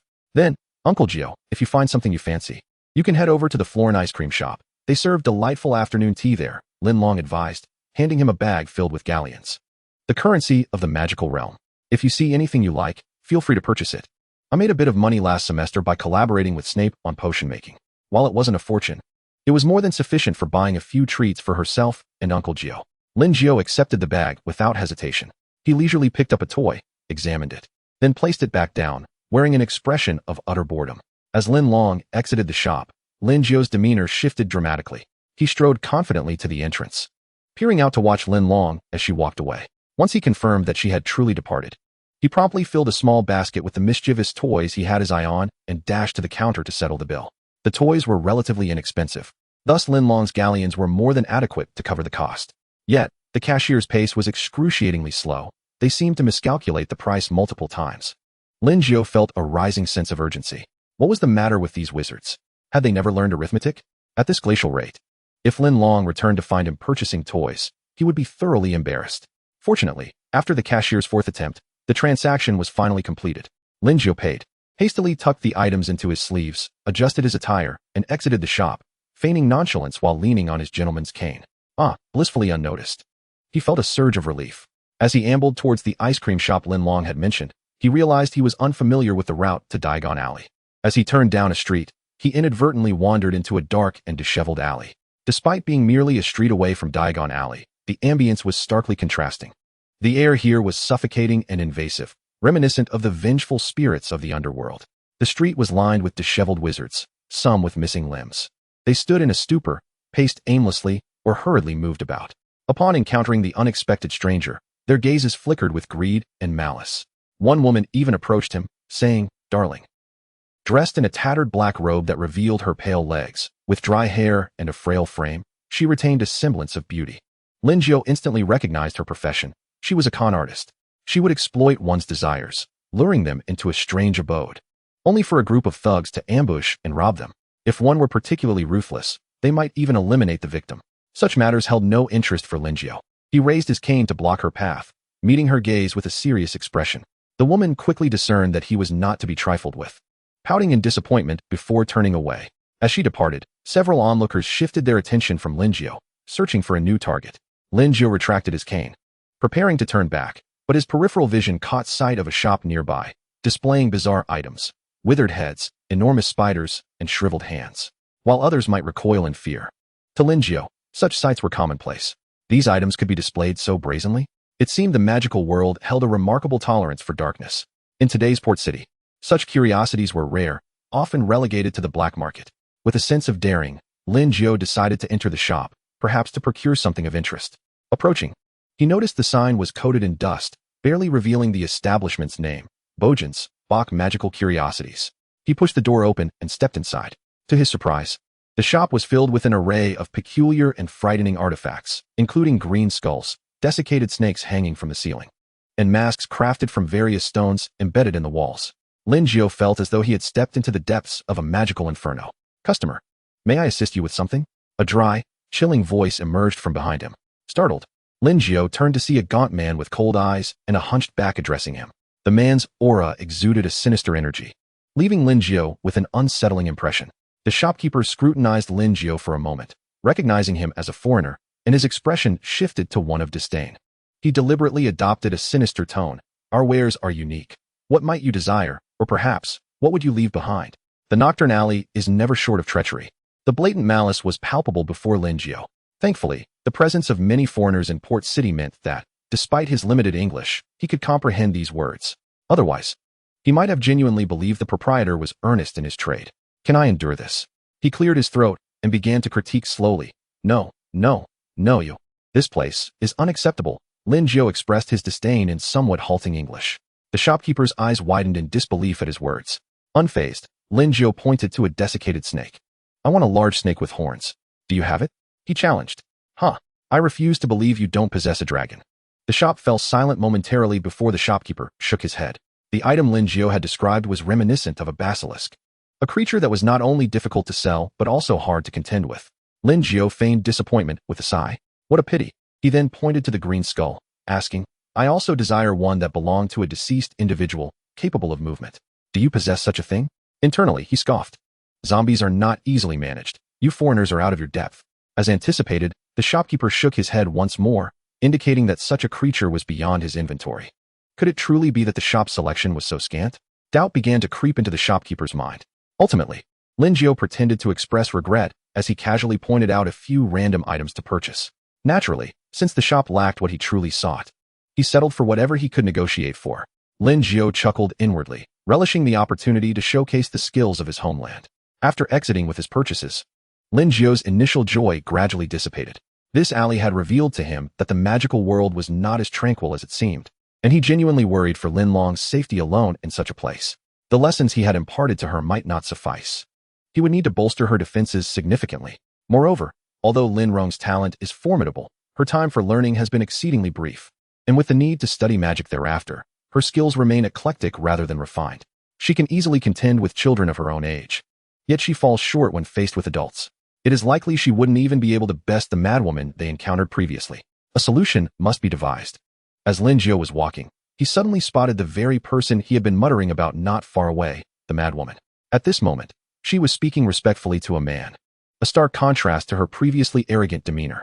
Opposite her stood a man with a pallid complexion and crimson eyes, donning a hat, who was speaking in a sullen yet haughty tone. However, what struck Linlong as peculiar was that the man's soul appeared incomplete. Yet it did not seem as though he had merely lost it by accident. Furthermore, the dark aura surrounding him was exponentially more potent than that of the shopkeeper they had just encountered, likely beyond even his capacity to dispel. Another dark practitioner, it seemed. The man's words were soft, but Linlong, being a practitioner himself, possessed keen hearing. Even from a considerable distance, he could discern their conversation. "The person is already dead. The golden cup is now mine. You are the one I trust the most, and I entrust it to you. Guard it well. You won't disappoint me, will you?" The man articulated chilling words in an ornate tone. "Yes, master, rest assured, I will protect it," Bella vowed in a tone imbued with an unfamiliar gentleness. After handing a package to Bella, the man turned and departed. Bella accepted it with both hands, gazing after him with an infatuated expression, motionlong. Linlong sensed something unusual about that item and couldn't help but become alert. He took out his compass and performed a divination. This item, something is amiss. Finally, after the man had left, Bella began to move, making her way towards Linlong. He raised his hand and affixed a talisman onto his body. With the last day of the British festivities upon them, he wished to avoid any further complications. It was best to remain invisible. Bella unknowingly brushed past Linlong. Uncle Jiu. When Linlong finished her shopping and arrived at the ice cream shop, she discovered Linlong was already waiting for her. All done? Linlong inquired kindly. Everything's bought, Linlong replied, patting her space bag. Uncle Jiu, are you hungry? Let's grab something to eat. Linlong had long been craving the ice cream from Florin's ice cream shop, but had never found the opportunity to indulge. Linlong was quite lenient with Linlong when it came to food, reminiscent of a grandfather's indulgence towards his granddaughter, so she planned to directly order 3 ice creams. Anticipation. Wait, Linlong interrupted her excitement. I have something to discuss with you. Come with me. Upon hearing this, Linlong's gaze shifted away from the ice cream. Disappointment evident as she followed Linlong. The two walked, stopping intermittently, before turning into a narrow alley. Linlong came to a halt and subsequently cast 2 talismans, affixing them to either side of the alley. This way, from the outside, it would only appear as a solid wall, obscuring the alley itself. Wizards often employed confusion charms to deceive muggles, but little did they know that today, they themselves were being misled. Once assured that no one could discover their whereabouts, Linlong retrieved an item from his sleeve and handed it to Linlong. Linlong stared at the object in her hand, momentarily stunned. The Hufflepuff cup. Isn't this the cup belonging to our matriarch Helga Hufflepuff? This is a treasure of Hufflepuff. How did it end up in Uncle Jiu's hands? Where did this come from? Linlong asked. Linlong cleared his throat. He certainly could not disclose that it had simply come into his possession. He still cared for his reputation. I saw this item in your book and recognized it as your Hufflepuff treasure. However, today I encountered it in the hands of that madwoman. From what you've told me, she isn't even a descendant of Hufflepuff, nor is she affiliated with your house. The origins of this item are dubious, thus I took it. Moreover, I perceived fragments of souls and dark spells upon it. Just now, I even performed a divination. This item is linked to you, so you should keep it for now. Me? But I'm still just a student. Shouldn't this be given to Professor Dumbledore? Linlong felt overwhelmed at the thought of bearing such a significant responsibility. No need, just hold on to it. Linlong pointed to a talisman affixed to the cup and continued. The soul fragments within are quite malevolent. Your magic likely won't suffice to deal with them. When I negotiated with it earlier, it disregarded my words and I had to subdue it quite forcefully. Currently, it is sealed inside and unable to escape. Moving forward, you will use this talisman to confront it, followed by employing the cleansing heart incantation to dissipate its resentment. Through this cycle, it will pose little threat. Linlong embraced the cup, listening intently, striving to commit every word to memory, not daring to overlook anything. Oh, and one more thing. I may have been a bit too forceful earlier, so there might be some issues. You should observe closely. Linlong felt a tinge of embarrassment, sensing it might be inappropriate to be so harsh with a ghost. Understood, I will. Linlong responded promptly. She tucked the cup into her space bag, planning to study it thoroughly upon her return. By the way, Uncle Jiu, since you acquired this item, won't that woman discover its absence? What if she comes after me? Linlong expressed her concerns. Bella was among the most skilled Death Eaters, and Linlong knew she could never face her head-on. Don't worry. I transformed a talisman to mimic the golden cup and replaced it, so it will be indistinguishable. Unfortunately, it will only last for 3 days. Linlong possessed an array of talismans, diverse and plentiful. There was nothing he could not create. He then considered Linlong's situation. After all, as a dormitory resident, it was not wise for her to flaunt the Hufflepuff cup. Thus, he pulled out another talisman and affixed it to the cup. This talisman was unlike the others. It was not red, but crafted from shimmering golden paint. As Linlong recited his incantation, the talisman gradually merged into the cup. The cup began to transform, slowly morphing from its original shape into that of a bowl, gleaming beautifully. It is quite suitable for a little badger to dine from. Chapter 69. Farewell, Uncle Jiu. After completing all their errands and finally indulging in the long-desired ice cream, Linlong and Linlong set forth on their journey home. Of course, even though Linlong was quite lenient with Linlong's diet, he only permitted her to have 1 ice cream. 3. That was but a dream. Linlong glanced back repeatedly. Ice cream. Wait for me. Little Badger will return. Upon exiting Diagon Alley, they discovered William waiting outside the Broken Wand Tavern. Prior to their arrival, Linlong had already sent a letter to Lily detailing her itinerary for the past few days. Today marked the final day. Linlong would be returning to Port City by boat tonight. while William had come to escort Linlong back to Corkworth. Uncle. Spotting William after more than a month, Linlong lit up with joy. Linlong, my dear, it is wonderful to see you again, William exaggeratedly exclaimed, wrapping Linlong in a grand embrace. Flora had learned several dishes of Chinese cuisine and was eagerly awaiting the opportunity to prepare them for her. The Evans family had long anticipated Linlong's return home. To them, she was now akin to a cherished sister to Penny and Lily. Without her presence, the family felt as though something vital was missing. They were all at home, eagerly hoping for William to bring Linlong back. Mr. Lin, I am grateful for your care of Linlong during this time, William expressed, raising his hand in a gesture of appreciation towards Linjiu. Linjiu grasped William's hand, smiling as he replied, care is perhaps too grand a term. She is, after all, my Taoist disciple and a fellow compatriot. It is only natural for us to look out for one another. The two adults engaged in a subtle contest of affection, each believing their bond with Linlong to be the closer, dismissing the notion of mere care as overly formal. The sweet and obedient young lady undoubtedly belonged to their family. Once their pleasantries concluded, and with time pressing on, William took Linlong and escorted Linjiu to the airport. He had thoughtfully purchased a plane ticket for Linjiu, ensuring a swifter and more convenient journey, sparing him the month-long sway of a boat ride. Though plane tickets were not inexpensive, for William's current finances, it was a trivial expense. Linjiu did not refuse William's kindness. With Linlong present, we are all family now, why act so formally? He casually produced 2 miniature pouches from his sleeve, gifting them to William as a token of gratitude. Each contained a talisman capable of warding off a single deadly threat, considered valuable among charms. These 2 talismans were intended for William and Flora, as Linjiu perceived a lurking misfortune in their fates. Being Linlong's uncle and aunt, they were kind-hearted individuals, and Linjiu wished to shield them from any danger. He hoped these talismans would help them evade calamity. Upon reaching the airport, there was still some time before the flight's departure. Linjiu and Linlong shared their final farewells. Linjiu, unaccustomed to such an atmosphere, deliberately shifted the conversation to Taoist techniques to avoid witnessing the girl's tearful visage. He took out the crossbody bag he had previously given Linlong, gently advising, inside, you will find some talismans you have learned and used before, along with some yellow paper and vermilion. Remember to practice regularly. Proficiency comes with repetition, and a pen must not cease to flow for a single stroke to be perfect. I have also prepared a book of talismans you have yet to finish studying. You may attempt to self-learn first, and if you encounter difficulties, feel free to write to me. He had also placed the red gemstone inside the bag, urging her to carry it with her, for it was an excellent protective charm, incomparable to talismans. He meticulously imparted his words, as if wishing to bestow upon Linlong every method of safeguarding herself in this foreign land, ensuring her safety in Britain. Alas, Linlong was destined for a path of arduous cultivation, endowed with the rare spiritual roots of the Taoist tradition and the magic of Britain. Otherwise, Linjiu would have preferred her to be an ordinary person, where with their care, Linlong could live a stable and blissful life. Facing the impending separation, Linlong fought back tears, intently listening. To her, Uncle Jiu had always been a towering figure, a source of unwavering strength. During this time, she had learned so much from him, as he had generously shared his knowledge. Although Uncle Jiu could be somewhat cunning and frugal, his kindness towards her was beyond reproach. In a foreign land, having an elder who spoke her language offered immense comfort, making her feel rooted. Without him, she felt like a fallen leaf, adrift. As the moment of parting drew near, Linlong could hardly contain her tears.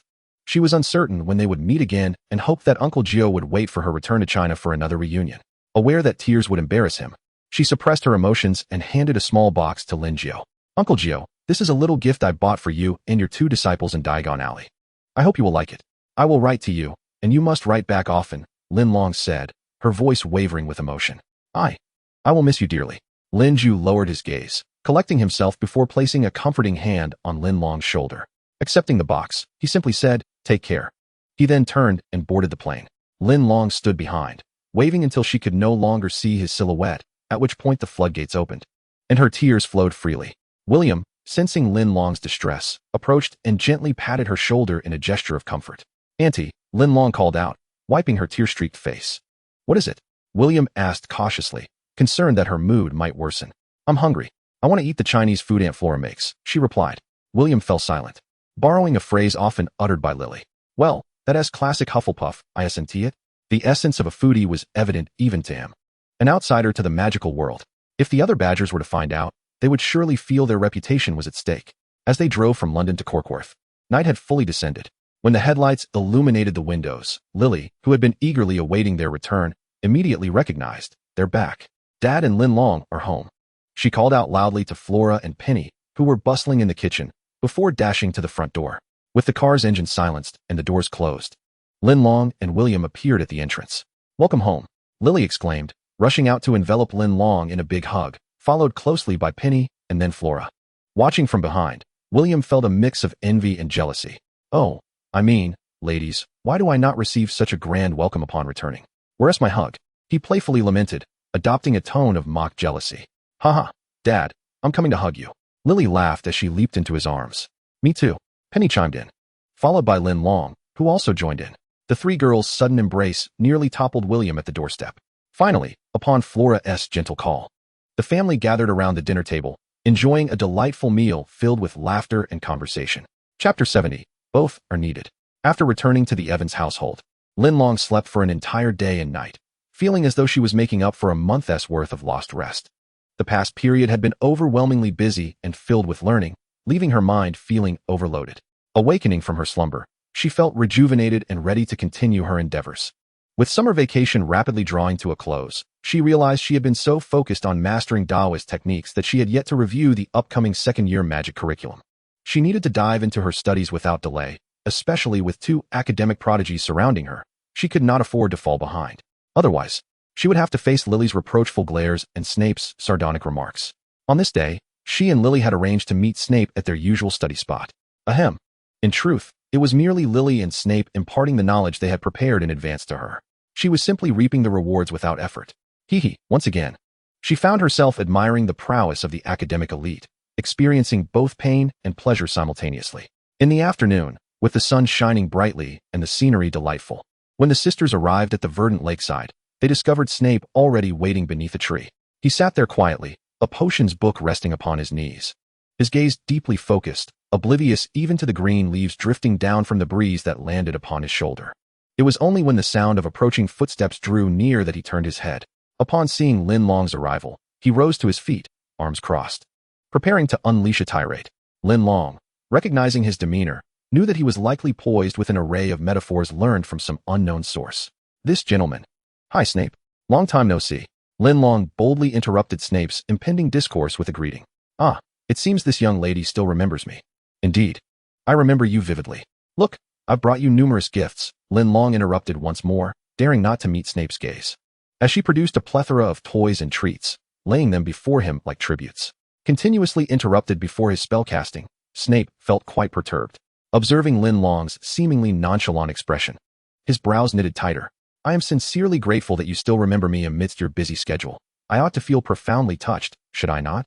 Alas, I wonder if galleons remember you. His words came forth in a rapid, urgent manner, each syllable laden with mockery, like hailstones pelting Linlong catching the pivotal term, galleons. Amidst his hurried speech, Linlong straightened up, her eyes wide with alarm. What about the galleons? Her anxious delight did not escape Snape, who slowly curled the corners of his lips into a smirk, turning slightly away as if disinclined to speak. Linlong promptly maneuvered to stand before him, clasping her hands in earnest supplication. What has happened to my precious galleons? Her eyes blinked with worry, a picture of concern.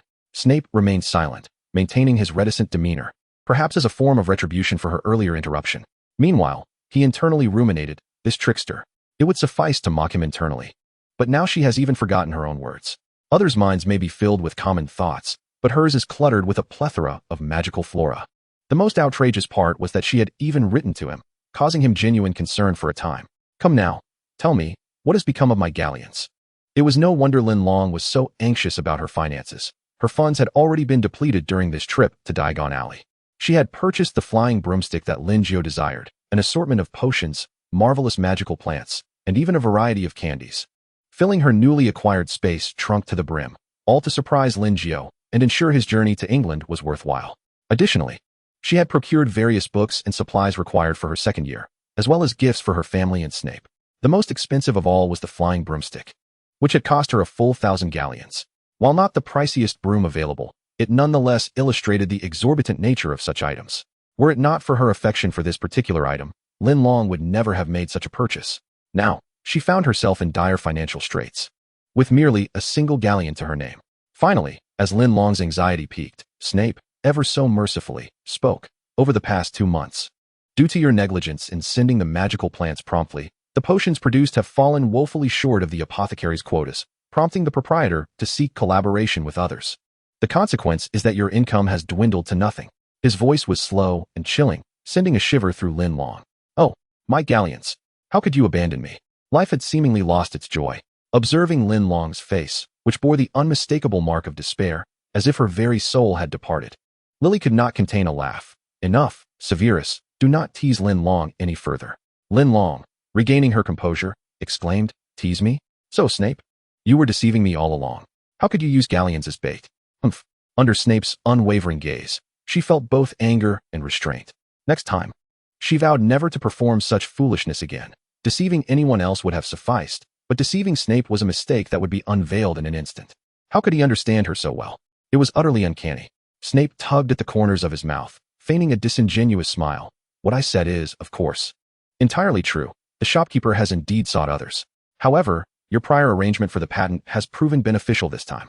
It turned out that due to the overwhelming demand for the weight loss potion, the apothecary had sought to inquire about the absence of Snape's concoctions, and, upon learning of his circumstances, negotiated with him. Henceforth, the weight loss potion would be produced by others, allowing for a greater yield. Moreover, as the patent remained in Snape's possession, the shopkeeper would compensate him annually, ensuring he would not suffer undue loss. After deliberating for some time, Snape consented. After all, he was still a student, and his academic obligations would only intensify, leaving him little time for potion making. Thus, accepting merely the patent fee seemed advantageous, potentially affording him more time to invent other potions. Furthermore, since the materials for his potion making were sourced from Linlong, upon receiving the patent fee, he intended to share half of it with her. Little did he know that she had yet to return after this summer, and upon her return, she would be vexed with him. He withdrew a bag of galleons from his pocket, half extending, half tossing it into Linlong's hands. I believe the Badger team does not require your services. You ought to be off dissenting instead. What? Is it not possible for both teams to participate? Chapter 71, The Soul. After diligently following Lily and Snape's review for 3 or 4 days, Linlong finally managed to peruse all her magical textbooks. The review task was complete. At last, she had time to sort through the belongings her Uncle Jiu had given her. In her messenger bag lay some talismans drawn by Uncle Jiu, far more potent than those she had crafted herself, intended for her protection. The copper sword previously used had also been kept. This was a fine item. She planned to take it with her to converse with the ghosts of Hogwarts. Upon seeing it, they would surely reminisce fondly about that delightful evening. Additionally, there were some yellow talismans, cinnabar, and a golden bowl. Linlong placed the other items into her space bag, then singularly presented the golden bowl, setting it upon her desk. The bowl's exterior bore no special markings, merely a smooth, resplendent golden surface. Yet, its shimmering appearance immediately conveyed an impression of great value. The side of the bowl was affixed with Uncle Jiu's talismans, ensuring that the soul fragment remained entirely still. What kind of soul fragment Uncle Jiu had referred to was a mystery to Linlong, who felt a surge of curiosity. She deftly formed a magical seal with her fingers, ready to recite the heart-calming incantation at a moment's notice. Taking a deep breath, she slowly tore away the talisman, careful not to cause any damage. A minute passed slowly, silence enveloping the room. Linlong had anticipated that tearing the talisman would unveil the fierce soul that had refused to heed Uncle Jiu's words. She had meticulously prepared for everything. Yet she found herself confronted with an utter void. Where is the soul? Linlong glanced left and right, even lifting the golden bowl to inspect it from various angles, yet still encountered nothing. Hey, wake up, don't sleep anymore. Linlong shouted into the bowl. There was still no response. Could it be that Uncle Jiu accidentally killed it? Had its soul fled in terror? Helpless, Linlong tossed the golden bowl onto the table. Suddenly, a voice emerged. This voice seemed to whisper directly into Linlong's ear, imbued with a chilling and eerie quality, reminiscent of a serpent coiling before you, flicking its tongue. Just hearing this voice sent shivers down Linlong's spine, inciting an impulse to hurl the bowl away. Instantly, she began to chant the heart-calming mantra, striving to banish her fear. It turned out that Uncle Jiu had instructed her to recite the mantra not only to dispel the soul's grievances, but also to bolster her courage. After repeating the mantra 3 times, the chilling sensation that clung to her like a persistent shadow finally dissipated. Just as Linlong thought everything was fine, a faint voice began to materialize from the golden bowl. Hello? This voice was a stark contrast to the previous chilling one. It was gentle and warm, like a soft breeze caressing her face, and it was exceedingly polite. Hi, Linlong replied hesitantly, still shaken by the earlier voice. How could it have changed so suddenly? Was it merely her imagination? Oh, you can understand me? That is truly wonderful. It has been ages since anyone has been willing to converse with me. The voice from the golden bowl remarked with a hint of regret. Who are you? Why are you in there? Linlong inquired with curiosity. Me? I'm afraid I do not remember who I am. It seems I have lost my memory. As for why I am here, it is because after my death, I happened to fall onto the golden bowl, thus attaching myself to it. Please do not be afraid. I harbor no ill intentions. Such occurrences are quite common in the realms of the mystical and magical. Some earthbound spirits come into being this way. And you? Who are you? The voice of the soul was sincere as it continued to question her. Linlong introduced herself and then asked about the soul's identity. Do you recall what you did in your previous life? Who killed you? I do not remember much. I just feel a connection to you, as if I possess some unique abilities as well. As the soul spoke, there was an undertone of pride in its voice. It seemed to possess a clear awareness of its surroundings, recognizing that Linlong was also a witch. However, its form remained unseen, indicating that it was perceiving through spiritual means rather than visual ones, akin to the consciousness within the mystical realm. This suggested that the soul's abilities were indeed formidable. As for who killed me, I cannot recall at this moment. I will inform you once I do. The soul did not answer Linlong's question directly, leaving her with a mystery instead. They exchanged a few more words, but it appeared that the soul's energy had been depleted, and it intended to retreat back into the bowl to rest. With a warm and courteous farewell, it vanished. Thus far, the soul had left Linlong with a favorable impression. It was calm, polite, and spoke gently, making it hard to evoke any feelings of aversion. Yet, the first voice had been far too eerie, leaving a lasting impression on Linlong. She resolved to maintain a degree of skepticism. Unwilling to fully trust the words of this soul, she reapplied the talisman. After all, she had recited the heart-calming mantra 3 times today, and she had completed the task entrusted to her by Uncle Jiu. A night devoid of dreams passed. Upon awakening, it was already August 30th. Only 2 days remained until their return to Hogwarts. Linlong and Lily began packing their belongings for their accommodation. Being their second year, their efficiency had markedly improved. Linlong had a space bag, which was stuffed to the brim. It was quite a hefty load on the way back, and it would be the same on the return journey. The quality and volume remained unchanged, save for the contents. Once the sisters had finished packing, William began urging them from downstairs. Ladies, hurry up. Today is Penny's debut as the star of the show. We must arrive early. Quick, quick. It must be said that Penny's progress had been astonishing. Compared to Lily's magical prowess, her talent in ballet was equally commendable. In just a year, Penny had become a pillar of the youth ballet troupe, and if this trend continued, it was certain she would become the principal dancer of the company. After a year of training and assessments, tonight marked Penny's inaugural performance as the lead, a moment of great significance. Thus, the entire family had prepared to attend her show, even purchasing tickets to support her. Here she comes. Lily, donned in her beloved little dress, grasped the stair railing with one hand and zipped down the steps in a flurry, causing Flora to gasp in alarm. Oh, Lily, be careful. You truly startled me, she exclaimed, clutching her heart in dismay. Lily merely stuck out her tongue and replied, Got it, before dashing towards her father. Flora wished to voice a few more words, but she was abruptly interrupted by Linlong, who had appeared from behind. Auntie, let us hurry. Penny must be waiting for us. Oh, all right, let us move quickly then. Realizing their eldest daughter was waiting, Flora hastily donned her lace gloves, and they set off. Lily and William exchanged knowing glances and mischievous smiles with Linlong. The family swiftly boarded the car, heading to the theater. It was not until the car door closed that Flora had a moment to reflect on the earlier scene.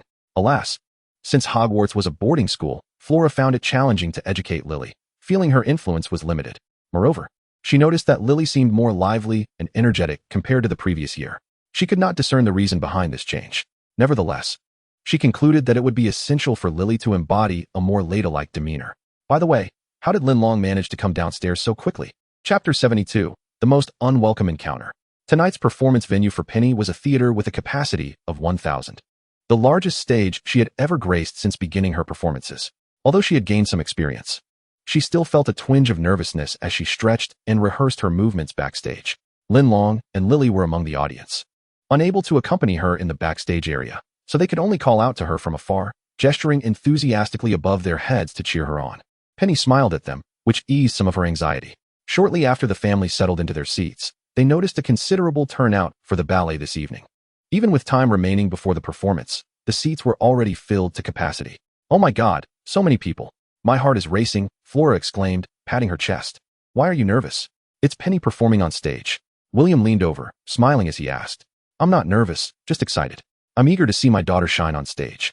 I look forward to Penny becoming the most perfect version of herself in my eyes. Finally, as the music began to play and the lights illuminated the stage, a troupe of dancers portraying nobility joyfully twirled in a grand ballroom. Subsequently, the music shifted, and a woman adorned in an elegant black gown emerged from the wings, striding with regal grace toward the center of the stage. All the dancers bent in homage, signifying her noble status. After a breathtaking performance, a beautiful maiden clad in a billowing blue tulle dress took the stage, none other than Penny. Bathed in the stage lights and enhanced by her exquisite makeup, she appeared even more like a delicate masterpiece, as if sculpted from the finest porcelain. This ballet, titled Snow White, is a newly debuted production, perfectly tailored for a youthful audience. Penny is the star of this enchanting tale, embodying the character of Snow White herself. Her ethereal and agile performance, paired with the intricate and soaring melodies, along with the meticulously designed set and costumes, seamlessly blended the audience's cherished memories of Snow White with her portrayal, making it feel as though she truly was the princess. This captivating image brought tears to Lily's eyes. "Oh no, what should I do? I think I'm falling for Penny." Linlong replied, "I never expected you to be someone who judges by appearances, Lily." After more than 2 hours of splendid performance, the show concluded flawlessly. As the actors took their final bows, a thunderous applause erupted from the audience, echoing endlessly. Flora wiped her tears while fervently clapping, momentarily forgetting her usual poise. William felt an overwhelming urge to announce to the entire theater that this Snow White was his beloved daughter, yet he managed to restrain himself. At that moment, he felt a joy surpassing even the success of his company going public in America.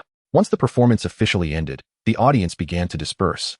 The Evans family made their way to the backstage entrance, eagerly awaiting Penny.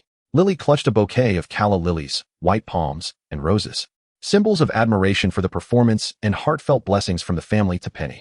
"Penny, you were magnificent." As soon as she stepped outside, she was surrounded by her family, showered with compliments. "Thank you." Penny, still exhilarated from the performance, beamed with a rosy glow on her cheeks. Just as the family joyfully conversed, a sudden explosion resonated from the entrance, followed by a violent burst of sparks in the distance. A piercing scream was followed by the chaotic clamor of the crowd. An incident had occurred. William quickly reacted, pulling his family to safety. Unfortunately, it was too late. A throng of panicked individuals fleeing the explosion surged toward them. Linlong, with keen perception, noticed several figures in black cloaks trailing the crowd, brandishing wands. Their ominous attire and menacing masks were reminiscent of the fabled Death Eaters. They moved slowly at the rear of the crowd, akin to wolves stalking a flock of sheep. Some Death Eaters, in casual conversation, aimed their wands at an unsuspecting bystander. A flash of red light erupted. The individual at the back collapsed, convulsing in agony, his face contorted in excruciating pain as if being sliced by 1,000 knives. Linlong recalled her defense against the dark arts professor mentioning this curse. It was indeed the Cruciatus curse. Those struck by it would suffer maddening torment, with continuous use potentially leading to death by spasms. The wielder of such dark magic must possess a deep desire to inflict suffering upon their victim, deriving pleasure from their pain, a hallmark of absolute evil.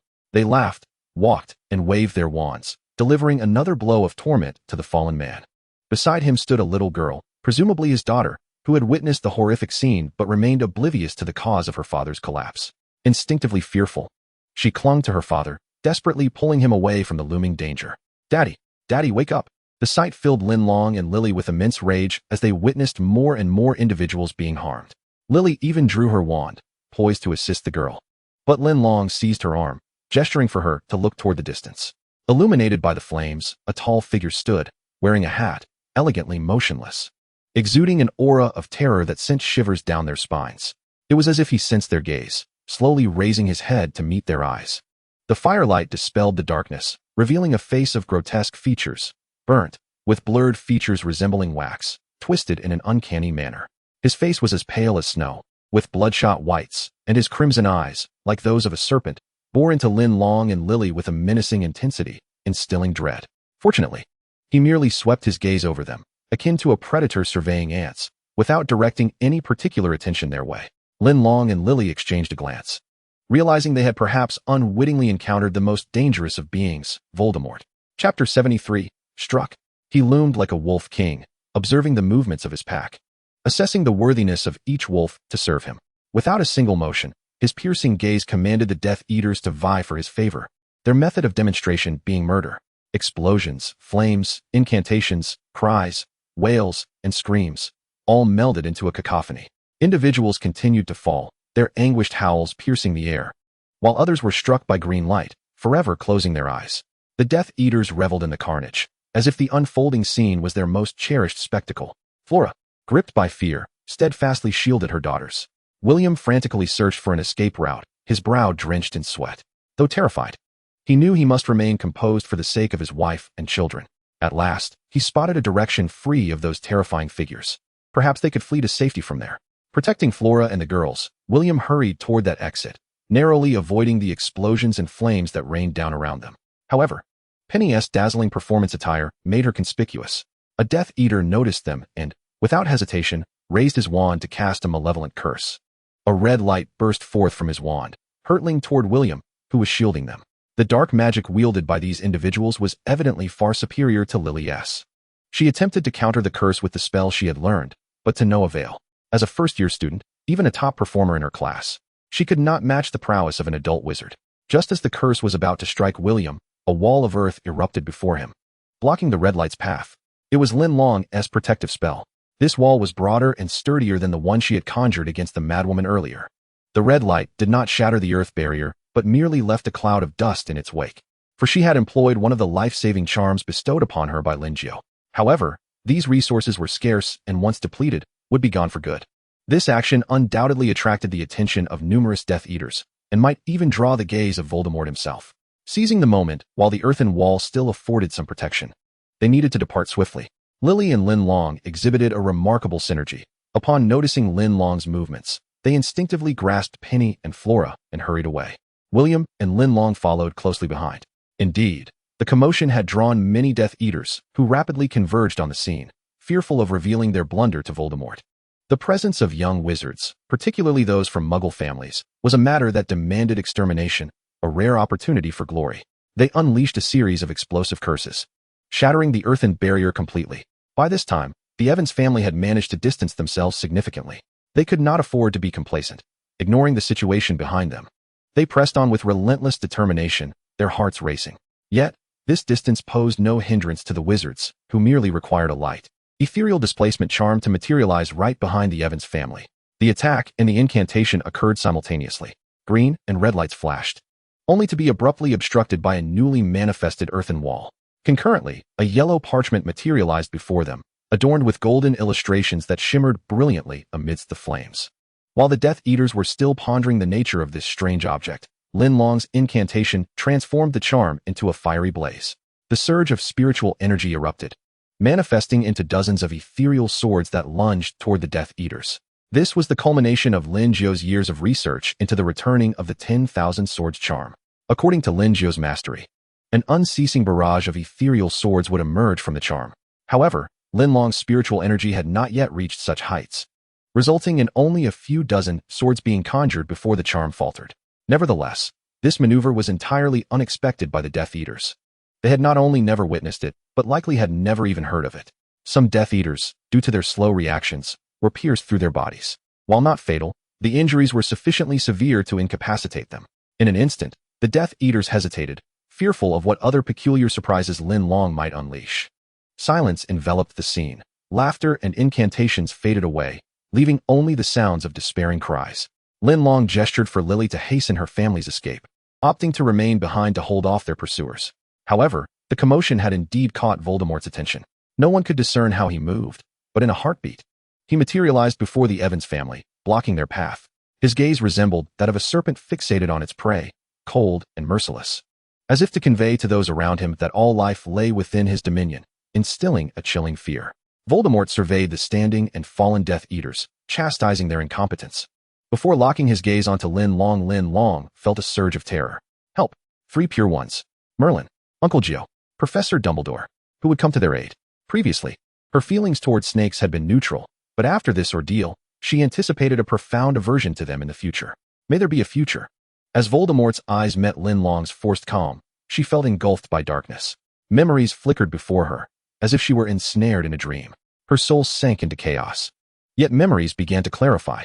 Fragments of recollections passed swiftly, ultimately halting on a moment before her arrival in England. When she accompanied her father to pay respects to the Kunlun sect's master, Xian Fa Daozhong. After 3 bows, she looked up and called out, "Grandmaster." Her gaze met Xian Fa's kind eyes. The chaos dissipated, and her thoughts returned. In that instant, she beheld Voldemort's rare expression of confusion. Indeed, Voldemort was perplexed. For within the girl's mind, he perceived extraordinary visions. A person soaring on a sword, a surge of magic erupting from empty hands, and lastly, an elderly man with a flowing white beard yet vigorous demeanor. Even within the girl's memories, he could sense that man's power. It was he who severed Voldemort's soul-siphoning grasp. What kind of magic was this? Why did such formidable energy exist, so distinctly divergent from traditional magic? Regrettably, he could not comprehend their language, rendering him unable to extract this information. Voldemort felt a twinge of irritation. Since it was of no use, then he would simply kill her. His gaze shifted from confusion back to bloodlust. With a swift motion, he raised his arm, unleashing two even more potent and rapid green beams toward Linlong and Lily. In that fleeting moment, Flora and William erupted with unprecedented speed, positioning themselves before Lily and Linlong. Their bodies gradually succumbed as they were struck. Chapter 74 Moody. Such scenes of profound emotional connection were anathema to Voldemort, and his eyes instantly darkened with disdain. Two muggles dared to obstruct his path to murder. Utterly oblivious to their own insignificance, no one could thwart his desires. The world should bow beneath his feet. Just as he prepared to wield his wand again to eliminate Linlong, a resonant and uplifting cry echoed from above, the voice of a phoenix. Dumbledore had arrived. Instantly, chaos engulfed the Death Eaters, who were left uncertain whether to advance or retreat. The name of the White Wizard still held considerable weight. Voldemort, rarely perturbed, furrowed his brow, his demeanor growing even more ominous. It was Dumbledore, the one who had vanquished the first Dark Lord. The second Dark Lord, lacking absolute confidence, was reluctant to confront the White Wizard directly. Today's gains were sufficient. He had discerned which individuals were useful and which were worthless. He cast a final scornful glance at Linlong, this insignificant creature who proved so difficult to kill. He would remember her. The space quivered momentarily as Voldemort utilized disapparition to depart. Simultaneously, Dumbledore appeared in the same manner.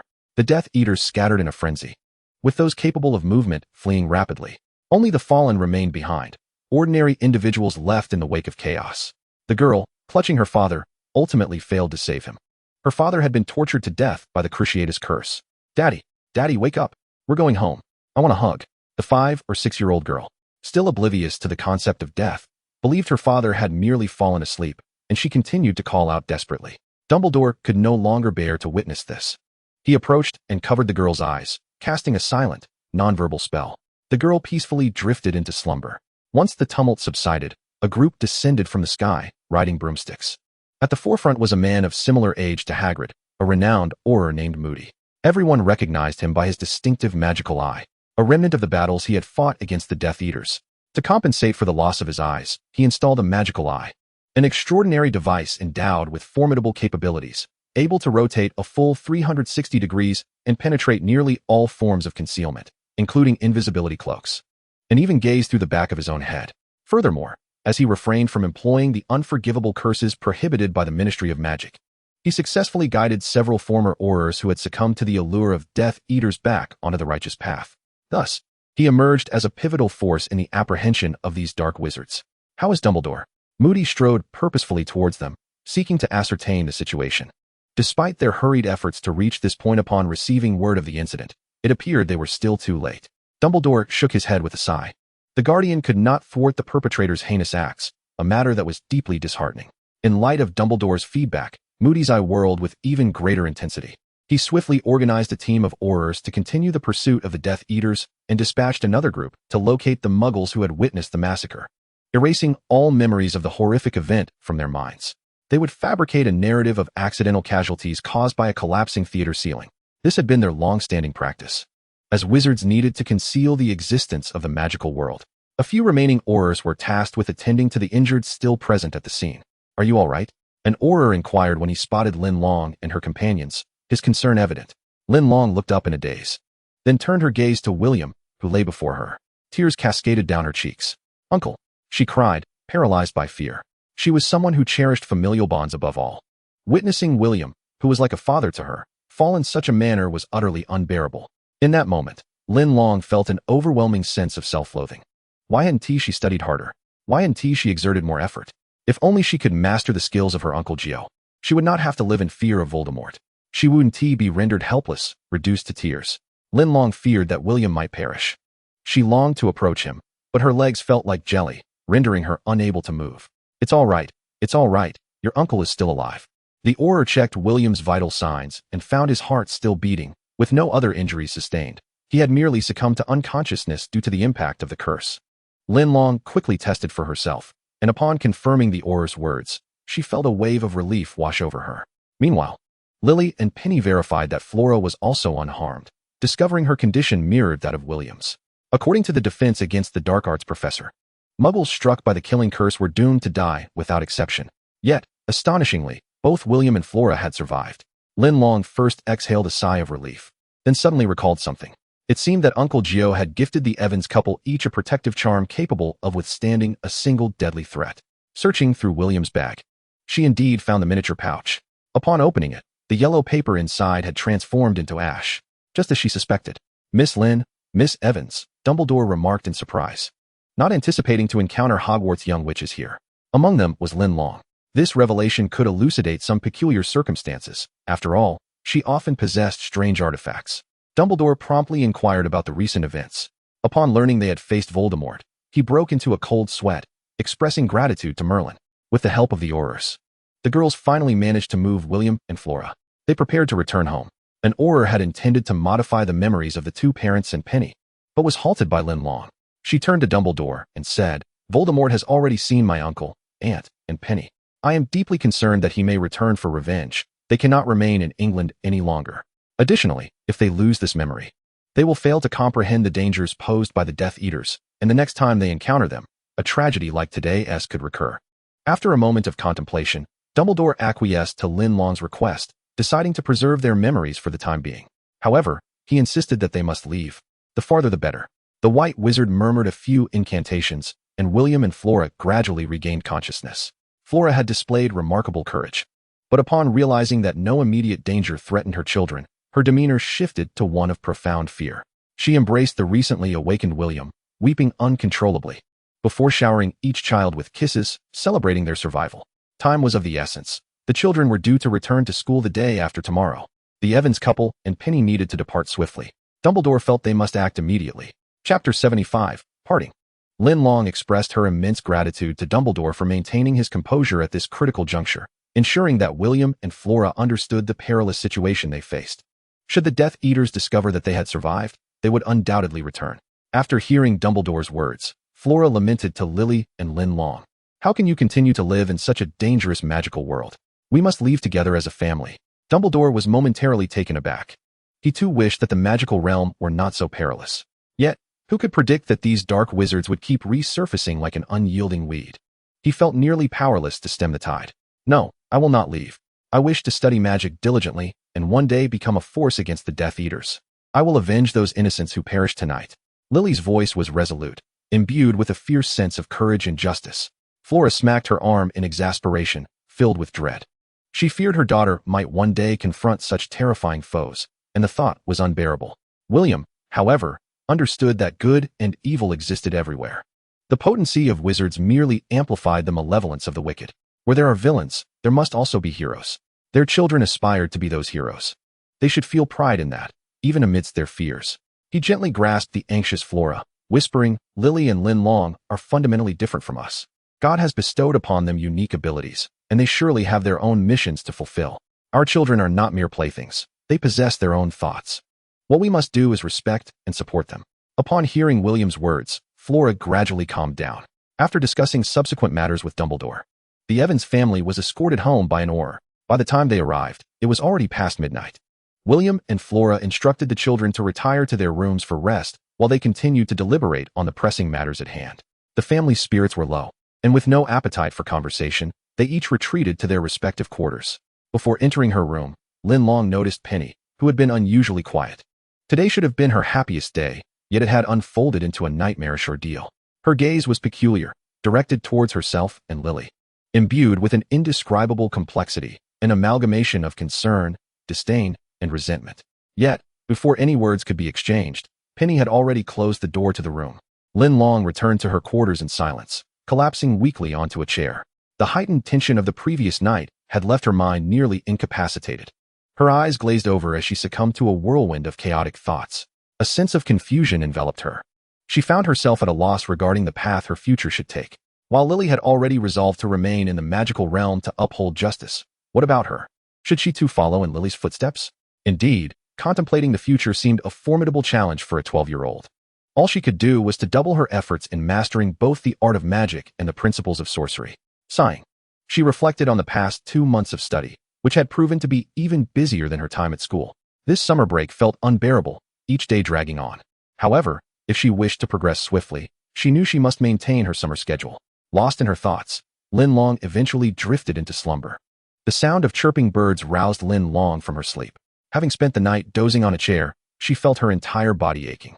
Stepping out of her room and descending the stairs, she was met with the sight of an array of suitcases. Flora was busy packing clothes into them, while William was on the phone. "Oh, yes, for tomorrow, 3 plane tickets, all right, thank you." Noticing Linlong's descent, William hung up and inquired with genuine concern. "How are you? Did you rest well last night? Any nightmares?" Linlong was quick to regain her composure and had never been one to suffer from nightmares due to such matters. She chose to bypass the fact that she had slept on a chair and replied, "I slept quite well." "Uncle, why are there so many suitcases?" Glancing at the piles around her, she asked again. William smiled and replied, "Dumbledore was right. Those individuals from last night were exceedingly dangerous, and we must keep our distance for a while. Initially, Dumbledore had arranged for us to stay in a secure area in London, reputed to be guarded by numerous Aurors. However, I believe that even the safest place there pales in comparison to going abroad. Coincidentally, my company is also going public in the United States and requires my management for a time. Seizing this opportunity, I've decided to take Flora and Penny along for an extended stay in America. Furthermore, ballet in the United States is flourishing, and perhaps Penny will find better prospects there." This was the outcome of a lengthy discussion between William and Flora the previous night. They had resolved to leave the country, treating it as a vacation to help Penny overcome her psychological trauma. As parents, they could see that the recent terror attack had profoundly impacted Penny, leaving her more fearful and resentful of magic than ever, to the point of hesitating to converse with her 2 sisters who wielded magical abilities. William worried that if Penny were to perform in the future, the memories of that day would hinder her, presenting a significant obstacle. He had contemplated asking Dumbledore to assist Penny in erasing that portion of her memory, but Penny had firmly refused. He hoped that this trip abroad would aid her in some way. The day was filled with bustling activity. Lily and Linlong assisted Flora in organizing everything. Meanwhile, William made various phone calls to arrange tickets to America, organized Penny's transfer to a new school, and even secured a letter of introduction from the head of a ballet company for Penny, ensuring she could join a dance school upon arrival in America. While the family busied themselves with preparations, Penny remained in her room, reluctant to emerge. Weak sunlight filtered through the window, casting a warm glow on a small table by the windowsill, enhancing the beauty of the rosewood vase. Yet, Penny did not notice these details. Her thoughts were still consumed by the events of the previous night. She was filled with anger and fear. Her once beautiful day had been shattered by magic, and the audience that was rightfully hers had perished before her eyes. The image of the girl grasping her deceased father's hand lingered in her mind, indelibly etched in her memory. It was difficult for her not to feel anger and sorrow. In such a perilous environment, her 2 sisters were undeniably at risk. Yet, they belonged to that world, and all she could do was to ignore it, to regard them as inhabitants of 2 separate realms. At last, the 1st of September arrived, heralding the beginning of a new school term, and simultaneously, the day of the Evans family's farewell. Early in the morning, they arrived at King's Cross Station to send Lily and Linlong off on the train. Approaching the barrier between platforms 9 and 10, they prepared for their final farewell. Flora embraced the 2 girls, her worry palpable as she urged them, "This Christmas, we may not return. You must remain safe at Hogwarts and refrain from leaving the school grounds. Dumbledore has assured us that he will ensure your safety. Remember to be vigilant. If you encounter any dangerous individuals, flee immediately. You are still children, and your protection is paramount." Flora's anxiety was evident as she repeatedly emphasized the importance of safety. She could hardly fathom the extent of danger that still lurked in the British Empire. William wiped away tears, unable to look at the 2 girls for fear of breaking down in sobs. That would be too embarrassing. After all, he was now a successful businessman and needed to maintain his composure.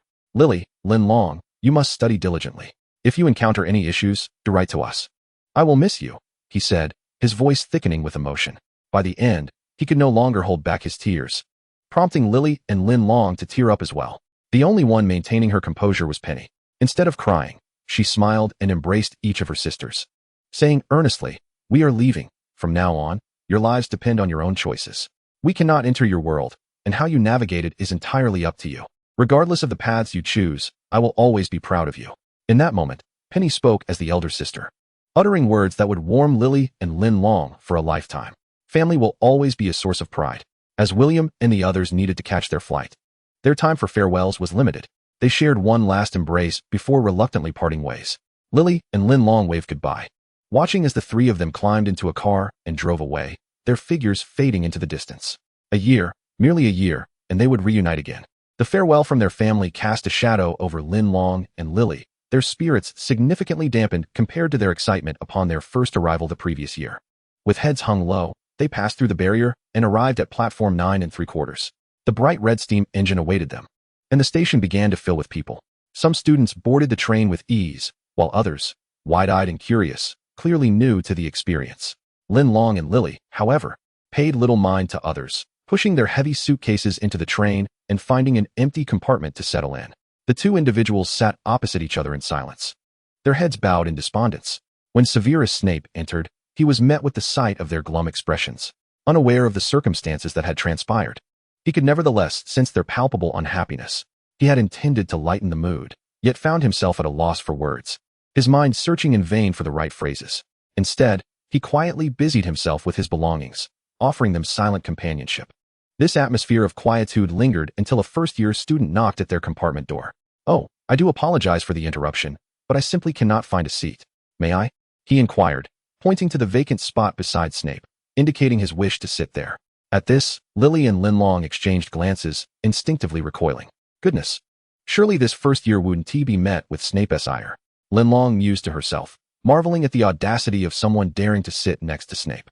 She resolved to keep her distance to avoid collateral damage. "Do take a seat," Snape unexpectedly assented. In truth, he had not devised a means of offering comfort, and the oppressive silence had begun to weigh on him as well. Perhaps the arrival of someone new could uplift Lily and Linlong's spirits. "Thank you." The first year cheerfully bounded into the compartment and plopped down beside Snape, sitting uncomfortably close. Snape instantly regretted his decision. "Hello, I'm Arion Longbottom. Delighted to meet you all." He introduced himself with enthusiasm. "Hello, I'm Lily Evans, a second-year Gryffindor," Lily replied. "Hi, I'm Linlong, a second-year Hufflepuff," she chimed in. "Snape, Slytherin," he added resignedly, offering only his surname and house. Upon hearing Slytherin, Arion instinctively leaned back. Snape raised an eyebrow, surprised that Slytherin had such an effect.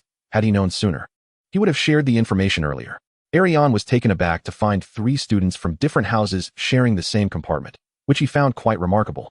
"Longbottom, do you know Mr. Frank Longbottom?" Linlong asked, unable to contain her curiosity upon hearing his surname. "Yes, my distant cousin. Do you know him?" Arion replied with a grin. "Oh, I've only met him once." The Auror who escorted them home was Frank Longbottom. He left quite a positive impression on me, being both amiable and gentlemanly. Arion, also bearing the Longbottom name, was similarly gregarious, his chatter effectively alleviating the gloom surrounding Lily and Linlong. Yet, they could discern that his incessant talking was also a means to mask his own nervousness. Something was clearly troubling him. Finally, with a hint of anxiety, he asked, "Could you tell me how the sorting at Hogwarts actually works? Frank mentioned we need to enter the Forbidden Forest alone and catch a hippogriff to succeed. Is that true?" His eyes were wide with apprehension, dreading their response.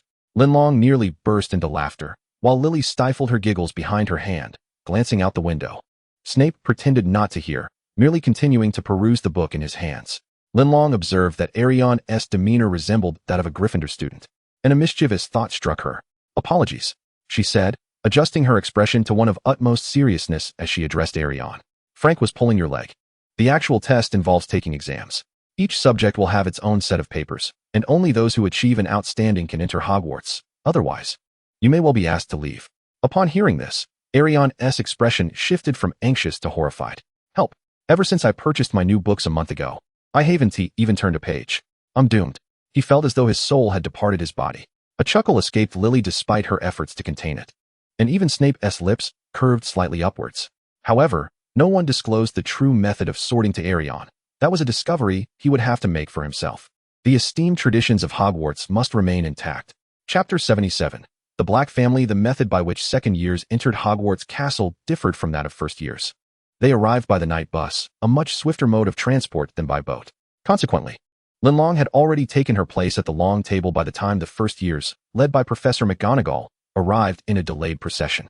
Seated at the Hufflepuff table, Linlong reveled in the joy of her upperclassman status, relishing the amusing antics of the newly arrived students. The expressions of the first years were a kaleidoscope of wonder, curiosity, and trepidation. Upon spotting Linlong, Arion extended his hand, cheerfully greeting her. Linlong responded with a smile and a nod, secretly hoping that once he learned the truth, his joy would not be so easily maintained.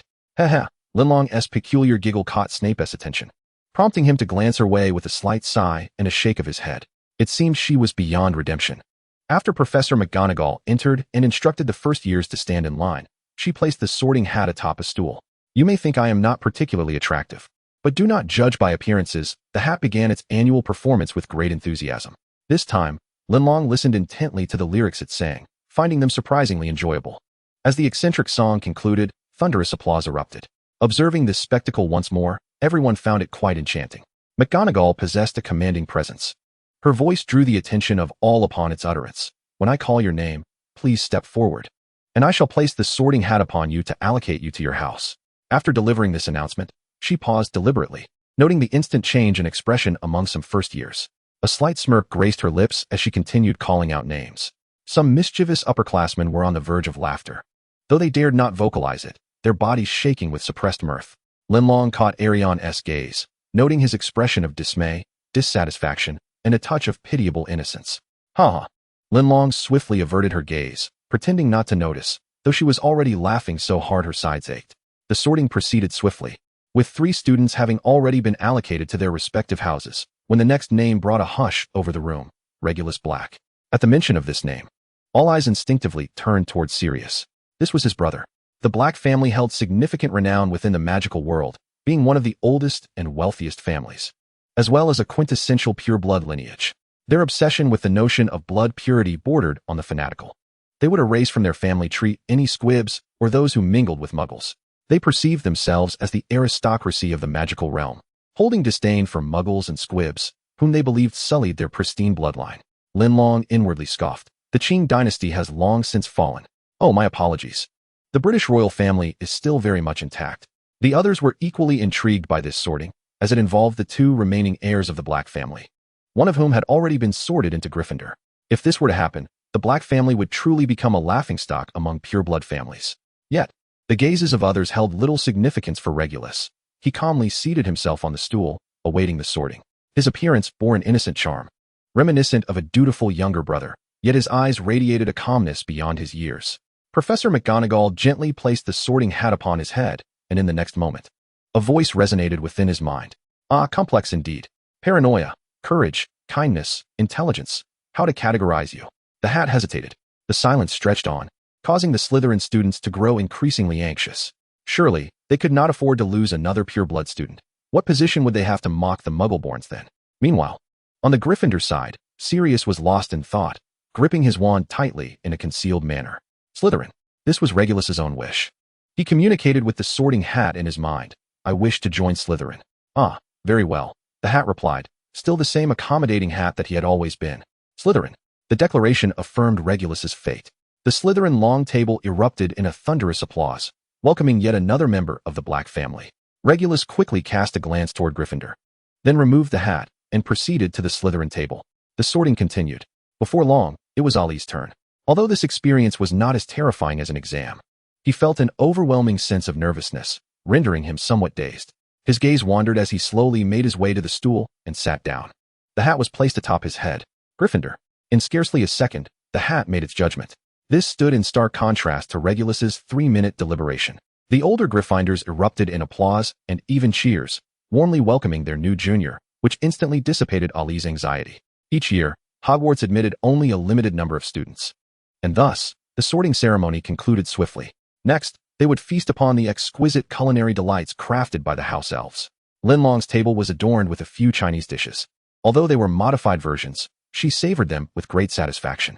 After all, the magical world lacked certain condiments from her homeland, such as soy sauce and fermented black beans. Alas, she resolved to procure some spices when the opportunity arose to prepare an authentic Chinese meal. The little badger would surely overcome any obstacles to enjoy her desired food. After dinner, it was time for Headmaster Dumbledore's speech. This time, he spoke a few more words than he had the previous year. Was it a sign of age? That he had become more loquacious? Linlong found herself curious about what Dumbledore had been like in his youth, an image she could hardly conjure. Perhaps she should seek out some photographs of the headmaster from his younger days. Just as Linlong was lost in her musings, Dumbledore had already led the students in singing the school song. The banquet concluded, and the first-year students were escorted to their dormitories by the newly appointed prefects, while the older students enjoyed their freedom, as long as they returned to their dorms before curfew. Having gathered her belongings, Linlong prepared to head back to the dormitory, missing Ivy and the others immensely after 2 months apart. Suddenly, Snape appeared before her, speaking slowly. How prepared are you for your potions retake? Potions? Retake? What potions retake? Chapter 78, Potions Retake. Oh no, she had completely forgotten about it. Last year, she had failed her potions exam, and Professor Slughorn had already informed her of the need for a retake. However, these past 2 months had been so overwhelming that potions had slipped her mind entirely. She hadn't studied a bit. Observing the myriad expressions flitting across her face, Snape realized she had not taken the retake seriously at all. With a cold smirk, he adjusted his cloak and turned to leave. Linlong extended her hand behind him. Help. The first week of classes remained chaotic. The second-year timetable had changed. Yet many students either misremembered the times or continued to instinctively head to their old classrooms, resulting in throngs of students milling about the corridors. Just then, Linlong returned from class and encountered Sirius and his friends in the hallway. He walked ahead with Potter, while Lupin and the small Peter followed closely behind as they rushed toward their next class.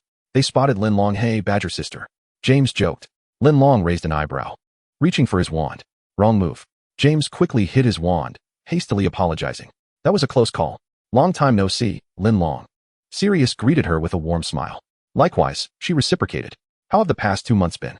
Just as Sirius was about to engage Linlong in further conversation, a voice interrupted. Linlong, come here. The speaker was Snape. His emotionless tone made it impossible to discern his feelings. He stood at the corner, half of his face illuminated by sunlight, while the other half remained shrouded in shadow. He seemed disinclined to approach, as though associating with the group would taint him with foolishness. He merely stood there, waiting for Linlong to come to him. Sirius furrowed his brow, stepping protectively in front of Linlong and addressing Snape directly. Can't you see we are talking? Thus was the typical rudeness of Slytherins. Snape shot him a cold glance, refusing to respond, utterly dismissing him. He turned back to Linlong and reiterated, come here, it's time to review potions. Excuse me, please make way, Linlong said, bending her body in an attempt to squeeze past the group. Snape rarely offered to tutor her in potions. She needed to hurry over. This opportunity might not come again. Stung by Snape's deliberate disregard, Sirius turned to face Linlong, blocking her path. What potions review? I can help you. Yes, we can help you, James chimed in, eager to disrupt Snape's plans. Snape's expression darkened, his eyes nearly murderous, as he prepared to retort, only to find Linlong speaking first. You? Potions? Are you sure? If it were a matter of defense against the dark arts or transfiguration, they might stand a chance against Snape. But in potions? Goodness. They might not even measure up to half of Lily's abilities. In fact, the combined efforts of the 4 of them would likely not equal Snape's prowess. Linlong's retort plunged the 4 into awkward silence. Sirius's face flushed crimson as he attempted to redeem himself, saying, ahem, well, if you have any questions in transfiguration or defense against the dark arts, feel free to ask me. Sure, sounds good. Linlong waved her hand and quickly replied before darting towards Snape. Hurry up and study. There's only a week left until the retake. Snape, however, appeared far from satisfied. Even before Linlong reached him, he had already turned on his heel, casting a cold glance at Sirius, who defiantly glared back. Their exchange sparked a flurry of tension, prompting the bewildered first-year students around them to speculate that they were witnessing a forbidden romance. Snape led Linlong into an empty classroom, commencing her review of potions. After a grueling week of arduous study, there was still no sign of progress. Throughout this time, the classroom occasionally resonated with exasperated outbursts. Oh, so you do acknowledge that you're a wizard. Then why do you stand there like a muggle? Are you reluctant to use your magic? Restrain yourself, do you hear? Your cauldron claims it is on the verge of being scorched. Snape lamented. Thank Merlin, I'm not your potions professor. Otherwise, I would surely perish from the stress you cause me. At 12, Snape's voice began to deepen, gaining a certain resonance that added to its allure, though it might have been rather pleasant if he weren't lashing out. Seeing Linlong lost in thought, he nearly lost his temper. He raised his wand. Ouch! Linlong exclaimed, clutching her head, feeling a twinge of pain. This Snape had actually struck her with his wand, and he called her a muggle. How ironic, as he was the one acting like one. After enduring a week of torturous remedial lessons, the day of the retake finally arrived. Linlong bid a solemn farewell to Lily and Snape, donning an expression of grim determination as she entered Professor Slughorn's office. The waiting felt interminably long. Lily and Snape waited outside for over half an hour, growing increasingly anxious without any indication from within. At last, as they eagerly scanned the door, Linlong emerged. "How did it go?" Lily inquired, her voice laced with anticipation. Though Snape held little hope, he couldn't suppress a flicker of expectation as he regarded her. "Well, it's rather difficult to assess," Linlong replied, hesitating. "You didn't blow up the place and douse the professor, did you?" Snape pondered the worst-case scenario. Linlong mused inwardly. "Is that really the impression I leave on you?" Ultimately, she confessed, "I suppose what I produced might be a tad different." She retrieved a small glass vial from her bag, revealing several black pellets within. After a prolonged inspection, Lily finally asked curiously, "What is this?" Linlong explained, "These are elixirs from our Taoist practices, serving a similar purpose to potions, though they appear somewhat different in the end. Potions yield a liquid remedy, whereas ours result in pellets." This revelation left both Lily and Snape astounded. They had never imagined such wondrous creations could emerge from a cauldron. Snape, known for his ability to innovate and improve potions, had never thought of pursuing such an approach. Both were left speechless. Unbeknownst to them, Professor Slughorn in the office was also grappling with a crisis of faith. After dedicating much of his life to teaching potions, he had never encountered a student quite like Linlong, who transformed potions right before his eyes. Remarkably, those concoctions proved quite useful. Professor Slughorn felt as though his horizons had been forcibly broadened, yet he also sensed his age, struggling to come to terms with such radical potions. Since Linlong's potions retake, he had assigned her a solitary seat in class, distancing her from the others, permitting her to brew potions in her own manner. He had two reasons for this.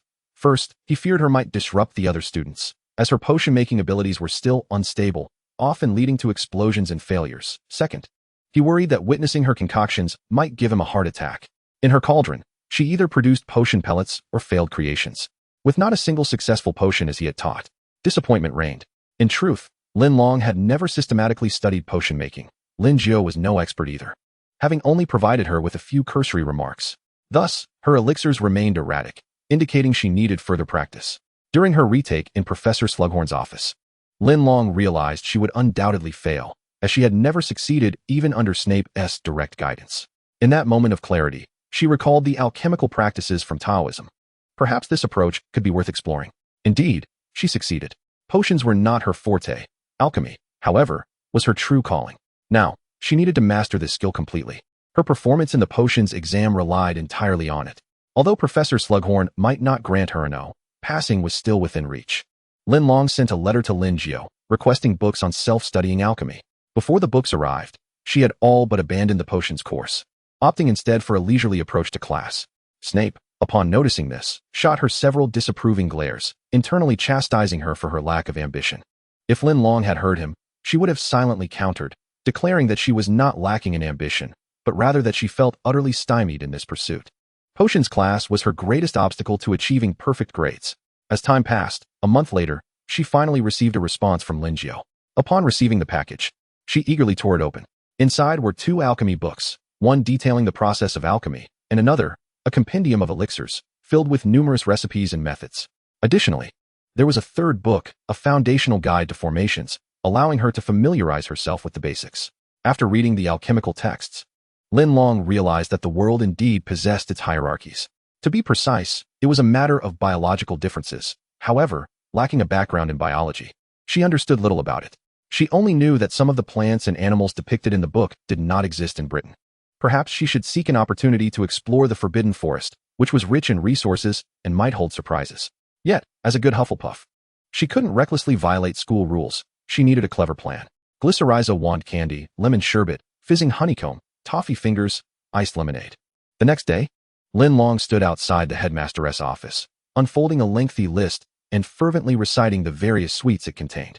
Suddenly, a loud gulp echoed from behind her, followed by a hand patting her shoulder. "What are you doing?" "Wait, I haven't finished yet." Linlong waved her hand, signaling the newcomer to be patient as she continued her recitation. "Raspberry sweet. Hold on." Linlong suddenly came to her senses.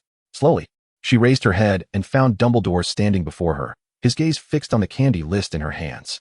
"Headmaster, what brings you here?" she inquired, bewildered. "What kind of question is that?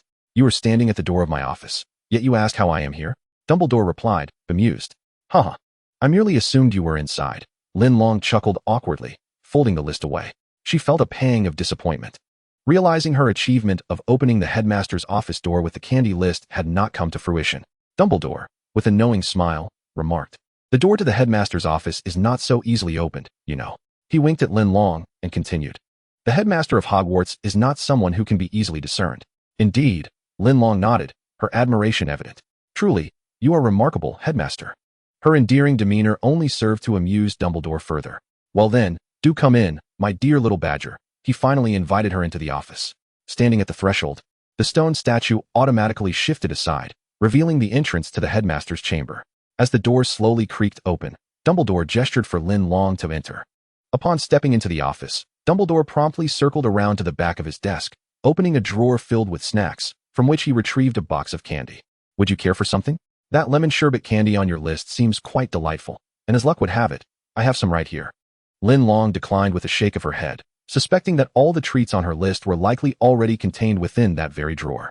"Headmaster, don't you worry about your teeth with all this candy consumption?" she asked, a hint of concern in her voice.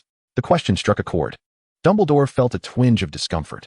Despite the plethora of potions available in the magical world, there were none specifically for dental health, only those for freshening breath and maintaining cleanliness.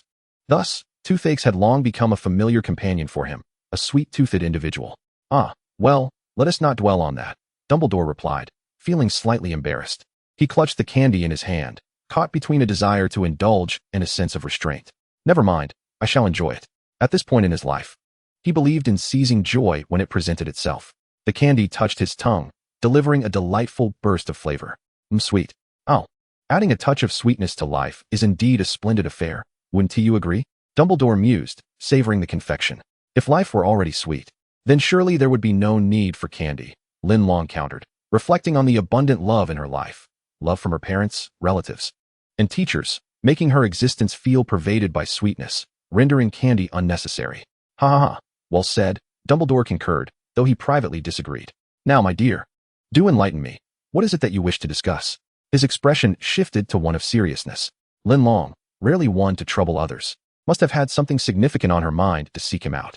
She produced a potion she had concocted and recounted her experiences with potion making, sharing her aspirations to create a remedy for dental health. "Headmaster, I wish to venture into the Forbidden Forest to seek suitable herbs. Perhaps I could even concoct a dental elixir," she proposed, attempting to persuade Dumbledore with her idea. Chapter 80, The Whomping Willow. "I believe you are aware that students are prohibited from entering the forest. It is against school regulations and cannot be overlooked for personal reasons, correct?" Dumbledore replied, though tempted. He remained resolute in his refusal. Linlong's face fell. "Is there truly no other way? I desperately need to find some usable magical ingredients. Otherwise, my potion making will stagnate," she implored, her eyes pleading. "Please, headmaster." Dumbledore raised a book to shield his face, feigning ignorance. "Ahem. It is said that students who violate school rules may find themselves assigned to patrol the Forbidden Forest with Hagrid during the night, a rather unfortunate fate for someone. While it was indeed perilous for a student to enter the forest alone, having Hagrid's company made all the difference." "Oh, thank you, headmaster," Linlong exclaimed, the realization dawning upon her. She quickly bowed to Dumbledore and then skipped out of the office, elated at the prospect of breaking the rules. As Dumbledore set the book down, he smiled as he watched her depart. Youth is truly delightful. With a newfound plan, Linlong began to boldly roam the castle that night, occasionally lingering near the greenhouse. The full moon bathed the ground in a silvery glow, making it easy to spot anyone wandering outside. She intended to wait there for a patrolling professor to catch her. Standing with hands on her hips, she was brazenly visible. "Cuckoo. What was that bird call?" Linlong wondered, intrigued. Did the magical world have cuckoos? Turning towards the sound, she spotted James peeking from behind the greenhouse, making incessant cooing noises and wildly waving at her. Surely he isn't up to mischief again, she thought, shaking her head resolutely. When James realized she wouldn't budge, he stomped his foot in frustration and sighed before turning to leave. Then, Linlong saw Sirius struggling to carry someone from behind the greenhouse, with Peter cautiously assisting him. James was at the front, peering around, surveying the surroundings. The person slumped on Sirius's back was none other than Remus, who had lost consciousness and was completely unresponsive. The four of them were laboriously making their way toward the Whomping Willow. This tree had been personally planted by Professor Dumbledore at the start of their first year. Known for its violent temperament, it would lash out at anything that dared to collide with it. Linlong pondered their intentions. Were they seeking to provoke the Whomping Willow to unleash its fury upon Remus? As Linlong grew increasingly bored waiting, her thoughts began to wander. After some time, she grew anxious. Why is it taking so long? Where are the professors? Have they gone to apprehend other rule-breaking students? If that is the case, perhaps I could follow James and the others. Surely, they are well-versed in the art of rule-breaking and would undoubtedly be caught. For the first time, Linlong felt a surge of anticipation for their antics. Stealthily, she trailed behind the four friends, arriving beneath the Whomping Willow. By that point, they had laid Remus on the ground, and Peter was supporting his upper body, attempting to make him more comfortable. Meanwhile, Sirius and James charged repeatedly at the tree, wands in hand, as if attempting to enact an elaborate plan, only to be met with painful retaliations. Though the Whomping Willow was still relatively small, its slender branches stung painfully, twisting their expressions into grimaces. Yet for reasons unknown, they persisted, continuing their futile assaults on the tree. Unable to bear it any longer, Linlong stepped forward. What on earth are you doing? Sirius, initially tense, halted upon seeing Linlong, and explained. There is a passage beneath this Whomping Willow that leads to Hogsmeade, and we need to get there immediately. Why must we go to Hogsmeade right now? Linlong asked. Her memories of the village soured by her previous encounter with the deranged Bellatrix. At any moment, Death Eaters could emerge from the shadows. In the dead of night, with only 4 second-year students, the danger was palpable. Sirius yearned to reveal the truth to Linlong, yet it was a secret belonging to Lupin, and he could not disclose it lightly. Observing Sirius's hesitation, Linlong deduced that this was indeed a secret shared between them, not to be divulged to outsiders. She nodded, choosing not to press further. Curiosity, after all, must be tempered with discretion. I will assist you, Linlong offered kindly. This declaration caused even James to pause. In his eyes, Linlong had always been aligned with that sniveling boy, so it was quite surprising that she would actively offer her help to them for the first time. Really? James asked, astonished. Although he had called her over with the intention of enlisting her aid, her unsolicited offer left him feeling rather flabbergasted. Linlong deliberately lifted her chin and nodded with an air of modesty. As James observed Lupin beginning to struggle, he sensed the urgency of the situation.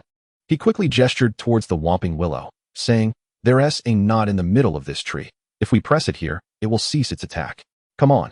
Extend my wand a bit more. I'll poke it with my wand." We were almost there just now.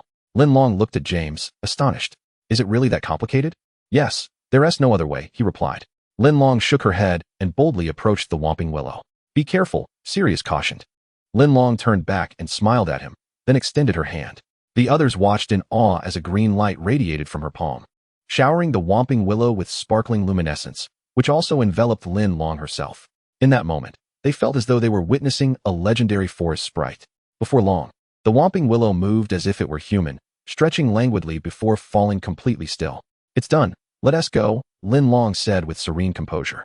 Wow, that was exhilarating. The others were left speechless, their jaws hanging open in disbelief. Who were they? What were they doing? What are the scars they had previously endured?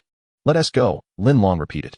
Only then did the trio snap back to reality, hastily lifting Lupin onto their backs and making their way toward the cave beneath the Whomping Willow, with Linlong trailing behind. The passage was not particularly narrow, and their progress was smooth. However, Lupin continued to struggle inexplicably, nearly overwhelming Sirius and Peter. Meanwhile, James led the way, illuminating the path with flickering light. Just before Lupin began to howl, they arrived in a room.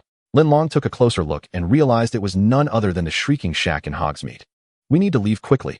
After setting Lupin down, Sirius pulled Linlong along, following James and Peter as they dashed outside. Once they were out, they secured the door behind them. Almost simultaneously, Linlong heard a terrifying wolf howl echoing from within the shack.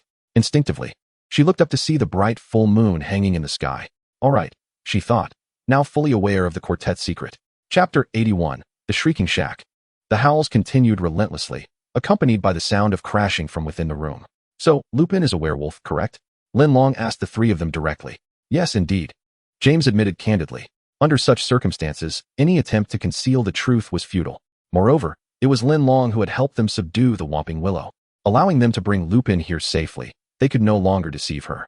Can you keep tonight's events to yourself? James pleaded.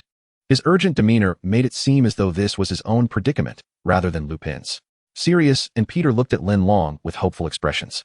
Seeing their faces, Linlong frowned in contemplation. It was crucial to understand that werewolves transformed during the full moon, and anyone bitten by a werewolf would also become one. The existence of a werewolf in a school like Hogwarts, primarily attended by children, posed a significant danger. If parents learned of this, they would undoubtedly rush to withdraw their children. Do the professors know about this? Linlong wondered, curious if they would allow a werewolf into the school. While the other professors might be unaware, Professor Dumbledore was certainly informed. Every full moon during their first year, it was Dumbledore who brought Lupin to the Shrieking Shack. We only discovered this last month, James explained. Ah, Dumbledore, Linlong mused. Surely, no other professor would dare to take such a risk. Truly, he was a headmaster worthy of Gryffindor.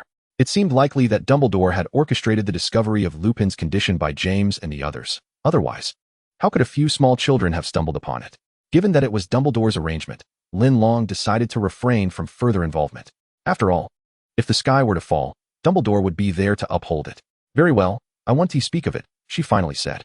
Thank you, James replied gratefully, appearing happier than if he had received a personal benefit. The events of the night had begun to shift Linlong's perception of the quartet. Previously, she had regarded them, particularly James and Sirius, as mere pranksters, mischievous children who thrived on troublemaking. Yet tonight, she had witnessed in them a spirit of bravery and camaraderie, willing to stand up for their friend. People, indeed, grow and evolve, and they were no exception. It would be even better if they ceased their deliberate pranks on others. Linlong harbored an aversion to such humor, viewing it with distaste. Yet other students, especially those from Gryffindor, seemed to revel in it, even rallying behind the quartet. This, perhaps, was a matter of cultural difference. In Britain, pranks were not frowned upon in schools. Rather, they were embraced as a form of humor and social interaction, often reflecting a spirit of defiance against authority. However, the quartet had evidently misjudged the boundaries. Their antics were far too severe for many students from other houses, and some did not take kindly to it. Lily, for instance, was among those who disapproved, and Severus Snape could be counted among them as well. Yet this was a personal choice, and Linlong would not impose her views upon them. Their relationship had not yet reached a point where she could offer guidance. She stood firm in her stance. I may not understand, but I respect it. As the moon gradually sank, the commotion within the shack finally subsided, which also signified that they had spent the night away from home. Linlong hoped that when they returned, the professors would indeed catch them. Today had been perilously close. They had nearly run out of time. Sitting on the ground, James stretched his legs, propping his hands behind him as he gazed up at the moon, reflecting, yes, it was indeed perilous. Absolutely, Peter chimed in, who had been silent until now. But regardless of the danger, we must help Lupin. He is our classmate. And becoming a werewolf was not his choice. How could we turn our backs on him in his time of need? James declared, wearing an expression of resolute righteousness. Sirius nodded in agreement with James's words. Peter shrank back, lowering his head. Yes, yes. With the validation, James felt a surge of joy and boasted, fortunately, I was clever today and slipped some sleeping potion into the night professor's water, allowing him to sleep soundly until dawn. Otherwise, with all this commotion, we would surely have been caught. Wait, what? You say you did what? Linlong was stunned. I said I put sleeping potion in the night professor's water, James proclaimed, his pride swelling further as he was almost moved by his own ingenuity. Linlong felt exasperated. Damn, I was waiting outside the greenhouse for so long and didn't see a single person. I was counting on being caught by the professor. And yet, from the very beginning, James ruined my grand plan. Encountering these four individuals, she couldn't tell whether it was a blessing or a curse. Linlong kept her thoughts to herself, feeling somewhat disheartened. James, oblivious, continued, if only Pringle hadn't resigned, I would have seized the opportunity to make him pay. Pringle resigned? Linlong mused. No wonder we haven't seen him since the start of the term. Perhaps it's for the best for the students. After all, no one wishes to contend with such a fearsome and cruel administrator. He must have been dismissed by Dumbledore for his severe corporal punishments against students, Sirius speculated. Last semester, Pringle had suspended 2 students who had wandered the grounds at night, subjecting them to a brutal beating that left them with severe psychological scars. The affected students informed their parents, who subsequently wrote to confront Pringle, leading to Dumbledore intervening to resolve the matter. Thus, Pringle's expulsion was not entirely unexpected. With no administrator this semester, the professors of various subjects took on the duty of night supervision. Linlong wondered if Dumbledore had increased their salaries for undertaking 2 jobs. The 4 of them chatted casually while awaiting the moon to descend. Finally, as the last rays of the full moon slipped behind the mountaintop, tranquility enveloped the room. James rose and stood at the doorway, taking a deep breath before slowly pushing the door open. A scene of chaos greeted his eyes. The walls bore various claw marks, and the chairs and tables had been reduced to fragments. In the center of the room lay Lupin, drenched in sweat, gasping for air, his clothes tattered, surrounded by debris that told the tale of his ordeal. James and Sirius rushed to support him, attempting to rouse him. Linlong retrieved a bottle of water from her bag and handed it over. Sirius carefully administered a few sips to Lupin. After a lengthy pause, Lupin finally opened his eyes. Seeing the 4 of them, His expression shifted to one of shock and shame. You know? Of course we know. Otherwise, how would you be here? Linlong nodded, silently affirming her thoughts. Chapter 82, Youth. Lupin felt even more ashamed as all four nodded. Thank you, and I'm sorry. Thank you for helping me. I'm sorry for putting you in danger. He was a werewolf and shouldn't have been at school, yet he longed for companionship. For magic, for everything that ordinary children possessed. We are friends. It is only natural to lend each other a hand. James's voice pulled Lupin from his self-reproach. In James's view, Gryffindor was meant to be a house of those who would risk everything for their friends. Indeed, we are friends, Sirius concurred. Their strong sense of heroism deeply touched Lupin. At that moment, their friendship took a significant step forward, along with Peter and Linlong, who had also stood by them through the ordeal. Linlong quipped, "Thanks for the invite, but I must decline." By the time Lupin regained his strength, it was already past 6 o'clock, and the sky had brightened considerably. The five hurried back along the passage to the location of the Whomping Willow. Fortunately, Hogwarts' schedule was relatively relaxed, with breakfast not served until 8, so the corridor was mostly empty. Linlong was the last to exit the passage, and the moment she stepped out, she felt a gaze upon her. Following it, she caught a glimpse of a familiar purple corner of fabric brushing past the window. She blinked and remained silent. After a sleepless night, fatigue washed over her, yet she steeled herself to attend a full day of classes. Thank Merlin. Professor Binz's history of magic class was absent today. Otherwise, she wouldn't have been able to resist his hypnotic tendencies, as she usually did. That night, Linlong decided against venturing out again, and instead opted for an early rest to prepare for the following night's nocturnal escapade. She refused to believe that James and the others could once again put the professors to sleep. After dinner, Linlong returned to her dormitory, retrieved her gold bowl, and began her daily ritual. During this period, she had refrained from removing the talisman, opting instead to use the cleansing heart technique directly. The results were quite evident. The resentment in the bowl seemed to have diminished significantly. Linlong drew the curtains around her bed, placed the gold bowl before her, settled into a meditative position, and closed her eyes to silently recite the cleansing heart technique. As she chanted, a steady stream of spiritual energy surged from her body, cleansing the resentment from the gold bowl. After one round of incantation, the resentment visibly decreased further. At this rate, the soul within the bowl would soon become remarkably pure. By then, it would be a harmless spirit. Filled with a sense of accomplishment, Linlong reached out to remove the talisman. Intending to check the current state of the soul, she needed to assess whether to chant the spell a few more times. However, to her astonishment, as the talisman was removed, tendrils of black mist began to seep from the bowl, intertwining and slowly morphing into the shape of a person, reminiscent of an ink painting. He appeared to be around 30 years old, graceful of stature and striking in appearance. At that moment, he sat cross-legged facing her, mirroring her position. It was as if they were reflections in a mirror, albeit with faces that were distinctly different. Suddenly, he opened his eyes, staring at Linlong with an emotionless gaze. Linlong was startled by his abrupt movement, feeling a strange sense of familiarity in his gaze. "Who exactly are you?" Linlong whispered, ensuring her voice was soft enough not to disturb her dorm mates. The young man lowered his head slightly, observing her for a long while before shaking his head gently. "I told you, I don't remember." Linlong found the soul before her to be exceedingly peculiar, and the awareness that he was seated on her bed sent chills down her spine.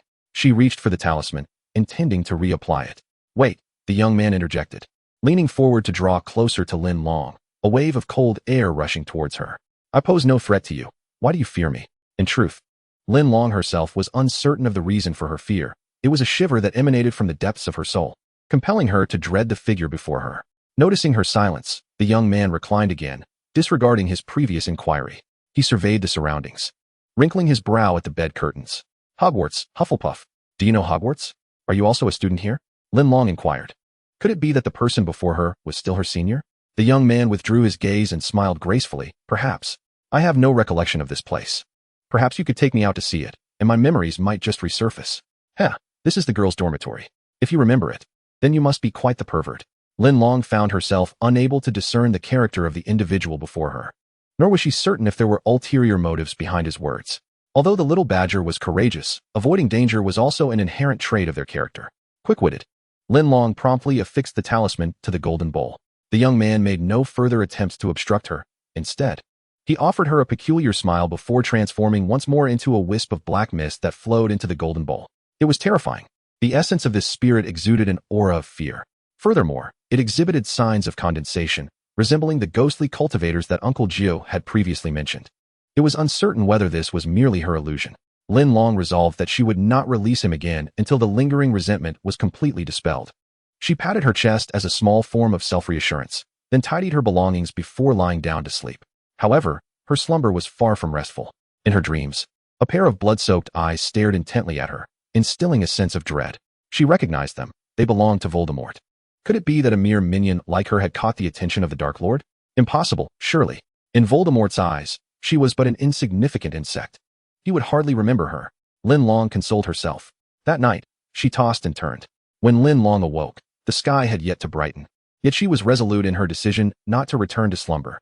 It was better to rise early and practice her swordplay. All fear stemmed from a lack of strength. If she could attain the prowess of Uncle Jiu, she would boldly declare, Voldemort? Never heard of him. Alas, this journey would require much effort on her part. Another day of diligent study lay ahead. As evening approached, Linlong meticulously timed her arrival at the entrance of the Gryffindor common room. Just as she positioned herself, her gaze met that of Professor McGonagall, who was patrolling the area. Indeed, the professors on night duty invariably began their rounds at the Gryffindor entrance. Miss Lin, what brings you here? Professor McGonagall inquired, lifting her chin with an authoritative tone. Oh, Professor McGonagall, I am out for a nighttime stroll, Linlong replied with utmost seriousness. Merlin's beard, you are violating school rules. I must administer a punishment, McGonagall declared, her voice loud enough for any bystander to overhear. Oh, very well, Professor McGonagall. I shall comply. Linlong suppressed her excitement as she responded. You should proceed at once. I believe Hagrid is already awaiting you, McGonagall remarked, turning her body to indicate the way. Thank you, Professor.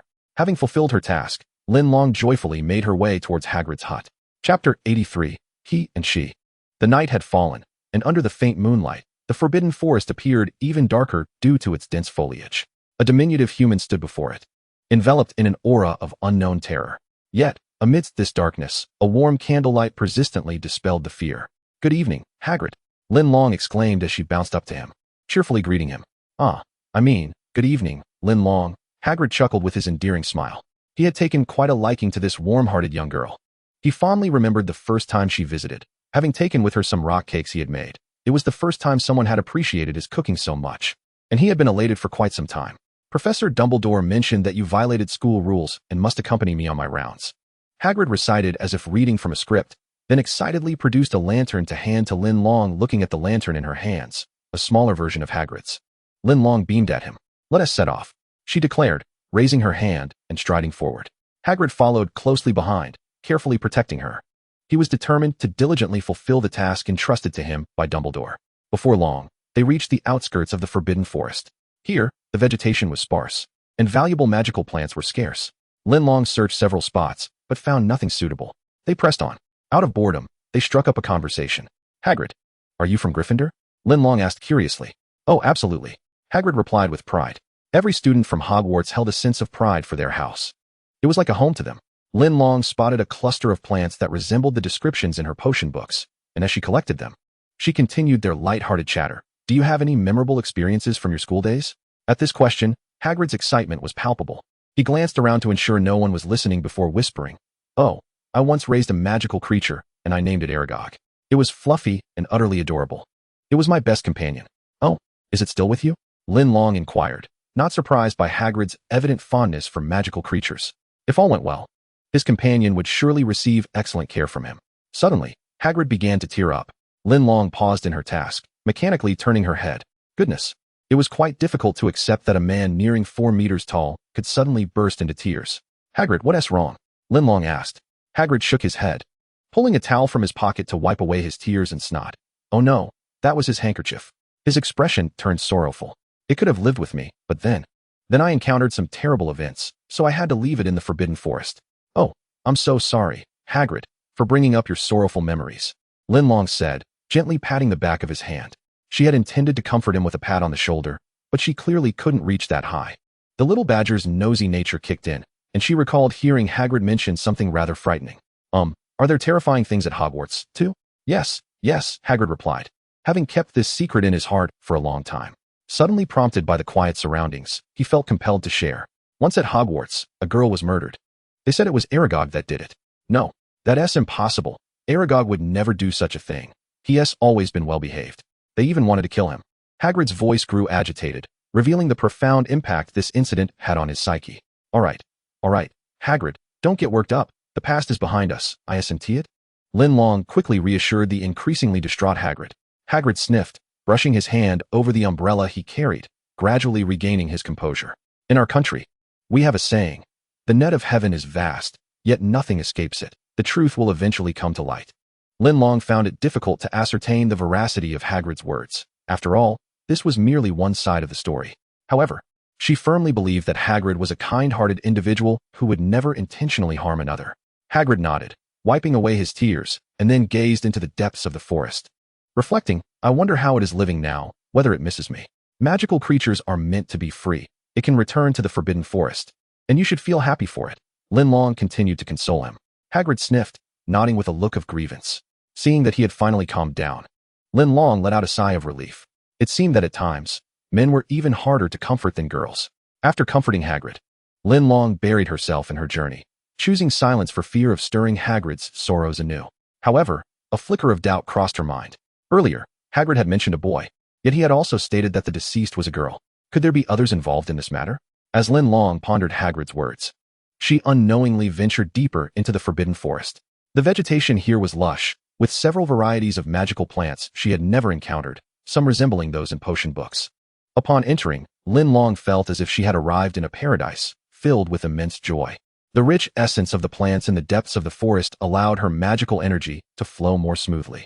Taking a deep breath, she retrieved a small trowel from her bag and began to excavate the plants carefully, wary of damaging their delicate roots. In the stillness of the forest, only the sound of her digging could be heard. After successfully unearthing a few plants to her satisfaction, Linlong was elated, but suddenly she halted. Something felt amiss. The surrounding environment was far too quiet. There should be many creatures stirring at night. The silence was so profound that even the familiar sounds of crickets and grasshoppers were absent. This was decidedly unusual. Linlong turned to inquire about Hagrid. Where was he? Such a large half-giant should not have vanished. Alone in the stillness, Linlong felt a sense of unreliability in the situation. She had to abandon her exploration of magical plants and began searching for Hagrid. As she took a step, the sudden rustling of leaves echoed around her, sending a chill racing up her spine. She twisted her head, scrutinizing her surroundings. Pairs of gleaming black eyes emerged from the underbrush, slowly revealing themselves. Chapter 84. The Eight-Eyed Giant Spider. The sight of a figure the size of half a house filled Linlong's small eyes with terror. A spider. Overcome with fear, she began to run wildly. Such creatures terrified her. 8 legs, multiple eyes, and bizarre patterns on their bodies. Their speed was alarming, and they could leap onto you at any moment. Even the sight of small spiders unnerved her, let alone the monstrous creature before her. It was straight out of a horror film. As she ran, Linlong realized that the area was swarming with these spiders, converging upon her slowly. Her legs began to weaken, her fists clenched tightly, and tremors coursed through her. Linlong, look, I found my companion. Hagrid emerged from a shadow, cheerfully addressing Linlong. Behind him, a gigantic spider crawled towards her, its movements unsettling. So, this was what Hagrid referred to as a cuddly companion? Ah, a spider. Linlong finally erupted, tightly shutting her eyes and screaming in terror. A surge of vibrant green light suddenly erupted from her, accompanied by a powerful gust that rapidly expanded outward. The spiders that were nearing her were flung away by the force of the green light. Hagrid, sensing the danger, quickly embraced a nearby tree. As the wind swept past him, his massive frame was lifted off the ground. Oh no, help! Hagrid cried in fear. The surrounding trees seemed to sense her fright, coming alive and swaying their branches. The entire forest erupted in a brilliant green light, sweeping away everything in its path. The professors patrolling the castle sensed the surge of green light and immediately became alert. However, the flash was brief, leaving only a gentle breeze in its wake. After waiting for a moment and noting no further disturbances, the professors returned to their previous concerns. In Gryffindor's common room, James and Sirius were plotting their next prank. Still awake, the green light interrupted their conversation. What was that? Thunder? James looked up towards the window. No way, thunder can't be green, Sirius replied. They exchanged glances, shrugged, and dismissed the matter. Only Dumbledore approached the window, gazing with concern towards the Forbidden Forest. He recognized the distinctive magic that belonged to Linlong. Something must have occurred to provoke such a powerful outburst. Her magical prowess was escalating rapidly. She was already on par with 6th-year students, and if this continued, she might soon reach adult levels of magic. Fortunately, being a Hufflepuff student, Dumbledore was aware of her benevolent nature. Otherwise, he would have feared the emergence of another Dark Lord. Dumbledore did not linger on those thoughts. Fawkes, he called the Phoenix's name, and in a burst of flames, He swiftly appeared at Linlong's location. The scene before him was beyond Dumbledore's expectations. From Linlong's position, a wide circle around her lay in ruin. Aside from the plants, everything else had been toppled, resembling the aftermath of an explosion. Several eight-eyed giant spiders had been severed in two. It was unclear whether Linlong's magic had caused this destruction or if it was a result of the impact. Spider, help! Linlong and Hagrid's voices intertwined, each competing in volume. All right, children, the danger has passed, Dumbledore remarked, wishing he could cover his ears. Upon hearing Dumbledore's voice, Linlong and Hagrid simultaneously fell silent. Linlong cautiously opened her eyes, fearful of encountering anything unsightly. Hagrid stepped away from the tree trunk, approaching Dumbledore with a look of distress. That was terrifying, truly terrifying. I never knew a girl could possess such formidable power. If Linlong were aware of his thoughts, she would retort, what of being a girl? She was genuinely a bit angry. After all, it was an eight-eyed giant spider, an exceedingly dangerous creature. Standing before them, it could easily devour a child. Yet, she understood that Hagrid did not mean any harm. He genuinely believed his companion posed no threat, which was why he dared to bring it to her. Furthermore, it was her own choice to enter the Forbidden Forest. She could not place all the blame on Hagrid. However, with Dumbledore now present, it was necessary to address the situation. Complaints should be timely. Delays would only hinder the benefits. Headmaster, Hagrid has raised spiders, eight-eyed giant spiders. It is utterly terrifying. Linlong pointed at Hagrid, her tone exaggerated as she continued to chatter. He even brought spiders right in front of me. What if I get eaten? The girl before them clearly remained oblivious to the immense power she possessed. The Acromantula, a creature with intelligence akin to that of humans, is notoriously difficult to tame and poses a significant threat to wizards. Even seasoned sorcerers must approach them with caution. Yet, Linlong, merely a second-year young witch, had managed to scare them away. This level of magical prowess seemed almost like cheating. However, Dumbledore had no intention of exposing this fact. Perhaps allowing her to develop freely would be beneficial. After all, the last student he had closely monitored had turned into a dark wizard. Oh, what a dire situation that was, Linlong pondered. What should one do? Dumbledore, aware of her thoughts, feigned curiosity and inquired. Hagrid wanted to say something more, but he clearly had no ground to stand on and could only lower his head in resignation, remaining silent. Linlong rolled her eyes and placed her hand over her heart, exclaiming, my poor heart is nearly stopping from fright. Hagrid replied, my heart is the one that's almost stopping. Moreover, he added, my head is spinning, due to the excessive use of his magical energy. Hagrid continued, my head is also quite muddled, recalling his recent tumble to the ground. Thus, I need compensation. Hagrid insisted, I believe I need it as well. Dumbledore raised an eyebrow and asked, what would you like? I think the cleared land behind Hagrid's hut would be perfect for me to cultivate magical plants, wouldn't it? Some magical plants are aggressive. Once planted, ordinary plants cannot coexist, or they will be uprooted and discarded. That area is where Hagrid grows certain plants used for special occasions at Hogwarts, such as pumpkins for Halloween. Oh, I believe Hogwarts could use some festive decorations. Why not let Hagrid clear another piece of land for you? Dumbledore suggested, curious to see what unexpected plants Linlong might cultivate. Linlong gazed at Hagrid expectantly, eager to hear his opinion. Hagrid, grinning amiably, nodded his agreement. He had initially thought Linlong would demand the death of Aragog like the others before her, but to his surprise, she merely made this modest request. She truly was delightful. Hooray! Linlong cheered, having secured the right to use a plot of land. At that moment, neither Linlong nor Hagrid was aware of the other's true capabilities, each believing they had gained the upper hand. Chapter 85, Regulus. With Dumbledore's company, Linlong felt a sense of reassurance. She focused intently on gathering herbs, hoping to return and let everyone rest soon. Indeed, she was likely the first to consider Dumbledore as her security. She wondered if the others would envy her if they found out. Dumbledore and Hagrid followed Linlong, engaged in light conversation, appearing quite leisurely. With the departure of the spiders, the surrounding creatures resumed their activities. Glowing fireflies flitted about the grass, while curious magical creatures occasionally peeked at the trio. But one should not provoke them lightly. They might retaliate unexpectedly. Deep within the Forbidden Forest, beauty and terror coexist. It had been many years since Dumbledore had ventured out for a night stroll. The memories of student life were truly nostalgic. Observing the lively surroundings, he couldn't help but reflect. Headmaster, did you often go out for night strolls when you were young? Linlong seized upon a key phrase in Dumbledore's words and asked deliberately. Hagrid's eyes widened at her question, leaning in with anticipation for Dumbledore's response. No, he replied. Now that he was the headmaster, it was only reasonable to assume he had been a model student, unlikely to engage in nocturnal escapades.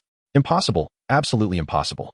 What a reversal of fortune, Hagrid thought, filled with trust. Linlong remained skeptical. All right, this girl is not easily deceived. The three continued their banter, and before long, Linlong had collected a substantial amount of herbs. As the moon reached its zenith, Dumbledore and Linlong made their way back to the castle bathed in moonlight. Hagrid had already returned to his hut. Dumbledore blinked vigorously, stifling tears brought forth by a yawn. Age had its toll. Staying up for just a little while was becoming increasingly difficult. He then turned to Linlong and added, "Children should also take care. Staying up late can hinder your growth." Linlong lowered her eyes sheepishly, feeling guilty. She had indeed been burning the midnight oil for several nights. Yet, it was peculiar. All of them were already 12 years old, a time when girls experience rapid physical development. Her roommates and Lily had been growing noticeably taller during their brief absence. Within just a few days, they had transformed from girls into young ladies. Only Linlong seemed to remain stagnant.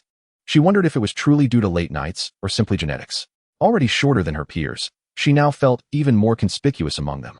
"Well, it appears I should start sleeping earlier. All right, let us head back and rest," Dumbledore reminded her. "Good night, Headmaster," Linlong waved as she walked towards the Hufflepuff dormitory. Dumbledore remained behind, watching her gradually recede into the distance, fantasizing, if only all Hogwarts students were as magically adept and well-behaved as her. Yet, he quickly recalled the children from Gryffindor. Never mind, never mind. A diverse world is a splendid one.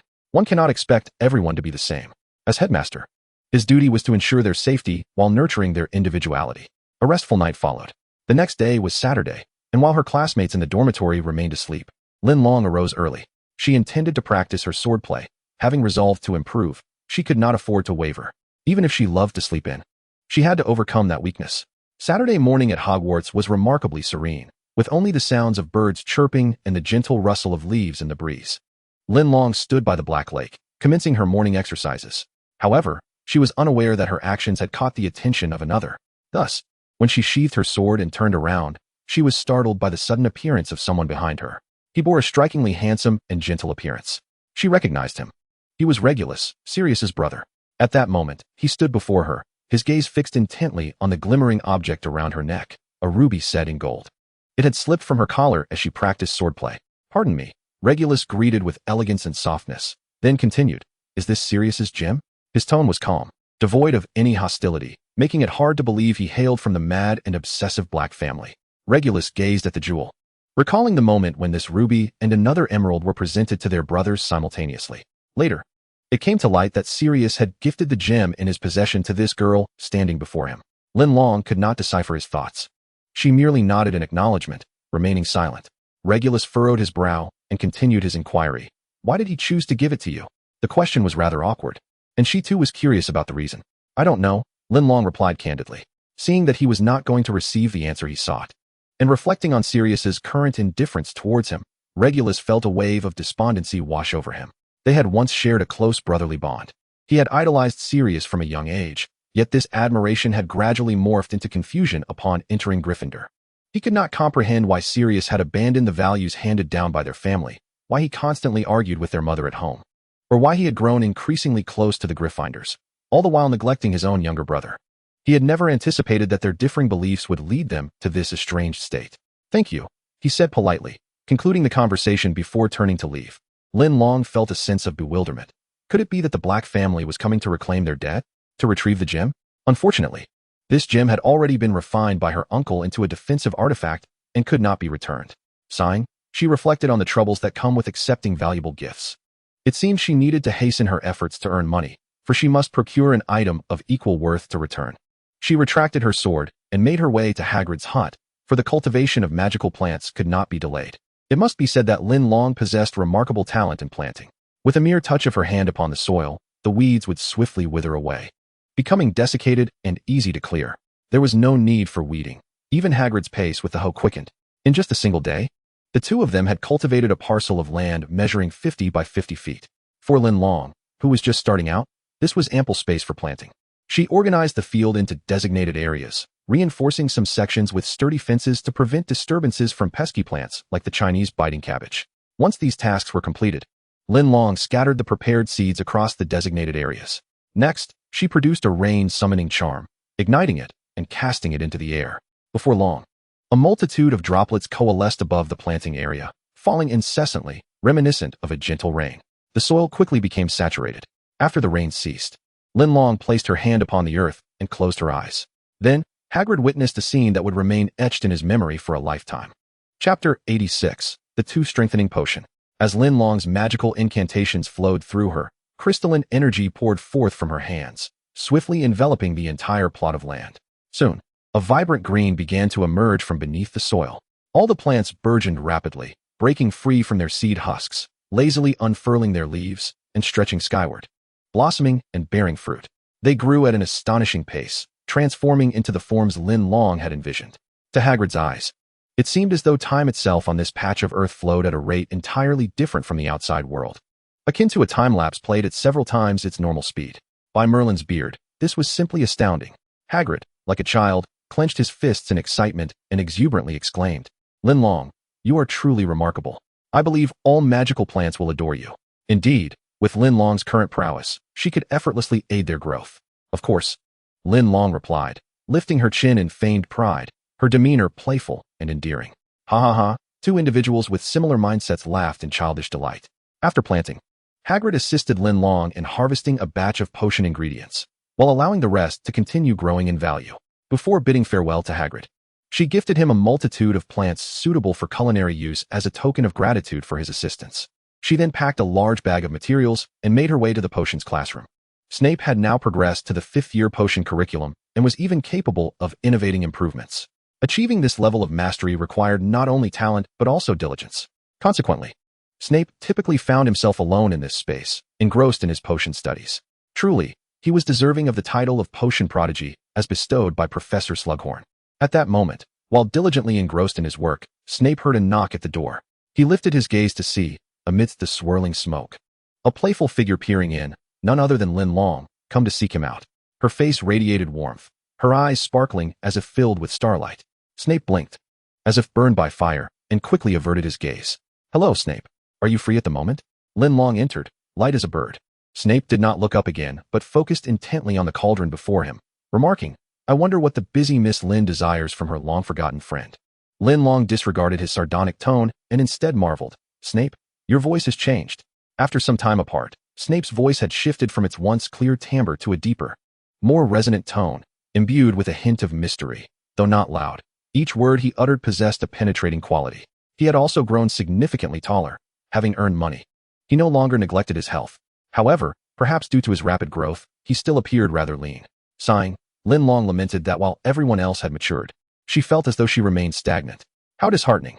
She gazed at Snape for several moments before earnestly stating, "Your voice sounds even more pleasant now." Whether it was the steam from the potions or the effect of Linlong's compliment, Snape's ears flushed crimson. He turned his face away to conceal his expression and replied, "Please don't tell me you've come merely to flatter me." "Oh, not at all. I cultivated many new magical plants and brought them for you to study potion making," Linlong declared, revealing a large bag filled with plants, placing it before Snape. With arms crossed, Snape fixed his gaze on Linlong, maintaining his scrutiny until she lowered her head, feeling sheepish. He then remarked, "Just tell me directly what you wish for me to do." How could you say that? "I simply wanted to share these wonderful things with you. Of course, it would be even better if we could make a little money together, right?"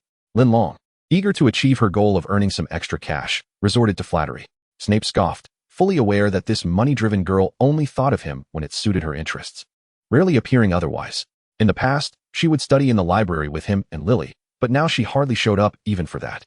If Linlong were aware of his thoughts, she would undoubtedly exclaim that it is utterly unjust. At present, she is diligently engrossed in the dual cultivation of both magical and dark arts, her schedule brimming with tasks from dawn till dusk. Severus Snape raised an eyebrow and deliberately remarked, "I am not currently in need of money." "Oh, how could one ever have too much money? With wealth, countless opportunities arise." Linlong, fearing Snape might disagree, quickly urged him, "Oh, then pray tell, Miss Lin, what endeavors might one pursue with such funds?" Snape continued to engage her in conversation. "One could procure potion ingredients, for I can only gather magical plants, while materials pertaining to magical creatures must be purchased," she replied. "Moreover, one could indulge in delectable foods and exquisite items. In this world, money is indispensable. Without it, one is utterly powerless," Linlong insisted with urgency. She perceived Snape's father as unreliable, thus believing that the only support Snape could truly count on was himself. Money, after all, has the potential to alleviate a multitude of life's challenges and perhaps render his existence a touch more bearable. Snape, well aware of these truths, had no intention of refusing her. Noticing Linlong's growing anxiety, he acquiesced with a nod. Very well, I hope you are correct. So, what potion do you wish to create? He took the bag of plants and prepared to select. I desire a 2-strengthening potion, Linlong exclaimed. Snape frowned, recalling a certain old bee. Well, this potion indeed has a market. It may even be entirely claimed by that old bee. Selling it would not pose a problem. After Snape agreed, Linlong entrusted him with the task of researching the 2-strengthening potion, placing her faith in his ability to concoct new brews. Meanwhile, she busied herself with her own elixirs, diligently studying alongside him. A few lights hung above them, casting a warm glow that enveloped their surroundings and intertwined their shadows. Snape's hair gradually became damp amidst the swirling smoke, and the tension at the corners of his mouth revealed his seriousness. Sensing Linlong's furtive glances, he endured for a moment before halting his work, his gaze locking onto hers with intensity. Do you have something to say? He inquired. How did your previous potion attempt fare? Linlong asked with a hint of mischief. To her surprise, he shot her a glare, retracting his gaze. Linlong could hardly suppress a smile, relishing the thought. Even you have your moments of struggle. Curiously, despite Linlong's persistent failures in potion making, Snape had never succeeded in concocting a single elixir either. They found themselves evenly matched in their respective domains, both scoring a resounding 0. However, Linlong speculated that Snape's apparent lack of success stemmed from his inability to channel magical energy, were he capable of harnessing it as she could. He would undoubtedly excel in potion making. Yet, do wizards possess a magical affinity? Linlong pondered, resolved to find an opportunity to test him in the future. In the days that followed, they continued their research on the 2-strengthening potion until the arrival of the Quidditch season. Students from various houses began to buzz with excitement, their conversations filled with eager anticipation. Some speculated on which players were most dashing, while others debated which house would ultimately claim victory. Yet, for Linlong and Snape, such matters held little significance, as their interests lay elsewhere. Oh, I saw Gryffindor's practice today. Their new chaser, James, is simply stunning, exclaimed a Hufflepuff girl to her friend. Indeed, I even asked him for an autograph. His maneuver of soaring and spinning is simply marvelous, replied another girl, her hands clasped in delight as she reminisced. Clearly a fervent admirer. Snape glanced at Linlong and scoffed. Ah, so this is the standard of taste among Hufflepuffs. You actually find that reckless lion appealing. Linlong wished to defend her house, but found herself at a loss for words. After all, many girls in Badger House admired the Quidditch players from Lion House. But their affections were broad. Their fondness for handsome players from other houses remained unaffected. As they continued walking, they suddenly overheard a Slytherin girl debating with her friend. I still think Sirius is the most handsome. Did you see the depth of his gaze? So profound and emotional. Her friend retorted, it's merely average. James is far more dashing. His ground takeoff technique is simply superior to Sirius's. Both were eager to advocate for their favored players. Before the Quidditch match, it was entirely normal to develop crushes on players from other houses. However, once on the field, nothing could rival the honor of one's own house. Linlong chuckled softly, tilting her head and playfully observing Snape with her hands behind her back, her eyes sparkling with mischief. So this is the perspective of Slytherins as well. Snape, understanding the implication in her gaze, shot a disapproving look at the two girls before adopting a facade of indifference and moving ahead of Linlong. She stifled a laugh, reveling in the notion that even Snape could experience defeat in banter. Time swiftly passed, and the day of the Quidditch match arrived. Early that morning, girls adorned themselves in their finest attire, linking arms as they made their way to the Quidditch pitch. Today's match pitted Gryffindor against Slytherin, so the Hufflepuff girls were relaxed, devoid of any anxiety. Linlong, I must confess, Sirius truly does look quite dashing while playing Quidditch, Avril remarked, linking arms with Linlong, eager to share her thoughts. Despite having formed an opinion against James and Sirius due to the first-year card incident, it was evident that their recent charm and impressive Quidditch skills had somewhat softened her stance. Oh, the superficiality of this world, where one's principles align with appearances. Just as they were discussing Sirius, he approached them, broomstick in hand, donning his Quidditch team uniform. Good morning, he greeted cheerfully. Hi. Avril waved back enthusiastically. Good morning. Linlong replied with a smile. Sirius scanned the group with his deep-set eyes, his gaze settling warmly on Linlong as he inquired, will you be cheering for Gryffindor today? Avril's previous assertion held true. Sirius's exterior was indeed striking, almost fitting the archetype of a heartthrob. When he fixated on you, it felt as though you were the center of his universe. Linlong mused. Is this what they call a soulful gaze? How does one achieve such a look? Intrigued, she wished to learn. Of course, I will cheer for you, Avril quickly confirmed. Linlong found herself in a quandary. With Lily in Gryffindor and Snape in Slytherin, She felt awkwardly caught in the middle. However, she was slightly more familiar with the Gryffindors, so it seemed only fitting to support them. Yes, I will as well, Linlong affirmed. Sirius's face broke into a carefree smile, vibrant and lively, radiating brilliance and beauty. I look forward to it, he said, turning away with a wave as he returned to his team. Linlong and Avril settled into their seats among the Hufflepuff section, ready to witness the match unfold. Amidst the biting chill of the wind and the fervent cheers that seemed to quell its intensity, the Quidditch players made their grand entrance. Linlong was not particularly acquainted with the Slytherin team, thus she paid them little heed. However, the Gryffindor players were undeniably captivating. Among them, James stood out, his disheveled black hair tousled and a rebellious tuft sticking up at the back of his head, as if he had just alighted from his broomstick after a vigorous flight. This disarray drew the attention of numerous girls, who erupted into enthusiastic cheers, while boys rallied around him, even whistling in admiration. As he strode past the Gryffindor stands in this tousled state, the applause reached a fever pitch. Yet, he remained oblivious to the commotion around him and instead waved at Lily, seeking to capture her attention.